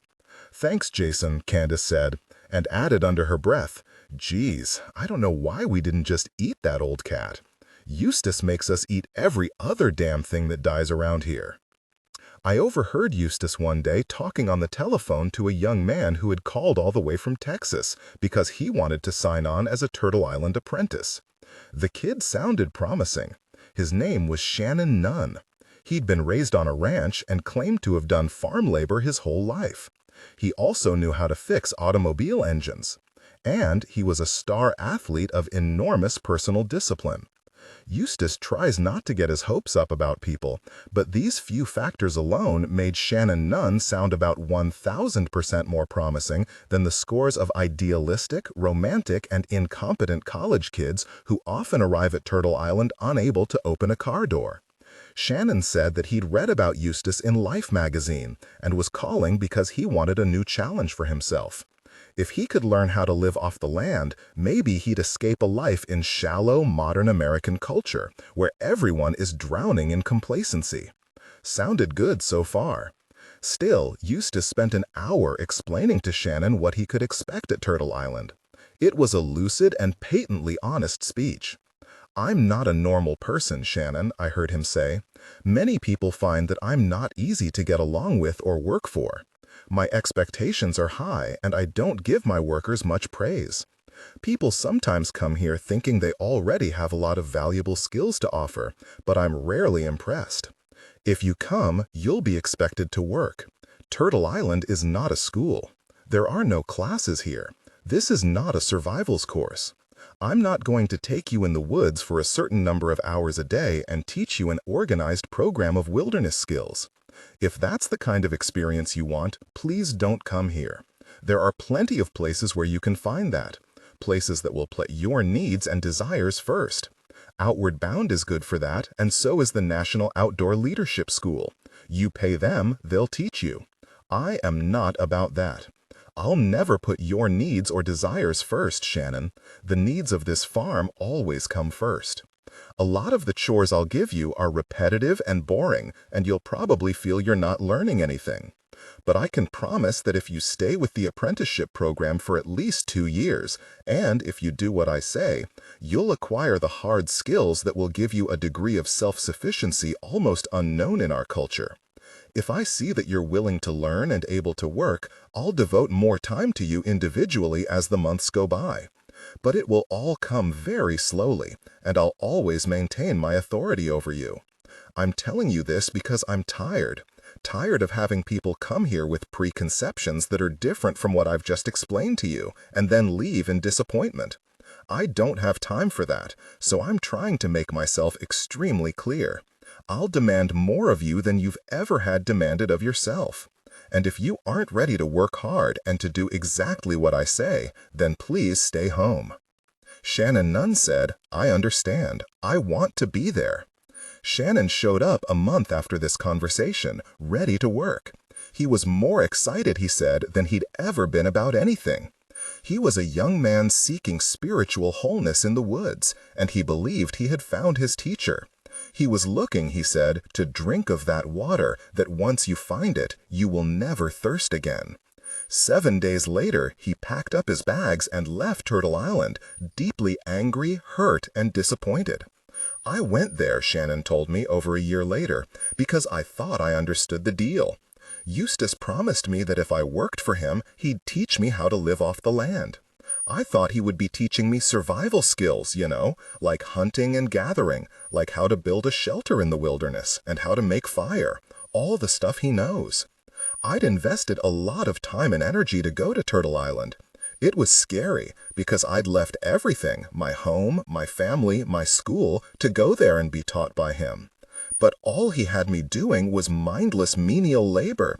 He didn't teach me anything about living off the land. He had me building fences and digging ditches. And I told him, man, I could be digging ditches back home and getting paid for it. I don't need this. Shannon was so disappointed that within a week of his arrival, he went to Eustace to discuss his problems with the apprenticeship program. Eustace heard the boy out. His response was, if you don't like it here, go. And he walked away from the conversation. This made Shannon furious to the point of tears.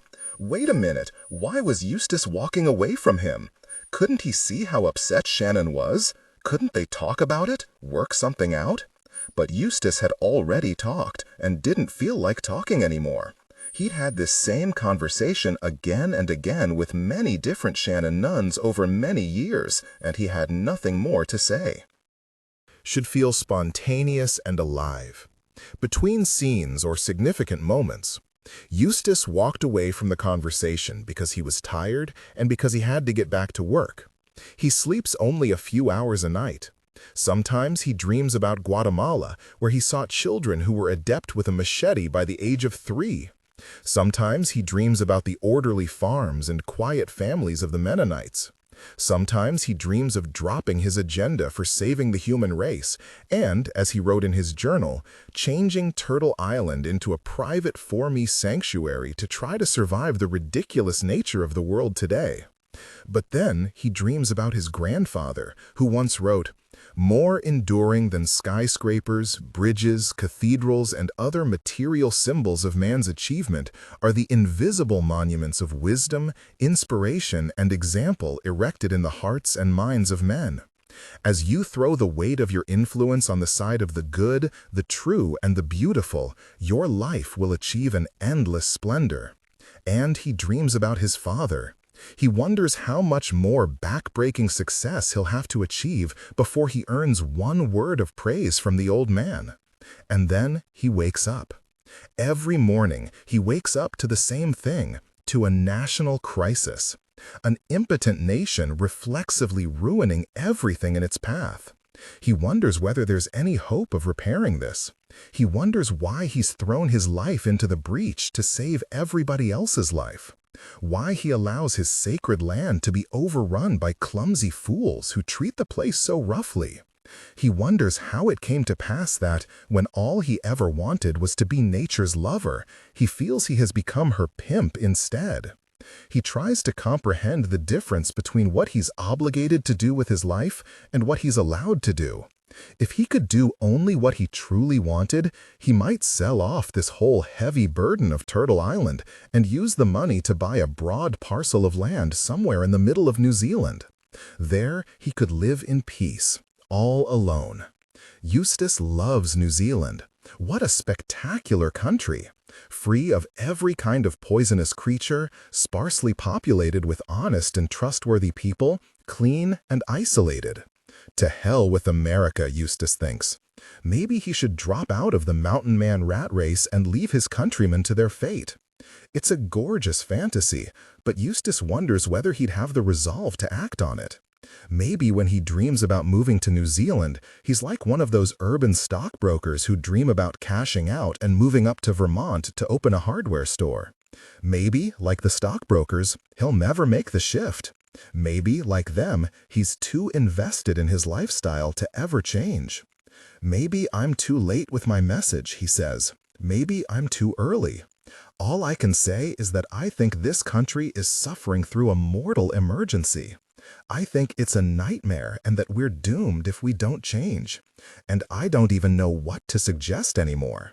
I'm tired of hearing myself talk. Chapter 9. We are great and rapidly, I was about to say fearfully, growing. John Caldwell Calhoun, 1817. I get drunk with Eustace Conway sometimes. It's one of my favorite things to do with him. Okay, it's one of my favorite things to do with almost anybody, but I particularly enjoy doing it with Eustace. Because there's some measure of peace that the alcohol brings to him. Those famous sedative properties at work, I suppose. That tamps down the fires within. The booze helps turn down his internal furnaces for a short while, which lets you stand close to him without getting singed by the flames of his ambitions and blistered by the buckling heat of his worries and convictions and personal drive.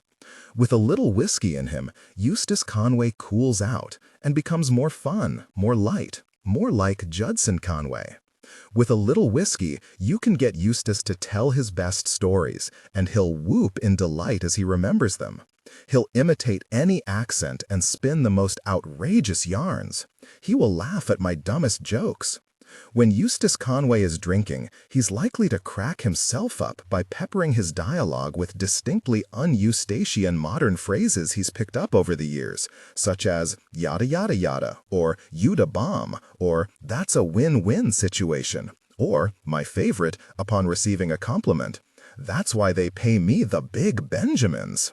So, I'm hiking around Glacier National Park one summer, he'll say, soon after the bottle has been opened, and I'll smile and lean forward, ready to listen. I'm high up above the timberline, walking across a snow belt. Nobody knows where I am, and I'm not even on a trail. Just a ridge of snow and ice as far as you can see, with steep drop-offs on either side. Of course, I don't have any decent equipment. I'm up there messing around. So I'm walking along, and suddenly I lose my footing. And it's so goddamn steep that I start sliding right down the slope, skating down the sheer ice on my back. Most people hiking up there would have brought an ice axe, but I don't have one, so I can't stop my fall. All I can do is try to dig all my weight down into my backpack to slow myself, but it's not working. I'm digging my heels into the ice, but that's not working either. Then the snow and ice turn to gravel and loose rock, and I'm speeding thumpa across the boulders at top speed. I keep falling, and I think, I'm gonna die for real this time. And then, thud. I slam to a halt. What the hell? I lift my head and realize I have just slammed into a dead mule. I swear to God, this is a dead motherfucking mule. This is a freeze-dried, mummified carcass of a mule, and it's what stopped my fall. Slowly, I stand up and look out over the mule, and right there on the other side of his body is a sheer cliff, dropping down about 2,000 feet into the middle of Glacier National Park. I start laughing and laughing, almost hugging the mule. Man, that dead mule is my hero. If I'd dropped off there, nobody would have even found my body. Not for 1,000 years, until some hikers came across it and then wrote a damned National Geographic article about me. A few more sips of whiskey, and Eustace will talk about Dorothy Hamilton, the black woman who came running out of the fast food restaurant in rural Georgia when the Long Riders rode by, flapping her apron and kissing the Conway boys and demanding to talk into their tape recorder journal. She knew the Long Riders were riding all the way to California. She'd seen them on TV. And she had a loud message for the West Coast. "Hello, all you surfers out there in California." Eustace keens away in his cabin, summoning up this woman's joyful voice. "This is a big hello from yo friend, Dorothy Hamilton, the girl in the chicken shop." One night, Eustace and I walked down the holler in the snow to visit his dear old Appalachian neighbors, Will and Betty Jo Hicks. Will and Eustace set to talking about some old double-barrel shotgun Will used to own. I tried to eavesdrop, but realized, as I do on every visit to the Hickses, that I can't understand one word in 10 that Will Hicks drawls. He says hit for it, and far for fire, and vehicle for car, but I can't decipher much more than that. Between his missing teeth and his backcountry euphemisms and his molasses inflection, his speech remains a mystery to me. Back in Eustace's cabin that night over a bottle of whiskey, I complained, "I can't make any sense of that damn Appalachian accent. How can you communicate with Will?" "I guess I just need to study me that Apple language a little closer." Eustace howled and said, "Woman, you just need to Apple listen harder." "I don't know, Eustace. I think it's going to take me an apple long time before I can understand the likes of Will Hicks." "Heck no, that old country boy was just trying to teach you an apple lesson." "I reckon we can discuss this apple later," I said, giggling. "You're not apple laughing at old Will Hicks, are you?" Eustace said. By this time, we were both apple laughing our fool heads off. Eustace was busting up, and his big grin was gleaming in the firelight, and I loved him like this. Should feel spontaneous and alive. Between scenes or significant moments. I wish to heaven I had 10 more bottles of whiskey and as many hours to sit in this warm cabin and enjoy watching Eustace Conway let go of his fierce agenda and loosen the hell up for once. I said, "You can be so much fun to hang out with, Eustace. You should show people this part of yourself more often." I know. That's what Patience used to tell me. She said the apprentices wouldn't be afraid of me all the time if I'd let them see my spontaneous and fun side. I've even considered trying to figure out how to do that. Maybe every morning before we start work, I should institute a practice of having 5 free minutes of spontaneous fun. 5 minutes of spontaneous fun, Eustace? Exactly 5 minutes? Not 4? Not 6? He gripped his head and rocked back and forth. I know. It's crazy. See what it's like for me? See what it's like inside my brain? "Hey, Eustace Conway," I said. "Life isn't very easy, is it?" He smiled gallantly and took another long swig of hooch. I've never found it to be. There is still ambition in Eustace. He's not finished yet. Back when he was really young, back when he first walked around Turtle Island with his girlfriend Valerie, he pointed out, as though reading from a blueprint, what he would make of his domain. Houses here, bridges there, a kitchen, a meadow, a pasture. And he has made it so. All over his land now, standing physical and real, is the evidence of what Eustace had originally seen in his mind. The houses, the bridges, the kitchen, everything is in place. I remember standing with Eustace over a nearly cleared pasture on my first visit to Turtle Island. It was nothing but a field of mud and stumps. But Eustace said, "Next time you come here, there'll be a huge barn in the center of that pasture. Can't you see it? Can't you picture all the grass growing up green and healthy and the horses standing so pretty all around?" The next time I went to Turtle Island, there was, as though by some enchantment, a big, beautiful barn in the center of the pasture. And the grass was growing up green and healthy, and the horses were standing so pretty all around. Eustace walked me up a hill to give me a better view of the place, and he looked around and said, "Someday there'll be an orchard right here." And I know the man well enough to be certain there will be. So, no, he's not done with Turtle Island yet. He wants to build a library, and he's looking to buy a sawmill so that he can produce his own lumber. And then there's his dream house, the place where he'll live.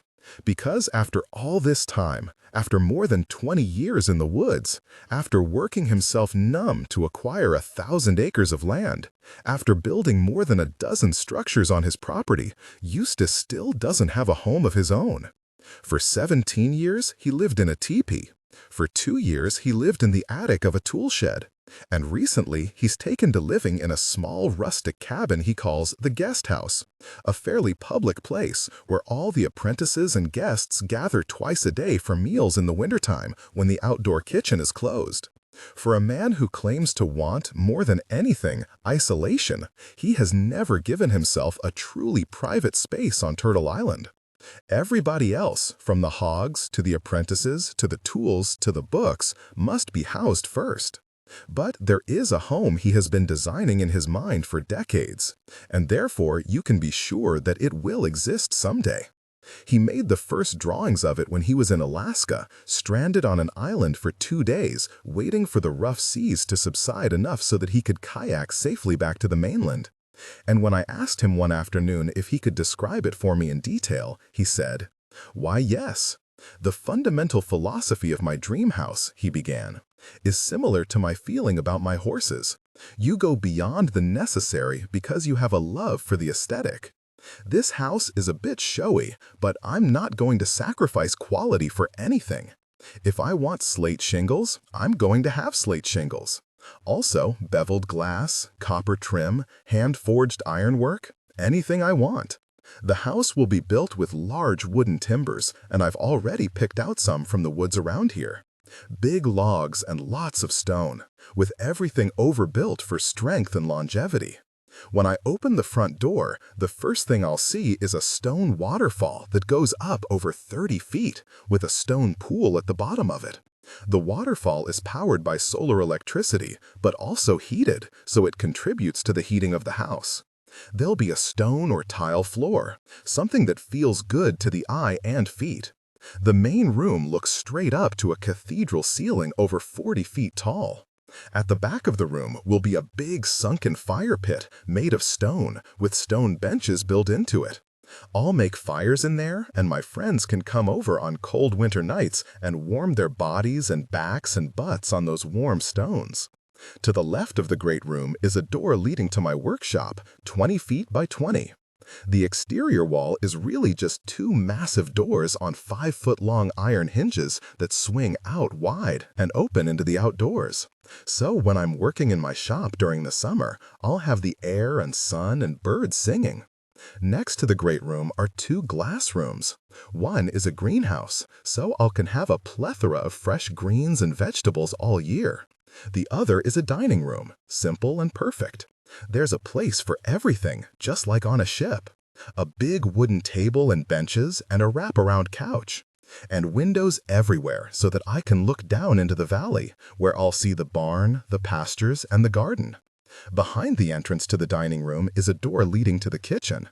Marble countertops, handmade cabinets with antler handles, open shelving, wood-burning stove, but also a gas range.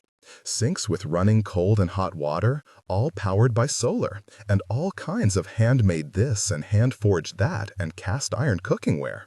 And there's another door leading to an outside kitchen where I can cook and eat in the summertime, with a sheltered deck and a table and outdoor sinks with running water and shelves and stoves, so that I don't have to keep going inside all the time for supplies. The deck looks out over a beautiful drop-off in the ravine, and there'll probably be propane lighting out there. Upstairs are 2 small loft bedrooms, and, this can be seen from the great room, a balcony opening out from the master bedroom. The master bedroom is the size of the workshop below, but it won't be all cluttered, just open space, clean and beautiful. Down the hall from the master bedroom is a composting toilet and a sauna, and the loft bedrooms. There's also an outdoor sleeping porch with a bed on it, but if I have to sleep indoors, there's a king-sized bed with a skylight over it so that I can look at the stars all night. And of course, there will be huge walk-in closets. There will be art everywhere in my home. Over the balconies will be hanging Navajo rugs. It'll be a little like that Santa Fe style everyone likes so much these days, but full of real and valuable art, not the artifacts people collect because they don't know better. This home will have lots of art, lots of light, lots of space, peaceful, safe, underground on 3 sides, useful and beautiful. I'm telling you, Architectural Digest would love to get its hands on this place. And I know I could build it myself, but I won't even break ground for it until I have a wife, because I will be damned if I'm going to build this house without the right woman beside me. He stopped talking, sat back, and smiled. I myself was unable to speak. It wasn't that I was wondering where the hell Eustace had ever picked up a copy of Architectural Digest. It wasn't that I was shocked that Eustace, who has preached for decades about how little we need in the way of material surroundings to live happily, had just described his desire to build a rustic mansion suitable to the aesthetic standards of a retired millionaire oilman. It wasn't that I was contemplating how much Eustace suddenly sounded to me like Thomas Jefferson, a civic-minded but solitary idealist, momentarily letting go of his obligations to the Republic in order to lose himself in the decadent reverie of designing the perfect home away from society. It wasn't even that I was wondering where those 13 kids Eustace keeps planning to sire are going to sleep in a house that has only 2 spare bedrooms. I could handle all that. Didn't faze me one bit. My shock was much more basic. It was merely that, despite all the surprising twists of character I'd come to expect over the years from this most complex and modern of mountain men, I still could not believe I had just heard Eustace Conway utter the phrase, "huge walk-in closets." Here is Eustace Conway, looking down the barrel of the shotgun that is age 40. If the actuary charts of the insurance industry are to be believed, he is halfway finished with his life. He has achieved much. He has seen more of this world than most of us will ever read about. He has, about 75 times a year, done things that people told him were impossible to do. He has acquired and protected the land he always wanted. He has paid attention to the laws of the universe, and that attention has rewarded him with proficiency in a dazzling range of subjects. He has instituted an organization of teaching and preaching founded in his exact image. He has become a public figure of considerable renown. He is venerated and he is feared. He's at the top of his game. He even calls himself a Type A mountain man, and indeed, he has become a man of destiny in action, the world's most public recluse, the CEO of the woods. But there are cracks, and he can feel the wind blowing through them. Just as when he was 30, he can't seem to make his relationships with other people work as well as he would like. The folks he labors with at Turtle Island are always angry with him or misunderstanding him.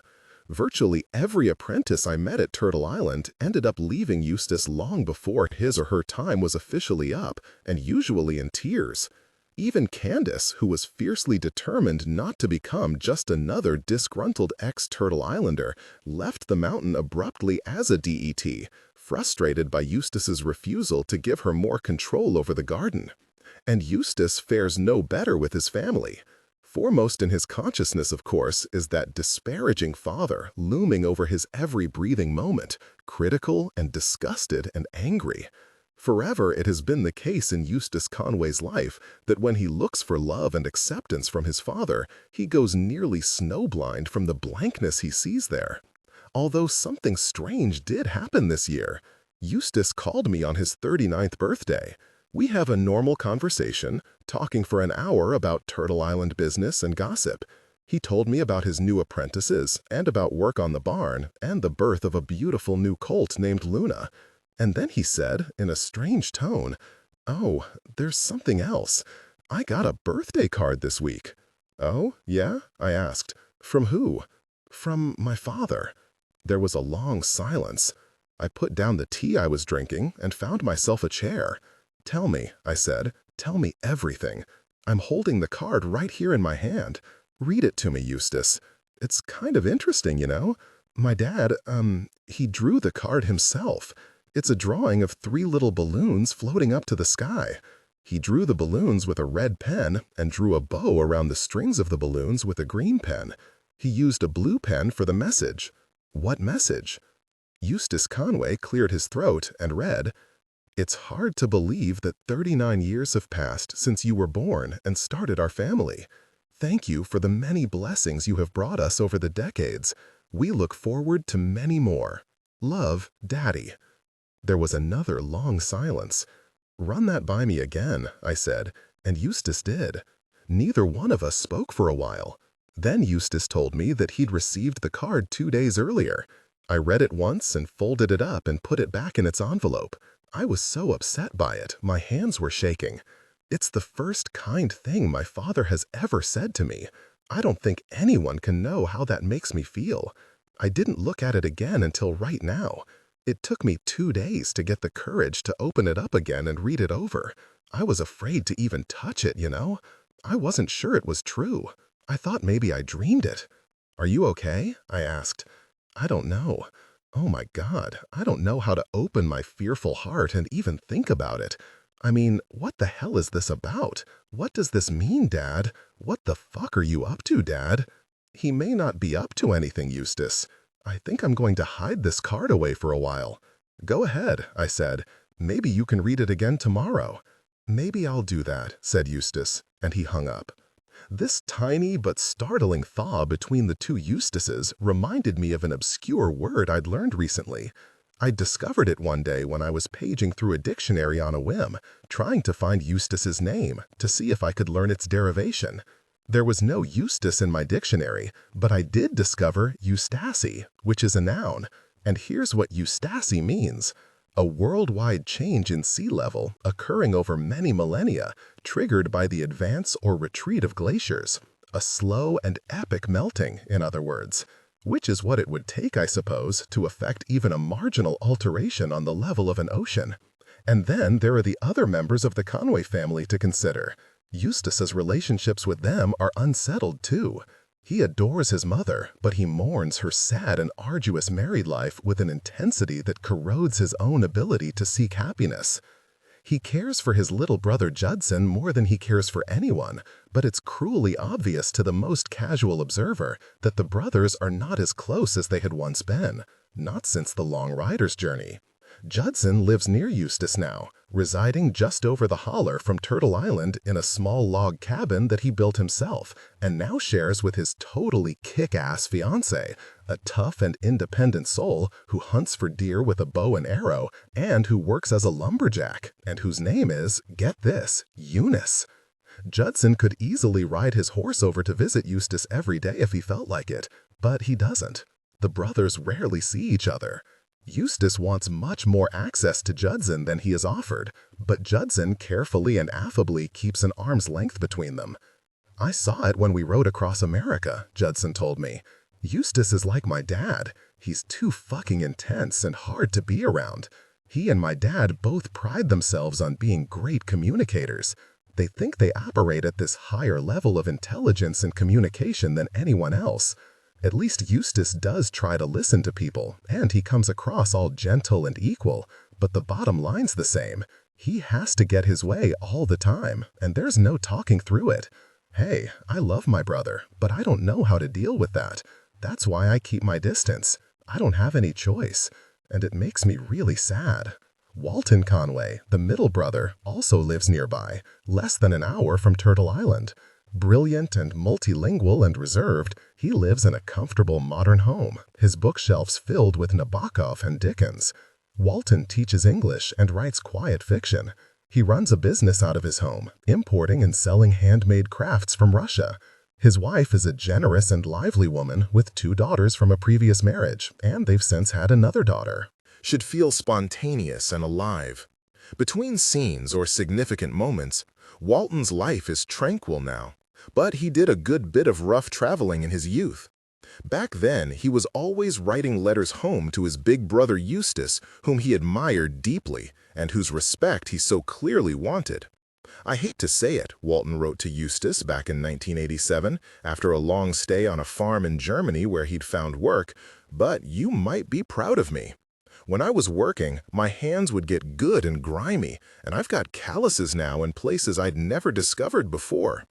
Or this letter from Russia in 1992. "Had a great change of pace, digging a cucumber bed way out of the city last weekend. Good shovel work all day long. Thought of you and Tolstoy, and of that summer you did construction work, sweeping, down in hotter-than-hell Alabama. You see, I've lived all your adventures vicariously through little peepholes. In general, though, you would hate it here in Moscow. I am surrounded by filth. It is pitiful to see the city, what man has done to himself, what lives are doled out at the front of the lines. I can't imagine you here. I dream of Turtle Island." But now that Walton lives so close to Turtle Island, he hardly ever visits his brother. This kills Eustace, who dearly wants to spend time with Walton, and who feels wounded because his brother won't take a larger role in his life. "It's the ego that keeps me away," Walton said, by way of explanation. "I can't stand it. Some mornings I wake up and I think, God, wouldn't it be great to have a brother with all the skills and interests of Eustace, but who was humble too? I'd love to spend time with somebody like that, to learn from him. I'd like to go hiking with Eustace someday and have a quiet interaction, but this ego thing is really difficult to get around. I always want to say to him, imagine if one day you went for a horse ride and didn't have to tell everyone about it. Does every moment of your life always have to be such a public show?" As for Eustace's only sister, Martha, well, I consider her the most inscrutable of all Conways. She lives so far outside the bold and adventuresome world of her brothers that it is sometimes easy to forget her existence. The big joke in the Conway family is that Martha was a changeling, and that nobody can understand how she got that way. Martha lives with her husband and 2 daughters in a tidy suburban development, in a house so clean and sterilized you could use her kitchen as an operating theater. You know how most parents have to hide all the breakable stuff in their house when they have little kids around so that nothing gets wrecked? Judson asked me when trying to describe his sister. Well, in Martha's house, it's not like that. She leaves the breakable stuff sitting right out there on the coffee table and tells her daughters not to touch. And you'd better believe they don't touch. Martha is a devout Christian, considerably more religious than either of her parents. She is also a keenly intelligent woman with an MBA from Duke. I'm certain she could be running General Motors right now if she wanted to, but she focuses all her acumen and organizational ability on being a faultless housewife, an exacting mother, and a vital member of her church. I don't know Martha well. I spent only one afternoon with her. But I liked her. I found her to be more gentle than I had expected after hearing reports from her brothers about her famous rigidity. I was moved that she welcomed me into her home, considering how sacred that place is to her. I could see in her eyes how hard it was for her to let me in. I could see the painful edge in her, where her profound sense of Christian hospitality sparred against her cherished sense of privacy. When I asked Martha to define herself, she said, "The most important thing in my life is my walk with Jesus Christ. It reflects on everything I do, how I raise my children, how I honor the commitment to my marriage, how I struggle not to put myself first, how I struggle to deal with my emotions and control my voice. Every choice I make is based on my faith. I teach my children at home because of my faith. I don't want my children in public schools. I feel there are a lot of evils there, ever since they took prayer out of school. I want my children to grow up with serious faith, and they can get that only here with me. Out there in the world, everything is based on relativism, and I don't want my children to learn that. Out there, nothing is an absolute anymore. But I still believe in absolutes. I believe there is an absolute right and wrong way to live, and I can teach my children that right here in this house." The other big joke in the Conway family is to point out how different Eustace and Martha are. "Wait until you see how she lives," I was warned. "You won't believe that she and Eustace are related." But I respectfully disagree. As soon as I walked into Martha's living room, I thought, sorry folks, these two are exactly the same. Eustace and Martha both found the world out there to be corrupted and repulsive, so both designed their own worlds, worlds so stubbornly isolated from the greater society that they may as well be living under glass domes. They preside over their personal worlds with an unconditional power, never having to suffer the sting of compromise. Eustace's world just happens to be 1,000 acres, and Martha's world is closer to 1,000 square feet, but they rule with the same impulse. It's all about absolutism. And absolutism is great for getting a lot of work done, but when absolutisms collide, it can be a loud and fatal train wreck, which is why Eustace and his sister have never managed to be close. This is made sadder because both want to work out some kind of relationship, but they only vex each other. Eustace believes he makes every effort to respect Martha's values and tightly scheduled life by giving her plenty of warning before he visits, and by reading Bible stories to her children, and by trying not to mess up her cherished house. Still, she accuses him of being rude and self-centered, which hurts him all the more, considering his perception that Martha, who has brought her family up to Turtle Island only twice, despite repeated invitations, seems to take no interest in his life. Martha, on the other hand, is routinely hurt by what she perceives, a domineering brother who demands that the entire world stop and drop at his feet to worship him whenever he breezes through town. Out of pride, out of habit, Martha refuses to bow. So no, Eustace's interactions with his family aren't satisfying, not on any front. He can't get past that. What bothers him even more, though, is that he hasn't begun a family of his own.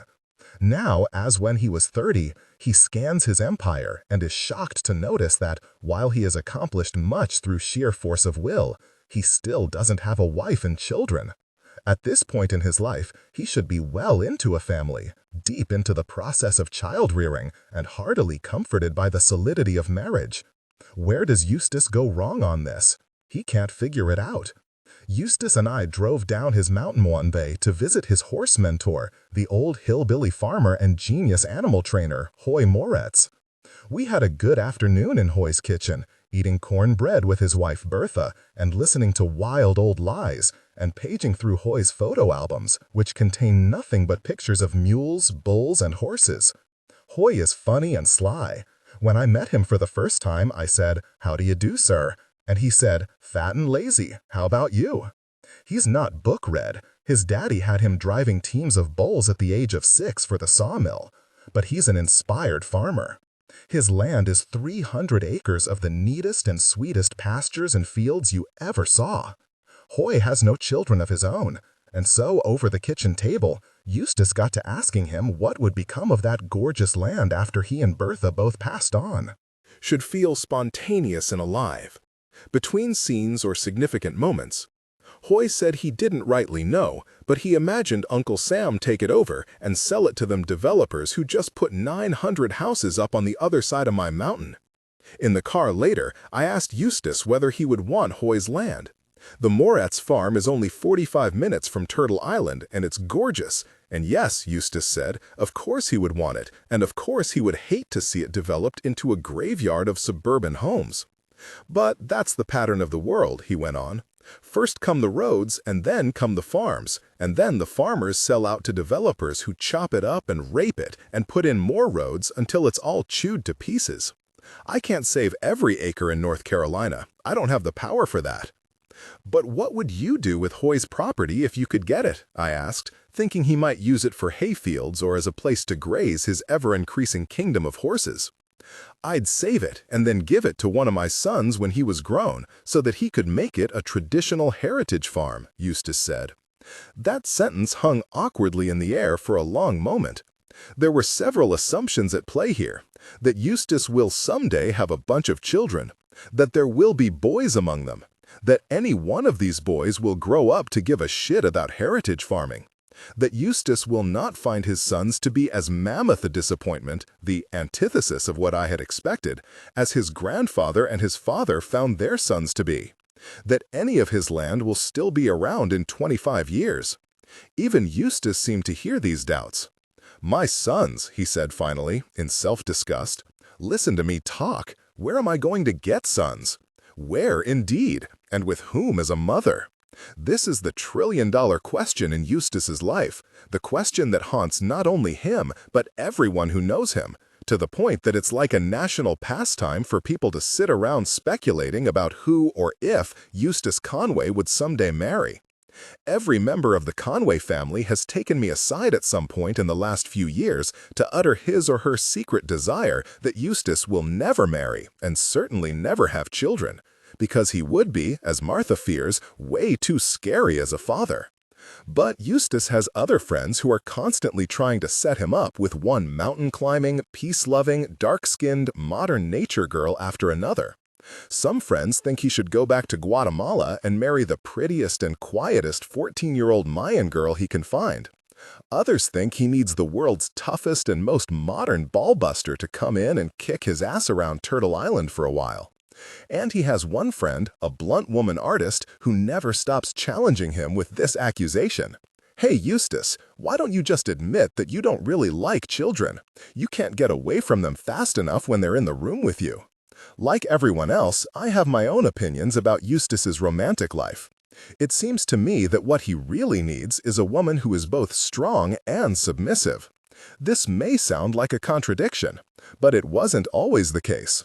Strength combined with submission in women was the norm for centuries, especially on the American frontier.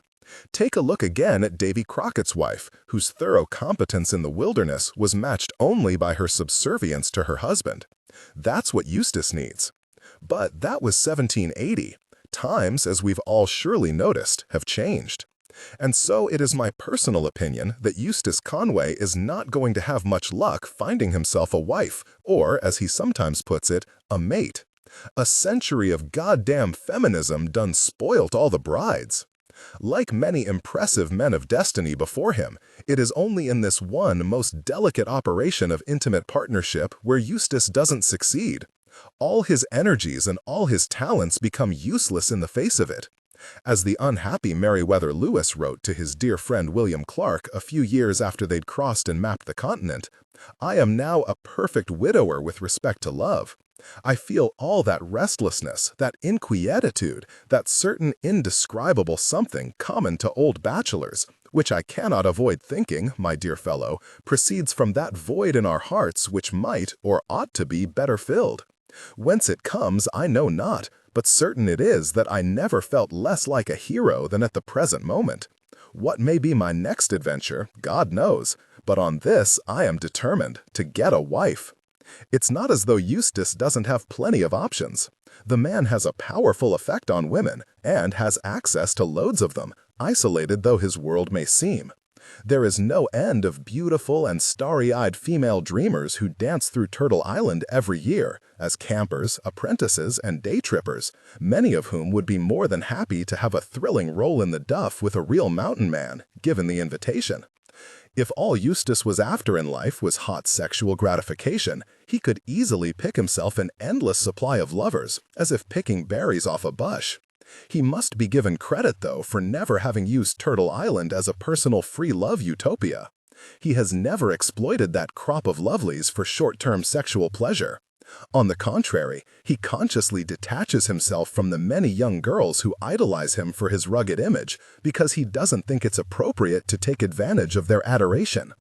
Instead, what he endlessly searches for is a robust and sacrosanct monogamous union of Olympian dimensions between two heroic figures. It's a search informed and inspired by a conception of romantic love that remains doggedly, indeed heartbreakingly and unbelievably and almost belligerently naive.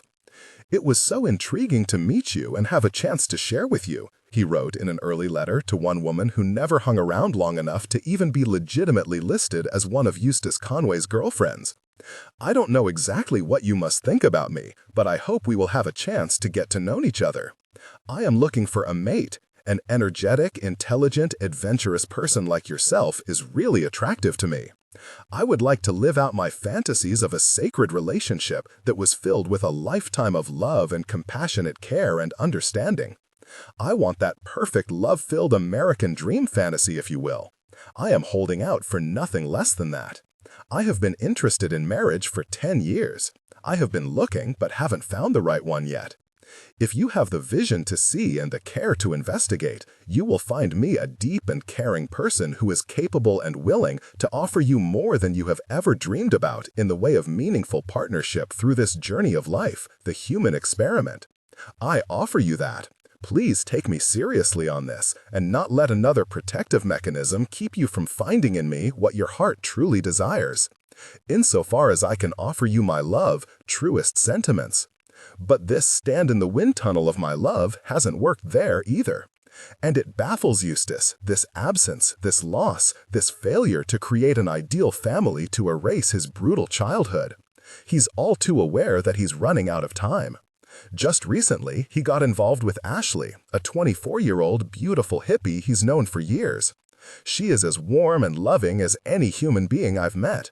Eustace first ran into her 6 years before at a party and stared at her all night, watching her talk to others, thinking that she was so alive, so full of love, like a waterfall spilling all over the room, with the mist boiling up around her. So captivating. I took one look at her and thought, this is the one. I need to marry that girl. But Ashley, all of 18 at the time, already had a lover. Should feel spontaneous and alive. Between scenes or significant moments, she was on her way out of town, about to step into the world for some wild traveling and adventures, and was in no way ready to be Eustace Conway's woman. But she has since returned to Boone, and she's single now. Eustace has fallen in love with her once again, and she with him. Eustace thinks Ashley is an angel, and it's not hard to see why.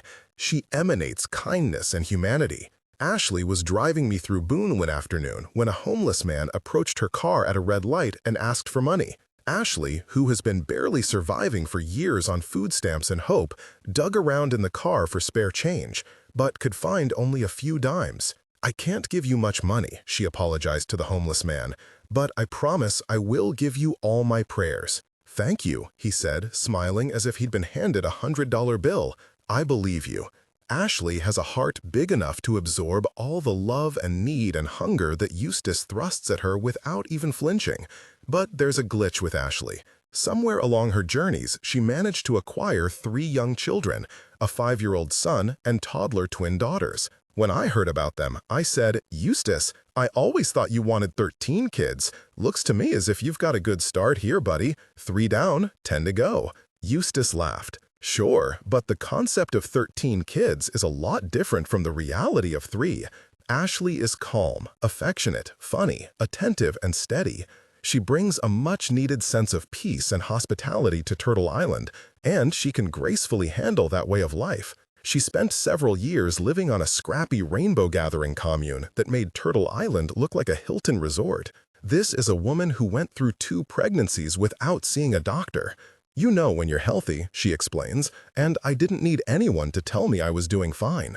This is a woman who delivered her twins outside in the middle of the night on the cold Colorado ground, barely sheltered under a tarp. This is a woman who could definitely manage a life of hog butchering and dumpster diving. Eustace swears he would marry Ashley in a minute if she didn't already have a family.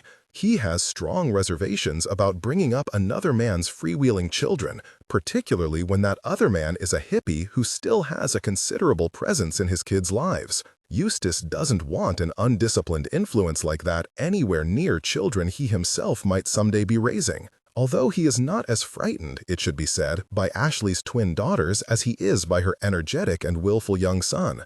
How could I adopt that boy when he's already begun to be formed? He's already seen too many corrupting things that I can't control or erase. I had the worst relationship with my father, and if I'm going to have a son, I have to be sure that the relationship is perfect right from the beginning. I don't want there to be a moment of anger or trouble between us. For all I know, I could spend 10 years showing Ashley's boy the proper path, and then he could turn on me when he's 14 and say, "Fuck that, Dad, I'm gonna go get high." Eustace, I said, nobody can promise you that your own biological children wouldn't say the same thing someday. In fact, I can almost promise you that they will. You do know that, right? But the odds would be better with my own children, because I'd be there from the beginning to teach them what's acceptable and unacceptable behavior. The odds just don't look good with Ashley's kids. They're already undisciplined. Ashley's a great mother, but her children manipulate her and cause all kinds of havoc and destruction. It's really hard to have her kids around all the time because they're not trained. They're always getting into everything and demanding her attention. She brings them up here, and I do things with them, like take them horseback riding, but it's no fun. It's fun for them, but not for me. Eustace can't quite let go of Ashley because she's beautiful and kind and gives him the deliciously unconditional love he's been starving for. But he can't keep her around either because she brings too many terrifying variables into his exacting and well-ordered cosmos. He's been trying to help her bring more order and discipline to her family.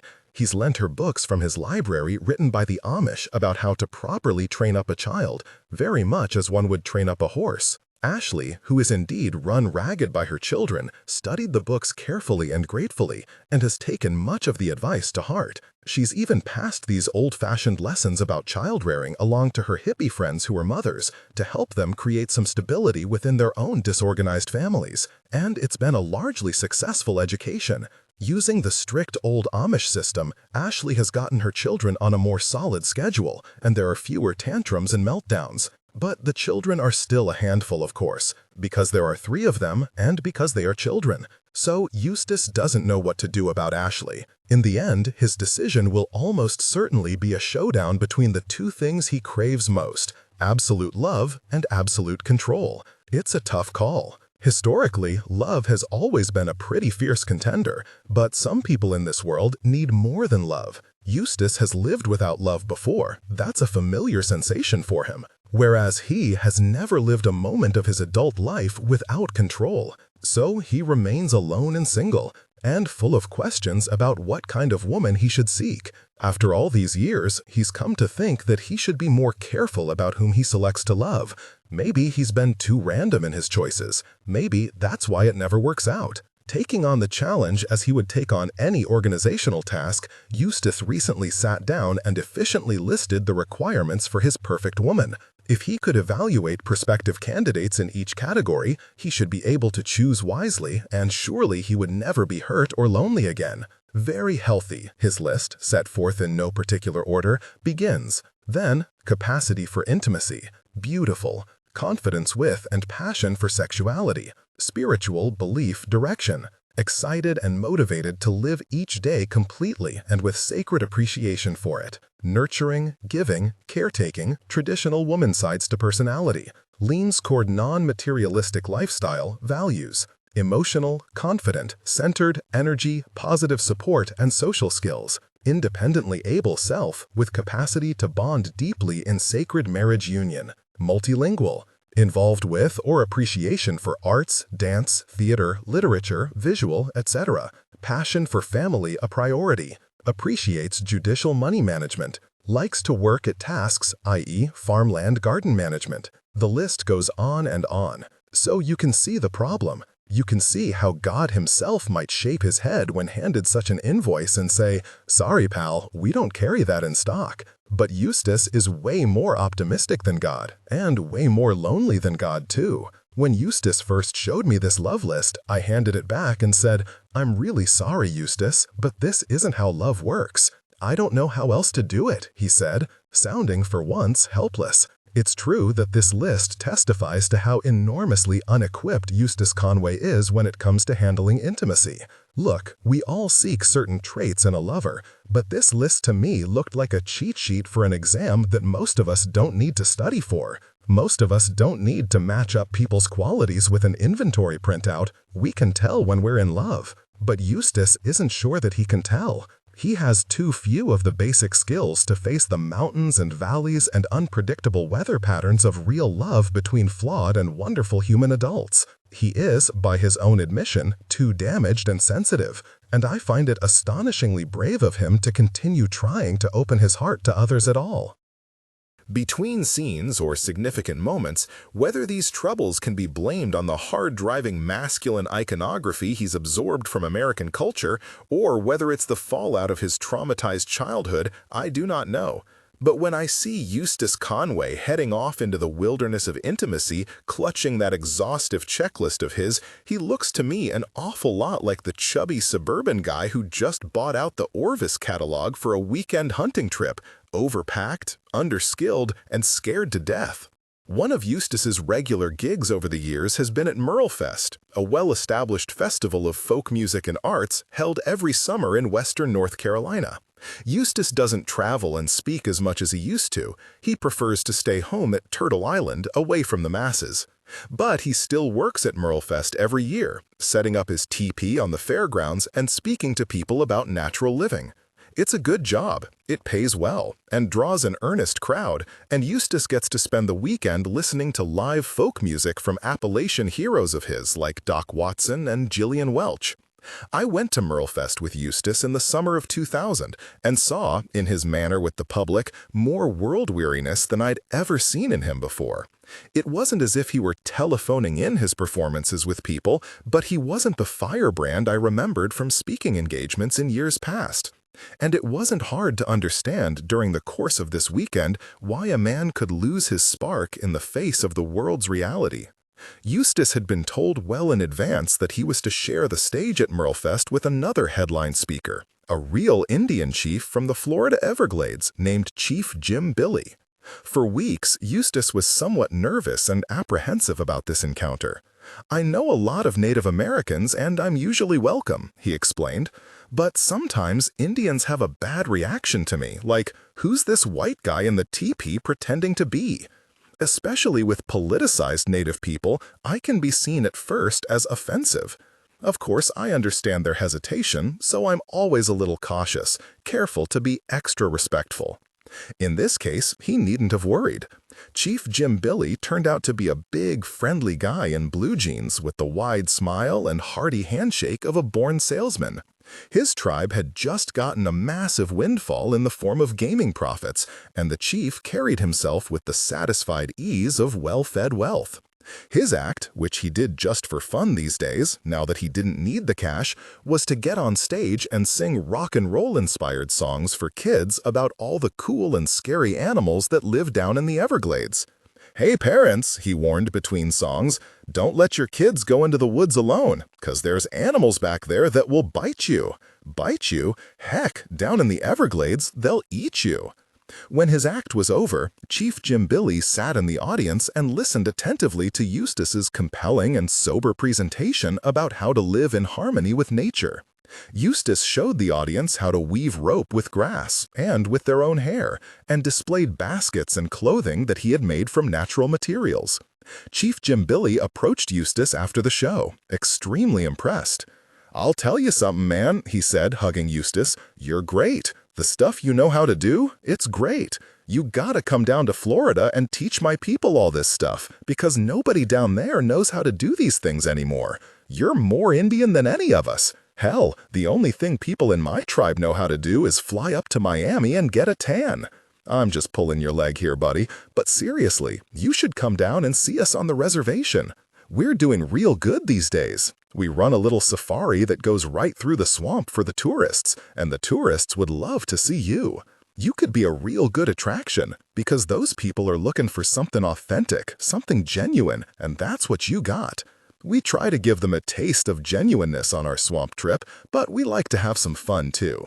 We have one guy who dresses up in a black hairy costume and runs alongside the boat, jumping out at people. I tell you, man, you'd love the hell out of it. Anytime you want to come down and visit, just call me. I'll take care of you, treat you like a king. You got a telephone back there in the woods, Tarzan? Good. Call me. I'm serious. I'll pick you up in my plane, fly you down for the weekend. I got my own jet, a real nice G4. It's even got an indoor outhouse. You'll love it." Then Chief Billy hugged Eustace again and smoothly handed over his business card.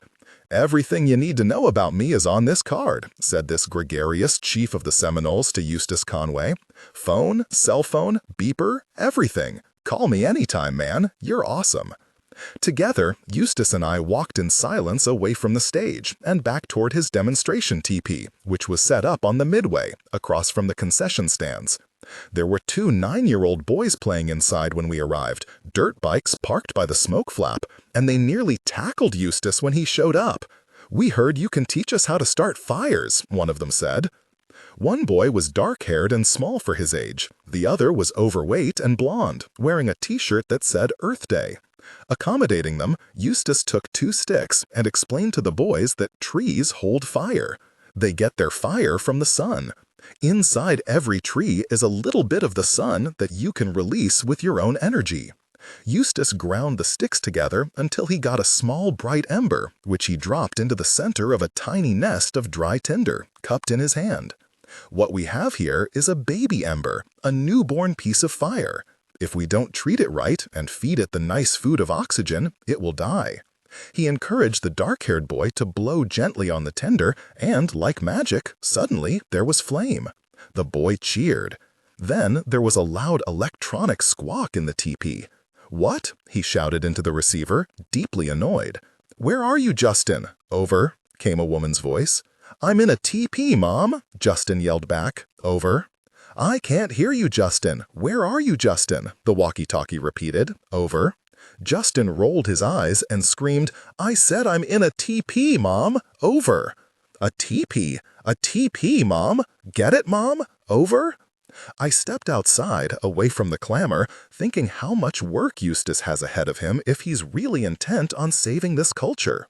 Outside the teepee, I found a middle-aged man in a flannel shirt looking over Eustace's structure with interest. We set to talking. "My name is Dan," he told me. "I come here to Merlefest every year from Michigan and always try to find Eustace. I like listening to him talk about his life. It appeals to me, although it makes me envious too. God knows, I'd move into the woods in a minute if I could. But I can't. I've got 5 kids in school to support right now. I've got a good job at Sara Lee, I've got alimony to pay, and I don't see how I could leave the financial security and health insurance and live like Eustace, but I wish to God I could. I think about it every year when I come here, whenever I meet him. He's pretty compelling, you know. And look how healthy he is, living in that natural way, not like the rest of us." Here, Dan smiled with sweet embarrassment and patted his heavy stomach. He continued, "Eustace is always like, 'You can do it, you can do it.' But I don't see how I can do it.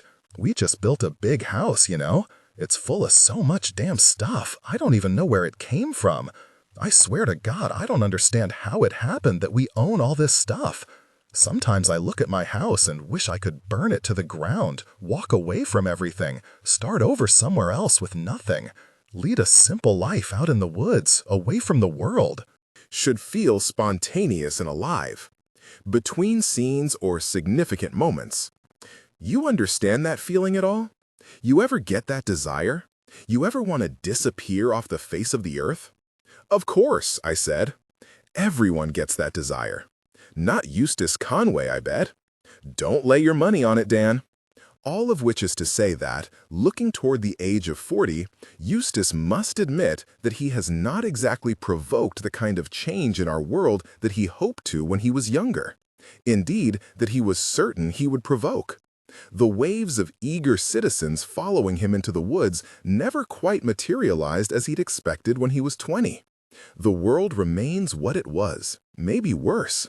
Looking back 2 decades, he told me, I honestly believed I could change things. My feeling was, just give America to me. Let me take it. I'll fix it myself. I thought all it would require was conviction and hard work, and I knew I was capable of working harder than anyone. I didn't think the whole country would come streaming back to a more natural way of living, but I figured maybe 60 or 100 people a year would come to Turtle Island, and then take their lessons back to their communities, and the message would spread like ripples in a pond, and the effect would keep expanding. But I see now how hard it is to make a major difference in this country if you don't happen to be the president or an important senator, and if you have no resources except your energy. How can one person make a difference? It's impossible and improbable, and most of all, it's damn tiring. And America's obsession with devouring land continues faster and more efficiently than ever. Eustace is glad to see that environmental awareness, once a radical and fringe concept, is now totally pop and hip. Still, he can't see that a little recycling fever is any match for the famished momentum of industry and overpopulation and rampant consumerism that define our culture. It may be that Turtle Island will, a century from now, be as Eustace once imagined it, a tiny bowl in the earth, intact and natural, surrounded by pavement and highways. People will climb up to the ridges around Turtle Island and peer inside, and they'll be able to see a pristine and green example of what the whole world once looked like. Maybe that's true. Maybe what Eustace is doing by saving this little patch of Appalachian forest is what medieval monks once did by copying all those ancient texts. In a dark time, one that does not value knowledge, he is steadfastly preserving something small and precious in the hope that a more enlightened future generation will be grateful to have it. Maybe that's all he's doing. People used to say to Eustace, "If you touch only one life, you've had an effect on the world." But Eustace was never satisfied with that.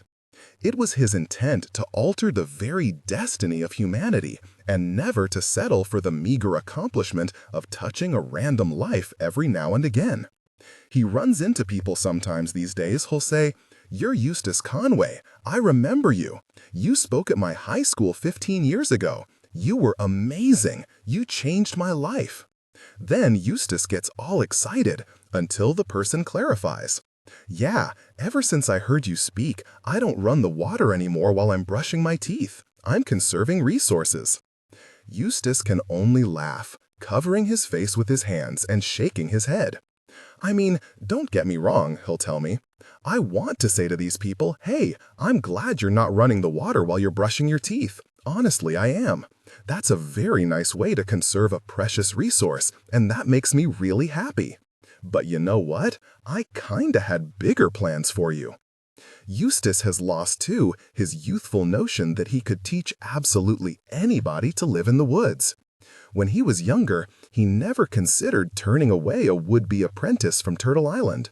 He never believed there was a single person in this country who couldn't master a more natural life with a little training. But now he's more cautious, more selective. He doesn't automatically welcome the ex-convicts and barely recovering drug addicts and angry teenage runaways anymore, because it saps the system to have such people around. He's also found it useful to formalize the apprenticeship program more. It used to be a loosey-goosey, sealed-on-a-handshake relationship, the details of which altered from person to person from year to year.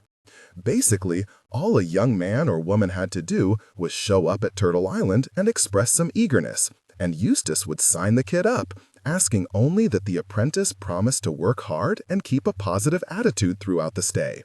These days, though, Eustace screens all potential apprentices through a fairly rigorous application process that demands resumes, references, background information, and a written essay.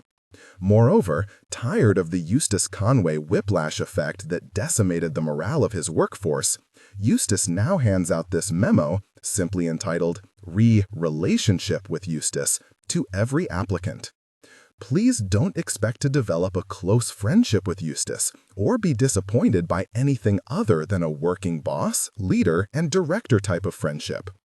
People are attracted to aspects of Eustace's warm and generous personality and often want a more personal contact than can be expected, or than Eustace is comfortable in allowing. Apprentices have been disappointed when they did not get enough social contact with Eustace. Eustace is comfortable with extending his time to you on a mutually agreed-upon expectation level. This clearly defined relationship is between a leader and those who are learning about the chores, methods, and needs of a farm and educational center.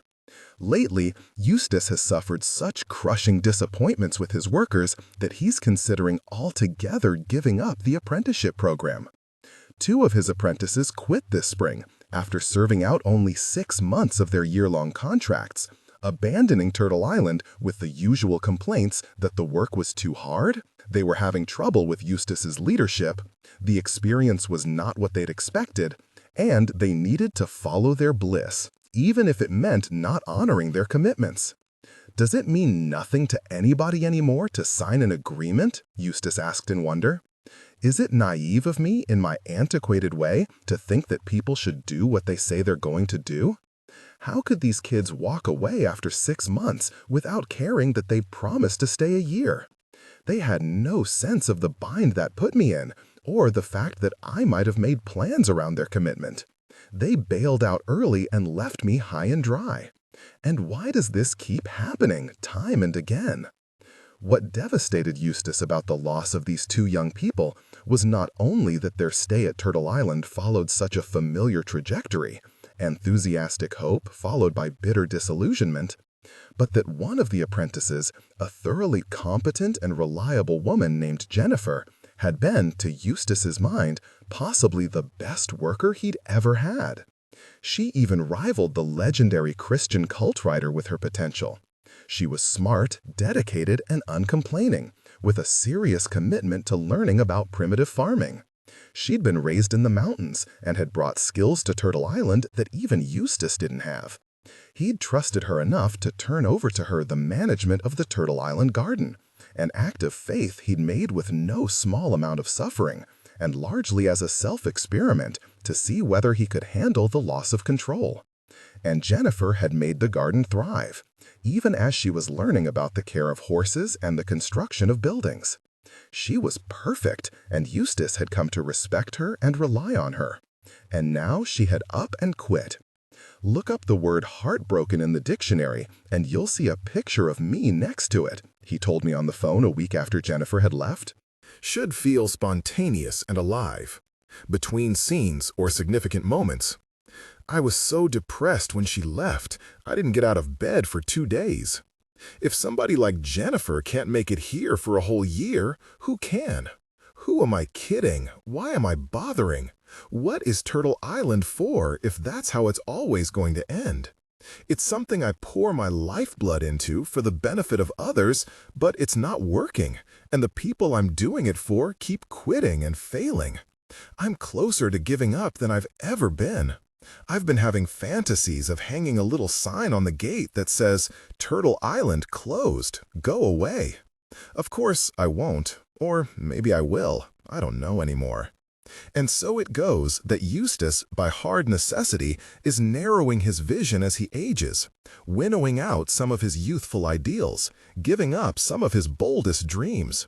His latest aspirations are strikingly modest. For now, he's not taking on any new apprentices, but is concentrating his energy on getting a horseback riding program instituted at Turtle Island. He's been running ads in the Boone newspapers, inviting people to come up to his property for day trips around his woods. He's hoping that the money he makes by taking people on horseback rides will help defer the expenses of keeping all those lovely horses of his. And it's a refreshingly simple human interaction. The customer pays, Eustace provides a simple service, he doesn't try to convince anyone to move into the forest with him, and everyone goes home at the end of the day satisfied. Okay, he thinks now, maybe I can't change the world.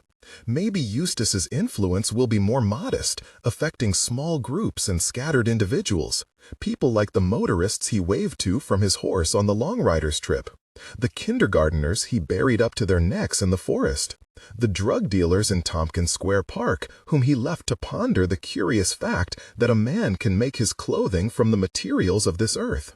Or consider the young campers who were exploring Turtle Island one day and discovered a beaver dam and were encouraged by their counselors to swim inside the dam through the beaver's tunnels until they reached the inside of the beaver's lodge, warm, dry, sacred, and hidden. How many boys in this century have been inside a beaver lodge? That event must have sent an immeasurable and lasting tremor through the consciousness of those boys. To Eustace Conway, with his grand architect's vision of a transformed America, that may not seem like much, But in this age of increasingly mindless conformity, even the faintest suggestion that the world can be looked at from another vantage point for one fleeting moment, it is much. And maybe that doesn't satisfy Eustace, but that may be all he gets. He is, in the end, a teacher. And like all teachers, he may have to accept the reality that only a few of his students over a few decades will truly be affected by a few lessons. There was once a kid, for instance, named Dave Reckford. He was raised outside Chicago, a suburban child with a physician father and a mother who expressed her vaguely hippie leanings by sending her son to Quaker schools and feeding him health foods. When Caterpillar Tractor closed its Illinois factory, Dave's hometown turned from boom to bust, and his parents moved to North Carolina, where Dave was sent to an expensive private school packed with children from the oldest families in the South. And then his life turned upside down. Dave's father fell in love with another woman and split. The family was shattered into chaos. Eventually, those shattered bits were reordered. After a few hard years, his mother pulled her life together and married a wealthy and kind man. But somehow, Dave was left behind in all this. He was 13 years old and shaken to his guts, profoundly sad and searching. A few years later, a modern-day mountain man named Eustace Conway came to teach a nature class at the private school where Dave Reckford was a student. He was all dressed up in buckskin, Dave remembers, and he didn't smell very good. And he started talking, in his quiet way, about his teepee and his blowgun and his life in the wilderness. I was enthralled. He talked about going to the bathroom in the woods. He got on this diversion about how squatting is the natural way to go to the bathroom and how sitting on a toilet seat puts an unnatural strain on the organs of digestion, and we were shocked, this whole room of elite Southern teenagers. We'd never heard anything like it. And then he said, in fact, when I have to go to the bathroom someplace where all they have is toilets, I just jump up on the toilet seat and squat on it, like this. And he hopped up onto a desk in a squat to show us. He was laughing and we were laughing, and somehow he made it all seem okay and interesting without freaking us out. Later, Eustace set to talking with Dave, and, sensing the level of desperation in the kid, invited him to visit Turtle Island. Dave immediately agreed and drove his little rich boy Mercedes coupe up there for a week-long visit. This was in the early years. There wasn't much to Turtle Island yet, except Eustace's teepee. He hadn't cleared any land, and he didn't have any livestock. It was still primitive. When Dave showed up, Eustace was sitting by his teepee talking with a really pretty woman.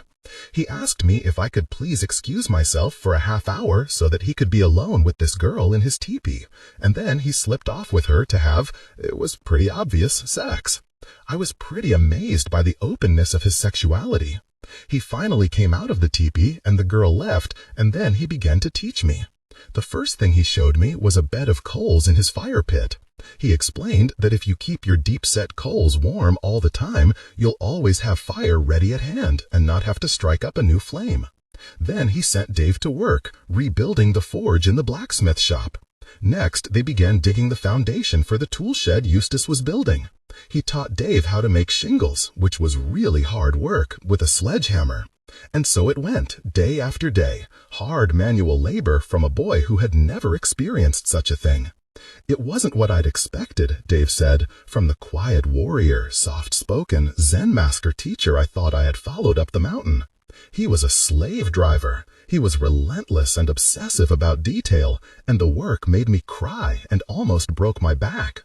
It was so hard, I was afraid each day that I wouldn't survive. But every night I got to sleep near Eustace in his teepee, on the animal skin rugs by the warm fire, and that was the best and safest sleep I'd had since I was a child. He made me great food and listened to me talk about my family. I don't think anyone gets this kind of access to Eustace Conway anymore, but this was in the years before he had apprentices and campers everywhere and all his public duties. He was 27 years old, and I was a fatherless kid, but it was a profound experience to spend time with a grown man who wanted to talk to me and teach me things. Eustace used his time with Dave to try to have him understand the fundamental essence of his philosophy, which centered on mindfulness. "There is no way," Eustace said to Dave, "that you can have a decent life as a man if you aren't awake and aware every moment. Show up for your life," he said. "Don't pass your days in a stupor, content to swallow whatever watery ideas modern society may bottle feed you through the media, satisfied to slumber through life in an instant gratification sugar coma. The most extraordinary gift you've been given is your own humanity, which is about consciousness, so honor that consciousness. Revere your senses, don't degrade them with drugs, with depression, with willful oblivion. Try to notice something new every day," Eustace said. "Pay attention to even the most modest of daily details. Even if you're not in the woods, be aware at all times."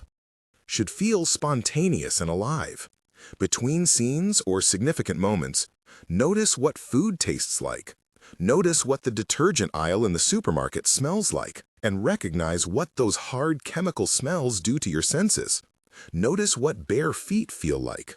Pay attention every day to the vital insights that mindfulness can bring. And take care of all things, of every single thing there is. Your body, your intellect, your spirit, your neighbors, and this planet. Don't pollute your soul with apathy or spoil your health with junk food, any more than you would deliberately contaminate a clean river with industrial sludge. You can never become a real man if you have a careless and destructive attitude, Eustace said, but maturity will follow mindfulness even as day follows night. Eustace told Dave tragicomic stories about some of the teenage American boys who'd visited Turtle Island and were so oblivious of their environment that they literally didn't have the sense to come in from the rain. A storm would come up and the boys would stand there in the downpour, as stupefied as a flock of overbred sheep, unable to reason that they should transport their bodies to a shelter. Or there was the boy Eustace had seen step in a yellow jacket's nest and then stand stock still and confused as the swarm gathered around him. The boy was patently unable to think that he should get himself out of this situation until Eustace shouted, "Run!" "Be awake," Eustace said, laughing at the very simplicity of it, "and you will succeed in this world. When it rains, find shelter. When you're being stung by yellow jackets, run. Only through constant focus can you become independent. Only through independence can you know yourself. And only through knowing yourself will you be able to ask the key questions of your life. What is it that I am destined to accomplish, and how can I make it happen?" What Dave remembered more than anything about that week, though, was the transformative, almost religious experience of watching Eustace build a fence. Building a fence up here in this rocky soil is hard work. First, you have to pound into the ground this metal post, slamming it with a sledgehammer and making a hole for your black locust stake. I almost cut my leg off once trying to do it. Then you stick that black locust stake into the hole and wail on it with that heavy sledgehammer, drilling it in. I did 6 of these in a row, and I swear to God I almost died. I can't describe what hard work that was. I collapsed on the ground and felt that my heart would explode. Eustace then took over for me, and while I tried to catch my breath, he put in the next 20 stakes without pausing once, without even breathing hard. I studied him as he worked. How could he do this? He's not as big or muscular as I am. I'm a triathlete, and I'm big, and I couldn't do it. His arms are lean. How can it work? But as I watched him, I realized he had an intimate physical relationship with his tools. When he swung that sledgehammer, he didn't use just his arms. He swung it in one perfectly economical motion, using his whole body. His hips helped him hoist the sledgehammer up, and then he arched back and put all his momentum behind the blow. It was beautiful. It was complete physical attention to one task. It was like watching a dance, the dance of manual labor. And I knew that this was why Eustace could do everything faster and better than everyone else, because of that intensity and grace and perfection of focus. Dave remembers watching Eustace on another day, hammering nails into wood fast, rhythmic, and perfect, and asking, "How come you never miss the nail?" "Because I made up my mind a long time ago that I'd never miss the nail," Eustace replied, "so I don't." In the end, the grueling pace of the work at Turtle Island was such a shock to Dave's body that he collapsed. He became physically ill from the 11-hour days of labor. Eustace, seeing this, stopped the work for a day and drove Dave down to town. "Let's take a fun trip," he said casually. He took the kid into a bar and got him a beer, his first. Eustace laughed and joked with the bartender and never mentioned the work that was left behind. On the way back up the mountain that night, Dave broke down and told Eustace he didn't think he could stay any longer. "I told him I wanted to go home. I was probably crying. I'm sure I was homesick, because I was just a kid." Eustace was calm and thoughtful. We sat in his truck and he talked about life and about what it takes to become a man. He imparted wisdom and kindness to me, taking me seriously at an age when nobody ever took me seriously. He told me that one of the reasons people are so unhappy is they don't talk to themselves. He said you have to keep a conversation going with yourself throughout your life, to see how you're doing, to keep your focus, to remain your own friend. He told me that he talked to himself all the time, and that it helped him to grow stronger and better every day. He suggested some books I should read. Then he hugged me. 15 years later, Dave Reckford still couldn't tell this part of the story without tears brimming up. "Listen," he said, "it was a real hug, long and strong. It was a bear hug. It was the first time I had ever been hugged by a man, and it seemed to cure something inside me that was lonely and hurt. He told me I was free to go home, and he wished me luck. But he also told me I was free to come back and stay with him on Turtle Island any time I wanted to, because I had done a good job and because I was a good person. And I did go home, but when I got there, I found that something had changed in me, and the rest of my life was changed." Every man in Dave Reckford's family is a lawyer, a doctor, a businessman, or a diplomat. That's what is expected, the way of the family. It's not Dave's way, as it turns out. Dave is 30 years old now and has been roaming around looking for his place. He's studied history and music. He's tried his hand at writing. He's traveled to Cuba and Europe and across America and even joined the army, trying to find where he should place himself for his short time on Earth. Recently, he finally landed. He solved it. He asked the woman who tends to his parents' gardens to take him on as her apprentice. She agreed. So now Dave Reckford has become what he believes he was intended to be, a gardener. He takes care of plants. He spends his days thinking about soil and light and growth. It's a simple relationship, but he is rewarded by it. He tries to understand what plants need and how to help them. He tries to make his every movement careful and precise, to honor his work. He talks to himself all the time, keeping in contact with his personal essence.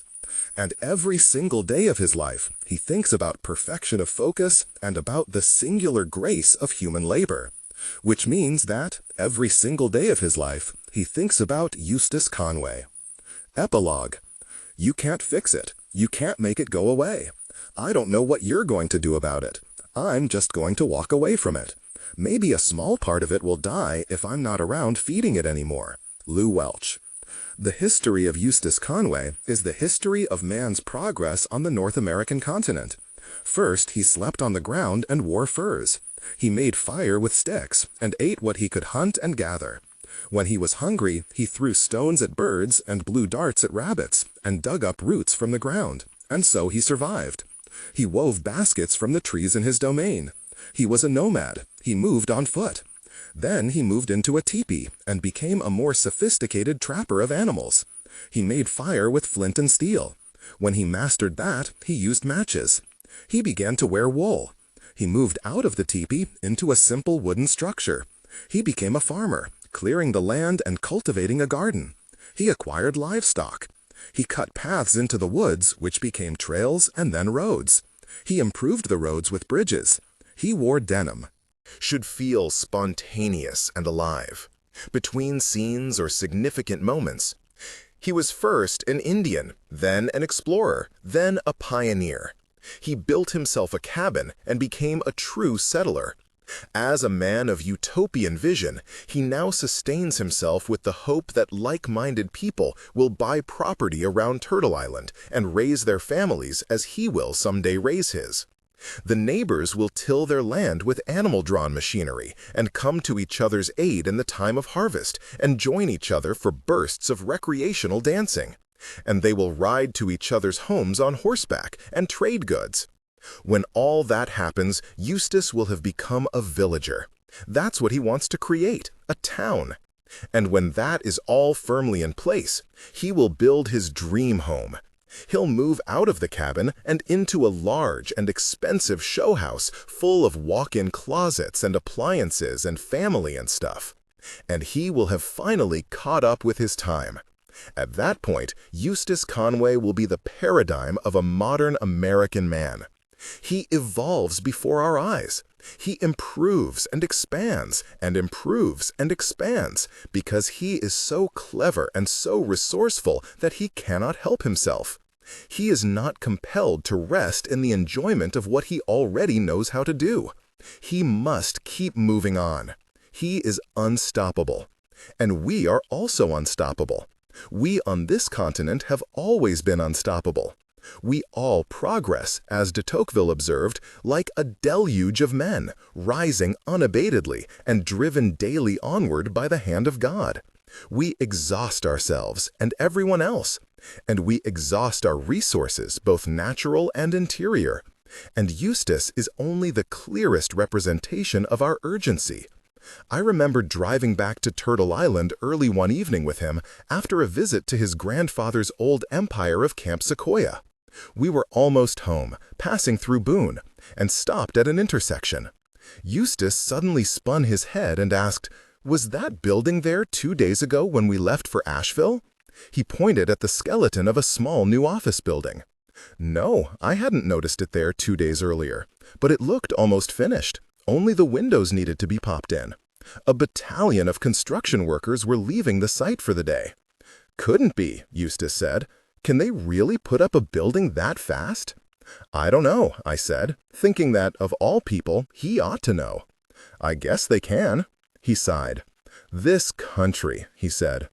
But Eustace Conway is this country. And, that being the case, what remains? What remains after all this activity? That's the question Walt Whitman once asked. He looked around at the galloping pace of American life, and at the growth of industry, and at the jaw-clenching rush of his countrymen's ambitions, and wondered, after you have exhausted what there is in business, politics, conviviality, and so on, have found that none of these finally satisfy or permanently wear, what remains? And, as ever, dear old Walt gave us the answer. Nature remains. That's what Eustace is left with, too. Although, like the rest of us, and this is his biggest irony, Eustace doesn't have as much time as he wishes to celebrate the natural world. As he told me one winter evening over the phone, "We had a snowstorm up at Turtle Island this week. A friend of mine came to visit and said, 'Hey, Eustace, you've been working too hard. You should take a break and build a snowman.' Ever think of that?" Well, hell, of course I'd already thought of that. All I had to do was take one step outside my door that morning to see that it was perfect snow for a snowman. I'd already visualized the snowman I would build, if I were to build one. I quickly analyzed the consistency of the snow and decided exactly where to put the snowman for best presentation, exactly how big it would be, and where in my blacksmith shop I could find charcoal for the eyes. I pictured every detail of the snowman, right down to the carrot nose, which I had to think about for an instant.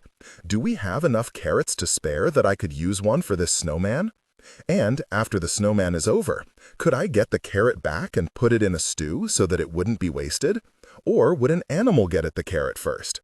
I ran through all this in about 5 seconds, estimated how much time it would take out of my busy day to build the snowman. I weighed that against how much pleasure building a snowman would bring me, and decided against it. More's the pity, because he does enjoy being outside, and he might have gotten more pleasure from the snowman than he was able to logically calculate. Because he does love nature, for all his commitments and obligations. He loves it all, the cosmic scope of the woods, the stipple of sunlight slanting down through a verdant natural awning, the loveliness of the words locust, birch, and tulip poplar. More than loving it, he needs it. As Eustace's grandfather wrote, "When the mind is tired or the soul is disquieted, let us go to the woods and fill our lungs with the rain-washed and the sun-cleansed air, and our hearts with the beauty of tree, flower, crystal, and gem."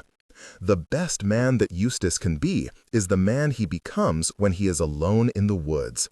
That's why I drag him out of his office whenever I come to Turtle Island and make him lead me on a walk. Even though he generally doesn't have time for it, I make him do it. Because we don't get 10 steps into the forest before he says, "That's bee balm. You can make a straw out of its hollow stem and suck moisture up from pebbles in streams where it might be too shallow to drink." Or, "That's Turk's cap, a flower that looks a lot like a tiger lily, only more exotic. It's extremely rare. I doubt there are 5 of these plants on all 1,000 acres of Turtle Island." Or, when I complain about my poison ivy, he takes me down to the river and says, "Come join me in my pharmacy." He pulls up some jewelweed and opens it to the ointment inside, spreads it on my bumpy wrist, and suddenly everything feels better. I love Eustace in the woods because he loves himself in the woods. It's that easy. Which is why, one day when we were walking, I said to him out of the blue, "Permission to introduce a revolutionary new concept, sir?" Eustace laughed. "Permission granted." "Have you ever wondered," I asked, "if you might benefit the world more by actually living the life you always talk about? I mean, isn't that what we're all here for? Aren't we each supposed to try to live the most enlightened and honest life we can? And when our actions contradict our values, don't we just fuck everything up even more?" I paused here and waited to get punched. But Eustace said nothing, so I continued. "You're always telling us how happy we could be when we live in the woods. But when people come up here to live with you, what they end up seeing is your stress and frustration at having so many people around and being overwhelmed with responsibilities. So of course they don't absorb the lesson, Eustace. They hear your message, but they can't feel your message, and that's why it doesn't work. Do you ever wonder about that?" "I wonder about it constantly," exploded Eustace. "I'm totally fucking aware of that. Whenever I go into schools to teach, I tell people, look, I am not the only person left in this country who tries to live a natural life in the woods, but you're never going to meet all those other guys because they aren't available. Well, I am available. That's the difference with me. I've always made myself available, even when it compromises the way I want to live. When I go out in public, I deliberately try to present myself as this wild guy who just came down off the mountain, and I'm aware that it's largely an act. I know I'm a showman. I know I present people with an image of how I wish I were living. But what else can I do? I have to put on that act for the benefit of the people. I'm not so sure it's benefiting us, Eustace. But if I lived the quiet and simple life I want, then who would witness it? Who would be inspired to change? Only my neighbors would see me. Should feel spontaneous and alive. Between scenes or significant moments, I'd influence about 40 people when I want to influence about 400,000 people. You see the dilemma? You see my struggle? What am I supposed to do? How about trying to live in peace for once? But what does that mean? Eustace was roaring now, laughing and totally losing it. What does that fucking mean? Of course, that's not my question to answer. All I can tell with any certainty is when the man appears to be most at peace.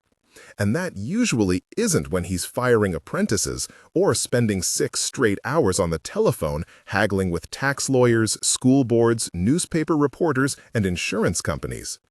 When he appears to be most at peace is when he is experiencing the closest and most personal liaison with the wilderness.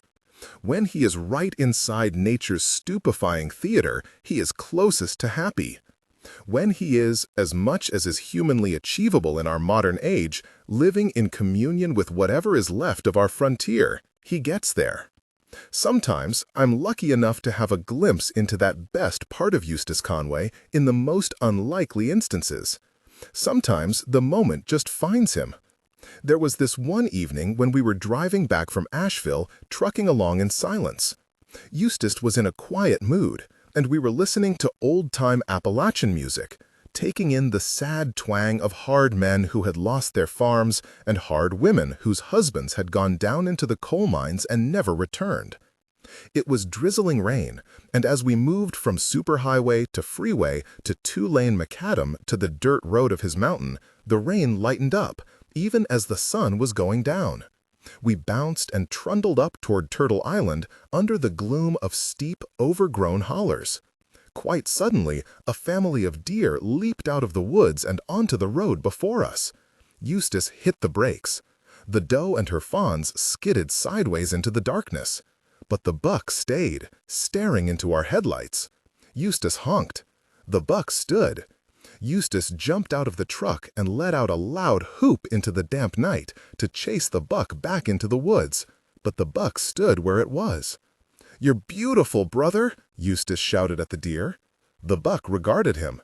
Eustace laughed. He made fists and shook them wildly in the air. He whooped and howled like an animal.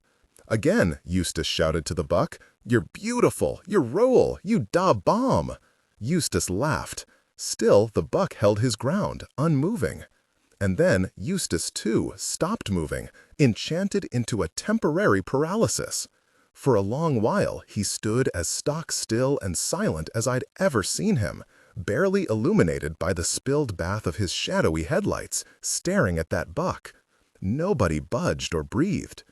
In the end, it was Eustace who broke first, throwing his fists up into the air again and shouting out into the night with all the voice he could summon. "I love you! You're beautiful! I love you! I love you! I love you!" Acknowledgements. I would like to thank the extraordinary Conway family for their openness and hospitality during this project, and particularly Eustace Conway for his courage in letting me proceed with this work unfettered. It has been an honor to know you all, and I have tried to honor you here. There have been many people in Eustace's life, past and present, who gave generously of their time to help me formulate the ideas behind this book. For their tolerance in being incessantly interviewed, I thank Donna Henry, Christian Kaltreiter, Shannon Nunn, Valerie Spratlin, Kuchelaine O'Reilly, Lorraine Johnson, Randy Cable, Steve French, Carolyn Hauk, Carla Gover, Barbara Locklear, Hoy Moritz, Nathan and Holly Rourke, the Hicks family, Jack Bibbo, Don Bruton, Matt Nemos, Siegel Kiwe, Warren Kimsey, Alan Stout, Ed Booman, Pop Hollingsworth, Patience Harrison, Dave Reckford, Scott Taylor, Ashley Clutter, and Candace Covington. And a special note of thanks to Kathleen and Preston Roberts, who are not only lovely and gracious people, but who let Eustace and me sit on their porch and drink beer and shoot off guns all night long. "I never fired a gun when I was drunk before," Eustace said, and Preston shouted, "And you call yourself Southern?" I am grateful to the authors of the many books and histories that have guided this endeavor. Among others, I found inspiration in John MacFarrager's biography of Daniel Boone, David Roberts' biography of Kit Carson, James Atkins Shockford's biography of Davy Crockett, David McCullough's biography of the young Teddy Roosevelt, Rod Phillips' analysis of Forrest Beatniks, and Stephen Ambrose's compelling account of Lewis and Clark's journey to the Pacific. Anybody interested in reading more about American utopias should get Timothy Miller's encyclopedic The 60s Communes, Hippies and Beyond. And anybody interested in a surprisingly funny book that happens to be about American utopias should hunt down a copy of Mark Halloway's brilliant Heavens on Earth, Utopian Communities in America 1680-1880. The statistics quoted in Chapter 7 on the decline of males come from The Decline of Males by Lionel Tiger. I also owe thanks to R.W.B. Lewis for his wise study, The American Atom, and to Richard Slotkin for his equally wise, The Fatal Environment. And my bottomless thanks and eternal admiration go to the living library that is Doug Brinkley for telling me to read all these books. Thanks also go to Powell's Bookstore of Portland, Oregon, for having, when I was seeking books about the impressions of 19th century European visitors to America, an entire shelf labeled Impressions of 19th Century European Visitors to America. There is no better bookstore in America, and this proves it. I am fortunate to have great friends who are also great readers and editors. For their help and valuable assistance in editing various versions of this book, I thank David Cashin, Reggie Olin, Andrew Curcello, John Morse, John Gilbert, Susan Bowen, the speed-reading Georgia Peach, and John Hodgman, who invented, just for me, the essential new editing abbreviation CWRBS, meaning Cut the Will Rogers Bullshit. I thank John Platter, who found the strength to read an early draft of this book in his final days of life, and whom I miss terribly every time I walk to my mailbox and remember that I will never receive another letter from him. I thank Cassie Evashevsky, Sarah Chalfant, Paul Slovak, and the hugely incredible Francis Apt for their sure-footed guidance. I thank Art Cooper at GQ for believing me 4 years ago when I said, "Trust me, you just gotta let me write a profile about this guy." I thank Michael Cooper for saying long ago, when I was in doubt about writing the book, "Wouldn't you rather make a mistake by doing something than make a mistake by not doing something?" Again, I thank my big sister Catherine for her preternatural genius about American history and for her steadfast support. Again, I thank my dear friend Deborah for being open 24 hours a day to dispense her wisdom on the human psyche. This book would be virtually barren of ideas without the inspiration of these two amazing women. There are not enough thanks in the world to offer the Ucross Foundation for giving me 22,000 acres of privacy in the middle of Wyoming during what I will probably always remember as the most important 30 days of my life. And lastly, there are not enough ways in the world for me to say this. Big love. A note on the author. Elizabeth Gilbert is the author of a short story collection, Pilgrims, a finalist for the PEN/Hemingway Award, a novel, Stern Men, and a book of nonfiction, The Last American Man, nominated for the National Book Award and a New York Times Notable Book for 2002. For many years, she wrote for American GQ, where she received 3 National Magazine Award nominations for feature writing. Her most recent book, Eat, Pray, Love, a memoir about the year she spent traveling the world after a bad divorce, is an international bestseller with over 5 million copies in print. Should feel spontaneous and alive. Between scenes or significant moments, Elizabeth Gilbert lives in New Jersey.